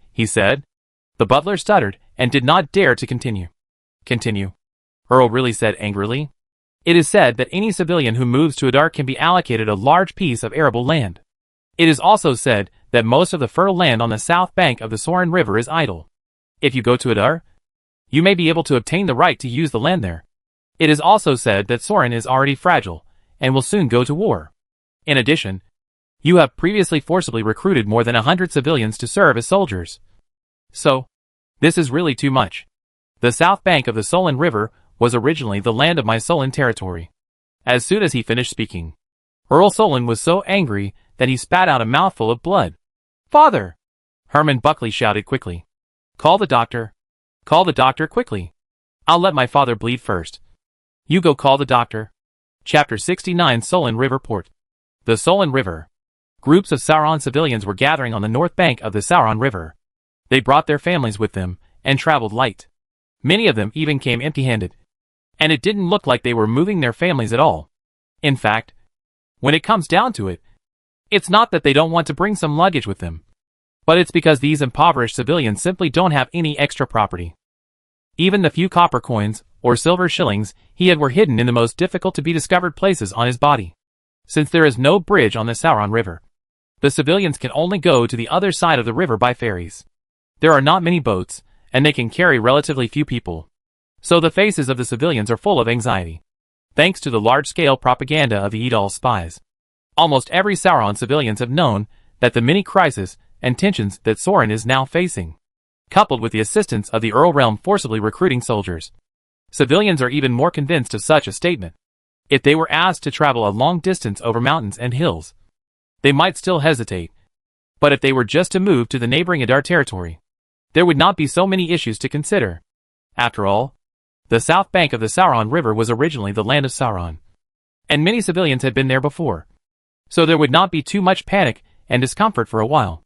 Just like that, word spread from one person to 10, and from 10 to 100, and more civilians gathered on the banks of the Sauron River, jostling each other and making it very lively. On the south bank of the Solin River, Adar's soldiers and officials were also prepared for the arrival of these refugees. As the first director of the Adar Immigration Administration, Lister became the overall person in charge of this refugee reception operation. Of course, because this was the first large-scale receiving of the exiles of Edal's lead. The general processes and specifications were actually formulated by Bruno himself. The task of List is to perform the meticulous execution of these strips and frames drawn by Bruno. There are many exiles gathered on the north bank of the Solin River, but the flowers carried on the south bank every time the ferry is extremely limited. Therefore, although these officials who belong to the Edal Immigration Authority are not very proficient in their business, they are not busy. The Edal Immigration Authority has opened 3 channels on the south bank of the Sauron River to register these information from Sauron. Wagner was a civilian leader from Sauron. At this moment, he finally squeezed his ferry with his pregnant wife. He escaped from Sauron's army in the middle of the night yesterday, a few days ago, because the infantry led by Sauron was captured by the Adar. The Count Sauron forcibly recruited many adult young men to participate in the army, and he was caught in the pass without luck. More than 100 civilians are reluctant. After all, unlike those cavalry with the title of knight, civilians like him can only get extremely meager troops. If he only said it, he still had a wife with a big belly in his family. What's more, if you have died on the battlefield by yourself, Soren has no pension. He died because you were unlucky yourself. Thinking of his newly married wife and unborn children, Wagner turned around, and he was unsatisfactory in his heart. Therefore, Wagner waited until the officer who was guarding the new recruits fell asleep and escaped from the barracks under the cover of night. It wasn't until he rushed home that Wagner heard these days from his wife's mouth that the news of the news circulated in Sauron's leader in Sauron will provide the land that can be cultivated or stable employment opportunities for every resident who moved to Edal. So, without even a second thought, Wagner and his wife packed up their bags and headed for the Sauron River overnight. After all, he was the deserter of Sauron. Even if Adar territory had not issued such a regulation, he and his family would not be able to continue staying in Sauron territory. The Sauron River is not very wide, but it has a lot of water. The fast current hits the hull, and the momentum is almost going to push the ferry downstream. After all, I passed the river in the Sorrow. But until Wagner really put his feet on the land on the south bank of the Sauron Hunan, his heart that had been hanging had been put down. The south bank of the Sauron is the land led by Edal. He no longer has to worry about whether the cavaliers, who are from the Sauron leader, will grab himself back as a soldier. When Wagner set foot on the land on the south bank of the Solin River again, he felt both familiar and unfamiliar.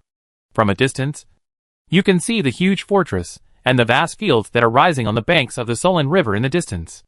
Although it is not the reason, Wagner only feels that the land in front of him is glowing vitality. Another boat. Baron, take them to the 3rd place. A soldier led by Edal shouted loudly. Soon, this ship came from the civilians leading Sauron by a soldier to the leftmost channel, and arranged the team in turn. Not far away were 2 simple wooden tables, and a passage built with several long wooden poles. 2 officials from Adar were sitting behind the wooden tables, writing something down with pens. What is this doing? Although he was full of doubts, Wagner still lined up.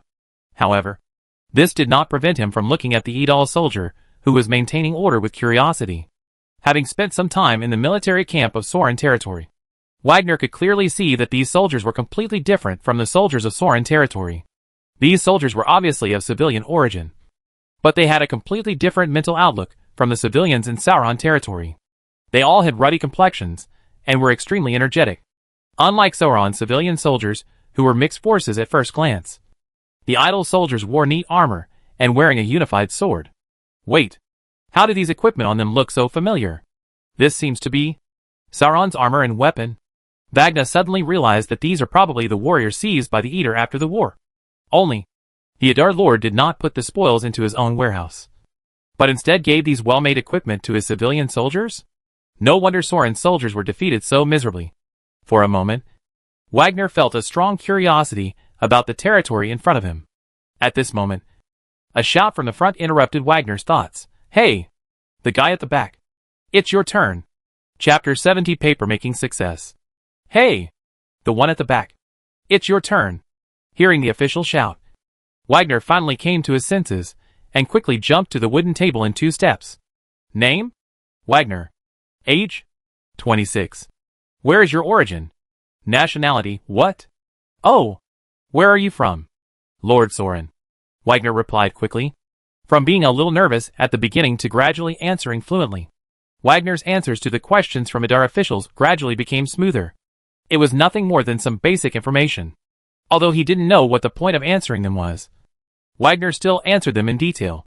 When the questions were almost answered, the 2 Adar officials exchanged glances with each other, nodded slightly, and then pulled out a slightly yellowed piece of paper, as thin as a cicada's wing from the simple desk. One of the officials dipped a little ink on the tip of his pen, filled in all the information Wagner had answered, and then stamped a bright red seal on the sheet. Here, this is the temporary residence permit you received in Adar. It records your personal information, the official said. Remember, whether you want to join the production team in the future or apply to Lord Shabi, who is in charge of agriculture, for a piece of arable land, you must rely on this certificate. Hearing this, Wagner quickly clenched the piece of paper in his hand and nodded. Thank you. The next person to register for review was Wagner's wife. After a while, Wagner's wife also received such a thin film. Although he was just a civilian, Wagner knew most of the words and sentences. He curiously compared the 2 cards, and found that they really recorded his basic information. After passing the review, the civilians of Sauron territory cannot immediately go to Adar City to apply for land or find jobs. Instead, they will be arranged in a temporary camp not far from the ferry. It is said that this is called inspection and quarantine. Wagner couldn't figure it out, so he stopped thinking about it. Lord's Castle. Bruno was sitting at the main seat at the long oak table in the banquet hall, and 2 trembling servants were sitting on the seats next to him. As servants of the Earl, they were able to sit at the same table with the Earl. Instead of feeling excited, they were a little frightened. Little one. Bruno threw out a card. Then, a servant sitting on a chair next to him suddenly began to tremble all over. He had a king in his hand, which seemed to be the biggest card in poker according to the rules explained by his master. Only, if I became a king, will my master be angry? If you have the king, just come out. Why are you holding it in? Bruno said unhappily, as if he saw what the servant was thinking. Big king. Seeing that he was called, the servant had no choice but to throw out a big king. Then, 4 aces. 4 2s. Master, I don't have any cards. Bruno. The poker in Bruno's hand is made of paper, just like the cards in Wagner's hand. The first batch of paper produced by the paper-making workshop had been produced earlier. Due to the long distance and the fact that the road connecting to Fort Man in the south had not yet been built, raw materials such as bagasse were difficult to collect. Therefore, the raw materials used for the first batch of paper were all locally sourced, such as weeds and tree bark.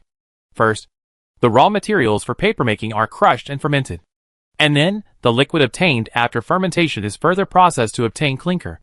Pour all these things into a boiling iron pot. Add water and stir, and the pulp will come out. The expensive papermaking technique naturally has the truth of expensive, compared with those cheap papermaking techniques. The mixed pulp is mixed through this method, which saves almost dozens of steps. What is the most urgent thing in Adar now? What is the most lacking? It's human power, of course. The paper made through this papermaking technique is not only of high quality, but also requires the least manpower and time costs. However, since the raw materials used are ordinary weeds, and there is no suitable bleaching process, the paper produced in this way looks a little yellow at first glance. But it doesn't matter. After all, being able to make paper is already great. Good things should naturally be used where they are needed most. So Bruno took out more than half of the first batch of papers, and handed them over to the Adar Immigration Administration headed by Lister. by registering the information of refugees and distributing temporary residence permits in Adar territory. Adar territory can manage these foreign refugees more effectively. After all, even the local residents of Adar territory have completed the census. And the refugees from Sauron territory are naturally no exception. As for the so-called inspection and quarantine, Bruno had no idea where the refugees had been before coming to Adar, or whether they had any diseases. Therefore, a certain period of isolation and observation was necessary. In this era of extremely scarce medical resources, if you accidentally get sick, the consequences will be extremely serious. It is for this reason that Bruno has always paid special attention to the sanitary conditions in Einarching, whether it was collecting feces or sweeping the streets. Keeping the city of Adar clean and hygienic was his original purpose. And this may be the only thing in Adar County that can be ranked above the construction of wonders in importance. Bruno doesn't want to be bled. Maybe I should find a way to train some reliable doctors. Once this thought came to mind, I couldn't stop it, because no one can guarantee that they will not get sick. Even a wizard who possesses extraordinary powers will get sick sometimes. Although Bruno did not study medicine in his previous life, he possessed a cross-era vision from his previous life and at least knew the correct development trend of medicine. Moreover, after the Namur fortress is built, Bruno might once again have enough glory points to redeem some medicine-related items or skills in the system mall. However, training a barely qualified doctor is definitely not an easy task, because everything has to start from scratch. Bruno didn't expect those so-called doctors, who only knew how to perform bloodletting, to quickly understand more scientific treatment methods. Oh, it's hacking troublesome. Come on. Let's play another round. Chapter 71 Urban Planning. Lord's Castle. Bruno was casually flipping through the records from the Adar Immigration Administration. There was a cup of warm boiled water on the table. Although Adar County already has its own distillery, Bruno will not touch it easily until the first batch of newly brewed whiskey has completed the aging process. This is because newly brewed wine contains certain impurities, such as methanol, which is harmful to the body if consumed directly. It was for this reason that Bruno changed his subsequent winemaking strategy. The newly brewed wine will be divided into two parts. One part will be put into wooden barrels for aging and maturation to make whiskey, while the other part will be directly added with distilled water to make a wine with a concentration of 40 to 60 degrees, and then directly obtained as vodka through activated carbon filtration. The vodka processed in this way becomes crystal clear, light and refreshing, with no bitterness, but only a fiery stimulation. Since the first batch of vodka had not yet been officially produced, and Bruno had no interest in the dry-tasting wine, Bruno could only drink boiled water at this time. Bruno was reading the report presented by Lister intently, and the content of the report made Bruno very satisfied. As the situation in Solon became increasingly tense, nearly 1,000 civilians entered Adar through the Solon River port in less than a week. There are nearly 1,000 refugees, which is close to 1/10 of Adar's original residents. According to Bruno's plan, these 1,000 refugees will be divided into two parts after passing inspection and quarantine. One part will directly cultivate fields on the south bank of the Sorin River, while the other part will be put into Bruno's Adar city renovation plan. Although it was a bit late to cultivate the fields now, Bruno estimated that if he worked harder, it would still be in time. Besides, it doesn't matter if the food produced by these refugees is not satisfactory. Bruno doesn't think highly of the food they produce. In the final analysis, Bruno did not want to make this group of people farming directly, because the planting of potatoes, sweet potatoes, and corn, and the large-scale use of chemical fertilizers can completely make Idal's double population. However, for most flowers, food in the family will not panic. If it wasn't for Bruno's gimmick to distribute the field, I am afraid that it would not be able to attract so many cream pieces in such a short period of time. Let's turn the person to Idal first. This is Bruno's most authentic thoughts. Frozen 3 feet is a day cold. Only when these people see the income of those who are responsible for building Naur Fortress and other projects, they will gradually join in. As for the Adar City renovation plan, Bruno has been brewing for a long time. The so-called Adar City renovation plan is actually part of the Adar development plan designed by Bruno. The existing urban area of Idal City is relatively narrow, in addition to the nearby area of the Lord Castle and the main roads connecting several gates. The roads in the rest can only barely allow one carriage to pass, and even many roads can only be allowed to pass if the road to connect to Man Fortress is officially connected after some days. The roads and buildings in Idle will undoubtedly become a major obstacle. Therefore, Bruno decided to use some of the refugees to expand and transform the city of Idar. Of course, it is obviously not realistic if the entire renovation of Idal City is suddenly renovated at once. After all, the project volume of Idal City is no less than the construction of a new wonders. Therefore, Bruno decided to first use the main road connecting the north and south directions of the city of Idar, and the area near the south gate of Idal City as the first batch of transformation. In Bruno's plan, the private houses near the main road will be directly demolished, which will double the main road of Idal City directly, allowing at least 4 carriages to drive side by side on the road. And this road will also become a commercial street in Bruno's plan, which is used to build tavern, hotels, and other commercial buildings. At the same time, it will also open a specialty store selling white sugar, salt, and other products produced by Idal. In addition to the planning of Idal City, Bruno also entered the line of the entire Idal's future region. First of all, the focus of Idal's development and construction in the future will be concentrated along the 5 roads. According to Bruno's construction map of Idal, the land west of Idal City, the land east of the Almius Mountains, the plain area south of the Idar River, and the land on the south bank of the Sauron Hunan will become the 3 major grain produces areas of Idal City, which is the future agricultural area of Idal. The biggest of the 3 major grain areas is the open plain that extends to Man's Fortress on the south of the Idal Hunan, which is extremely suitable for the growth and planting of grain crops. The area between the Grand Highlands and the Idal City to the fishing port pier is the 2 industrial areas of Brian in planning. Although the iron ore on the Grand Highlands has not yet carried out large-scale mining due to insufficient manpower, it is undeniable that the Grand Highlands, which are extremely rich in metal minerals, will provide an indispensable and important driving force for the future development of Idal. As for the front line of Idal City and the fishing port as another industrial area that focuses on development, Bruno is preparing for future. In Bruno's view, Idal's fishing port terminal can be described as a deep water port. If it is used to stop the fishing boat, it is too deserted. At the same time, the Almi's Mountains located west of Idar territory were also circled by Bruno. One is because of the magic crystal mines in the Almi's Mountains, and the other is because Bruno really has a great interest in the Almi's Mountains. Not only can it provide the wood needed by Idal, but few people with smoke can become a secret base of Bruno in the future, and become a place for Bruno to try to produce enchanting weapons and other research locations. After all, as the road gradually rolled out, and the commercial road to the Kingdom of Basel, the Idal will definitely usher in more and more transit business groups in the future. Although foreign caravans will bring Idal's leading economic benefits far, it will also increase the risk of technology leakage by Idal. Therefore, the remote Almi's Mountains became Bruno's preferred location for new weapons research or product development. Besides, there might be treasures in the Almi's Mountains that Bruno has not discovered yet. Chapter 72: The Masters from the Far Road. A dilapidated donkey cart is slowly walking on the muddy road of Thorns Valley. It was probably the old donkey who pulled the car, although there was only a small car behind him.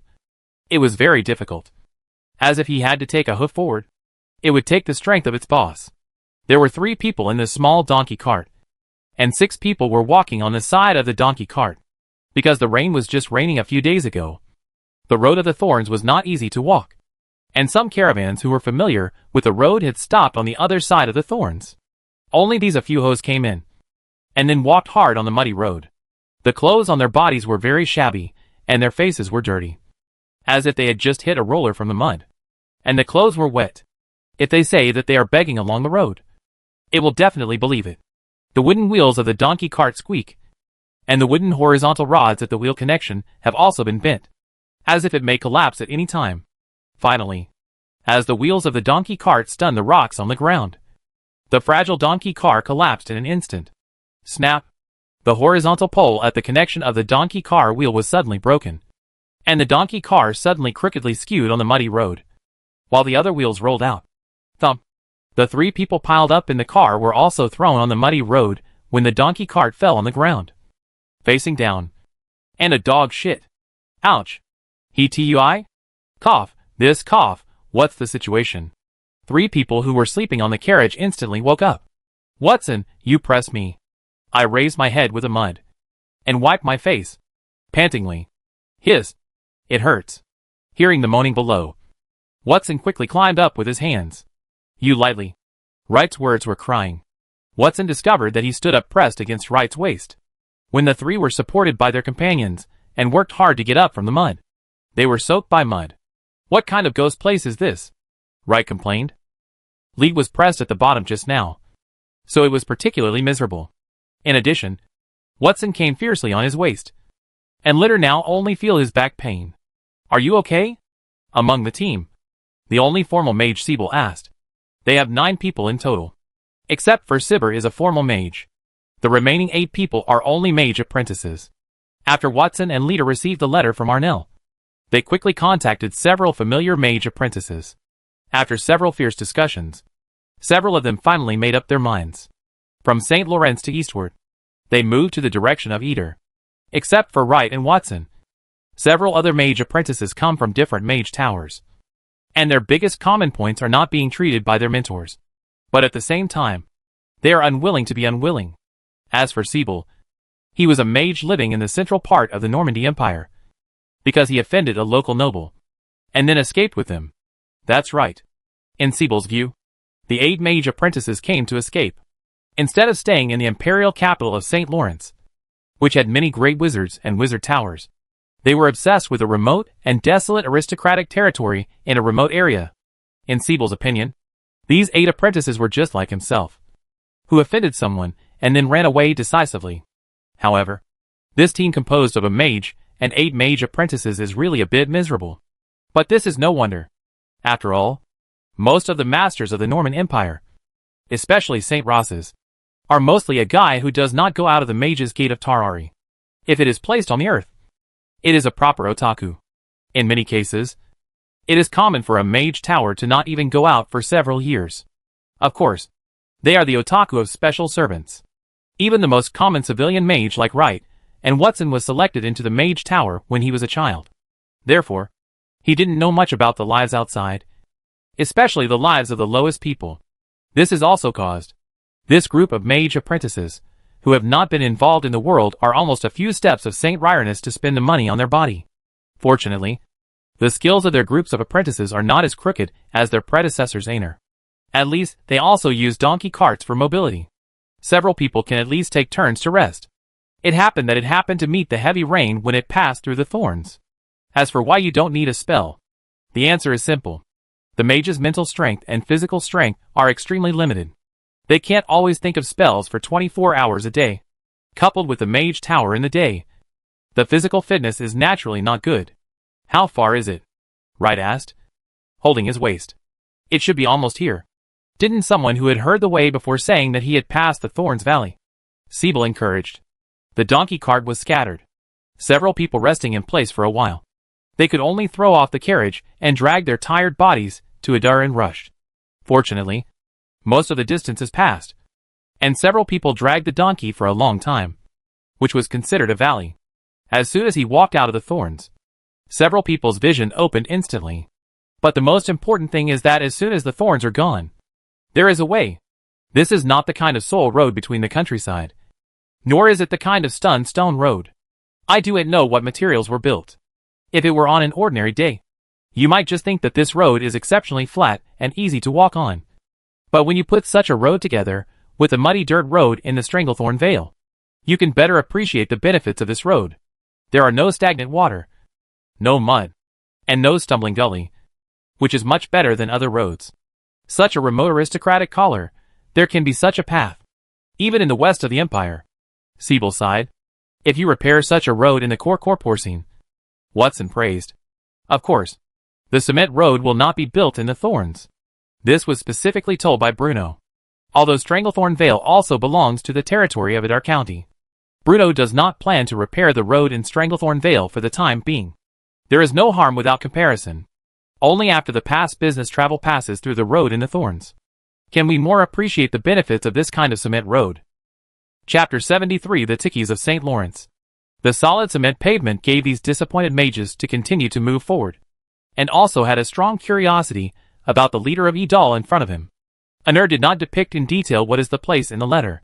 What is the place? Therefore, the fantasy and guess of Edal led by several people have not stopped since the official departure. Along the way, These masters who had no experience in life experienced too many hardships. And what they saw and heard made them eye-catching, so that they had flinched with the distant idol's lead.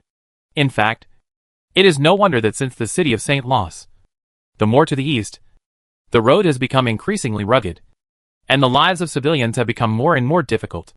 So what are the scenes of these mages who can't imagine that the Idol leader in the eastern part of the mainland will be? No clothes to cover your body? Windmill sleeping? This anxiety reached its peak as they traveled through the Stranglethorn Vale.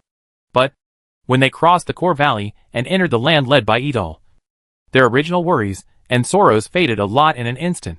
The strength of a nobleman can be reflected in all aspects. It is just the road laid on the ground alone. It can be seen that this Idar collar is very different from other noble collar. Watson laid down on the road, smelled it with his nose, and knocked it with his hands. Then, he said in surprise, "This is a building material I have never seen before." That's right. There is a road that even St. Ross's has never owned. And only such a magical place can attract a master to stop here. Note, Chapter 46. 9 people and a donkey hurried forward on the cement road surface. And even the late, who originally sprained his waist, was quite impossible to wait. After all, they have been away from St. Louis for more than a few months. Seeing that they have entered the scope of Idol, they are naturally excited. The group moving forward along this newly built road. And I didn't know how long it took. Finally, I saw the camps built on the roadside not far away. Those large and small camps are close to the road. And there are even faint smoke rising on the side of the camp. At this time, it is approaching the evening. The people in the camp are full of sound. And they can hear the sound of people talking far away, looking at the rising smoke in the camp. The stomach of several mage apprentices could not help gunning. "Right. Let's go to the front and get something to eat," Watson suggested, holding his stomach. After walking for such a long time, these people were already hungry. They hadn't even had a meal today. It's just, Leet was so hungry. But he still said, "Don't you remember the territories we passed by? Civilians have seen food more valuable than their lives. Sometimes, even if they are interested in helping you, they must let themselves live." Having said that, he pulled out his bag and finally pulled out 2 copper plates from his jacket pocket. "I have only 2 copper plates here," Wright said with a bitter face. The other people also found it from their own body. The time for a long time. It finally made up 16 copper plates. And even a silver was not allowed. "Let's go! Let's go and take a look. Maybe we can buy some food from the residents here. As long as we can survive tonight, we will probably be able to find Anil in our city tomorrow," Siebel said as he took the lead and walked towards the tent. "Hello. We are from St. Lawrence and are heading to Idar City to visit friends." Siebel happened to stop a serf who was about to go out to relieve himself outside the tent. As he spoke, he handed over the copper coins they had finally found. "We haven't eaten for the whole day. I wonder if we can buy some food here and rest for a while." "St. Lawrence?" The serf was stunned for a moment, then shook his head. "What place? I've never heard of it." "So," he said, "I haven't heard of it. I'm just a serf here, and I only know Idar County. As for wanting to exchange some food, I don't have the final say. You have to go find the leader of our production team, the guy eating bread by the campfire." The group set his sights on the bonfire in the camp. Then, they saw a large pot of vegetable soup that was sorted on the bonfire. The vegetable soup even floated a little bit of oil. And there were 2 or 3 large baskets on the side of the bonfire, which contained full of black bread. In the camp, a lot of people were sitting around the bonfire, eating dinner with a large mouth, looking at the pile of black bread stacked in the basket. This group of mages who came from afar only felt that this script seemed not right. This kind of food is already excellent for the civilians of St. Louis, and it is to taste it carefully in the house. How can it be piled up outdoors like here? At this moment, the person who was called the captain got up and walked towards Siebel and others. "I am the captain of the 4th production team of Idol, and the serfs who are responsible for managing here can tell me if there is anything." "Serf? Do you say everyone here is serf?" This group of mage apprentices was shocked. "That's right. I am also a serf," the man called the captain said with a smile. "What's happening here? A group of slavery, even without soldiers' care. They camped alone in the wild? And they have so many food? When will the serfs living at the bottom of the Norman Empire have such treatment?" A series of questions poured into Siebel's mind almost in an instant. He looked at the vegetable soup and black bread holding the captain's hand, but felt that he had not even the serfs in Edal City. It seemed to be aware of the eyes of Siebel and others. And the captain said, "If you don't eat, take it yourself. The Earl has explained it, and it will provide convenience to those who are going to Edal.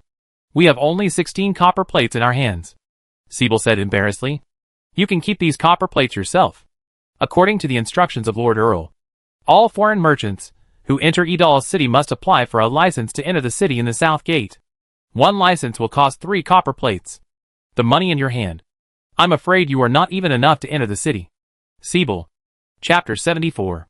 Bruno received news from the coming of mage apprentices early in the morning. "How many people are here?" he asked excitedly.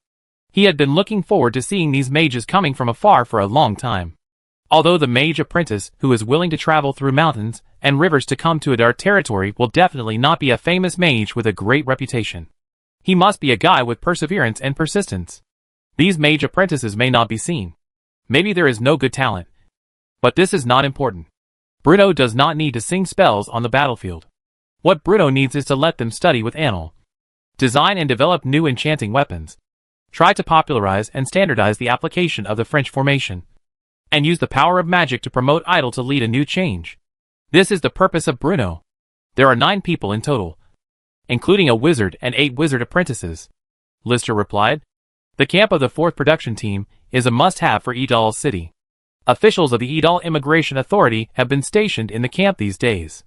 Therefore, when Siebel entered the camp to ask for bread, a group of guys who claimed to be from the Emperor St. Lawrence's entry into Edal had been passed out. "Where are you now?" "I was walking to Edal City. It is estimated that I will enter the city at noon today," List replied. "You go and say to Anil, and then take these masters directly to him," Bruno ordered. "Yes, sir. Such a useful group of tools, No. Mages and mage apprentices. Of course, Anil should take them away and put them to work directly. As for the city of Adar, we can let these mages who have come from afar visit it when we have time. Anyway, there is a lot of construction going on everywhere in Adar now, and there is nothing to see. Therefore, Bruno is very attentive to such arrangements. In fact, even the salary of these mage and apprentices has long been developed, and it is waiting for the mage apprentices to come to implement. 6 days a week. 9 in the morning to 9 p.m. Overtime pay is another. Bruno feels that this kind of salary and work arrangement is relatively humane. After all, 996 is a blessing. The hope of looking forward to this group of mage who walk slowly. If you say that you are not excited, it is impossible, because the design of the magic weapon is definitely not only available alone. One more mage is an additional help and an angle of thinking about the problem. With the joining of these masters and mage apprentices, the total number of master and apprentices of Edal and apprentices will break through the double digits to reach the scale of 10 people. If this had happened in the past, it would have been unthinkable. You know, this is not a simple addition operation. Einar's workplace is not in Edal today. Therefore, before light, Siebel and his party approached the city of Adar. They were politely taken away by Adar's soldiers. In order to ensure the privacy and security of the enchanted weapon research, Anil moved out of the city of Adar some time ago, and with the help of the guards sent by Bruno, he built a row of temporary residences in the Almes Mountains. These houses built on the mountainside are very similar to the mountain villas in the previous life. Although it looks not as magnificent as the buildings such as the castle, it is actually much more comfortable to live in. Moreover, although these residences look a little old in appearance, the interior of the residence can be described as the sparrows. Although the small organs are all available, there are a lot of facilities. Bruno even transferred the kitchen girl with a bucket waist and the unicorn arm in the kitchen to Anil's side, which really made Bruno sad for a long time. Of course, more importantly, not far from these mountain villas is the magic crystal vein of the Almes Mountains. Anar has been eye-catching these magic stones for a long time. The importance of magic spar is self-evident. It can not only be used as a container that stores free magic elements, but also provides great convenience for the mage's cast. Therefore, there are often mages inlaid the magic spines on their own wands. As for Arnell, as Bruno's initial ideas and assumptions about magic were gradually verified or adjusted, magic crystals also became an important tool for Arnell to draw magic circles and conduct various enchanted weapon experiments. Einar, from a distance, Wright saw Anil standing on the hillside and greeted his party. Right. I haven't seen you for a long time. Arnell also responded. It has been more than half a year since Arnell and Wright and the others parted in St. Lawrence. So it has been a long time since they last saw each other. As soon as we received a letter from you, we rushed over. Wright said. Oh, by the way, this is Siebel. A few of us met on the way to Idal's lead. Siebel is already a genuine mage. You can call me Anil. Einar nodded. Arnell, is this the residence of the Great Wizard? Watson looked around and asked. Yes, but not. In short, although we are friends, some agreements have to be signed before I introduce you all of this, Arnell said with a smile. When I saw Arnell waved, a pro-soldier sent a volume of the confidentiality agreement that had long been filed before with the Adar's employment agreement. Although the agreement itself does not have the ability to supervise the execution of agreements or contracts. It should be understood that in this world, mages exist to serve the nobility. Therefore, any employment agreement or other contract signed between nobles and mages can be reported to the Mages Guild. And once a mage violates the terms of the contract, he will be sanctioned by the Mages Guild. It is precisely for this reason that any wizard who wants to continue to survive in the Norman Empire generally will not commit suicide by violating the agreement he signed with the nobles. This is the confidentiality agreement. And hiring you as a member of the members of the Idal leader team, Einar replied. So serious? Watson asked. That's natural. When you know what you will learn at the Idal, you understand why I stay here, Einar said. Almost all the people present just glanced at it briefly before signing their names on the agreement. Don't take a closer look? Arnell asked. No need. I can't wait to know what you will show us. Chapter 75. Soon, Einar took these old friends, who had just signed the contract, to visit his laboratory in the Almius Mountains. This is an independent house with a relatively small area, next to Anil's residence and the temporary base of Adar's personal guards. The tables in the room are full of messy drawings. These drawings are drawn on the abandoned drafts used by Arnell to design the French array. This is paper? Wright's eyes looked at the grass paper scattered on the desktop, all of which were the latest products of the Adar paper-making workshop. The newly signed contract uses the sheepskin paper commonly used by the nobles, so it did not cause much waves when the mage and apprentices signed the contract. However, looking at a lot of light paper on the desktop, everyone present was shocked. Another new thing that even St. Lawrence doesn't have. But Einar did not make too much explanation to Wright and others, because the group's eyes were quickly attracted by other items in the room. The magic splits scattered on the ground, and many paper painted strange patterns. And when Leader saw a rock floating in the air under the action of the floating method, his heart could not be calm for a long time. Although this is just the simplest suspension. But, while the rock was floating in the air, Anil did not wave his staff or chant any spells. But even so, the rock still remained steadily suspended in the air. As an apprentice who lives in St. Loss for a long time, Wright can clearly realize what this means, which is simply a subversion of the existing mage system. This is what you said, Thayer? Leader widened his eyes and asked incredibly. Einar nodded and said excitedly, without the entire Normandy Empire, Idalcaller is the only place to start a study against the FA. You know what this means. This means that everything we have done is never tried. Once we succeed, we will be the pioneers of the era of the great masters. Einar's words have strong instigates for these apprentices of these mage dreams. Why did they leave St. Lawrence? Why do you have to come to this remote Idal lead? Not only because Einar claims that Idal has the existence of a big mage, but because they can no longer see the hope of squeezing into the formal mage in St. Loss. In St. Loss, who is a mage Tau? In St. Loss, in the formal mage is like the Cross River. It is difficult for them to have the instructor's guidance. And it is also difficult to cross the boundaries between the mage and the apprentice. The gathering of a large number of mages will undoubtedly produce many dazzling new stars. But how many people can see those mage apprentices with average talents, who have been buried in the dust of history due to the limited resources for mage education? Therefore, when they saw the hope from Adar territory, these young apprentices came here with their passion. Even Creata era. Lear felt his hands trembling slightly. Not only him. The rest of the mage apprentices were also stunned by everything that suddenly showed in front of him. Idol's lead. Fi array. Master. When this word was associated in their minds, this group of mage apprentices gradually gave birth to new hope for their future. Yes. Now that the original path has been unreasonable, Everyone will be overwhelmed together and come out of a new road. Even, maybe a new school may be established. The Norman Empire's mage world has many schools. They have different understanding and different use research methods for magic. For example, take Annel's mentor, Grand Galvin, who is a member of the famous wizard school, the School of Iron. The School of Iron believes that the consumption of the caster's mental energy when casting magic can be reduced by improving the chanting method of spells and the swing trajectory of the staff, as the improvement of several spells is quite effective. The Iron School is also a relatively mainstream mage school in the west of the Empire, attracting a large number of mage and mage apprentices. At the same time, in the dukedom of Eric in the north of the Empire, there is a wizard inheritance called the Eric School.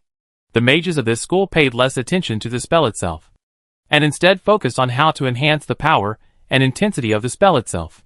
They believe that human mental power is always limited.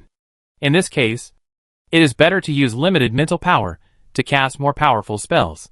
Based on this, they created an enhanced version of the Fireball spell, the Great Fireball.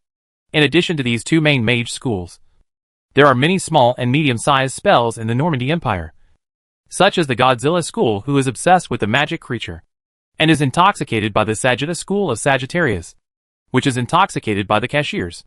Each corner.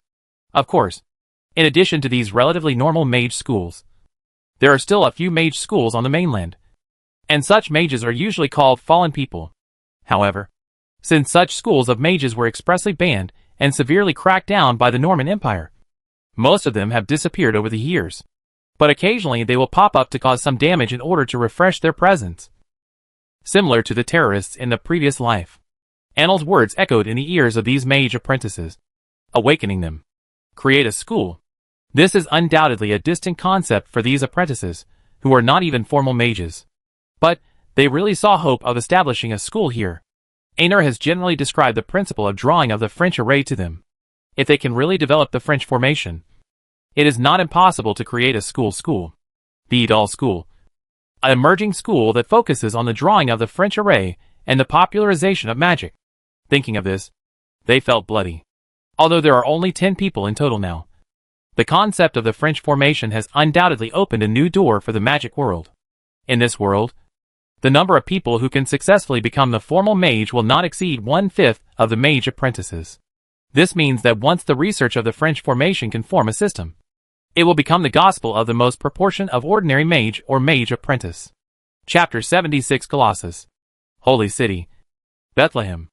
As the civilian believers recruited by the church arrived in Bethlehem under the care of various nobles, the long-standing giant statue construction plan of the Holy See finally officially launched. The giant statue of the God of Light is located on the mountains north of the Ratland Palace. Famous civilian believers were divided into several different groups to do different jobs under the control of the Holy Army soldiers. 50 idol-led civilians headed by Mike was compiled into the team that mined stones outside the city of Bylin. There is no difference between Chum Chum by Hang's-Year and Four Seasons. It is known as the place where the God of Light comes. It is almost 365 days a year. Under the hot sun, hundreds of civilians were shouted, and under the supervision of the Holy Army, they excavated rocks on the mountains. The construction of giant statues requires a lot of stones, so the workload of these civilians is actually very great. They would be woken up by the Crusader soldiers at 5 or 6 o'clock every morning, and every night they would have to wait until it was completely dark at 7 or 8 o'clock before they could rest and eat. However, despite the high-intensity labor, the meals prepared by the church for these civilians, who were quarrying rocks, were extremely limited, so that many people could not even fill their stomachs and had to work on an empty stomach. This resulted in a number of civilians becoming exhausted from the heavy labor and fainting while chiseling rocks within just a few days. Actually, this is not surprising.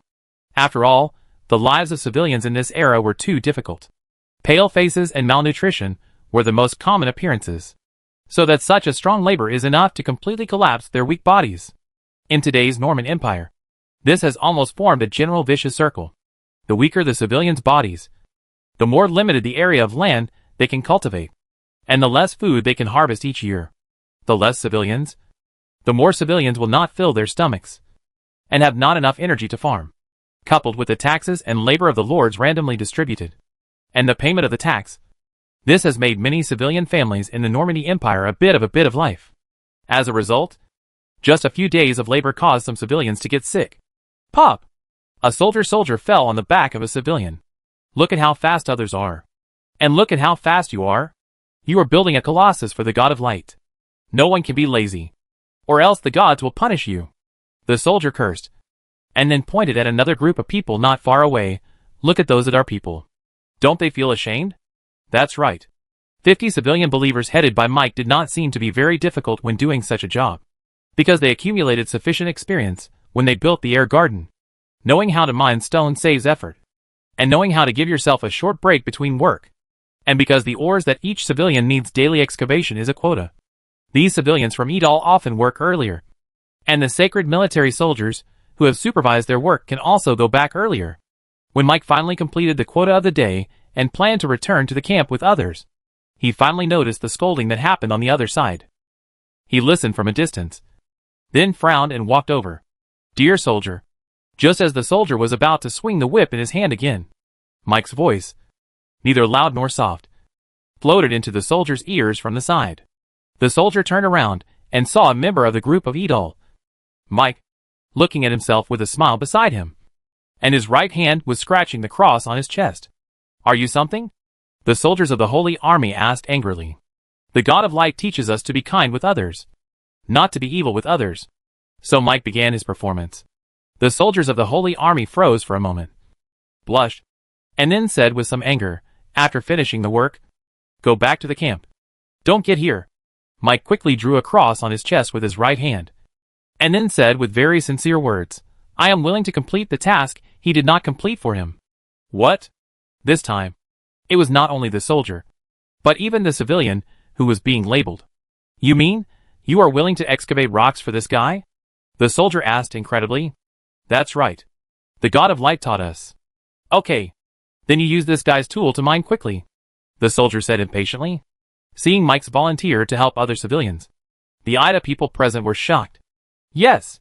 They remembered that the Earl Master had said that labor can be redeemed for sin. Since this is the case, if you help others to excavate rocks, you will not only pay for the work, but also reduce the burden on others. So, wouldn't this be double atmosphere? As a result, this group of excited idle civilians began to be brave, and they took the initiative to find an unfinished job. The supervising Crusader soldiers looked at each other in bewilderment. This was the first time they had seen such a strange thing. This group of people, isn't there some lunatic? But if these Idrians are lunatic, they cannot, because the idle people open their mouths and close their mouths. The God of Light tells us, although some of the bright gods in the population of Edal said, even the holy religious army, who had been on duty in the holy city, had never heard of it. But they had to admire these Edal believers in the infatuation of the God of Light. That's right. From the perspective of many soldiers of the Holy Army, the Edals who came here can no longer be described as a God of faith. As a result, from this day, on the construction site outside the holy city Barry, there was a story about the stories about the Edal people quietly circulating. Chapter 77, The Order of St. George and Tithes. Palace of Ratland. Partial Palace. As the first person under the Pope, the Red Bishop Camus Blancad was squinting, listening to the bishop's side to report the income and expenditure of Shuryish last year. According to the requirements of the Holy See, most of the taxes are charged in the late autumn and early winter, and when the Barity is transported by the Shur taxes from various nobles, it is generally the next year. Most of the taxes from the nobles are not much different, although they are a little damaged on the road. They can be ignored. Only the Duke of Eric of the Northern Empire, this year still, a bishop whispered. He did not agree with the recruitment hand, and he refused to pay the tax on the tax. What? Duke Eric is now ironic. What to do with the church? Camus Blancad opened his eyes slowly and said unhappily, for several years, the Duke of Eric, who defended the empire's northern Xinjiang, was tight in northern military sentiment and a great amount of grain consumption. In the past 2 years, a grain of rice was not sent to the church. Perhaps, the army of the Odin Empire was really not so safe during this time, a great bishop whispered. Albad. The red great bishop Camus Blancad suddenly looked at the big bishop who spoke, saying, since you officially supervise several major cannibals in the north, the heterosexual activities in the northern country of the empire have increased significantly. The sound of Camus Blancad's words fell, and he saw that his body suddenly burst into light, and his seat under him was burning in an instant. Originally, there was still some dim hall, which was shrouded in the light burned by the burning fire. Like the miracles descended from the God of Light, illuminating the entire hall. Plop! Seeing this scene, the bishops present were frightened and knelt on the ground. Master Brancad, the bishop, known as Albad, was shaking, and he had to put his forehead on the ground uneasily. Master Eric's gold is not easy to take. In just a short sentence of cum blanket, it completely broke Albad's psychological defense. I saw a pale yellow liquid gradually soaked in Albert's robe. Where is the gold? Write it. Camus Blanc had beckoned, and a servant came not far away, putting a roll of pine leather paper and a goose pen in front of Albad. Albad looked at Brancad with a begging gaze. Let me live a life, adult. Right, said the great Bishop of Red. Seeing this, Albad grabbed the goose pen with a trembling hand, and then wrote a long string of place names. Master, you punish me to build a giant figure. I am willing to go to the peacekeepers to build the idols together. Stop the pen, Albert begged. Cardinal Alpha, blasphemy, is pronounced to be punished, and publicly shows the public in Pope Square, Camus Blanquet said coldly. Also, let the Holy Army move all gold. After hearing the decision of the Bishop of Red, Albad suddenly stared. Coffin punishment, also known as coffin punishment, is to put the prisoners in a smaller cage, so that they cannot move, and then hang the metal cage on the tree or twisted rack, and then let the crow peck the prisoner. The victim often does not die immediately, but can only watch the crows peck at his body, and this process may last for several days. Your Excellency, you can't do this. I have shed blood for the Holy See, and have made contributions to the Pope. You are just a cardinal. You have no right to judge me. I want to see the Pope. Take it down. Coffin! Camus Blanc had frowned. Immediately, several soldiers dragged Albert out of crying, leaving only a yellow liquid on the floor. Let people tell the Duke of Eric that the payment of Shurichi is written in the Empire Code, which is permitted by the Regent Council and His Majesty of the Emperor. Let him immediately send the tax, said the Bishop of the Red Clothing. Yes. The remaining cardinal bishops lowered their heads and attached to the sound. In the Holy See's grade sequence, the Pope was the Great Bishop of Red, and then the Cardinal Bishop in charge of the Diocese of the Norman Empire. Although there is not only one Great Bishop of Red, Camus Blancad is the only bishop with the red clothes that is appropriate to the Holy See's affairs.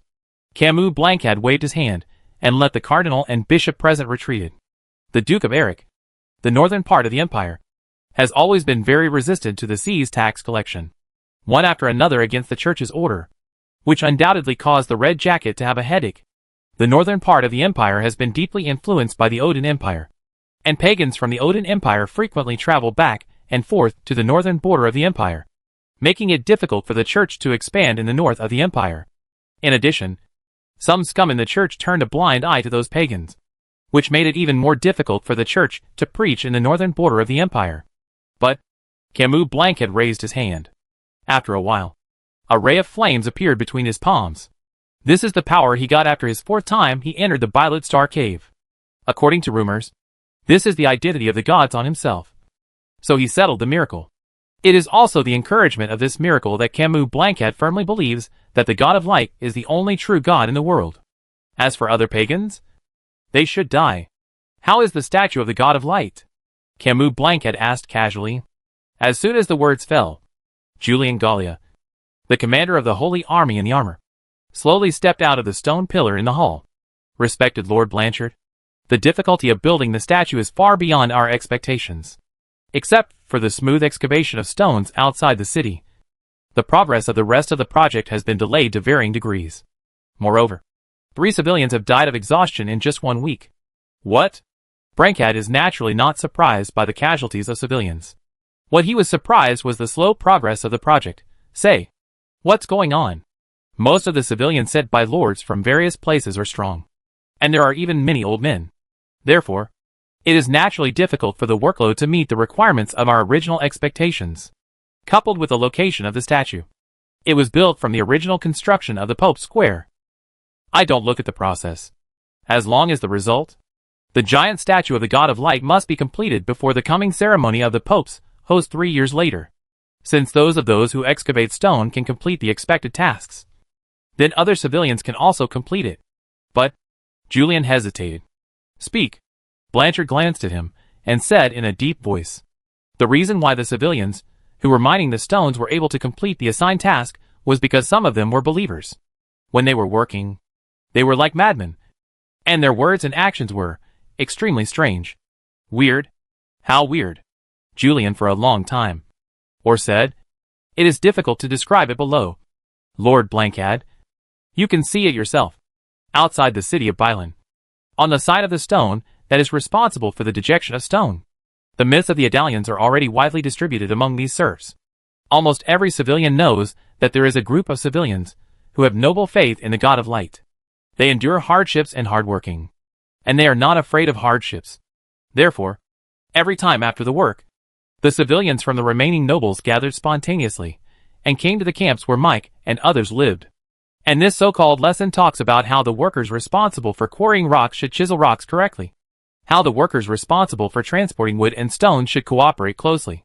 And what the workers responsible for building statues should pay attention to. As for the Crusader soldiers on duty, they tacitly approved the existence of such classes.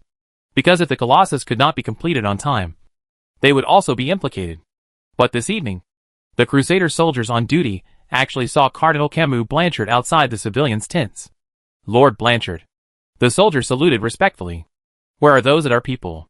Take me there, Blanchard said. When approaching the tent, Camus Blanchard finally heard the sound coming from the tent. What are you doing? He asked in a deep voice. Teach, lecture. The soldier was trembling with fear. He heard that Cardinal Albade was still hanging in the Pope's square. You go down first, Blanchard said. He wanted to know what was so strange about these Adar people. But before he entered the tent, he was attracted by the sound coming from the tent. Of course, in addition to the main points that need to pay attention to when working on the construction site, everyone present should remember the teachings of the God of Light and feel the teaching of the God of Light from the heart. This is the most critical point. We were believers originally, but were forced to come here. If that's the case, we might as well not have believed in this religion in the first place, a civilian retorted, just as Blanchard was about to walk into the tent and teach the civilian who spoke like that a lesson. He heard the Adar man say again, how can you talk like that? Mike stood up from the ground excitedly. He refuted loudly, the God of Light is not just us, but also millions of believers living on this continent. Once the giant statue of the God of Light is built, it is not only Bairai hung, but the civilians around Berihang can look at the appearance of the gods and understand the teachings of the gods. More people can feel the glory of the God of Light. Once the idol is completed smoothly, then the God of Light will realize the beliefs and sincerity of my civilians. You can get the grace of the gods far away in a different place. And the difficulties you are facing now are just the test of the God of Light. If you can't even stand this test, how can you say that you are the believer of the God of Light? As I said before, there were millions of believers in the Empire. Why did we only choose us to build the idols? This is because the God of Light has felt faith and sincerity on our body. You don't grasp such a precious opportunity. And he is still talking nonsense here. Mike paused, then concluded, do you know why we Adar people can complete our daily tasks in a shorter time and with higher efficiency? It's because we have God in our hearts. Only by truly dedicating our hearts to God can we find the path under our feet under the guidance of God. That's what I want to say today. There are still people among you who blaspheme the gods. This is simply unreasonable. You must reflect on this carefully when you go back. Only if you truly believe in the God of Light will you receive his blessing. Mike finished his words, but Cardinal Camus Blanchard froze outside. Among the common people, there are such sincere believers in the God of Light. This cleared up the gloom in Camus Blanchard's heart. Camus Blanchard was actually aware of the living conditions of the civilians. So he was extremely shocked by the Adar people's interpretation of the God of Light. This man's name is? Blanchard looked at the Crusader soldier beside him. Mike, a civilian from Adar territory. After the other civilians had dispersed, Cardinal Camus Blanchard walked into the tent. Are you Mike? He said rarely with Yen Yu. I am here to see His Eminence the Cardinal. Mike quickly bowed to the visitor. Do you know me? Asked Camus Blanchard. I don't know him, Mike said hurriedly in fear and trepidation. But he secretly complained in his heart. You are wearing a red dress. Who else in Bethlehem dares to wear red except the Cardinal? You know, Michael is not just a gangster. He is also the former personal guard of Count Bruno of Adar. He is also the only one among this group of thugs who is mentally normal and has not been brainwashed. Therefore, although I think so, I can't say that, however. As soon as an adult enters the camp, the villain feels like the spring breeze, as if the god of light comes to the world, making the villain warm all over, and feel that the fatigue will disappear at this moment. What does the Earl of the Earl say? Lick. Lick hard. Lick till the end. Everything is there. Chapter 78 The Medal of St. George and Sherry Tax continued. Licking is an extremely profound science. Although Bruno didn't know how to lick it with relish, he was greatly surprised that his personal guard Mike seemed to have a very high understanding of this. With just a little guidance, Mike can lick people to the point of feeling refreshed and full of pleasure. Therefore, Bruno had to reluctantly give up and sent his capable subordinate and the gangsters to Bethlehem. In the Norman Empire, where theocracy and royal power are equally important, if you want to stand out, there are only two possibilities. One is to lick the emperor of the empire, and the other is to lick the church. And between the two, Bruno obviously chose the latter. After all, the 5 regent dukes of the Regency Council have been at odds with the emperor of the empire for a long time. As a noble, Bruno will be under pressure from the other side no matter which side he chooses to stand on. This is not just the problem of crooked buttocks, but the essential thing about the future development of Idal. Rather than taking a huge gamble on the fate of Idar, Bruno would rather be a fence-sitter like other noble lords, wavering between the emperor and several regents. As long as he can hold on, Lord Idar will sooner or later become one of the most aristocratic lords in the eastern part of the empire, and even in the entire Norman Empire. As a time traveler, Bruno still has such confidence. Therefore, the Church of Light, which was the only dominant organization in the Norman Empire, naturally became Bruno's first choice. Anyway, even if the bishops of the church are difficult to serve, and Mike is not comfortable licking them all by himself, then the Idar territory will not suffer any loss. But if Mike really licked the bishops to their satisfaction, then anything that flowed out from between the church's fingers could be of great benefit to the Idar territory, which is now in a state of disrepair. In the camp, Mike's touching words made Camus Blancad directly feel the admiration and sincerity of the believer from the bottom of the believers for the first time. It turns out, I am indeed the cardinal who best represents the Holy See. No wonder His Holiness the Pope would give me such an important position. Mike's flattery made the cardinal smile, and he immediately felt a liking for this ragged civilian in front of him. I heard, you workers from Idar territory are the only team that can complete the task on time? Asked Camus Blanchard. Yes. In fact, while the villain completes his original task, he is still trying to help other workers to complete the labor. Unfortunately, the villain's ability is really limited, and it is far from being able to meet the requirements. I also hope that the Bishop of the Red Clothing Bishop forgives. Mike said sincerely. Do you still help others to excavate rocks? The puzzles in the heart of the great Bishop of Red have already spurred. Yes, Master my Earl often warns us that the God of Light is the most worthy God in the world in this world. Whenever it can make more contributions to the God of Light, it can alleviate our sins. In this world, only the God of Light is our ultimate reliance. At this moment, Camus Blanchard was shocked. How could an ordinary nobleman say such words? But, in order to allow the work efficiency of other civilians as soon as possible, the villain now takes out time every night to teach them how to minimize and how to transport them. Although the effect cannot be seen for a while, the villain believes that the work efficiency of other civilians can gradually improve. These techniques. How did you learn? The Earl said that the giant statue of the God of Light is the most important thing in the entire Norman Empire. It is not allowed to have any bias, but to help the Guangming Church to build the idol. And it is the inconceivable responsibility of every aristocracy of the Norman Empire. Therefore, before we, the common people of Idar, came to Bethlehem to build the Colossus, Lord Bruno Stewart, Count of Idar, specially made us practice all the skills that might be used in building the Colossus. From big things like mining stones and transporting wood to small things like specific construction details, Lord Bruno made us practice everything by ourselves, so that we would not be a drag on everyone when we came to Bethlehem to build the Colossus. Personal practice? Yes. In order to improve our proficiency and even consume heavy money, Lord Bruno built a garden in Eder. The real purpose is to allow us to build a giant figure for the church better, so that the soldiers of Sauron have been robbed by the fire, and they have repeatedly provoked the incident at the border. You mean, Earl of your lord, Earl Idle, in order to cultivate you, actually spent a lot of money to create a garden?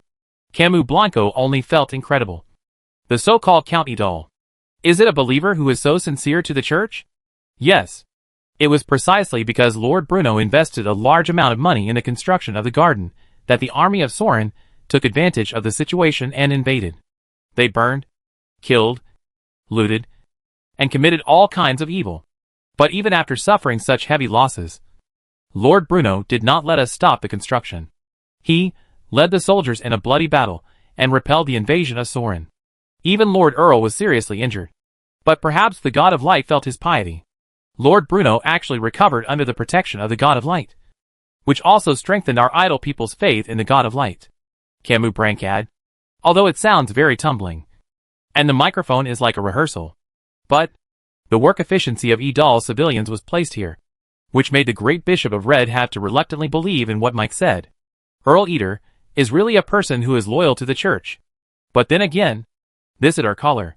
Where is it? The great Bishop of Red was a little bit embarrassed, because he had no impression of this so-called Idal lead. Back to the Ratland Palace. The Bishop of the Red Clothing attracted his own servants. Idar County. The attendant pondered for a moment, then said, "This should be the earldom in the easternmost part of the empire, close to the Man Fortress. Although the territory is large, it is extremely remote and desolate." What is the remote and desolate? In this case, then order it to avoid Idal's taxes on the next 5 years, and give the Countess the medal of Earl to recognize its sincere faith in the bright church. Chapter 79 Idar Avenue. From the perspective of the Bishop Camus Blancad. How much tax can a remote east of the East Corps be collected a year? At most, it would be just 100 or 200 gold coins. That being the case, it is better to exempt the taxes of the next few years.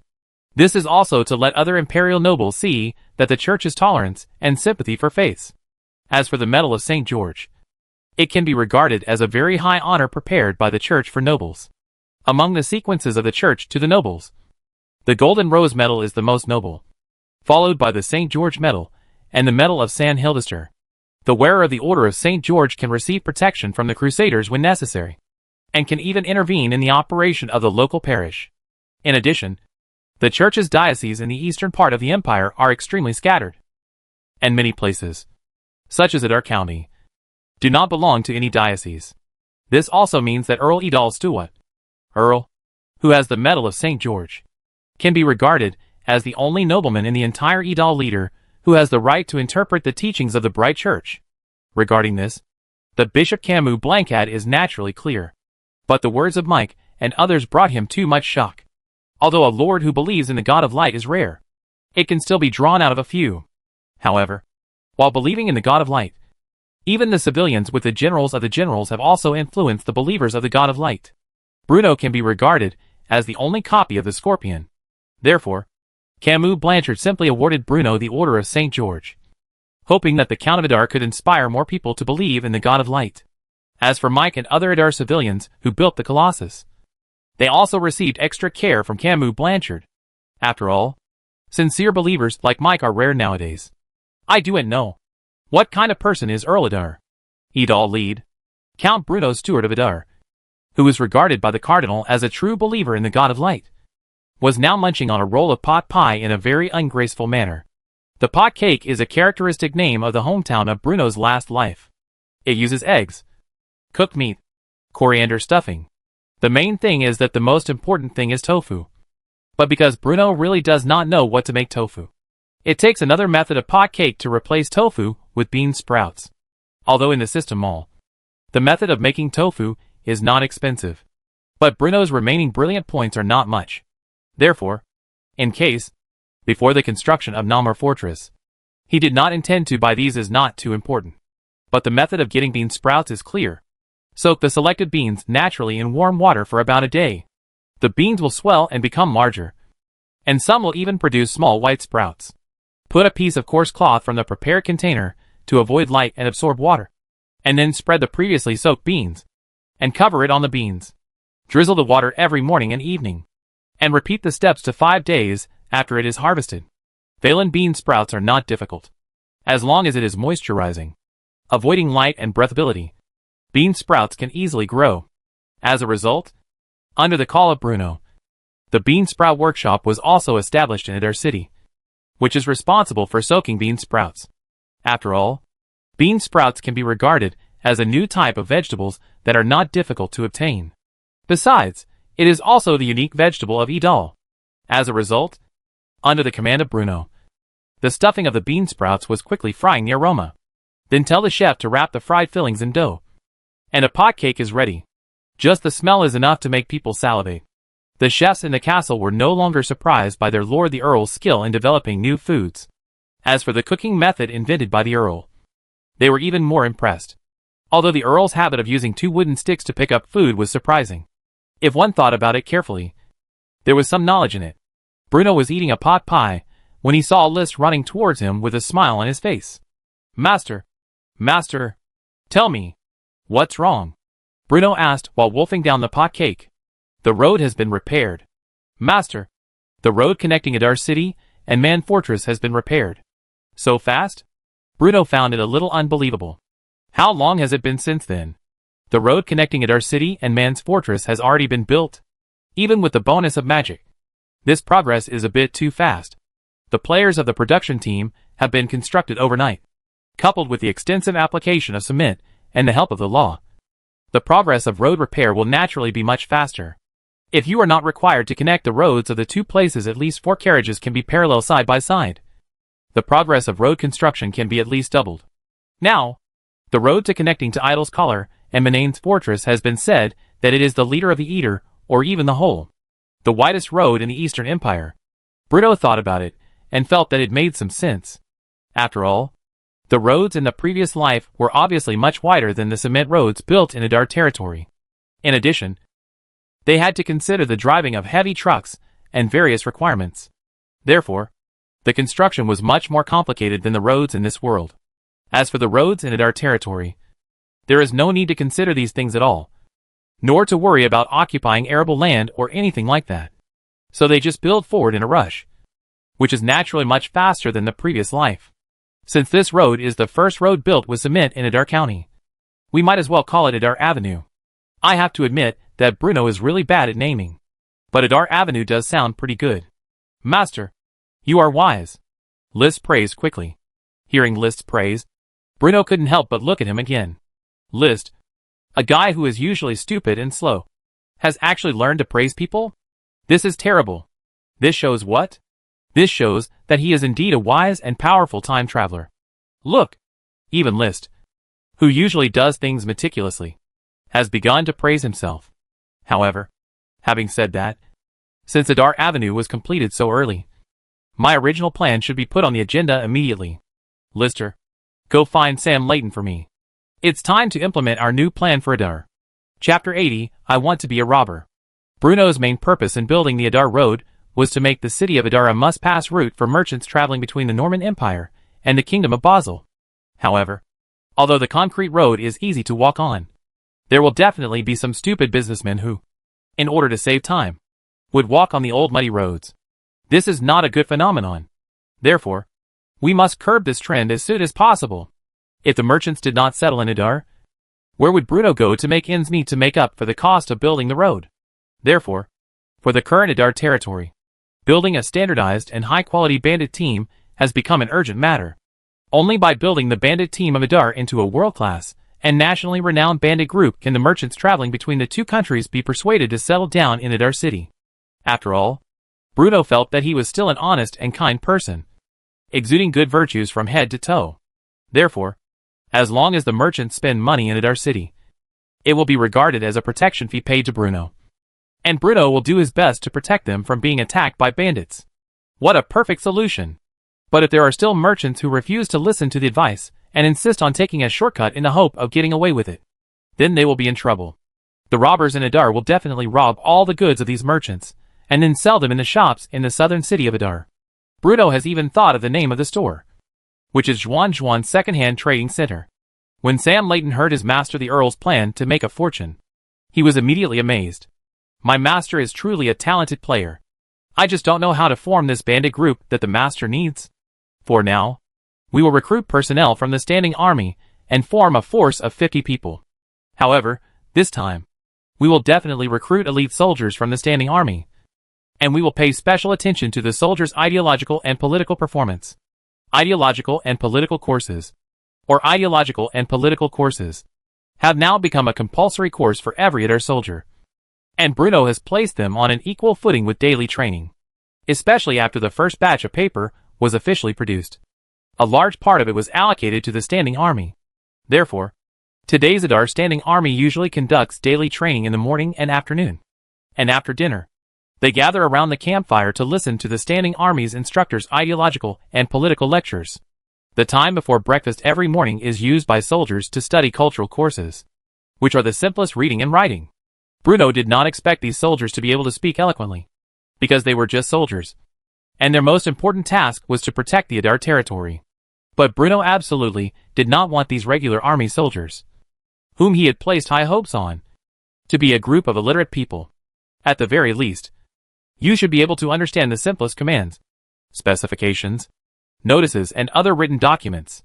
The ideological and political courses are designed to make the soldiers of the standing army understand why they are fighting and what they can gain from the war. In the past, Adar soldiers really only wanted the high military salary of 3 gold coins per year. But now, under the premise of full payment of military salary, and under the influence of ideological and political courses, they seem to have other things to pursue. They seem to understand that in addition to military pay, there were more important things worth guarding. For example, their families, friends, and comrades around them. Unlike other people in Adar, these soldiers of the standing army are more able to experience the changes in all aspects of Adar at the first opportunity. The increase in military pay and the improvement in living conditions, both in terms of food and living environment, are things they can feel personally. In addition, in ideological and political courses, teachers often explain the purpose of various projects built in Adar territory. Therefore, they admire Count Adar even more. I'm afraid, only under the rule of Count Bruno, steward of Adar, can I live such a good life.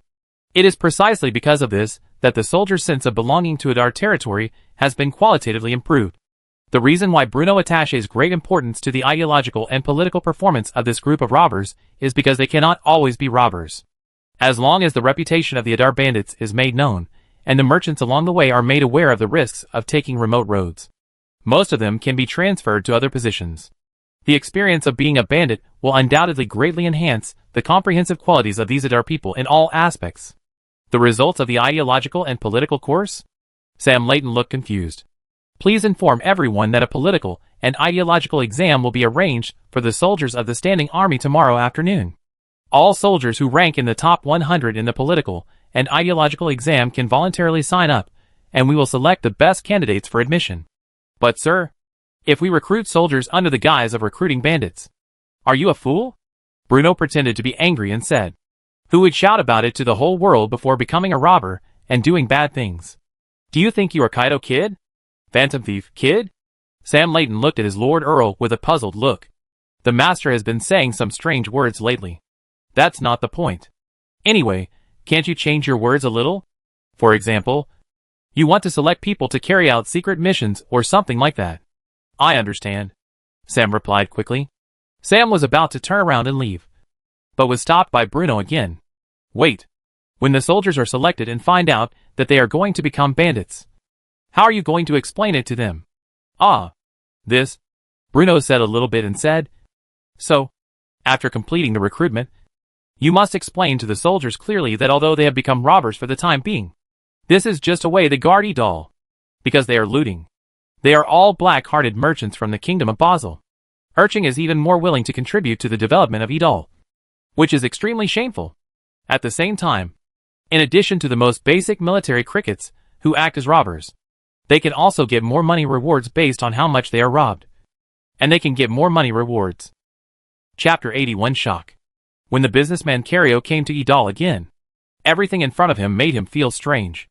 Unlike the muddy of the Thorns Valley, the road after crossing the Thorns is obviously better than before. At first glance, it is a new road just laid. The brand new road is extremely hard, although Cario does not know what kind of materials this road is built. What surprised him most was that the carriage walked on it, and could not feel bumpy at all.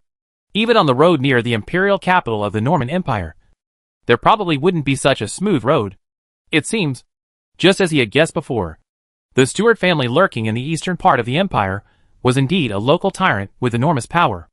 Otherwise, how can this path be built? Thinking of it here, Cario's originally frustrated heart once again ignited a trace of hope.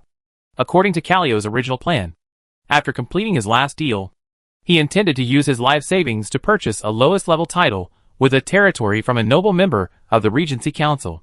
The Normandy Empire's control of the low equal position is not strict. Therefore, as long as there is the right door and the right price, the noble master of the Emperor St. Lawrence for a long time may be sold to you a coincidence. There are many reasons for this territory. Most of them are because the original owner of this territory did not leave the heir after the death.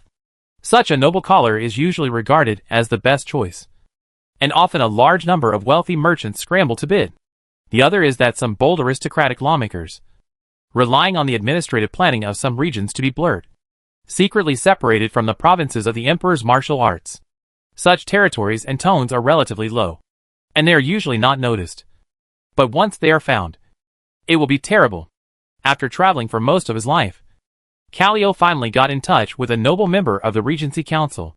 Then, Callio gave all his life savings to that noble member. Unfortunately, Callio, who was only one step away from achieving a class leap, learned the news that the noble counselor was hanged for privately dividing the royal property when he was about to take the final step. When he received the news, Callio almost fainted. But as a blessing in disguise, although he handed over his life savings of the notebook to the unfortunate noble counselor, Callio has not been implicated for the time being. However, St. Lawrence could not stay anyway. Maybe it would be involved in itself. Therefore, when I was so frustrated, somehow, Cario suddenly thought of the Earl, who lived in the Eastern Empire. White sugar, sea salt, perhaps. Can I get back in the distant idol to lead Dong Shan? So, with only one servant and a carriage, Callio led them towards Adar. Through the curtains on the carriage window, Callio looked out at the vast land of Adar County. In this field located south of the city of Adar, countless serfs and civilians are cultivating the vast fields. Unlike the dull atmosphere of the inland, every corner of Idal's led, as if it was full of vitality. The civilians were driving oxen to plow the fields, and behind the oxen was a strangely shaped tool. It seemed that the tool was unique to the Adar territory. There are just serfs, who have just done work on the side of the road. Looking from a distance, there seems to be no grievances and depression on their faces. Instead, they have a sense of accomplishment after a day of farming in advance, as if they are farming their own fields, which makes Cario feel surprised. When the carriage entered from the south gate of Idal's city, the surprise in Cario became more and more intense. On another road to the south of the city gate of Eder, there were even a rare carriage one after another, although the number is not much. You must know that when Cario last came to Idal's lead, except for his own caravan, the huge Idal collar was a foreign carriage, and there was no business team. After spending 6 copper plates for the temporary pass of Idal's city for himself and his servants, Cario finally entered the city of Idal, holding a small white piece of paper covering the seal of the Idal Immigration Authority in his hand. Cario only felt that the city of Idal, which was nearly, seemed to be covered with a mysterious veil. Compared with the last time Adar, it can be said that it has changed dramatically. It is the streets after entering the city, which has more than doubled, enough to accommodate several carriages side by side. If Cario knew in advance that this was the Idal leader in the Eastern Empire, I am afraid he would think he was in a large city inland in the Empire. However, Idal City was not as dirty and chaotic as those big cities. As early as the last time Cario came to Idal City, it was convinced by the fresh air in Idal City. In addition, the original old houses along the street have been demolished and replaced by a neat row of Norman-style buildings. Many of the shops have been opened and people come in and out from time to time. The closest to the city gate is a newly opened tavern, which is also the shop with the highest traffic on this street. As a result, driven by curiosity, Cario ordered his servant to watch the carriage, and he entered the tavern himself. Different from those messy taverns, the atmosphere of this tavern is obviously much better. Although there are rough mercenaries to come and go, most of the guests have a separate card seat, so they don't feel too messy. But the liquor sold in this tavern was pitifully small. Not only was there no wine favored by noble lords, but even the ordinary barley beer most commonly drunk by mercenaries was not available. There are only 2 kinds of alcohol on sale at present: One is called whiskey, and the other is called vodka. But there are no exceptions. And they are much more expensive than common alcohol. Looking at these two names that have never been heard, Cario only feels curious. A cup of vodka, Cario said. He wanted to see how the wine from Adar was different from that from other places. Chapter 82 Attack. A cup of colorless sake was brought to the table. Sir, the degree of liquor sold by this store is extremely high, so it is recommended that you taste it first to prevent discomfort. Cario waved his hand and let the maids in the shop retreat. Joke. I have been walking the Normandy Empire for many years. What kind of wine has never been drinking? With a little curiosity, Cario was like drinking beer. Raised the glass, and then gurgled it and poured it down. It was so stuffy. When vodka just entered, he didn't feel anything different, but he felt particularly refreshing. But after a while, he suddenly felt that his tongue was continuously torn by a handle of a dagger. Although he could not taste any taste for a while, it was hot. From the root of the tongue to the throat, it became burning, and pungent, as if it had just swallowed a piece of soldering iron that was burned and turned red. Kiki coughed. Cario, who had never drank such a highly distilled wine, coughed almost in the first time. Most of them liked them. Wines such as wines, beer, and other wines do not exceed 10 degrees. Therefore, it is naturally uncomfortable to have a 50-degree vodka. In addition, Cario did not obey the maid's dissuasion, and fused with a big sip. At this time, he only felt that his throat had a smoke. Water. Kiki, water. The servant of that shop did not have far away. So seeing Cario coughing again and again, almost the first time they came over. These days, guests like Cario are more than one. They all think they have drank all kinds of wine, so they are afraid of the so-called spiritual wine. But after a sip, they are completely packed by this high concentration of spirits. It took Cario a long time to come back to his senses, and he stared blankly at the glass of wine in front of him. After just the entrance, Cario only felt that he was poisoned. But when he calmed down, he had carefully reflected. But he had the sweetness that ordinary wine did not have. No wonder. Known as a spirited wine, since this vodka is so unique. What is the whiskey with a higher price? With full expectations, Cario ordered a whiskey. And this time, he can be smarter. And he won't be up like just now.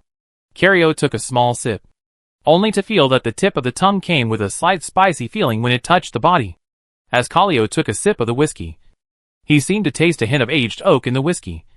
And behind this taste was a hint of charcoal roasted in flames and the sweetness of wheat.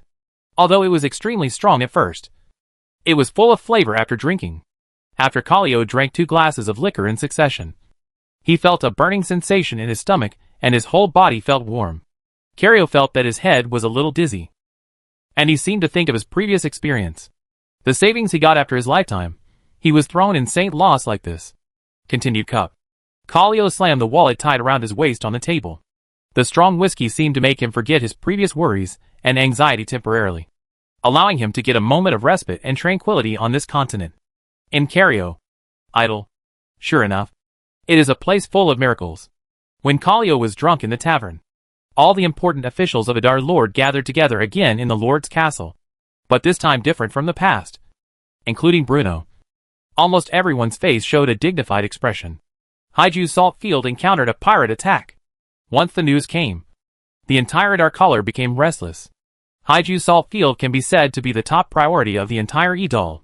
Today, the seawater salt industry of the Cape Salt Field can be regarded as one of the most important economic pillars for the development of Adar Territory. The Adar Territory can earn a stable profit of up to thousands of gold coins from the salt trading business every year, and the amount of this profit is steadily increasing with the expansion of the Cape Salt Field. Therefore, upon hearing that the Cape Salt Works had been attacked by pirates, almost everyone present became nervous instantly. After all, the construction of Namur Fortress and the laying of the roads in Adar, all of which do not need a large amount of money. The Sea Corner Salt Field plays an extremely important role in this. It can even be said that if there is a problem with the Sea Corner Salt Field, the construction of the road within the scope of the Muir Fortress and the Idle Collar will be greatly affected. Nowadays, although the Idal Avenue of the Mandarin Fortress and Idal City has been built, there are still several roads to be built. This is a major event related to the development of the entire Adar's leadership. However, As a fortune, Idal has not suffered much loss in this attack. This was also thanks to Bruno, who had previously set up a garrison at the Cape Salt Field specifically to protect the Salt Field.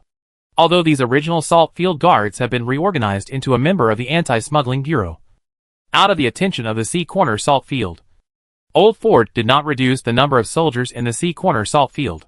This also made the pirates not take advantage of this sudden attack. In the Eater, he lost 8 serfs and 6 soldiers in the chaos. In addition, there were more than a dozen soldiers injured. Even the Battle of the Grand Highlands, who participated in the war, Idal died 3 soldiers. Therefore, the attack on the Horn Salt Field this time can already be regarded as the biggest loss suffered by Bruno since crossing. This is already provoked by the pirate to the door of the house. Who can tell me why the pirates have been pirates? Bruno said deeply. After all, in the memory of the original body, the history of the Idal has never been robbed by the pirate, which also caused Bruno to relax his vigilance of the ocean. Just think about it.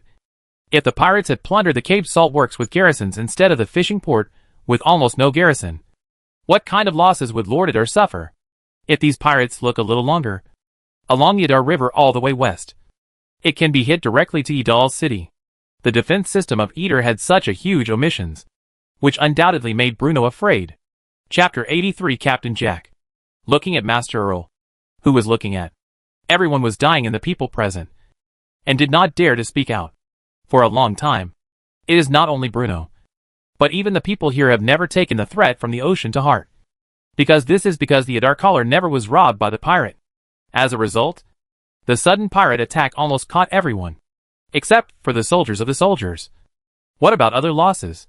Bruno looked at the current manager of the Haiju Salt Field, and the former steward of Idal's former steward. Thanks to the heroic resistance of the soldiers, and the fact that the dried sea salt was just transported away a few days ago. In fact, apart from the casualties, the Cape Salt Works did not suffer much damage, replied Old Ford. This time the pirates plundered are about 80 or 90 people, and there are 3 pirate ships. But the pirates may not expect that we have nearly 50 people in the Horn Salt Field. Therefore, our soldiers even captured several pirates and a pirate ship. Pirate ship? Bruno was surprised. Bruno just heard that the Sea Corner Salt Field had encountered an attack, but he was unclear before the Old Ford reported it. But if it was just grabbing a pirate ship, this is really a bit tip. On the one hand, there is a drought duck with no ship without a boat. On the other hand, there are pirates with sea boats and flexible movement. Can this be taken down the pirate ship? Back to the master. In fact, it should be because the pirates did not expect that we would send the army at the Haiju Salt Field. So there was some carelessness that it was not too far offshore when the anchor was anchored. Since the war is far more than they expected. When they feel that the situation is not intended to retreat, the seawater is already moisture, and one of the pirate ships are too close to the shore. Hearing this, Bruno just felt quite speechless. This pirate is also a bit low.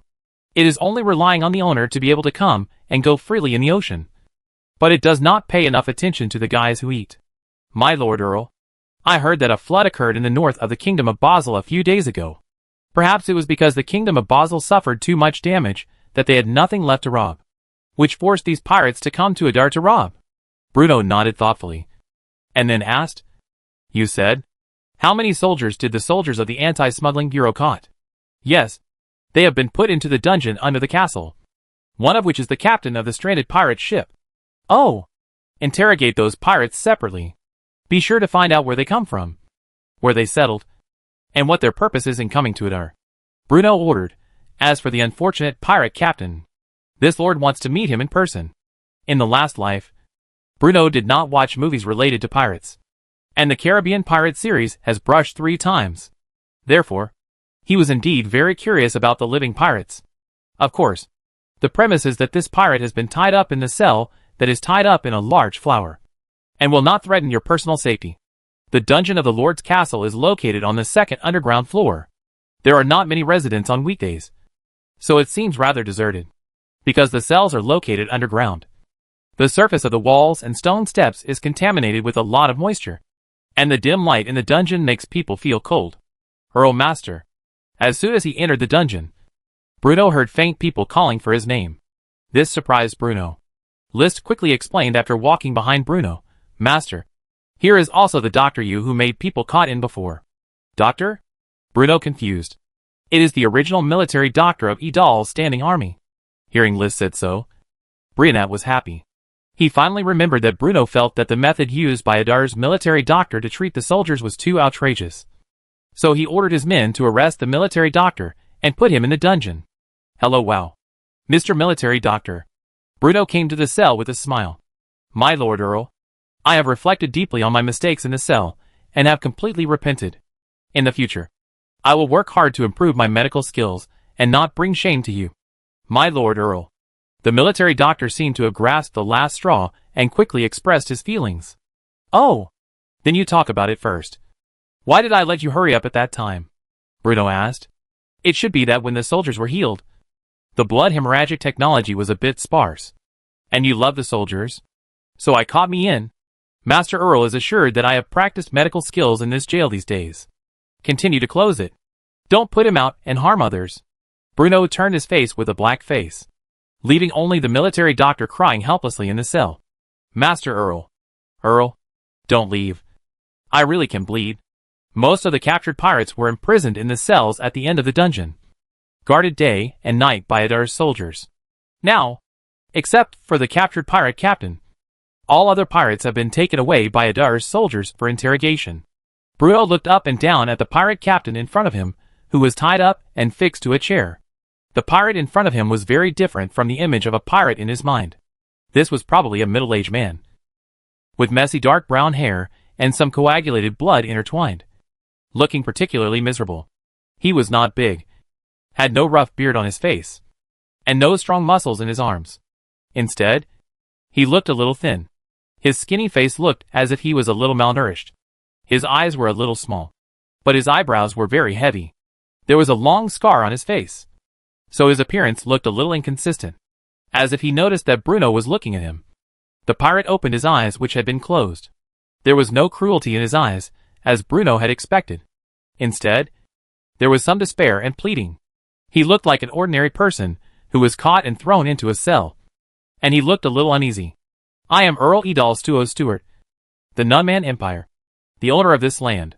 Now, Mr. Pirate, before I was angry, please tell me, who are you? Why are you here? What is the purpose? Bruno said deeply.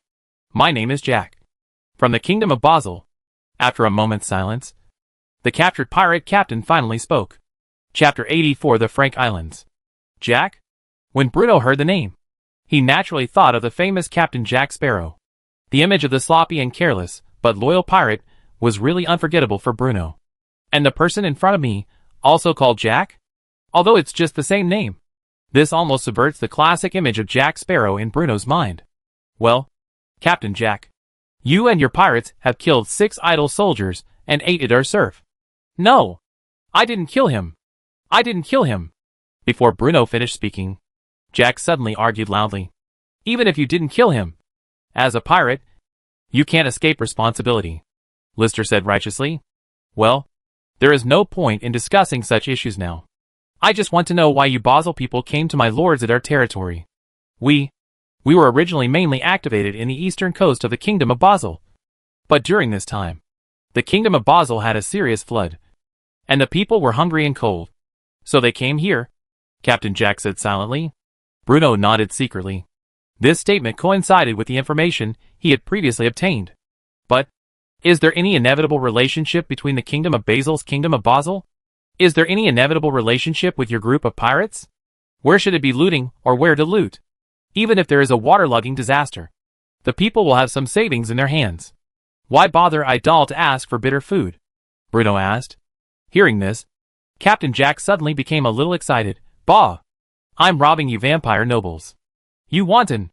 Liz cursed. Jack whitened and said, I waited for civilians. If it wasn't for the local nobles, they would not survive. Who would like to leave the country to discuss life at the sea? Although we are pirates, we have never robbed the civilians. In the past, it was only the noble fields on the coast of Basel. Where did you get your ships and weapons? Kelvin Prado, Jack said. He is one of the pirate leaders who has been entrenched along the coast of Basel. I and many civilians who were forced to flee have joined his army. But these cannot be your reasons for killing the Idar people. Bruno said seriously. Actually, we just lack of salt, but I didn't expect that Salt Field had so many people to guard. The thought of the encounter at the Cave Salt Works filled Jack with dread. These pirates from the Kingdom of Basel did not know about the Norman Empire. As for the Salt Field of Idal, they were actually just temporarily. After all, whether in the Kingdom of Basel or in the Norman Empire, salt is a precious hard currency. The salt fields were all owned by the nobles, so they had no psychological burden when they plundered the salt fields. Because in the eyes of these Basel civilians, who were forced to become pirates, the nobles were all unforgivable bastards who occupied farmland, bullied the people, did all kinds of bad things, and committed all kinds of evil. Therefore, the pirates anchored on the coast of Idal, and then a large group of people rushed over. The salt field guards of Idar County dealt a heavy blow to the pirates. The guardians of the Sea Corner Salt Field are equipped with a few enchanting equipment of Idal. Perhaps these pirates, who have been used to the sea breeze on the sea, can naturally become the home of the Idal people once on the land. First, the magic bow and arrow shot in a round, and then to fight closely. Although the number of guards in the salt field was limited, it faintly occupied the advantage. By the time Jack realized what was happening and was about to retreat, his ship had already run aground. This is just shame. Jack looked at Bruno as if he was dead, and didn't know how the nobles in front of him would dispose of himself. Where did the other pirates go? Bruno asked. Seeing that Jack was not going to answer, Bruno continued, Idar will only execute the main culprit. I will definitely not spare the life of the murderer who killed Idar's soldiers. But for others, including you, if you can cooperate, you still have a chance to survive. Are you telling the truth? Jack's response could not be expected. After all, these pirates gathered together to live. As for Jack's words such as non-robbing civilians, Bruno is actually listening. Perhaps Jack's heart was hidden in this idea. But how could it really stick to his bottom line under the wrap of other pirates? The name of Chiral Plato, Bruno heard of it, is a well-known pirate entangled in the coastal area of the Kingdom of Basel. Such a person. Will you care about the death of civilians? Anyway, Bruno doesn't believe it. So, tell me, what is the real reason why you came to Idal to lead? Don't tell me what you do not rob the civilians such as civilians. This may be your own thoughts, but it is absolutely impossible to be your purpose. If I tell you, can you live around me? Jack finally showed a little panic. Captain Jack, I think there should be no other choices except you confess to me? Even if you don't tell me, can you guarantee those pirates who are arrested with you? Won't you tell me? After Jack hesitated for a moment, he finally confessed. We, in the waters east of Idal, we found a masterless island. We call it the French Islands. East of Idal? Is a masterless island? Hearing this, Bruno suddenly became interested in the island described by Jack. No one can refuse an island without a master, due to the special geographical location of Idar Territory. While Idar Territory has become a treasure land for farming that is easy to defend and difficult to attack, it also means that Idar Territory is difficult to expand and encroach on the surrounding areas. While the Almes Mountains serve as a natural barrier for the city of Idar, they also block the Idar people on the other side of the mountain. The only way for them to trade with the outside world is through the Stranglethorn Vale. Therefore, the French Islands in the mouth of Captain Jack undoubtedly provided a brand new idea for Bruno. Chapter 85. Because the pirates were interrogated separately, the pirates were not aware of each other's answers. Therefore, under the intimidation of the idle soldiers, they quickly revealed the truth. The pirates' statements were basically consistent, which greatly increased the authenticity of the existence of the French Islands. The French Islands east of Idal. This is the first time Bruno has heard from others' mouths. And here the description of the waters east of Idal. For the ocean, Bruno has always had a strange emotion. After all, in the last life, the arrival of the great navigation era opened a door to exploring the new world for humans who had survived on the land, and opened the road of colonial plunder that continued for a century. Perhaps for other imperial nobles, there is no value of unknown islands like the French Islands far from the mainland. But in Bruno's view, the French Islands may be the first step for him to get out of Idal. There may be countless danger in the vast ocean, but there may also be endless treasures. Although this is a magic world that is different from the earth, the benefits that may exist in the ocean also make Bruno's jealous. At this moment, the name of the French Islands has been deeply printed in Bruno's mind.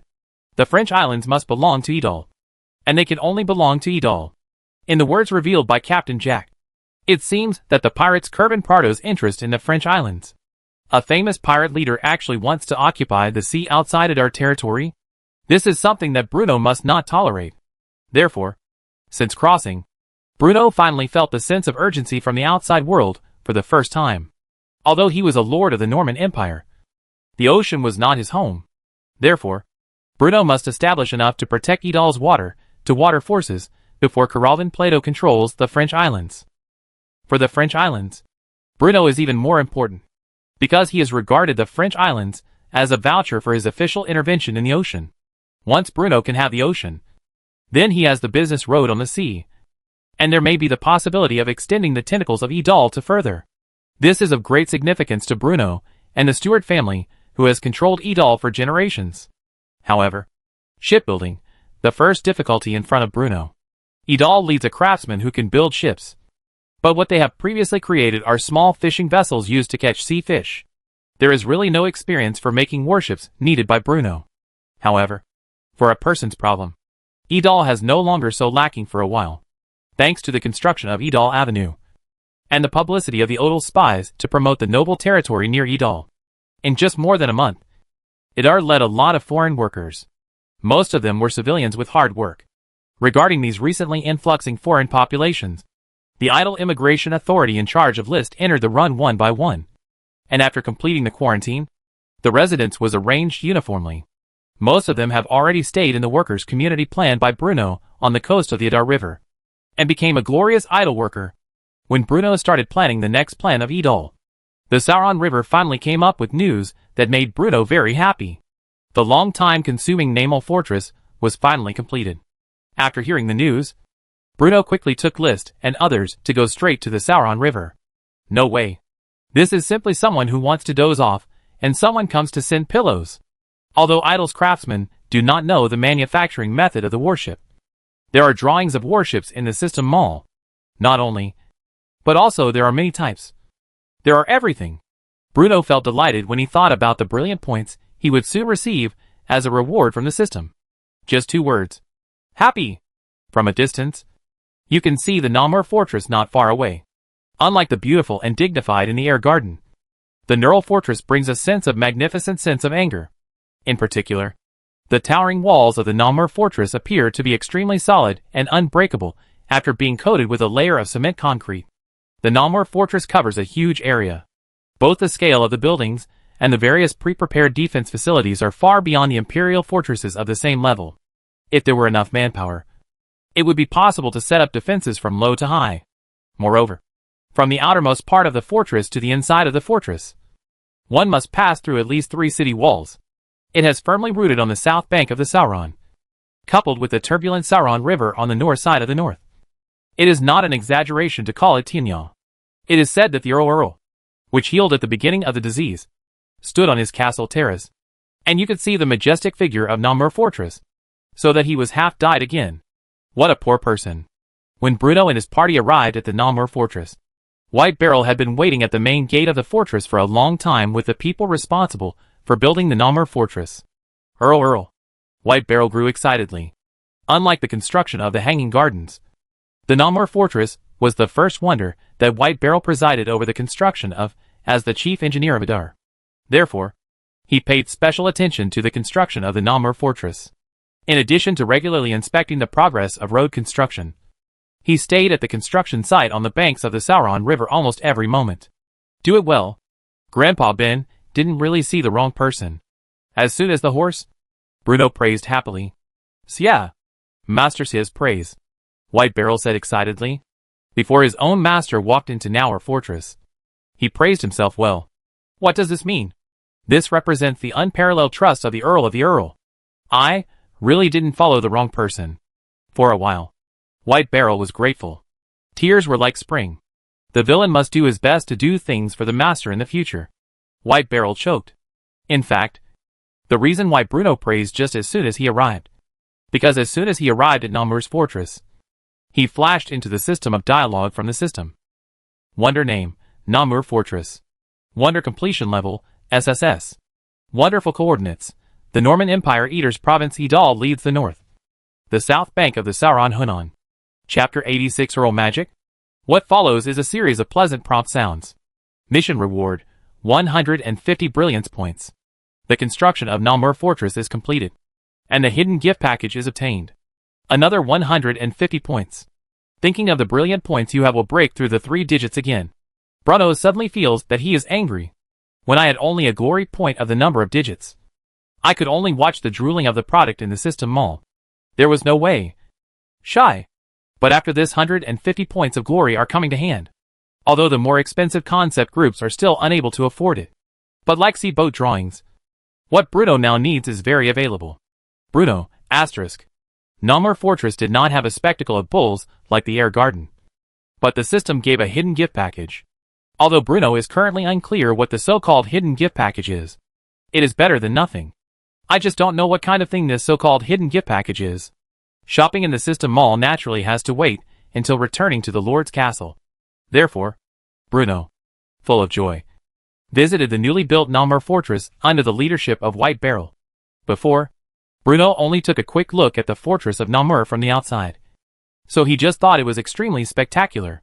However, when he actually walked into the fortress, he was able to realize the horror of this fortress.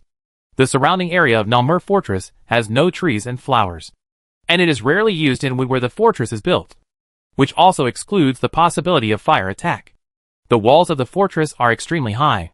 Walking on the small path between the 2 thick walls gives people an extremely small feeling. Not only the walls of the fortress, even the surface of the fortress, all of them have a layer of cement. Flat and hard. Extremely reliable. At the suggestion of Sam Layton, White Barrel also added dozens of deep wells in different locations of the fortress to prevent the inability to get water from the Solon River in time in the event of war. And the outermost city wall of Namur Fortress can even allow 8 people to go side by side. In addition, the observation port of the city stacks is not lacking to shoot archery and other defensive facilities.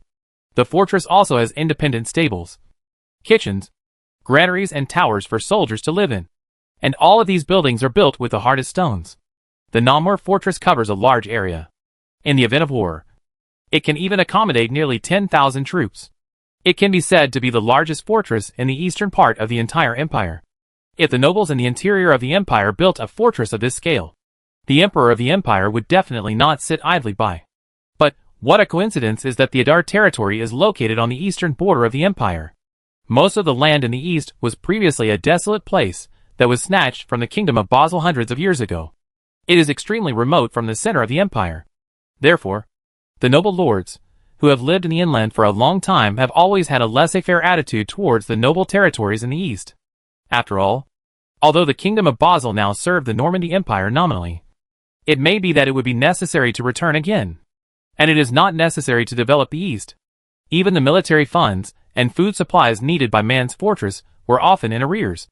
Besides, if the news from the eastern part of the empire wants to reach the imperial capital of St. Lawrence, it will probably take at least a month.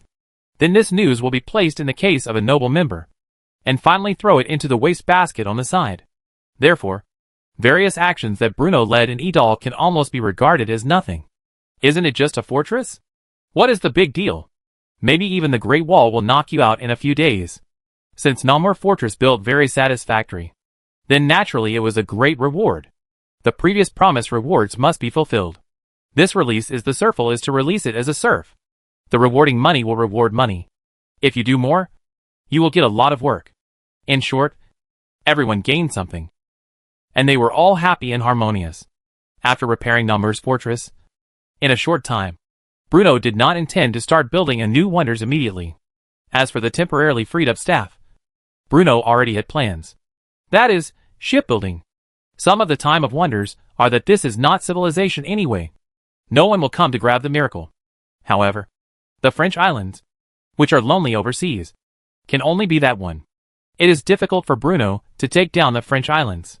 This is similar to Bruno's mentality when he played Europe in his previous life. If anyone dared to place troops on the island at his doorstep, no matter whether there was diplomatic punishment or not, he would make a claim and fight first. It's so hard. The chief's gameplay makes me happy. After visiting the Namur Fortress, Bruno couldn't wait to return to the Lord's castle. The time for dismantling the package is coming. Since there is no wonders in front of people, it should always give a good gift package. For this so-called hidden gift package, Bruno is full of expectations. Products produced by the system must be of high quality. After Bruno started the system and skipped the familiar startup animation, he finally saw the gift package icon in his field of vision. The Way of Light, the establishment of Namur Fortune, shows the determination and will of the hosts defending territory. It marks that the host officially stands in the other world to stabilize the heel and take a brand new step towards the lightway avenue of the strange state. Is it immediately open the hidden gift package? Yes/no. Seeing the brief introduction of the gift package, Brother Radhe was excited. Powerful magic power. You know, this is a magical world. If Bruno does not want to be a mage who can drive magic, it is definitely impossible. The reason why Bruno has always attached great importance to Idal's standing army is that he was afraid that when someone had the idea of Idal's lead, he had no power to fight back. And once you could become a mage, it is naturally a lot of benefits. For example, now, the research of enchanting weapons is thrown to Aner and others. But once he becomes a mage, Bruno is at a confidence when he is instructed the French array. Chapter 87. It turns out that I am a magic guy.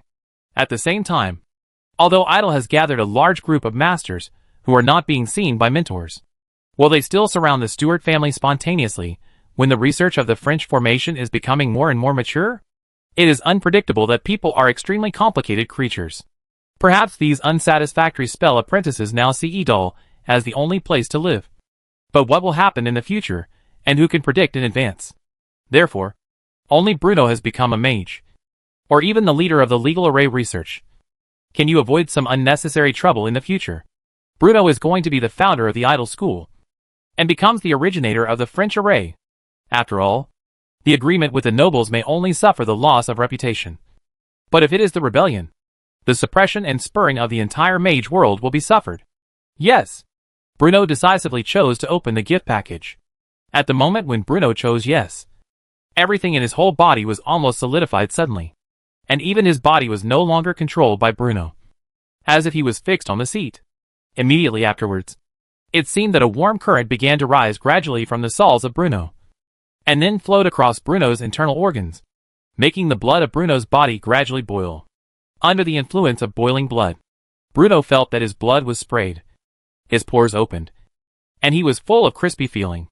After a moment, Bruno's body trembled violently. He felt that his body was being filled with the magical elements that were madly rushing in from the surroundings, and then washed, and washed over and over again. I don't know how many times after the refining. At a certain moment, Bruno suddenly felt that his body became transparent. He seemed to be able to feel the flow of magic in the air, and felt that magic was slowly flowing in his body. He seems to be able to peel different magic elements from the chaotic air, and feel the different characteristics of different magic elements. It turns out, is this a magical world? Over time, the warm current that slowly flowed in Bruno gradually hid, and Bruno's hands and feet were finally moved freely. Until this time, Bruno could be considered from the wonderful environment just now. Bruno felt his head stunned, because at the moment just now, he suddenly had a lot of more memories in his mind. Or knowledge. I saw that he raised his hand and rubbed it with 2 fingers. Call. A group of flames appeared between Brian's 2 fingers without signs. So, this is fireball? Bruno looked at the flames that jumped at his fingertips, but felt incredible. There is no staff. Without a spell, it is almost not consuming your spiritual power. Just rubbing like this. Is it successful? Bruno suddenly felt that many assumptions that he had proposed before, at this moment, turned into a bubble. He just felt that he was like a fool before, to explain the magic world with the so-called science on the planet. Maybe there will be some coincidence in some places, but fundamentally, magic is magic. It cannot be measured or explained by common sense. The wonderful construction system. It really is a real golden finger. Immediately after, between Bruno's thoughts, the seats under him were suspended under his drive. At this time, Bruno is like a mage who is extremely skilled in spells. It can release magic between raising his hands and feet. And freely. No, not just a mage. Even a very powerful mage. It is impossible to release magic without using magic wands and spells.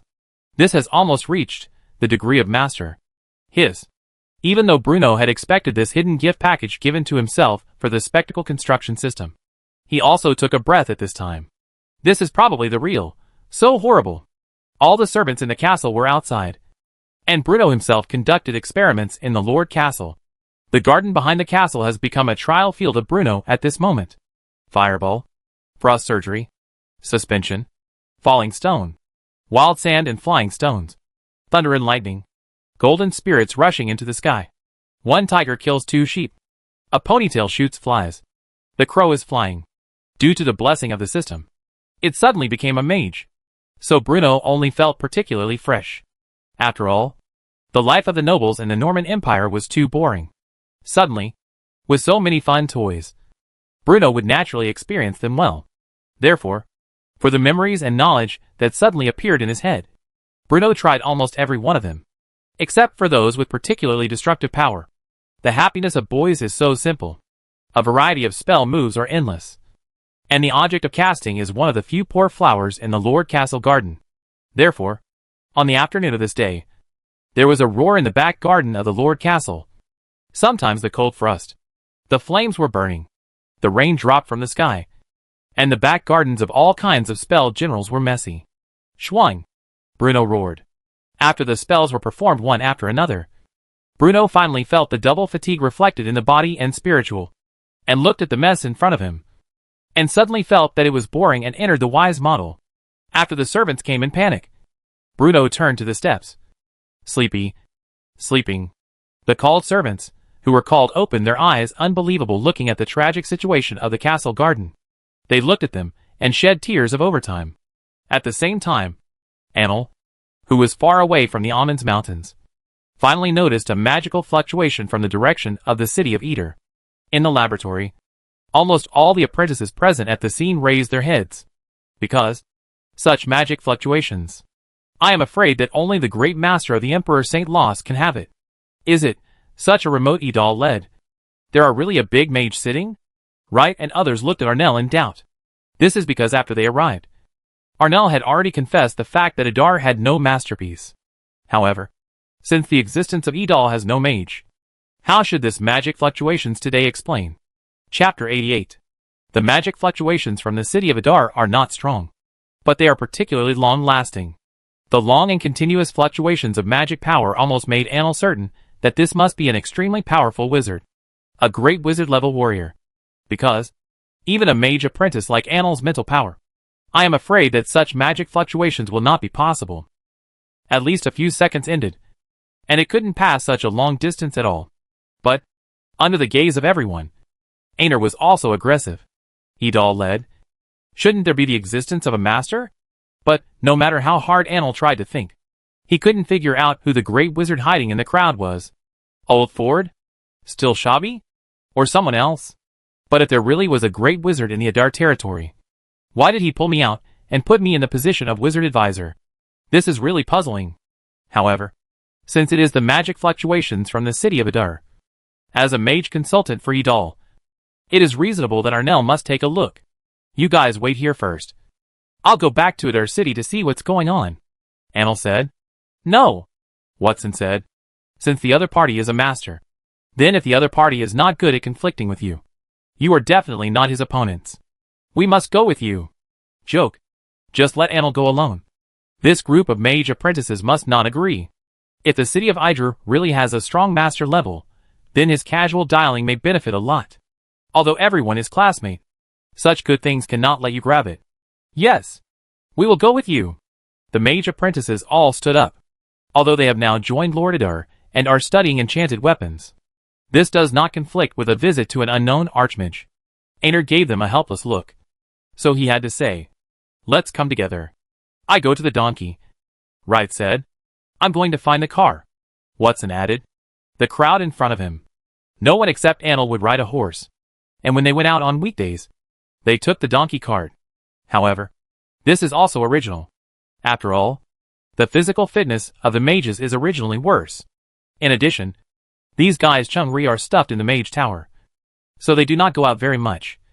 So that there is no slightest sports sales. Even after traveling thousands of miles to Idar territory, they were not able to learn the skill of riding a horse. Therefore, when this group of masters came to Idal city slowly, it was not too early. It is not that the masters and apprentices don't want to arrive quickly, but because even if the mage apprentices are so anxious that the donkey of the car is still slowly. It is like walking and stopping. This is actually the first time that this group of mage and apprentice Idal entered the city. The spacious streets, clean and tidy environments, all let them look at it. I'm afraid the width of this street is comparable to that of the imperial capital, St. Lawrence. Although the scale of Idal city today is not large, driven by the business teams of the exchanges, it has become faintly developed. However, although the masters and apprentices on the donkey cart are curious about this border city, it is not time to stroll around the streets of Idal city. This time, it is for business. As a result, Bruno, who had just woke up, saw Aner, who was anxious in the banquet hall of the Lord Castle, and the apprentices who followed him behind him. We felt a long-term magic fluctuation in the residents of the Almes Mountains, and this magic fluctuations came from Adar. Aner directly understood the intention. Bruno nodded, then looked behind Arnell and asked, "So, are these people behind you the apprentice mages from St. Lawrence?" When I saw the young lord, Wright and others were surprised. After all, Aner told them a long time that the great talents of Idal's Count were the first person to propose magic hypothesis. Therefore, among their fantasies, even if the Earl of Eder led is not a mage, it should be an old man with a high look of white hair. However, when they finally saw the Earl sitting in front of them, they found that the Earl's image was seriously inconsistent with their previous imagination. Young, very young, extremely young. This is the first idea that they appeared in their minds after seeing Bruno. The thought of the nobleman, who was similar to his age in front of him. He just created the doctrine of magic flow with his own thinking. The mage and apprentices only felt that those murmured murmurs in the mage tower in St. Lawrence were really low. Dear Earl.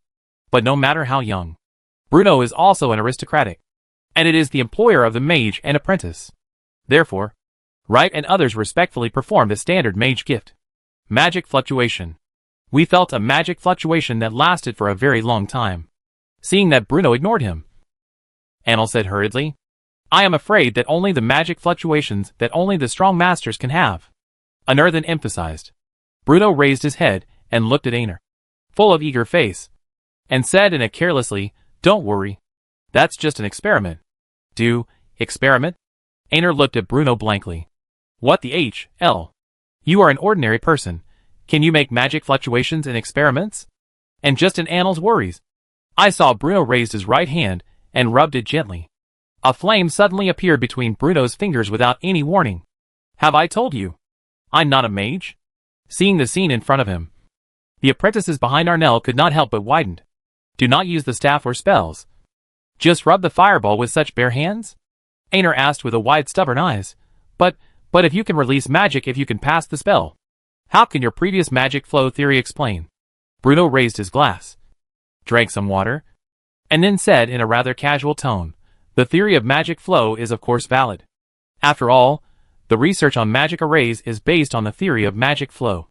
However, you must understand that any theory has its scope of application, and the level of this lord has already exceeded the imagination of ordinary mages like you.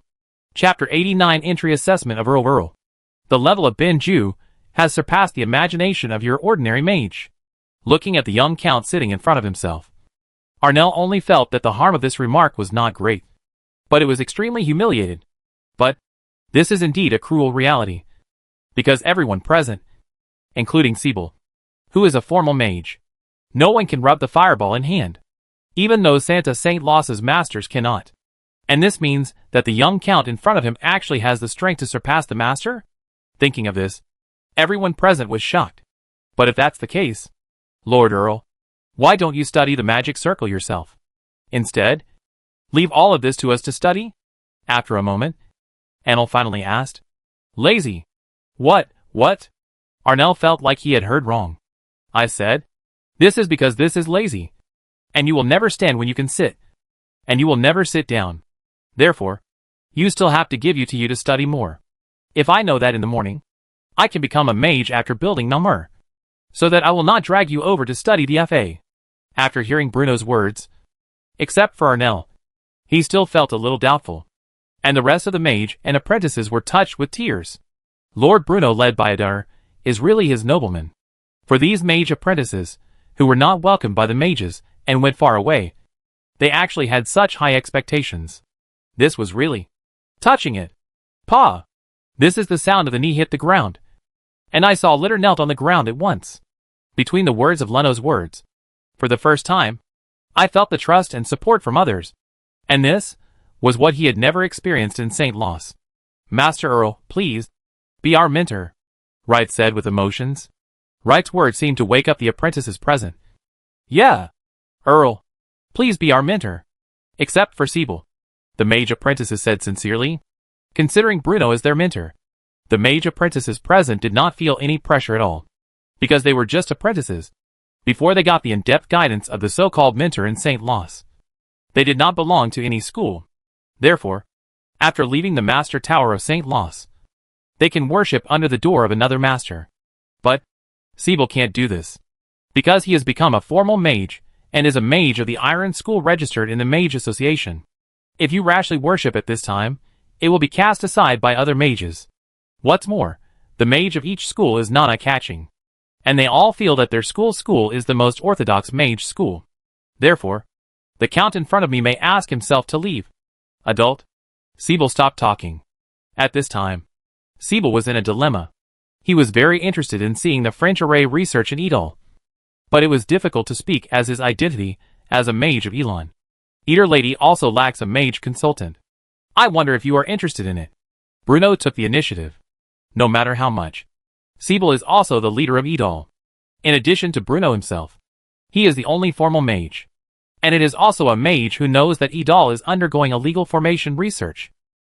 Therefore, Bruno had to exile Siebel to Adar no matter what. If Siebel promised, it was naturally the best result.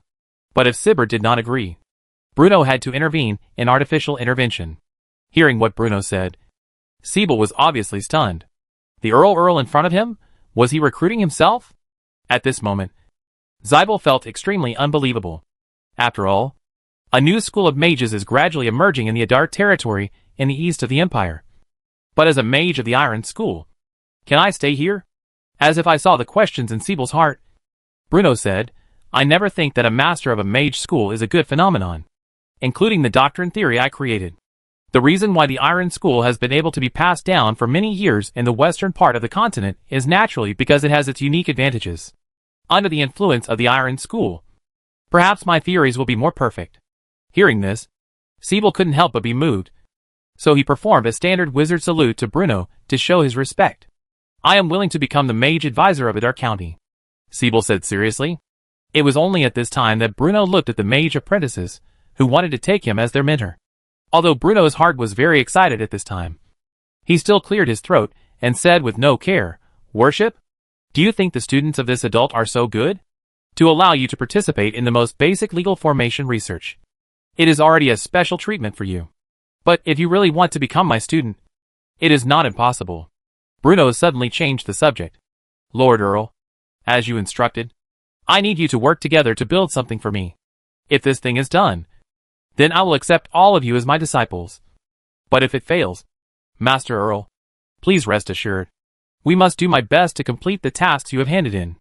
Leader said the first. Yes, just give me your orders. Everyone responded. After all, there is only one chance. And none of these apprentices, who have suffered so much, are willing to let this opportunity slip away. I need you to use the research results of the French array to make a group of bombs for Edol. Bruno said deeply. Bomb?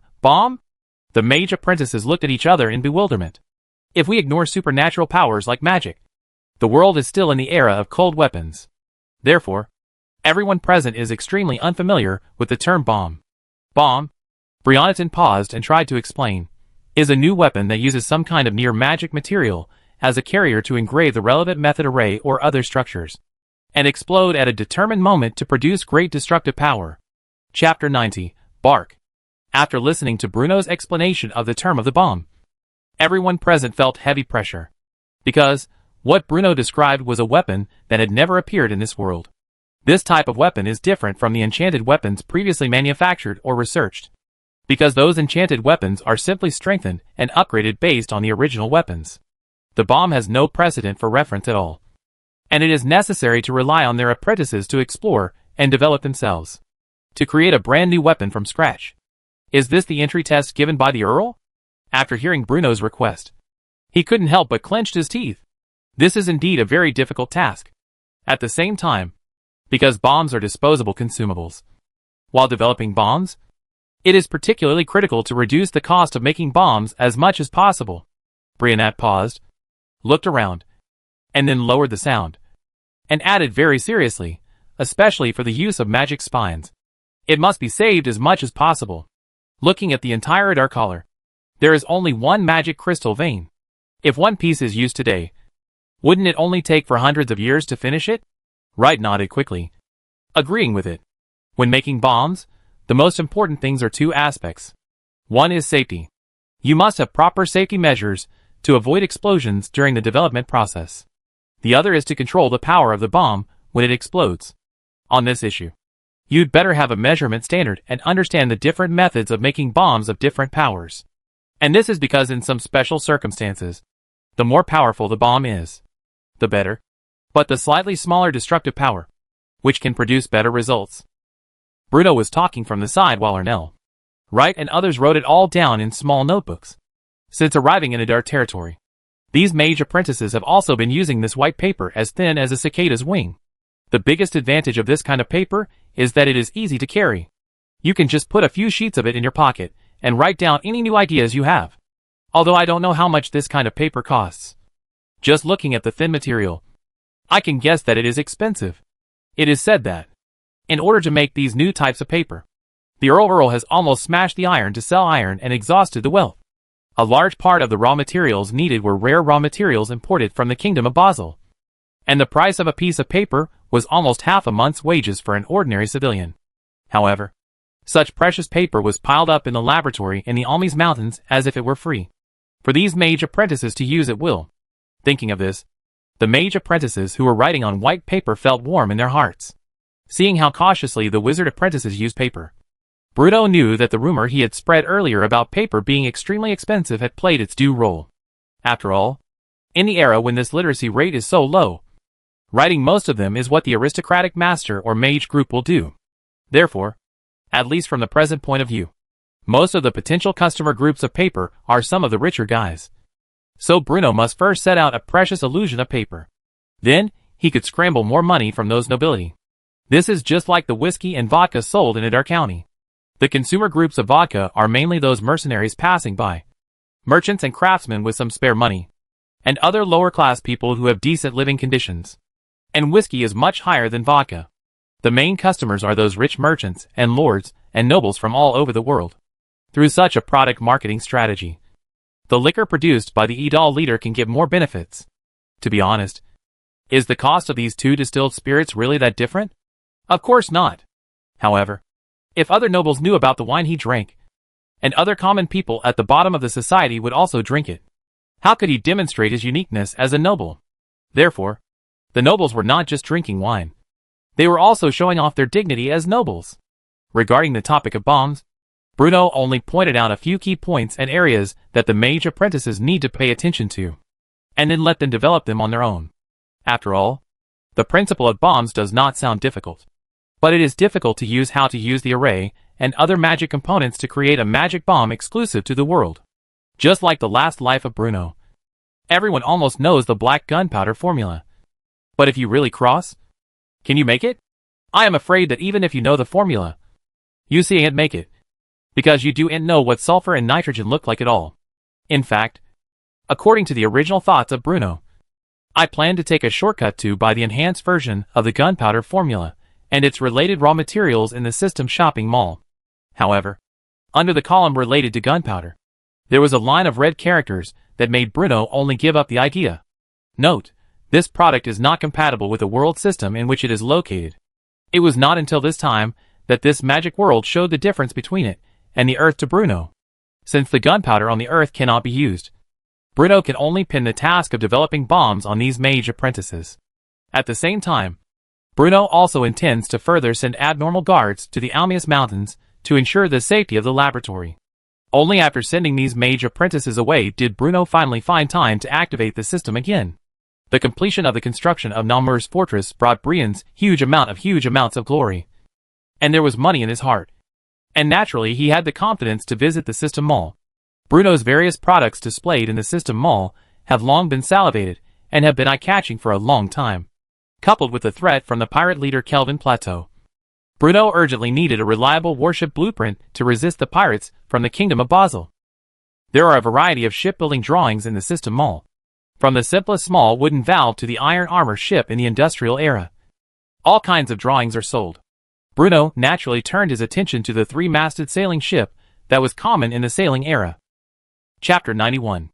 Although the iron-armored ships sold in the mall are very eye-catching, Bruno knows clearly that for the current Edal leader, if it is exchanged for the drawing of the iron armor, it will be too high, not to mention that as a source of power, steam engines, the steel required to build iron-armored ship alone is not now available for Edal. After all, building ships are not simple assembly and combination, and also have higher requirements for Edal's productivity. Therefore, among the countless dazzling drawings listed in the System Mall, Bruno prefers the three-mast sailing boat that once showed great power in the sail era. In the last life, the emergence of the three-mast sailing boat could almost be regarded as a milestone in the history of human sail.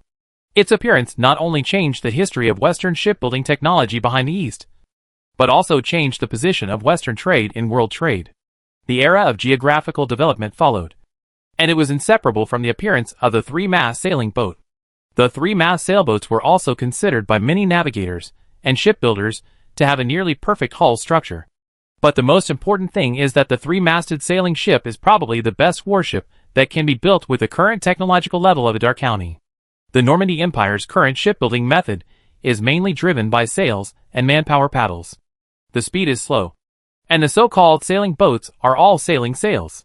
There is almost no ability to sail against the wind.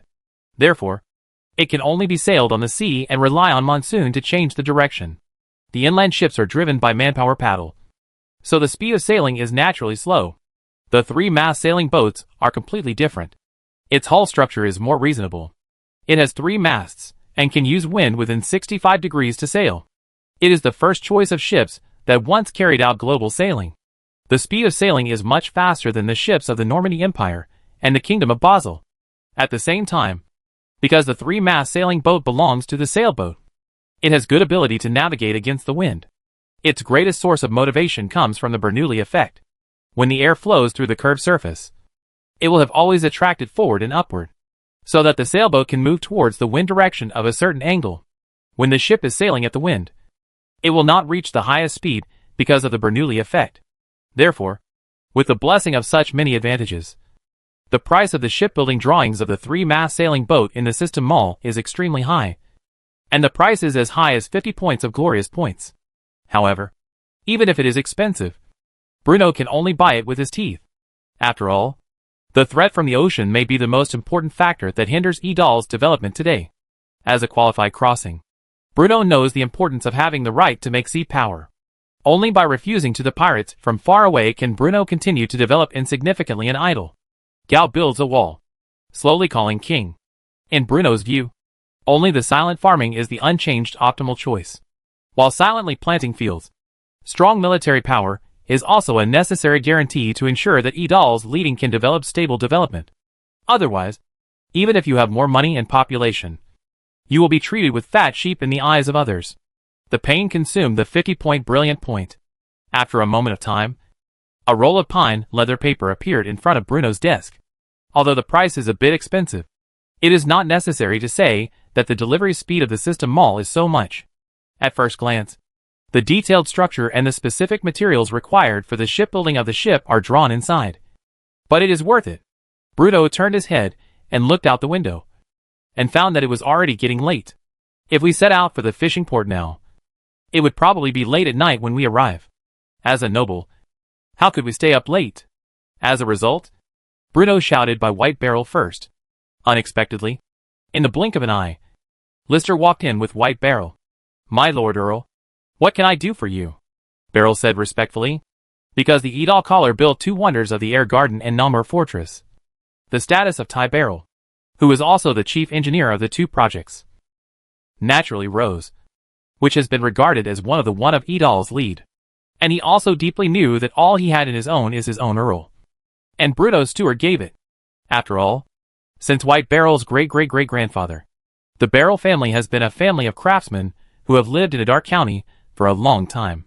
However, after the Lord Castle led by Idal, his sons and grandfather, the Barrel family has not been reused again. But the Earl in front of him changed all that, which undoubtedly made White Barrel extremely grateful and loyal to Bruno. Whether it is the Air Garden or the Murd Fortress, there can be a century of magnificent wonders. Such achievements are enough to make White Barrel the most preaching craftsman of the Barrel family. Therefore, his instructions for Bruno were all obedient. As soon as I heard that the Earl was going to call himself, he immediately rushed to Maffei and ran. When he entered the door, he was a little sweaty on his forehead, and he looked panting. Take a look. This is the new project that Idal will complete as soon as possible. Different from the old Ford and others, when they heard a new project starting a new project, White Barrel had a new task when he heard it, and his eyes lit up. Is this sailing? Barrel carefully looked at the drawings. Although he had never seen such a sailboat, he also knew that this must be an extraordinary thing, because this sailing light is more than double the size of the sailboats now. And there are 3 huge masts erected. Bruno nodded. But, Master, the villain really has no experience in building a ship, White Barrel said with a bitter smile. He also knew about the previous attack on the Cape Salt Works, so he estimated that his Lord Earl was anxious to build a warship, most likely to fight the pirates. But he has never created a warship, in case he made something wrong. The Piaget's plan was delayed. What should he do? Barrel knows how many pounds, and a few pounds. If he let him build a spectacle on the land? But if he let him build a thing floating in the water? His heart is a bit unprepared. Chapter 92 Ocean Strategy. This is not the intention of Barrel. But just when it comes to shipbuilding, this is his first time.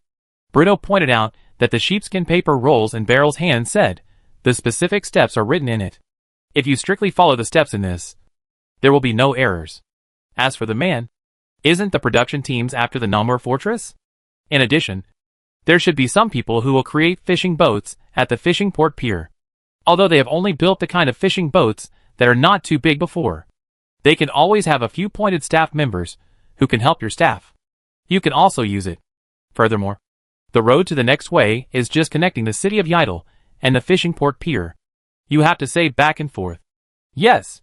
Seeing that the Earl had made up his mind, White Barrel had no choice but to go ahead even though he was a little nervous. After all, the entire Idle Collar is only one person with experience in supervising a project. If I keep refusing, it will make my master unhappy. In addition, I also intend to establish a shipyard at the fishing port terminal led by Idal.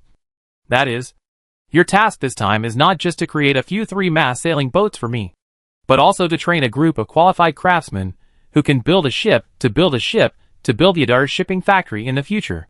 In Bruno's view, since the waters east of Idal have the existence of the French islands, it is not possible to ensure that there will be no other islands.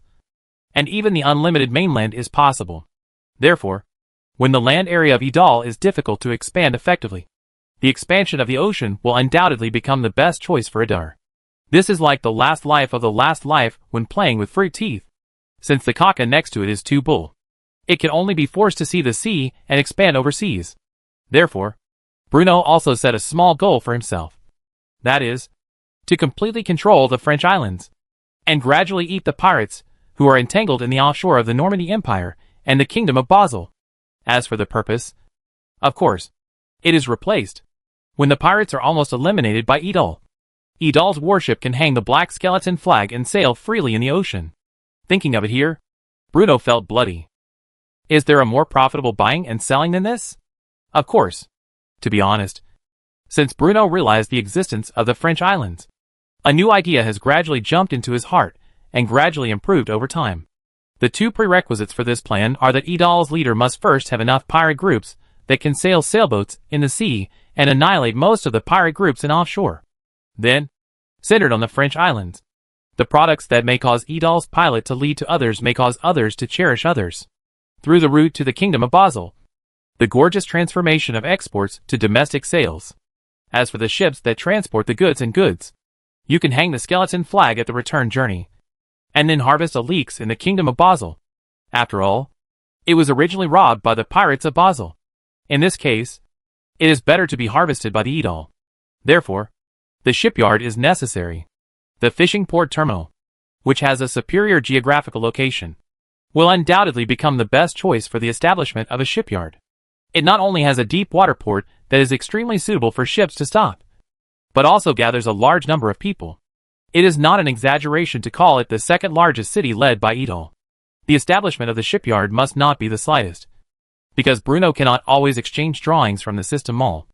And this also requires the ability of Idol to have the ability to independently cultivate shipbuilders. Only by achieving such a virtuous cycle can Idar lead the development of it.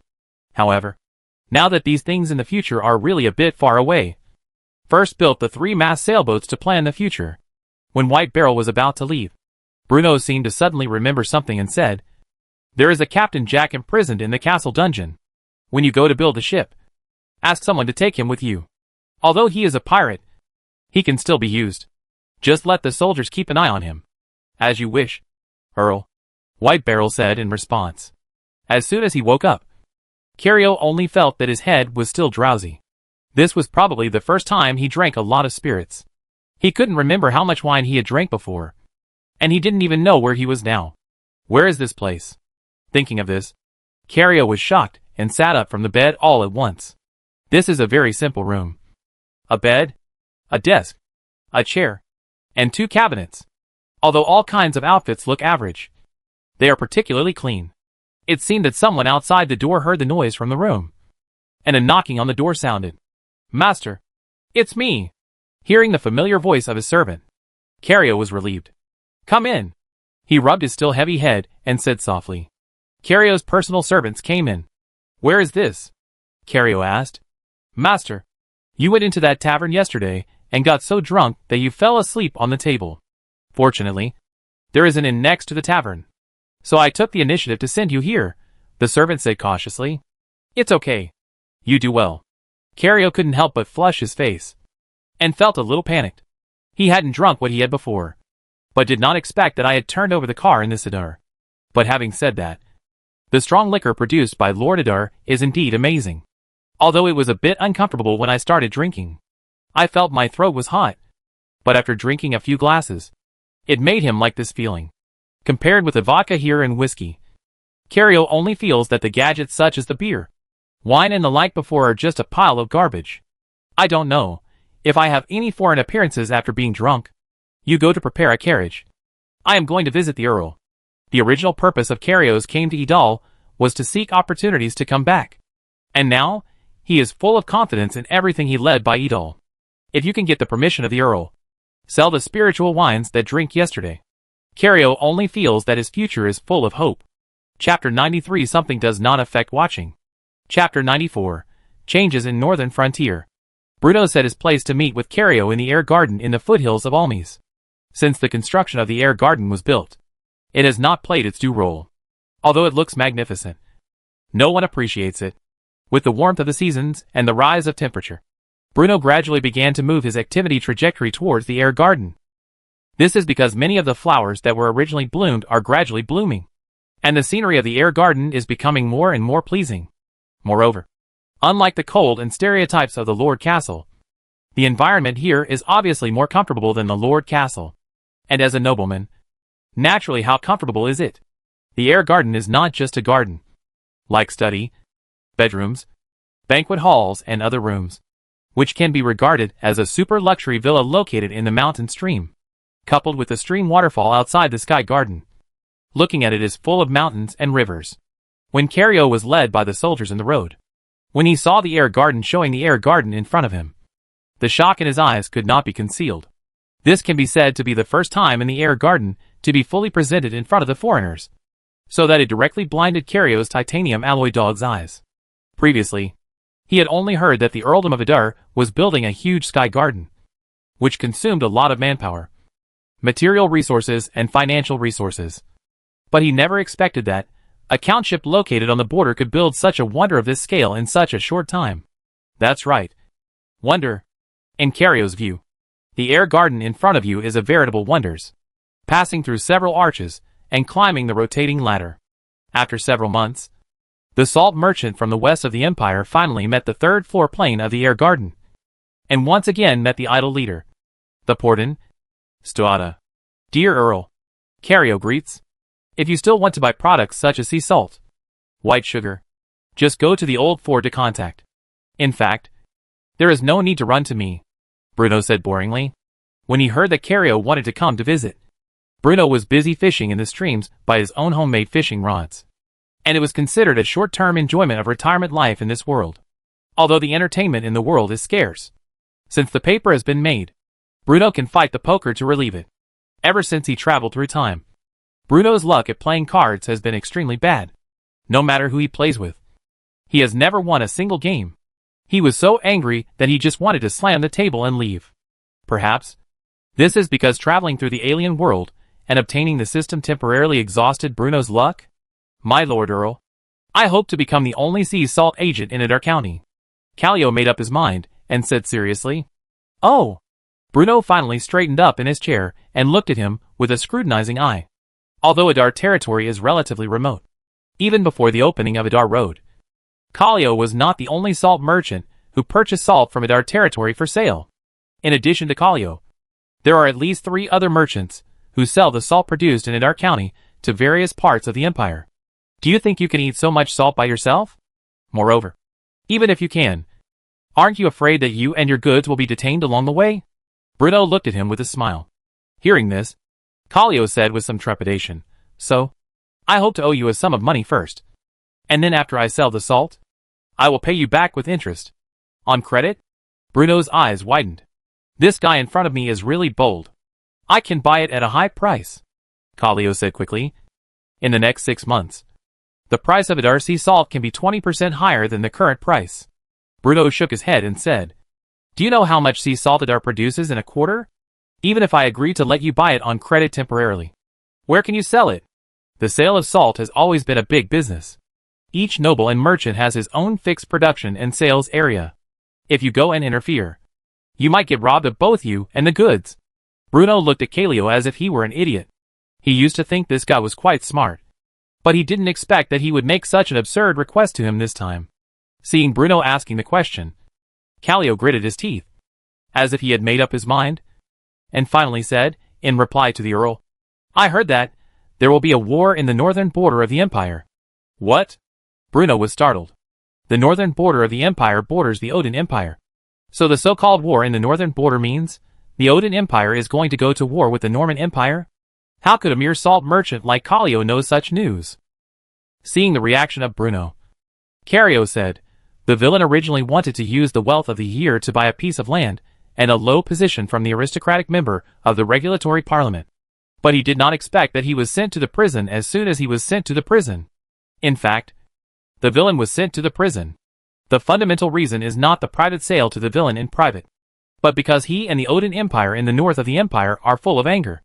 And the intention should be in the same way to capture the Winter Fortress. Although that noble counselor has been thrown into prison, the deployment of the Odin Empire in the north has been basically completed. Lord Odin is ambitious, and I'm afraid that war will break out in the north soon. And once the Winter Fortress is breached by Odin's army, then Odin's army can march straight in and attack all the way to the southwest, directly occupying the empire's most prosperous western plains. The western part of the empire is one of the most important salt-producing areas of the Norman Empire. In this way, the salt supply of the entire empire will be affected. Before Cario finished speaking, Bruno took over the conversation and said in a deep voice, Yes, Cario replied. Then, you hope to receive a lot of salt in the adult's idol, and then take advantage of the opportunity to supply shortage of salt inland salt in the empire, transport it, and make a lot of money? Yes. But, Bruno suddenly changed the subject, and glared at Cario fiercely and said, If your judgment is wrong and there is no war between the two countries, then the empire's salt supply will not be affected at all, and you can take the opportunity to run away. However, I will pay for your misjudgment. If you are right, you will make money. If you are wrong, I will pay for it. Cario, you are treating me like a fool. Chapter 95. The Prototype of the Chamber of Commerce. Bruno looked at Cario with a bad face. How could this person have the nerve to say such a ridiculous suggestion? He was really shameless. As if he heard the anger in Bruno's words, Calio's legs trembled, and he fell to his knees. My Lord Count, I think the Odins will definitely go to war with the Empire. although Kallio's voice was trembling due to nervousness. His words revealed a strong confidence. Why? Just because a noble counselor is in collusion with Odin. But have you ever thought that since the truth has been revealed, the Norman Empire will definitely be prepared? The Odin people are not stupid. How could they launch an attack when the Norman Empire is already prepared? Kallio took a deep breath, and then said word by word, the Odin people are now buying grain from the Norman Empire at a high price. What? Bruno frowned. On the way to Idar, I discovered that there were a lot of grain caravans heading north. And this year the Odins purchased far more grain in the Norman Empire than in any previous year. Even though the grain prices are already quite high, they still haven't stopped buying. Lord Count, you know that the most important factor limiting the Odins' attack on the Norman Empire is grain. After hearing Kallio's explanation, Bruno felt that Kallio's previous assertion that the two countries were at war became a little more credible. The Odin Empire is located to the north of the Norman Empire, and has a relatively cold climate. Only the southern border area bordering the Norman Empire can grow grain on a large scale, and achieve 2 harvests a year. The rest of the vast area is extremely unsuitable for farming. Even if it can be cultivated, at most only 1 harvest a year can be achieved, and the yield is extremely poor. However, due to the cold climate and harsh living environment of the Odin Empire, the Odin people can only be self-sufficient by hunting wild animals in the mountains and forests for a large part of their food. Therefore, the per capita combat effectiveness of the Odin people is generally much stronger than that of the Norman Empire soldiers. 1 Odin person can almost beat 2 imperial soldiers without any pressure. So much so that in the eyes of most of the Norman nobles, the Odin Empire located to the north of the Norman Empire was just a group of uncivilized barbarians. However, no matter how much they looked down on their northern neighbor, it would not change the established fact that the Odin Empire had actually become the biggest threat facing the Norman Empire. Most of the time, the wars between the Odin Empire and the Norman Empire were initiated by the Odin Empire. After all, with limited food, the Odin Empire could only consume its excess population through war, while the Norman Empire could only rely on the northernmost winter fortress for passive defense. Food is often the most important factor that hinders the Odin people from launching an attack. But if the Odin people had enough food, then the only problem that could limit the Odin people's attack would be easily solved. If it wasn't for the purpose of starting a war, Bruno really couldn't imagine why the Odin people would buy so much food. Therefore, the more Bruno thought about it, the more he felt that the possibility of the Odin Empire launching a war was very high. In addition, Master Earl, you still remember that in the spring of last year, the price of iron or of the Norman Empire soared. It is said that there were many anonymous buyers who secretly acquired it. At that time, the villain was still a little puzzled. But now if you think about it, those anonymous buyers may be related to the Odin Empire. When Bruno fell into thought, Kallio then added, last year? Bruno was stunned for a moment, because he hadn't traveled through time at that time. However, looking back on the original body's memory, such a thing did happen. At that time, the original body was still thinking about the iron ore in the Grand Highlands. But it was difficult to mine, due to the border dispute with the territory of Sauron. Iron ore can be used to forge weapons. Food can be used to replenish military supplies. And some nobles who were arrested for conspiracy and treason. If all of this is connected, the Odin Empire's intention to invade is almost certain. Thinking of this, Bruno couldn't help but re-examine the salt merchant who was kneeling in front of him. He was able to detect clues from the rise and fall of food prices and the shortage of iron ore a year ago. This guy named Kallio is indeed a talent, although the limitations of the time sometimes sound like a very distant concept. It does exist, and what it limits is often the perspective from which people think about problems. It is like a window on the ceiling, and few people can look up and see the vast starry sky outside the window. While the nobles of the Norman Empire were struggling over whether to send more soldiers to the border of the empire, Kallio, as a businessman, had already sensed the Odin Empire's determination to start a war from everything happening around him. After all, the waste of purchasing iron ore and grain can probably only be compensated by the spoils obtained from the war. It was at this moment that Bruno finally decided to recruit Kallio. Seeing that the Earl in front of him seemed to be persuaded by himself, Kallio quickly said while it was hot, "So, the Earl, as long as you can seize this opportunity, this is undoubtedly a matter of accident for Idal leader. And you can send soldiers to go with me so that you can supervise the villain and protect the sea salt in the caravan. What you said makes sense. I am also persuaded by you. Bruno nodded. But he said, "But although you say the reason, this does not mean that I want to sell the sea salt to you.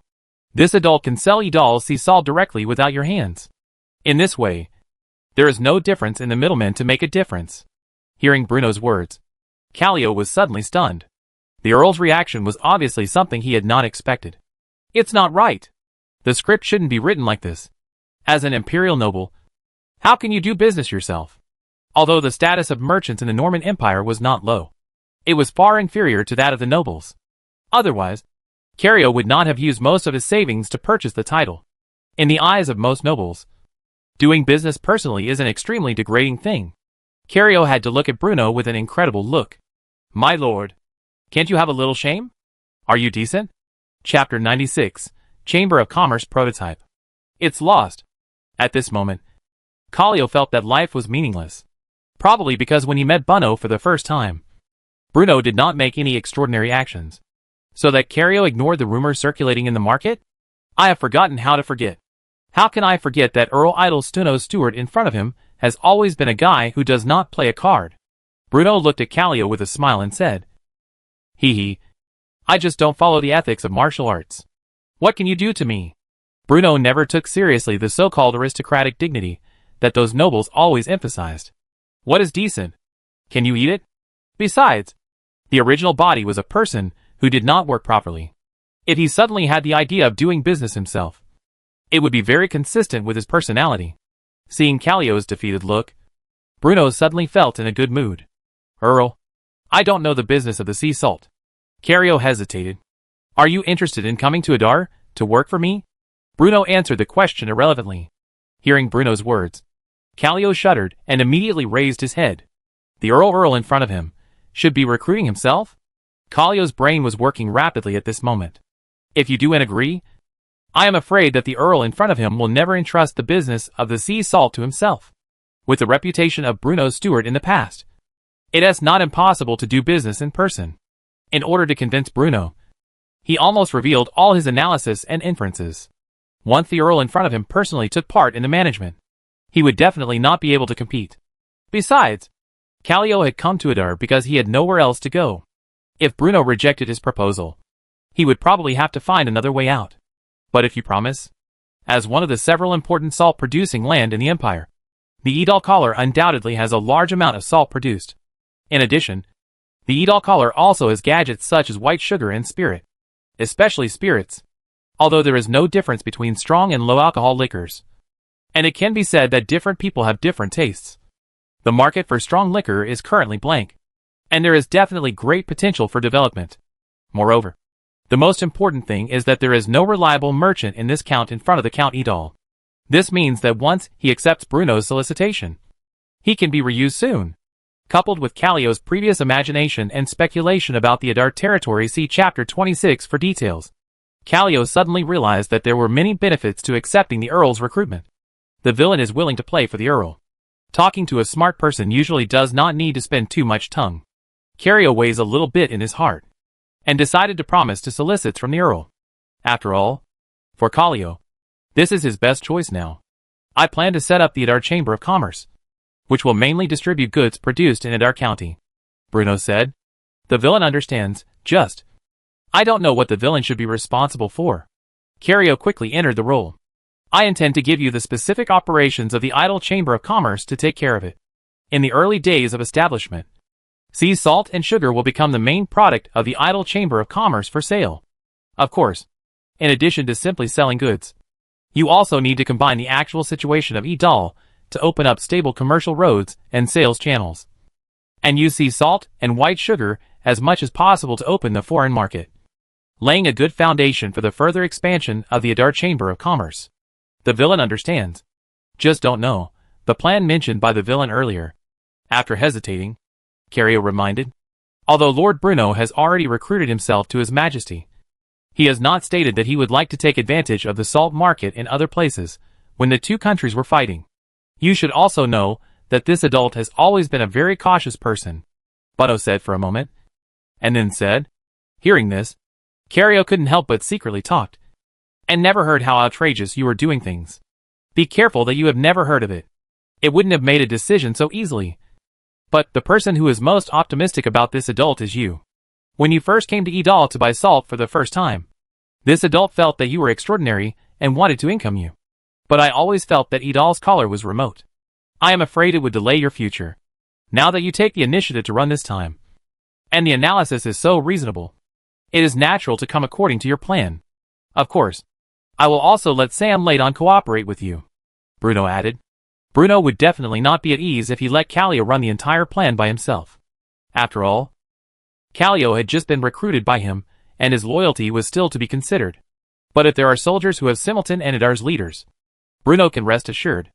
After all, Ion business is a big buy and sell. And Bruno must have more hearts. When Callio heard Bruno's words, he was deeply touched. It turns out, is the Earl noticed that he had noticed himself a long time ago? Cario's heart suddenly moved a little. I really didn't follow the wrong person. By the way, you should have heard of Sauron. North of Edal, Bruno said suddenly. The villain knows, Cario replied. Now that you know the Sauron collar, you should also know that there is also a salt field on the Sauron collar? Back to the adult's words. The villain has bought sea salt there, Cario said carefully. That's good. List, Bruno suddenly shouted. Here, sir. List came in. If your trustee goes to Sorin to lead a pass. He said that this adult has heard that the Sauron leader has been ransomed by many nobles since the failure of the Grand Highland. I, Bruno's steward, have always been an upright and kind person. I despise such acts of robbery. Therefore, as Earl Solin's most friendly neighbor, based on the principle of peaceful coexistence, I have decided to purchase all the salt produced by Earl Solin in half a year at a 10% premium. According to Bruno's inference, if the Odin Empire would really launch a war, it should be attacked in the late summer. In this way, after the Odin soldiers crossed the winter fortress, they could directly plunder the first batch of food just harvested by civilians. And after half a year, when the price of salt increased, instead of making Sauron earn to make it, it is better to let Edal lead. Now that you have to seize the opportunity to insert a foot, you will play big. Otherwise it will be incredible. Moreover, even if the winter fortress has not been broken, maybe other forts will be broken. The area bordering the Norman Empire and the Odin Empire was a vast plain. Apart from the northernmost winter fortress, there were dozens of fortresses in a line from west to east. Bruno couldn't believe it. How could the Odin Empire, after preparing for so long, not even be able to break through a single fortress? Chapter 97 Intelligence. Not only Bruno, but also Callio attached great importance to the plan of selling sea salt. After all, this is the first task he accepted after he joined Edal. Therefore, Callio regards it as an important opportunity to prove his value and vision. Seeing that the Earl not only agreed quickly, he also praised himself. And Cario's mind gradually became popular. My Lord Count, after I came to Adar, I drank 2 kinds of strong liquor in a tavern in the south of the city. They were called vodka and whiskey. I think these 2 strong liquors may have a very broad market. Can we try to let the Adar Chamber of Commerce sell them? Callio tried to seek Bruno's opinion. Just give you the Chamber of Commerce, and learn to do things for yourself? Bruno glanced at him with a smile, which embarrassed Cario. It's all at the Earl's command, Callio explained hurriedly. Wooden wine trafficking, don't worry. Since you even think that the sale of spirits will make yourself compile high profits. Can't others think of it? Edal leads to have spirits. But the question is, whether the Edal collar can always have such spirits. Bruno's words are indeed very reasonable. But Cario still feels a pity, if it is only sold in the tavern led by Eder. The sales volume is really limited. So, while you are starting the business chamber, you must also send someone to explore the way of the Kingdom of Basel. The Kingdom of Basel? Cario was shocked. Could it be that? Lord Count, you want to sell these liquors to the Kingdom of Basel? Bruno laughed without saying a word. You just thought of the 2nd floor. But in fact, the adult is on the 5th floor. Selling spirits to the Kingdom of Basel is actually just the initial idea of Bruno. After all, the distance between Edal and the Kingdom of Basel is far closer to the distance between Edal and Emperor St. Los. Similarly, although selling spirits to the Kingdom of Basel would inevitably let other noble lords of the Norman Empire know that Adar was selling spirits, it would take at least half a year from the time the news came out to the time it was confirmed. And this half year is enough time for Adar to develop for a long time.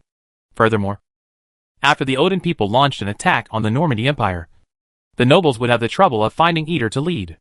As Bruno's understanding of this world became more and more meticulous, he gradually explored other benefits to opening up the commercial road of the Kingdom of Basel. But if he told the story in detail, there would inevitably be suspicion of padding the words. So Bruno asked Calio to go down first and discuss the preparations for the Chamber of Commerce with L'Hôpital. Although Calio had left, Calio's words about the war in the northern border of the empire still lingered in Bruno's ears. This is not because his analysis is so good. After all, if Bruno had this information, he should be able to analyze it. What made Bruno frown the most was that a mere ordinary merchant was so much more informed than himself.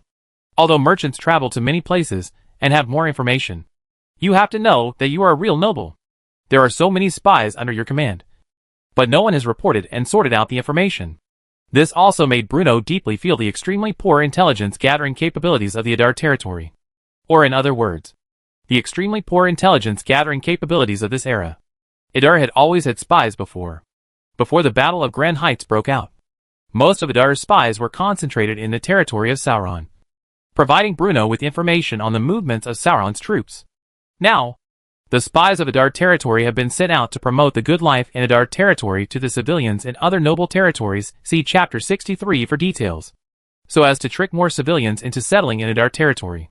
However, most of these spies were small-time spies who would carry a few silver shillings and copper coins and start hanging around in the taverns. Moreover, he didn't know how to hide himself at all, and didn't understand what it meant to attack from the side. He was just short of shouting that he was a spy. Bruno was aware of how backward the intelligence system of Adar territory was. But those spies were enough to deal with the Sauron territory. Bruno was also afraid that he would develop too quickly. If he invested money in developing the intelligence system, it might lead to financial constraints in Adar County and affect the construction of wonders. Therefore, Bruno had always turned a blind eye to the extremely backward intelligence network in Adar territory, and was content with using it as long as it could be used. However, Calio's arrival sounded the alarm for Bruno. Adar's intelligence system really needed to be rectified. Perhaps it will not be possible to fully develop the Adar territory's intelligence system at the beginning, but the necessary training and the most basic framework can be implemented and built as soon as possible. One must take one step at a time and eat one bite at a time. Building an intelligence system is not something that can be done overnight. Bruno is very clear about this. Moreover, as the situation changes, although the dynamics of the Odin Empire and the Norman Empire will not directly affect the Adar territory, it will indirectly affect various parts of the empire. If the war situation continues to deteriorate, the lordship of Adar, also a vassal of the Norman Empire, may also be dragged into the quagmire of war. The pirate threat facing Adar's homeland has reappeared in the dire situation in the northern part of the empire, and Bruno feels overwhelmed. Why are you fighting when you have nothing better to do? Can't you just sit back and enjoy the spectacle? List, Bruno called. At your service. Prepare a letter and write it to the Regency Council. Say that after the long-planned attack by Solon, Adar was attacked by pirates from the Kingdom of Basel. The people of Adar suffered heavy casualties. The newly planted rice was also burned. Most of the serfs responsible for boiling salt with seawater were abducted by pirates. The people of Adar were miserable. In short, write about how miserable the situation is, and then ask for help from the Regency Council at the end. The serfs will not refuse any money, Bruno said. Since you have suffered a disaster, you must report it as seriously as possible. If you report it more seriously, you may get more benefits. In any case, you will not suffer any loss. Besides, if the war in the north gets tense, and they need to call on lords from all over the country to bring their private armies to support the battle, Lord Adar will have a reason to shirk responsibility. I'm already in such a miserable state, and you still want to drag me into the war? Chapter 98 Candidate. After all, unlike the people-oriented society of the previous life, the current Norman Empire is an aristocracy-oriented society. We are all nobles. We'll see each other every day. My own family is still a mess. You can't force me to go north to join the war. Although there was no telling how many disgusting things the nobles of the empire were doing behind the scenes. At least on the surface, everyone had to have some dignity, and behave like gentlemen, and with aristocratic dignity. Therefore, Bruno's letter was like a preventive vaccination in advance, telling the Regency Council clearly that my life was very difficult, and my home was in chaos. Don't call me when there is a war. If my home was robbed by pirates, you cannot take the responsibility. After all, Although Bruno always said that he was a minor noble, the title of Earl was actually not low. Although he could not compare with those earls whose fiefdoms were located in the wealthy inland areas of the empire, Bruno still had some face. After giving instructions on writing the letter, Bruno became annoyed by the intelligence system. Building an intelligence system may not bring much benefit in the short term, but if we consider the long-term interests of the Adar territory, building an independent intelligence agency is an absolute must.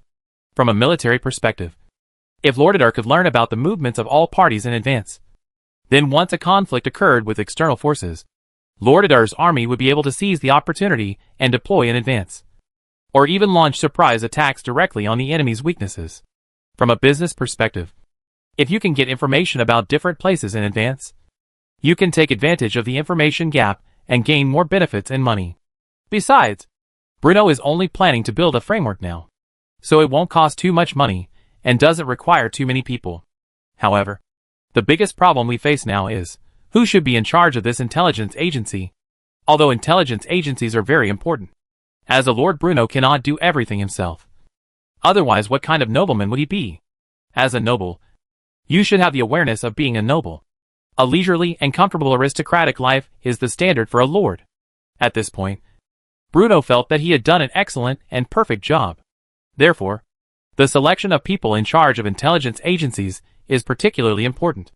Not only must he be decisive and calm, but more importantly, he must be loyal to Adar and unconditionally obey the Lord of Adar, Bruno's steward.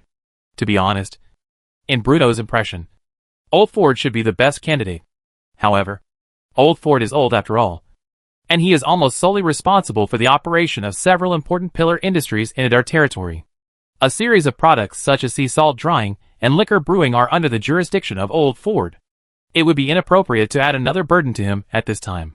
As for Shabi, Lapo, Lister and others, they all have their own tasks to do, and it is impossible for them to spare the time to be responsible for the establishment of the intelligence system. And according to Bruno's idea, no matter what, the head of the intelligence agency must have military experience. After all, the military has a huge impact on a person, and such impact will be reflected in all aspects. Thinking of this, Bruno asked Lister to find out the list of Adar's bandits. That's right. It's the robber list. The bandits in Adar not only have military origins, but are also extremely loyal to Adar. After all, when selecting bandits, the ideological review of the soldiers was a very important step. Moreover, according to Bruno's previous idea, the bandit corps of Adar was a good candidate to be absorbed into Adar's intelligence system. It occupies an extremely important position in the entire armed forces of Adar territory.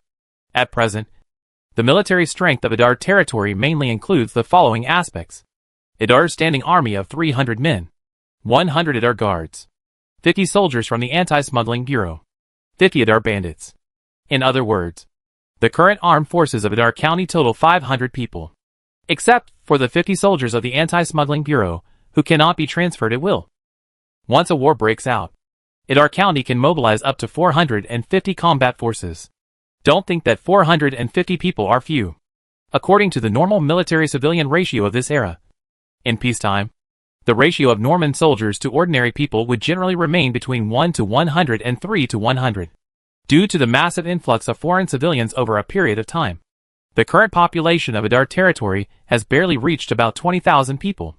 In other words, the total number of troops that Adar territory can currently maintain should be between 200 and 600. If we add the wonder property of increased food output by 15% provided by the Sky Gardens, the maximum number of troops that the Adar territory can maintain is about 700. Although it still doesn't sound like much, it is indeed a lot among the various noble territories of the Norman Empire. After all, what is the use of so many soldiers to raise so many soldiers and many nobles? If you have this idle money, it is better to buy a golden eyed maid with a high price from the slave merchant. It is not necessary to do anything bad. At least it looks pleasing to the eye. When Bruno thought of this, he felt that he was indeed an extremely upright guy, surrounded by a group of burly men all day long.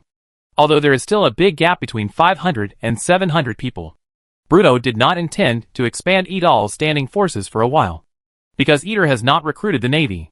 Thinking of it here, Brianesi felt that he was big. This is because, given the current population of Adar County, It is a bit too early to hastily establish a navy. If the profits obtained from overseas cannot meet his original expectations, then the capital chain of Adar County will be extremely tight. But if the pirates occupy the French islands in this way, and then harass Eder, Bruno will never be willing. Just one word. Do. However, the number of people required by the navy is not a small number. It must be at least 200 or 300 people. This was one of the reasons why Bruno chose to build a 3-masted sailing ship at that time, because the 3-mast sailing boat can be regarded as the smallest ship in the sail era. Thinking of the thoughts in his head, Bruno finally put his eyes on the list of robbers of Edal's robbers. On the first line of the list was the name of the current bandit leader, Claire. Chapter 99 Cree's Career. After passing through the thorns to the east to the west, it has come to the boundary of Edal. After passing through the thorns, it is a bifurcation in a place where the valley is about hundreds of meters away. One road is an open and flat cement road extending in the northeast, and the other road is to shuttle between rugged forest trails between mountains and forests. On the side of these two roads, 2 street signs are erected. A wooden sign reads the roadmap to Edal City and draws a roadmap from the city of Edal to Man Fortress. On another wooden sign, there was a line of words written in red paint. There are robbers on this road. Please proceed with caution. Becoming a traveling merchant is not an easy job. After all, there are no means of transportation in this era like on Earth that can travel thousands of miles a day. If you want to complete a business trip, it may take several months or even half a year to go back and forth. If the goods are robbed halfway, it will be miserable. Therefore, most of the individual merchants who had a bit of common sense rationally walked onto the newly built cement road. Although it was indeed a bit far, the road was easy to walk on and flat, and there were no robbers. Maybe they could even take a break in the city of Adar, which was naturally the best choice in their eyes. Although the 2 wooden cards are very hasty, it is also very like the prank of a skin child. But they dare not bet. After all, there are a few steps away from the kingdom of Basel. If there is something wrong in this last moment, it really wants to regret it. Of course, I obediently went to Yidal City to be the choice of most businessmen and passenger travel. There will always be a little people who are extremely iron, and they are bravely reckless to the path. Although there are few caravans walking in the path, it is not without. Although some caravans who have to take a small road are indeed a bit of strength. For example, it has spent a lot of money to hire a team of mercenaries to play for it. However, in some cases, it was pure because I had never met the robbers before Adar. So I deliberately ignored the prompt on the wooden sign. The trees along the path had grown lush and green in just a few weeks. The warm spring sunshine shone through the gaps between the branches, illuminating the shadows between the trees. After Creel and his robbers stunned behind a low hill in the mountains, they observed the situation on the road with sharp eyes. From the strict selection of a round of strict screening, it is designated as the leader of this group of robbers, to the more skilled means of robbery. Creel has gone through more than 2 months of robbers. In these 2 months, he learned a lot and understood a lot. There are not many fools walking on the trail, but there will be a few railway caravans passing every time. According to Bruno's instructions, any convoy that was not transporting food and supplies for the imperial soldiers could be used as it pleased. So, in the past 2 months, the robbers have reaped a lot of rewards. The commissions they earned in these 2 months alone are enough to cover their income in the previous 6 months. After all, even if they are just robbers, they also have a strict process of crime and crime rules. And KPI is also required at the end of each month for these merchants to collect some money. Creel and others did not have a slightest psychological burden. Although sometimes the robbers have left the money, maybe more than the value of the goods carried by the entire caravan. But, since you pass by Edal, you should contribute to Edal lead. Isn't it good to go to Edal City honestly? What Creel and others do are not robbery, but they are seeking well-being and happiness for the majority of the idle people. It is right. It is not how much money Bruno is, but because as long as these Kareva enters Edal, it must be consumed, although consumption does not have a lot of consumption. In this way, when there is a demand, it can create more employment opportunities for Edal, and to promote the development of Edal to lead other industries. Look, just as Claire was staring at the situation on the road, another fat sheep, no. Another caravan slowly came over from a distance. Ready!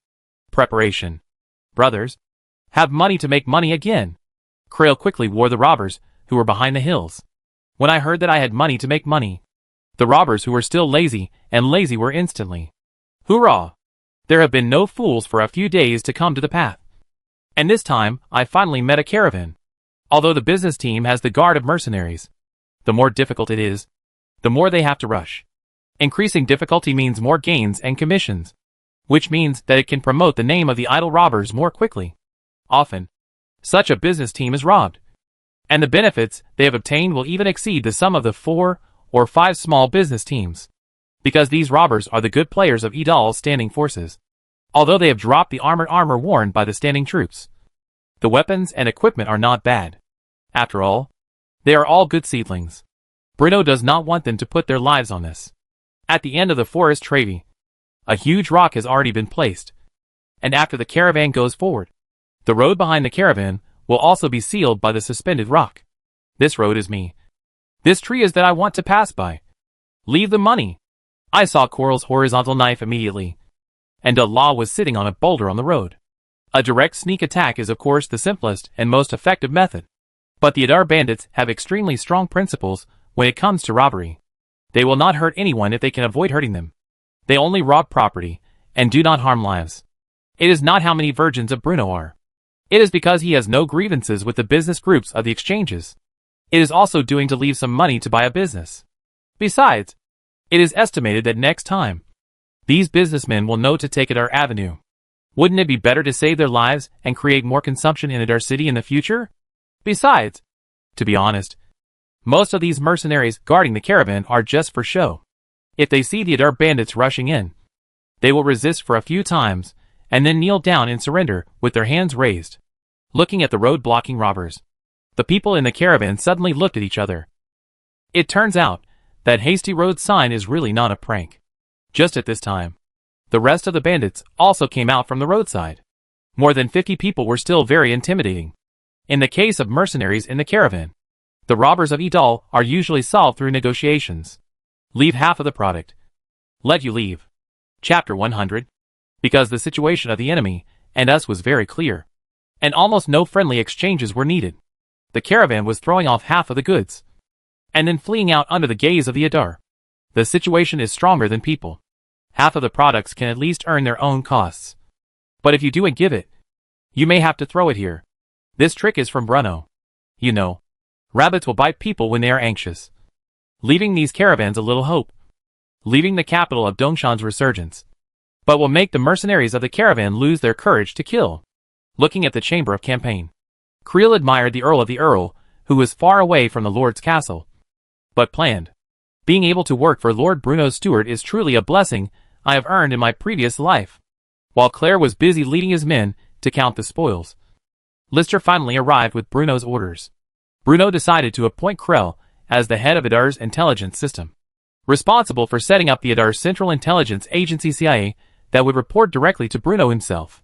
Boromir Braun, the former deputy commander of Adar's standing army, served as Krell's deputy and assisted in the preparation of the preliminary work of the Adar Intelligence Agency. Since the funds that the Adar territory can allocate to the Intelligence Bureau are very limited, Bruno does not expect the Adar Intelligence Bureau to play a huge role in a short period of time. What the Adar Intelligence Agency has to do now is just to build an institutional framework and start training qualified spies. After Lister left, Claire looked at the appointment document with the Stewart family emblem on it and remained silent for a long time. In less than a year, Claire's life has undergone a radical change. From a lowly serf, he became a free Adar commoner. He then joined the Adar regular army, and due to his outstanding performance, hard training and outstanding performance in the Battle of the Golan Heights, he was promoted to the leader of the Adar Bandit Corps. And now, he was actually promoted directly by Lord Bruno, Count of Adar, to be the chief officer of the Adar Intelligence Agency, which has not yet been established.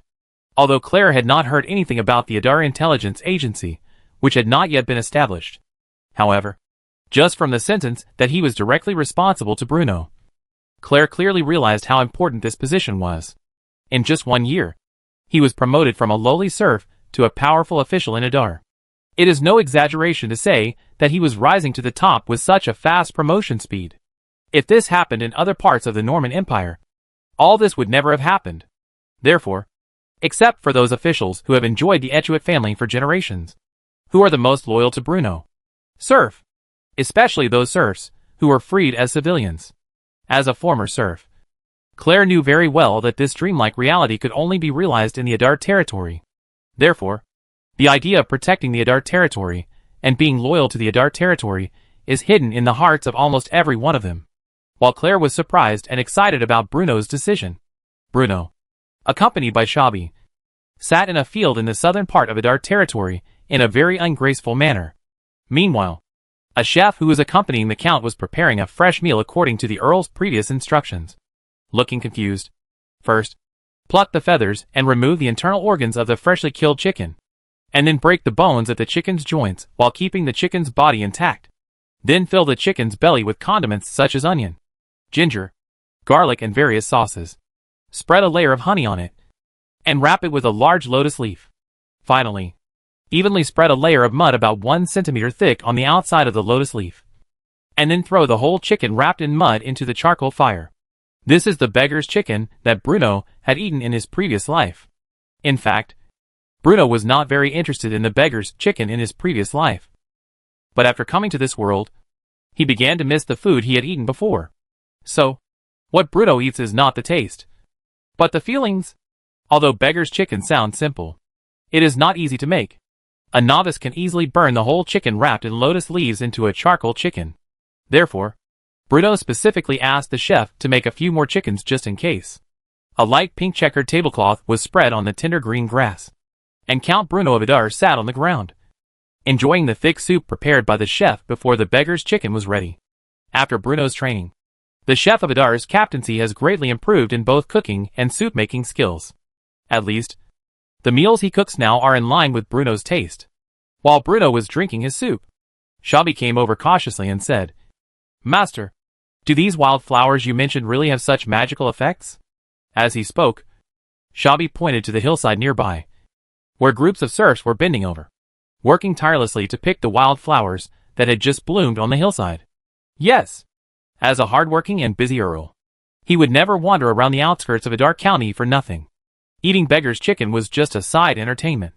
Bruno's main purpose was to lead the serfs to the fields to pick flowers. However, the flowers Bruno picked were not ordinary flowers, but pyrethrum. Pyrethrum. This is a perennial herb of the genus Piper, which can reach a height of 60 centimeters. The rhizome is short, and the stem is upright. It likes a warm climate and grows well in sandy loam with deep soil, fertile and loose soil and good drainage. The most important value of pyrethrum is that it can be used as agricultural insecticide and raw material for making mosquito coils. As the climate warms and crops in Adar grow vigorously, insect pests have gradually become a major problem for Adar civilians and serfs. The large field of pyrethrum in front of him was the solution that Bruno temporarily exchanged in the system mall. Unlike the high price of the 3-masted sailing ship blueprint, the price of pyrethrum is ridiculously cheap. The pyrethrum that is everywhere on the hillside in front of you only costs a total of 5 brilliant points, which is only 1/10 of the price of the sailing ship blueprint.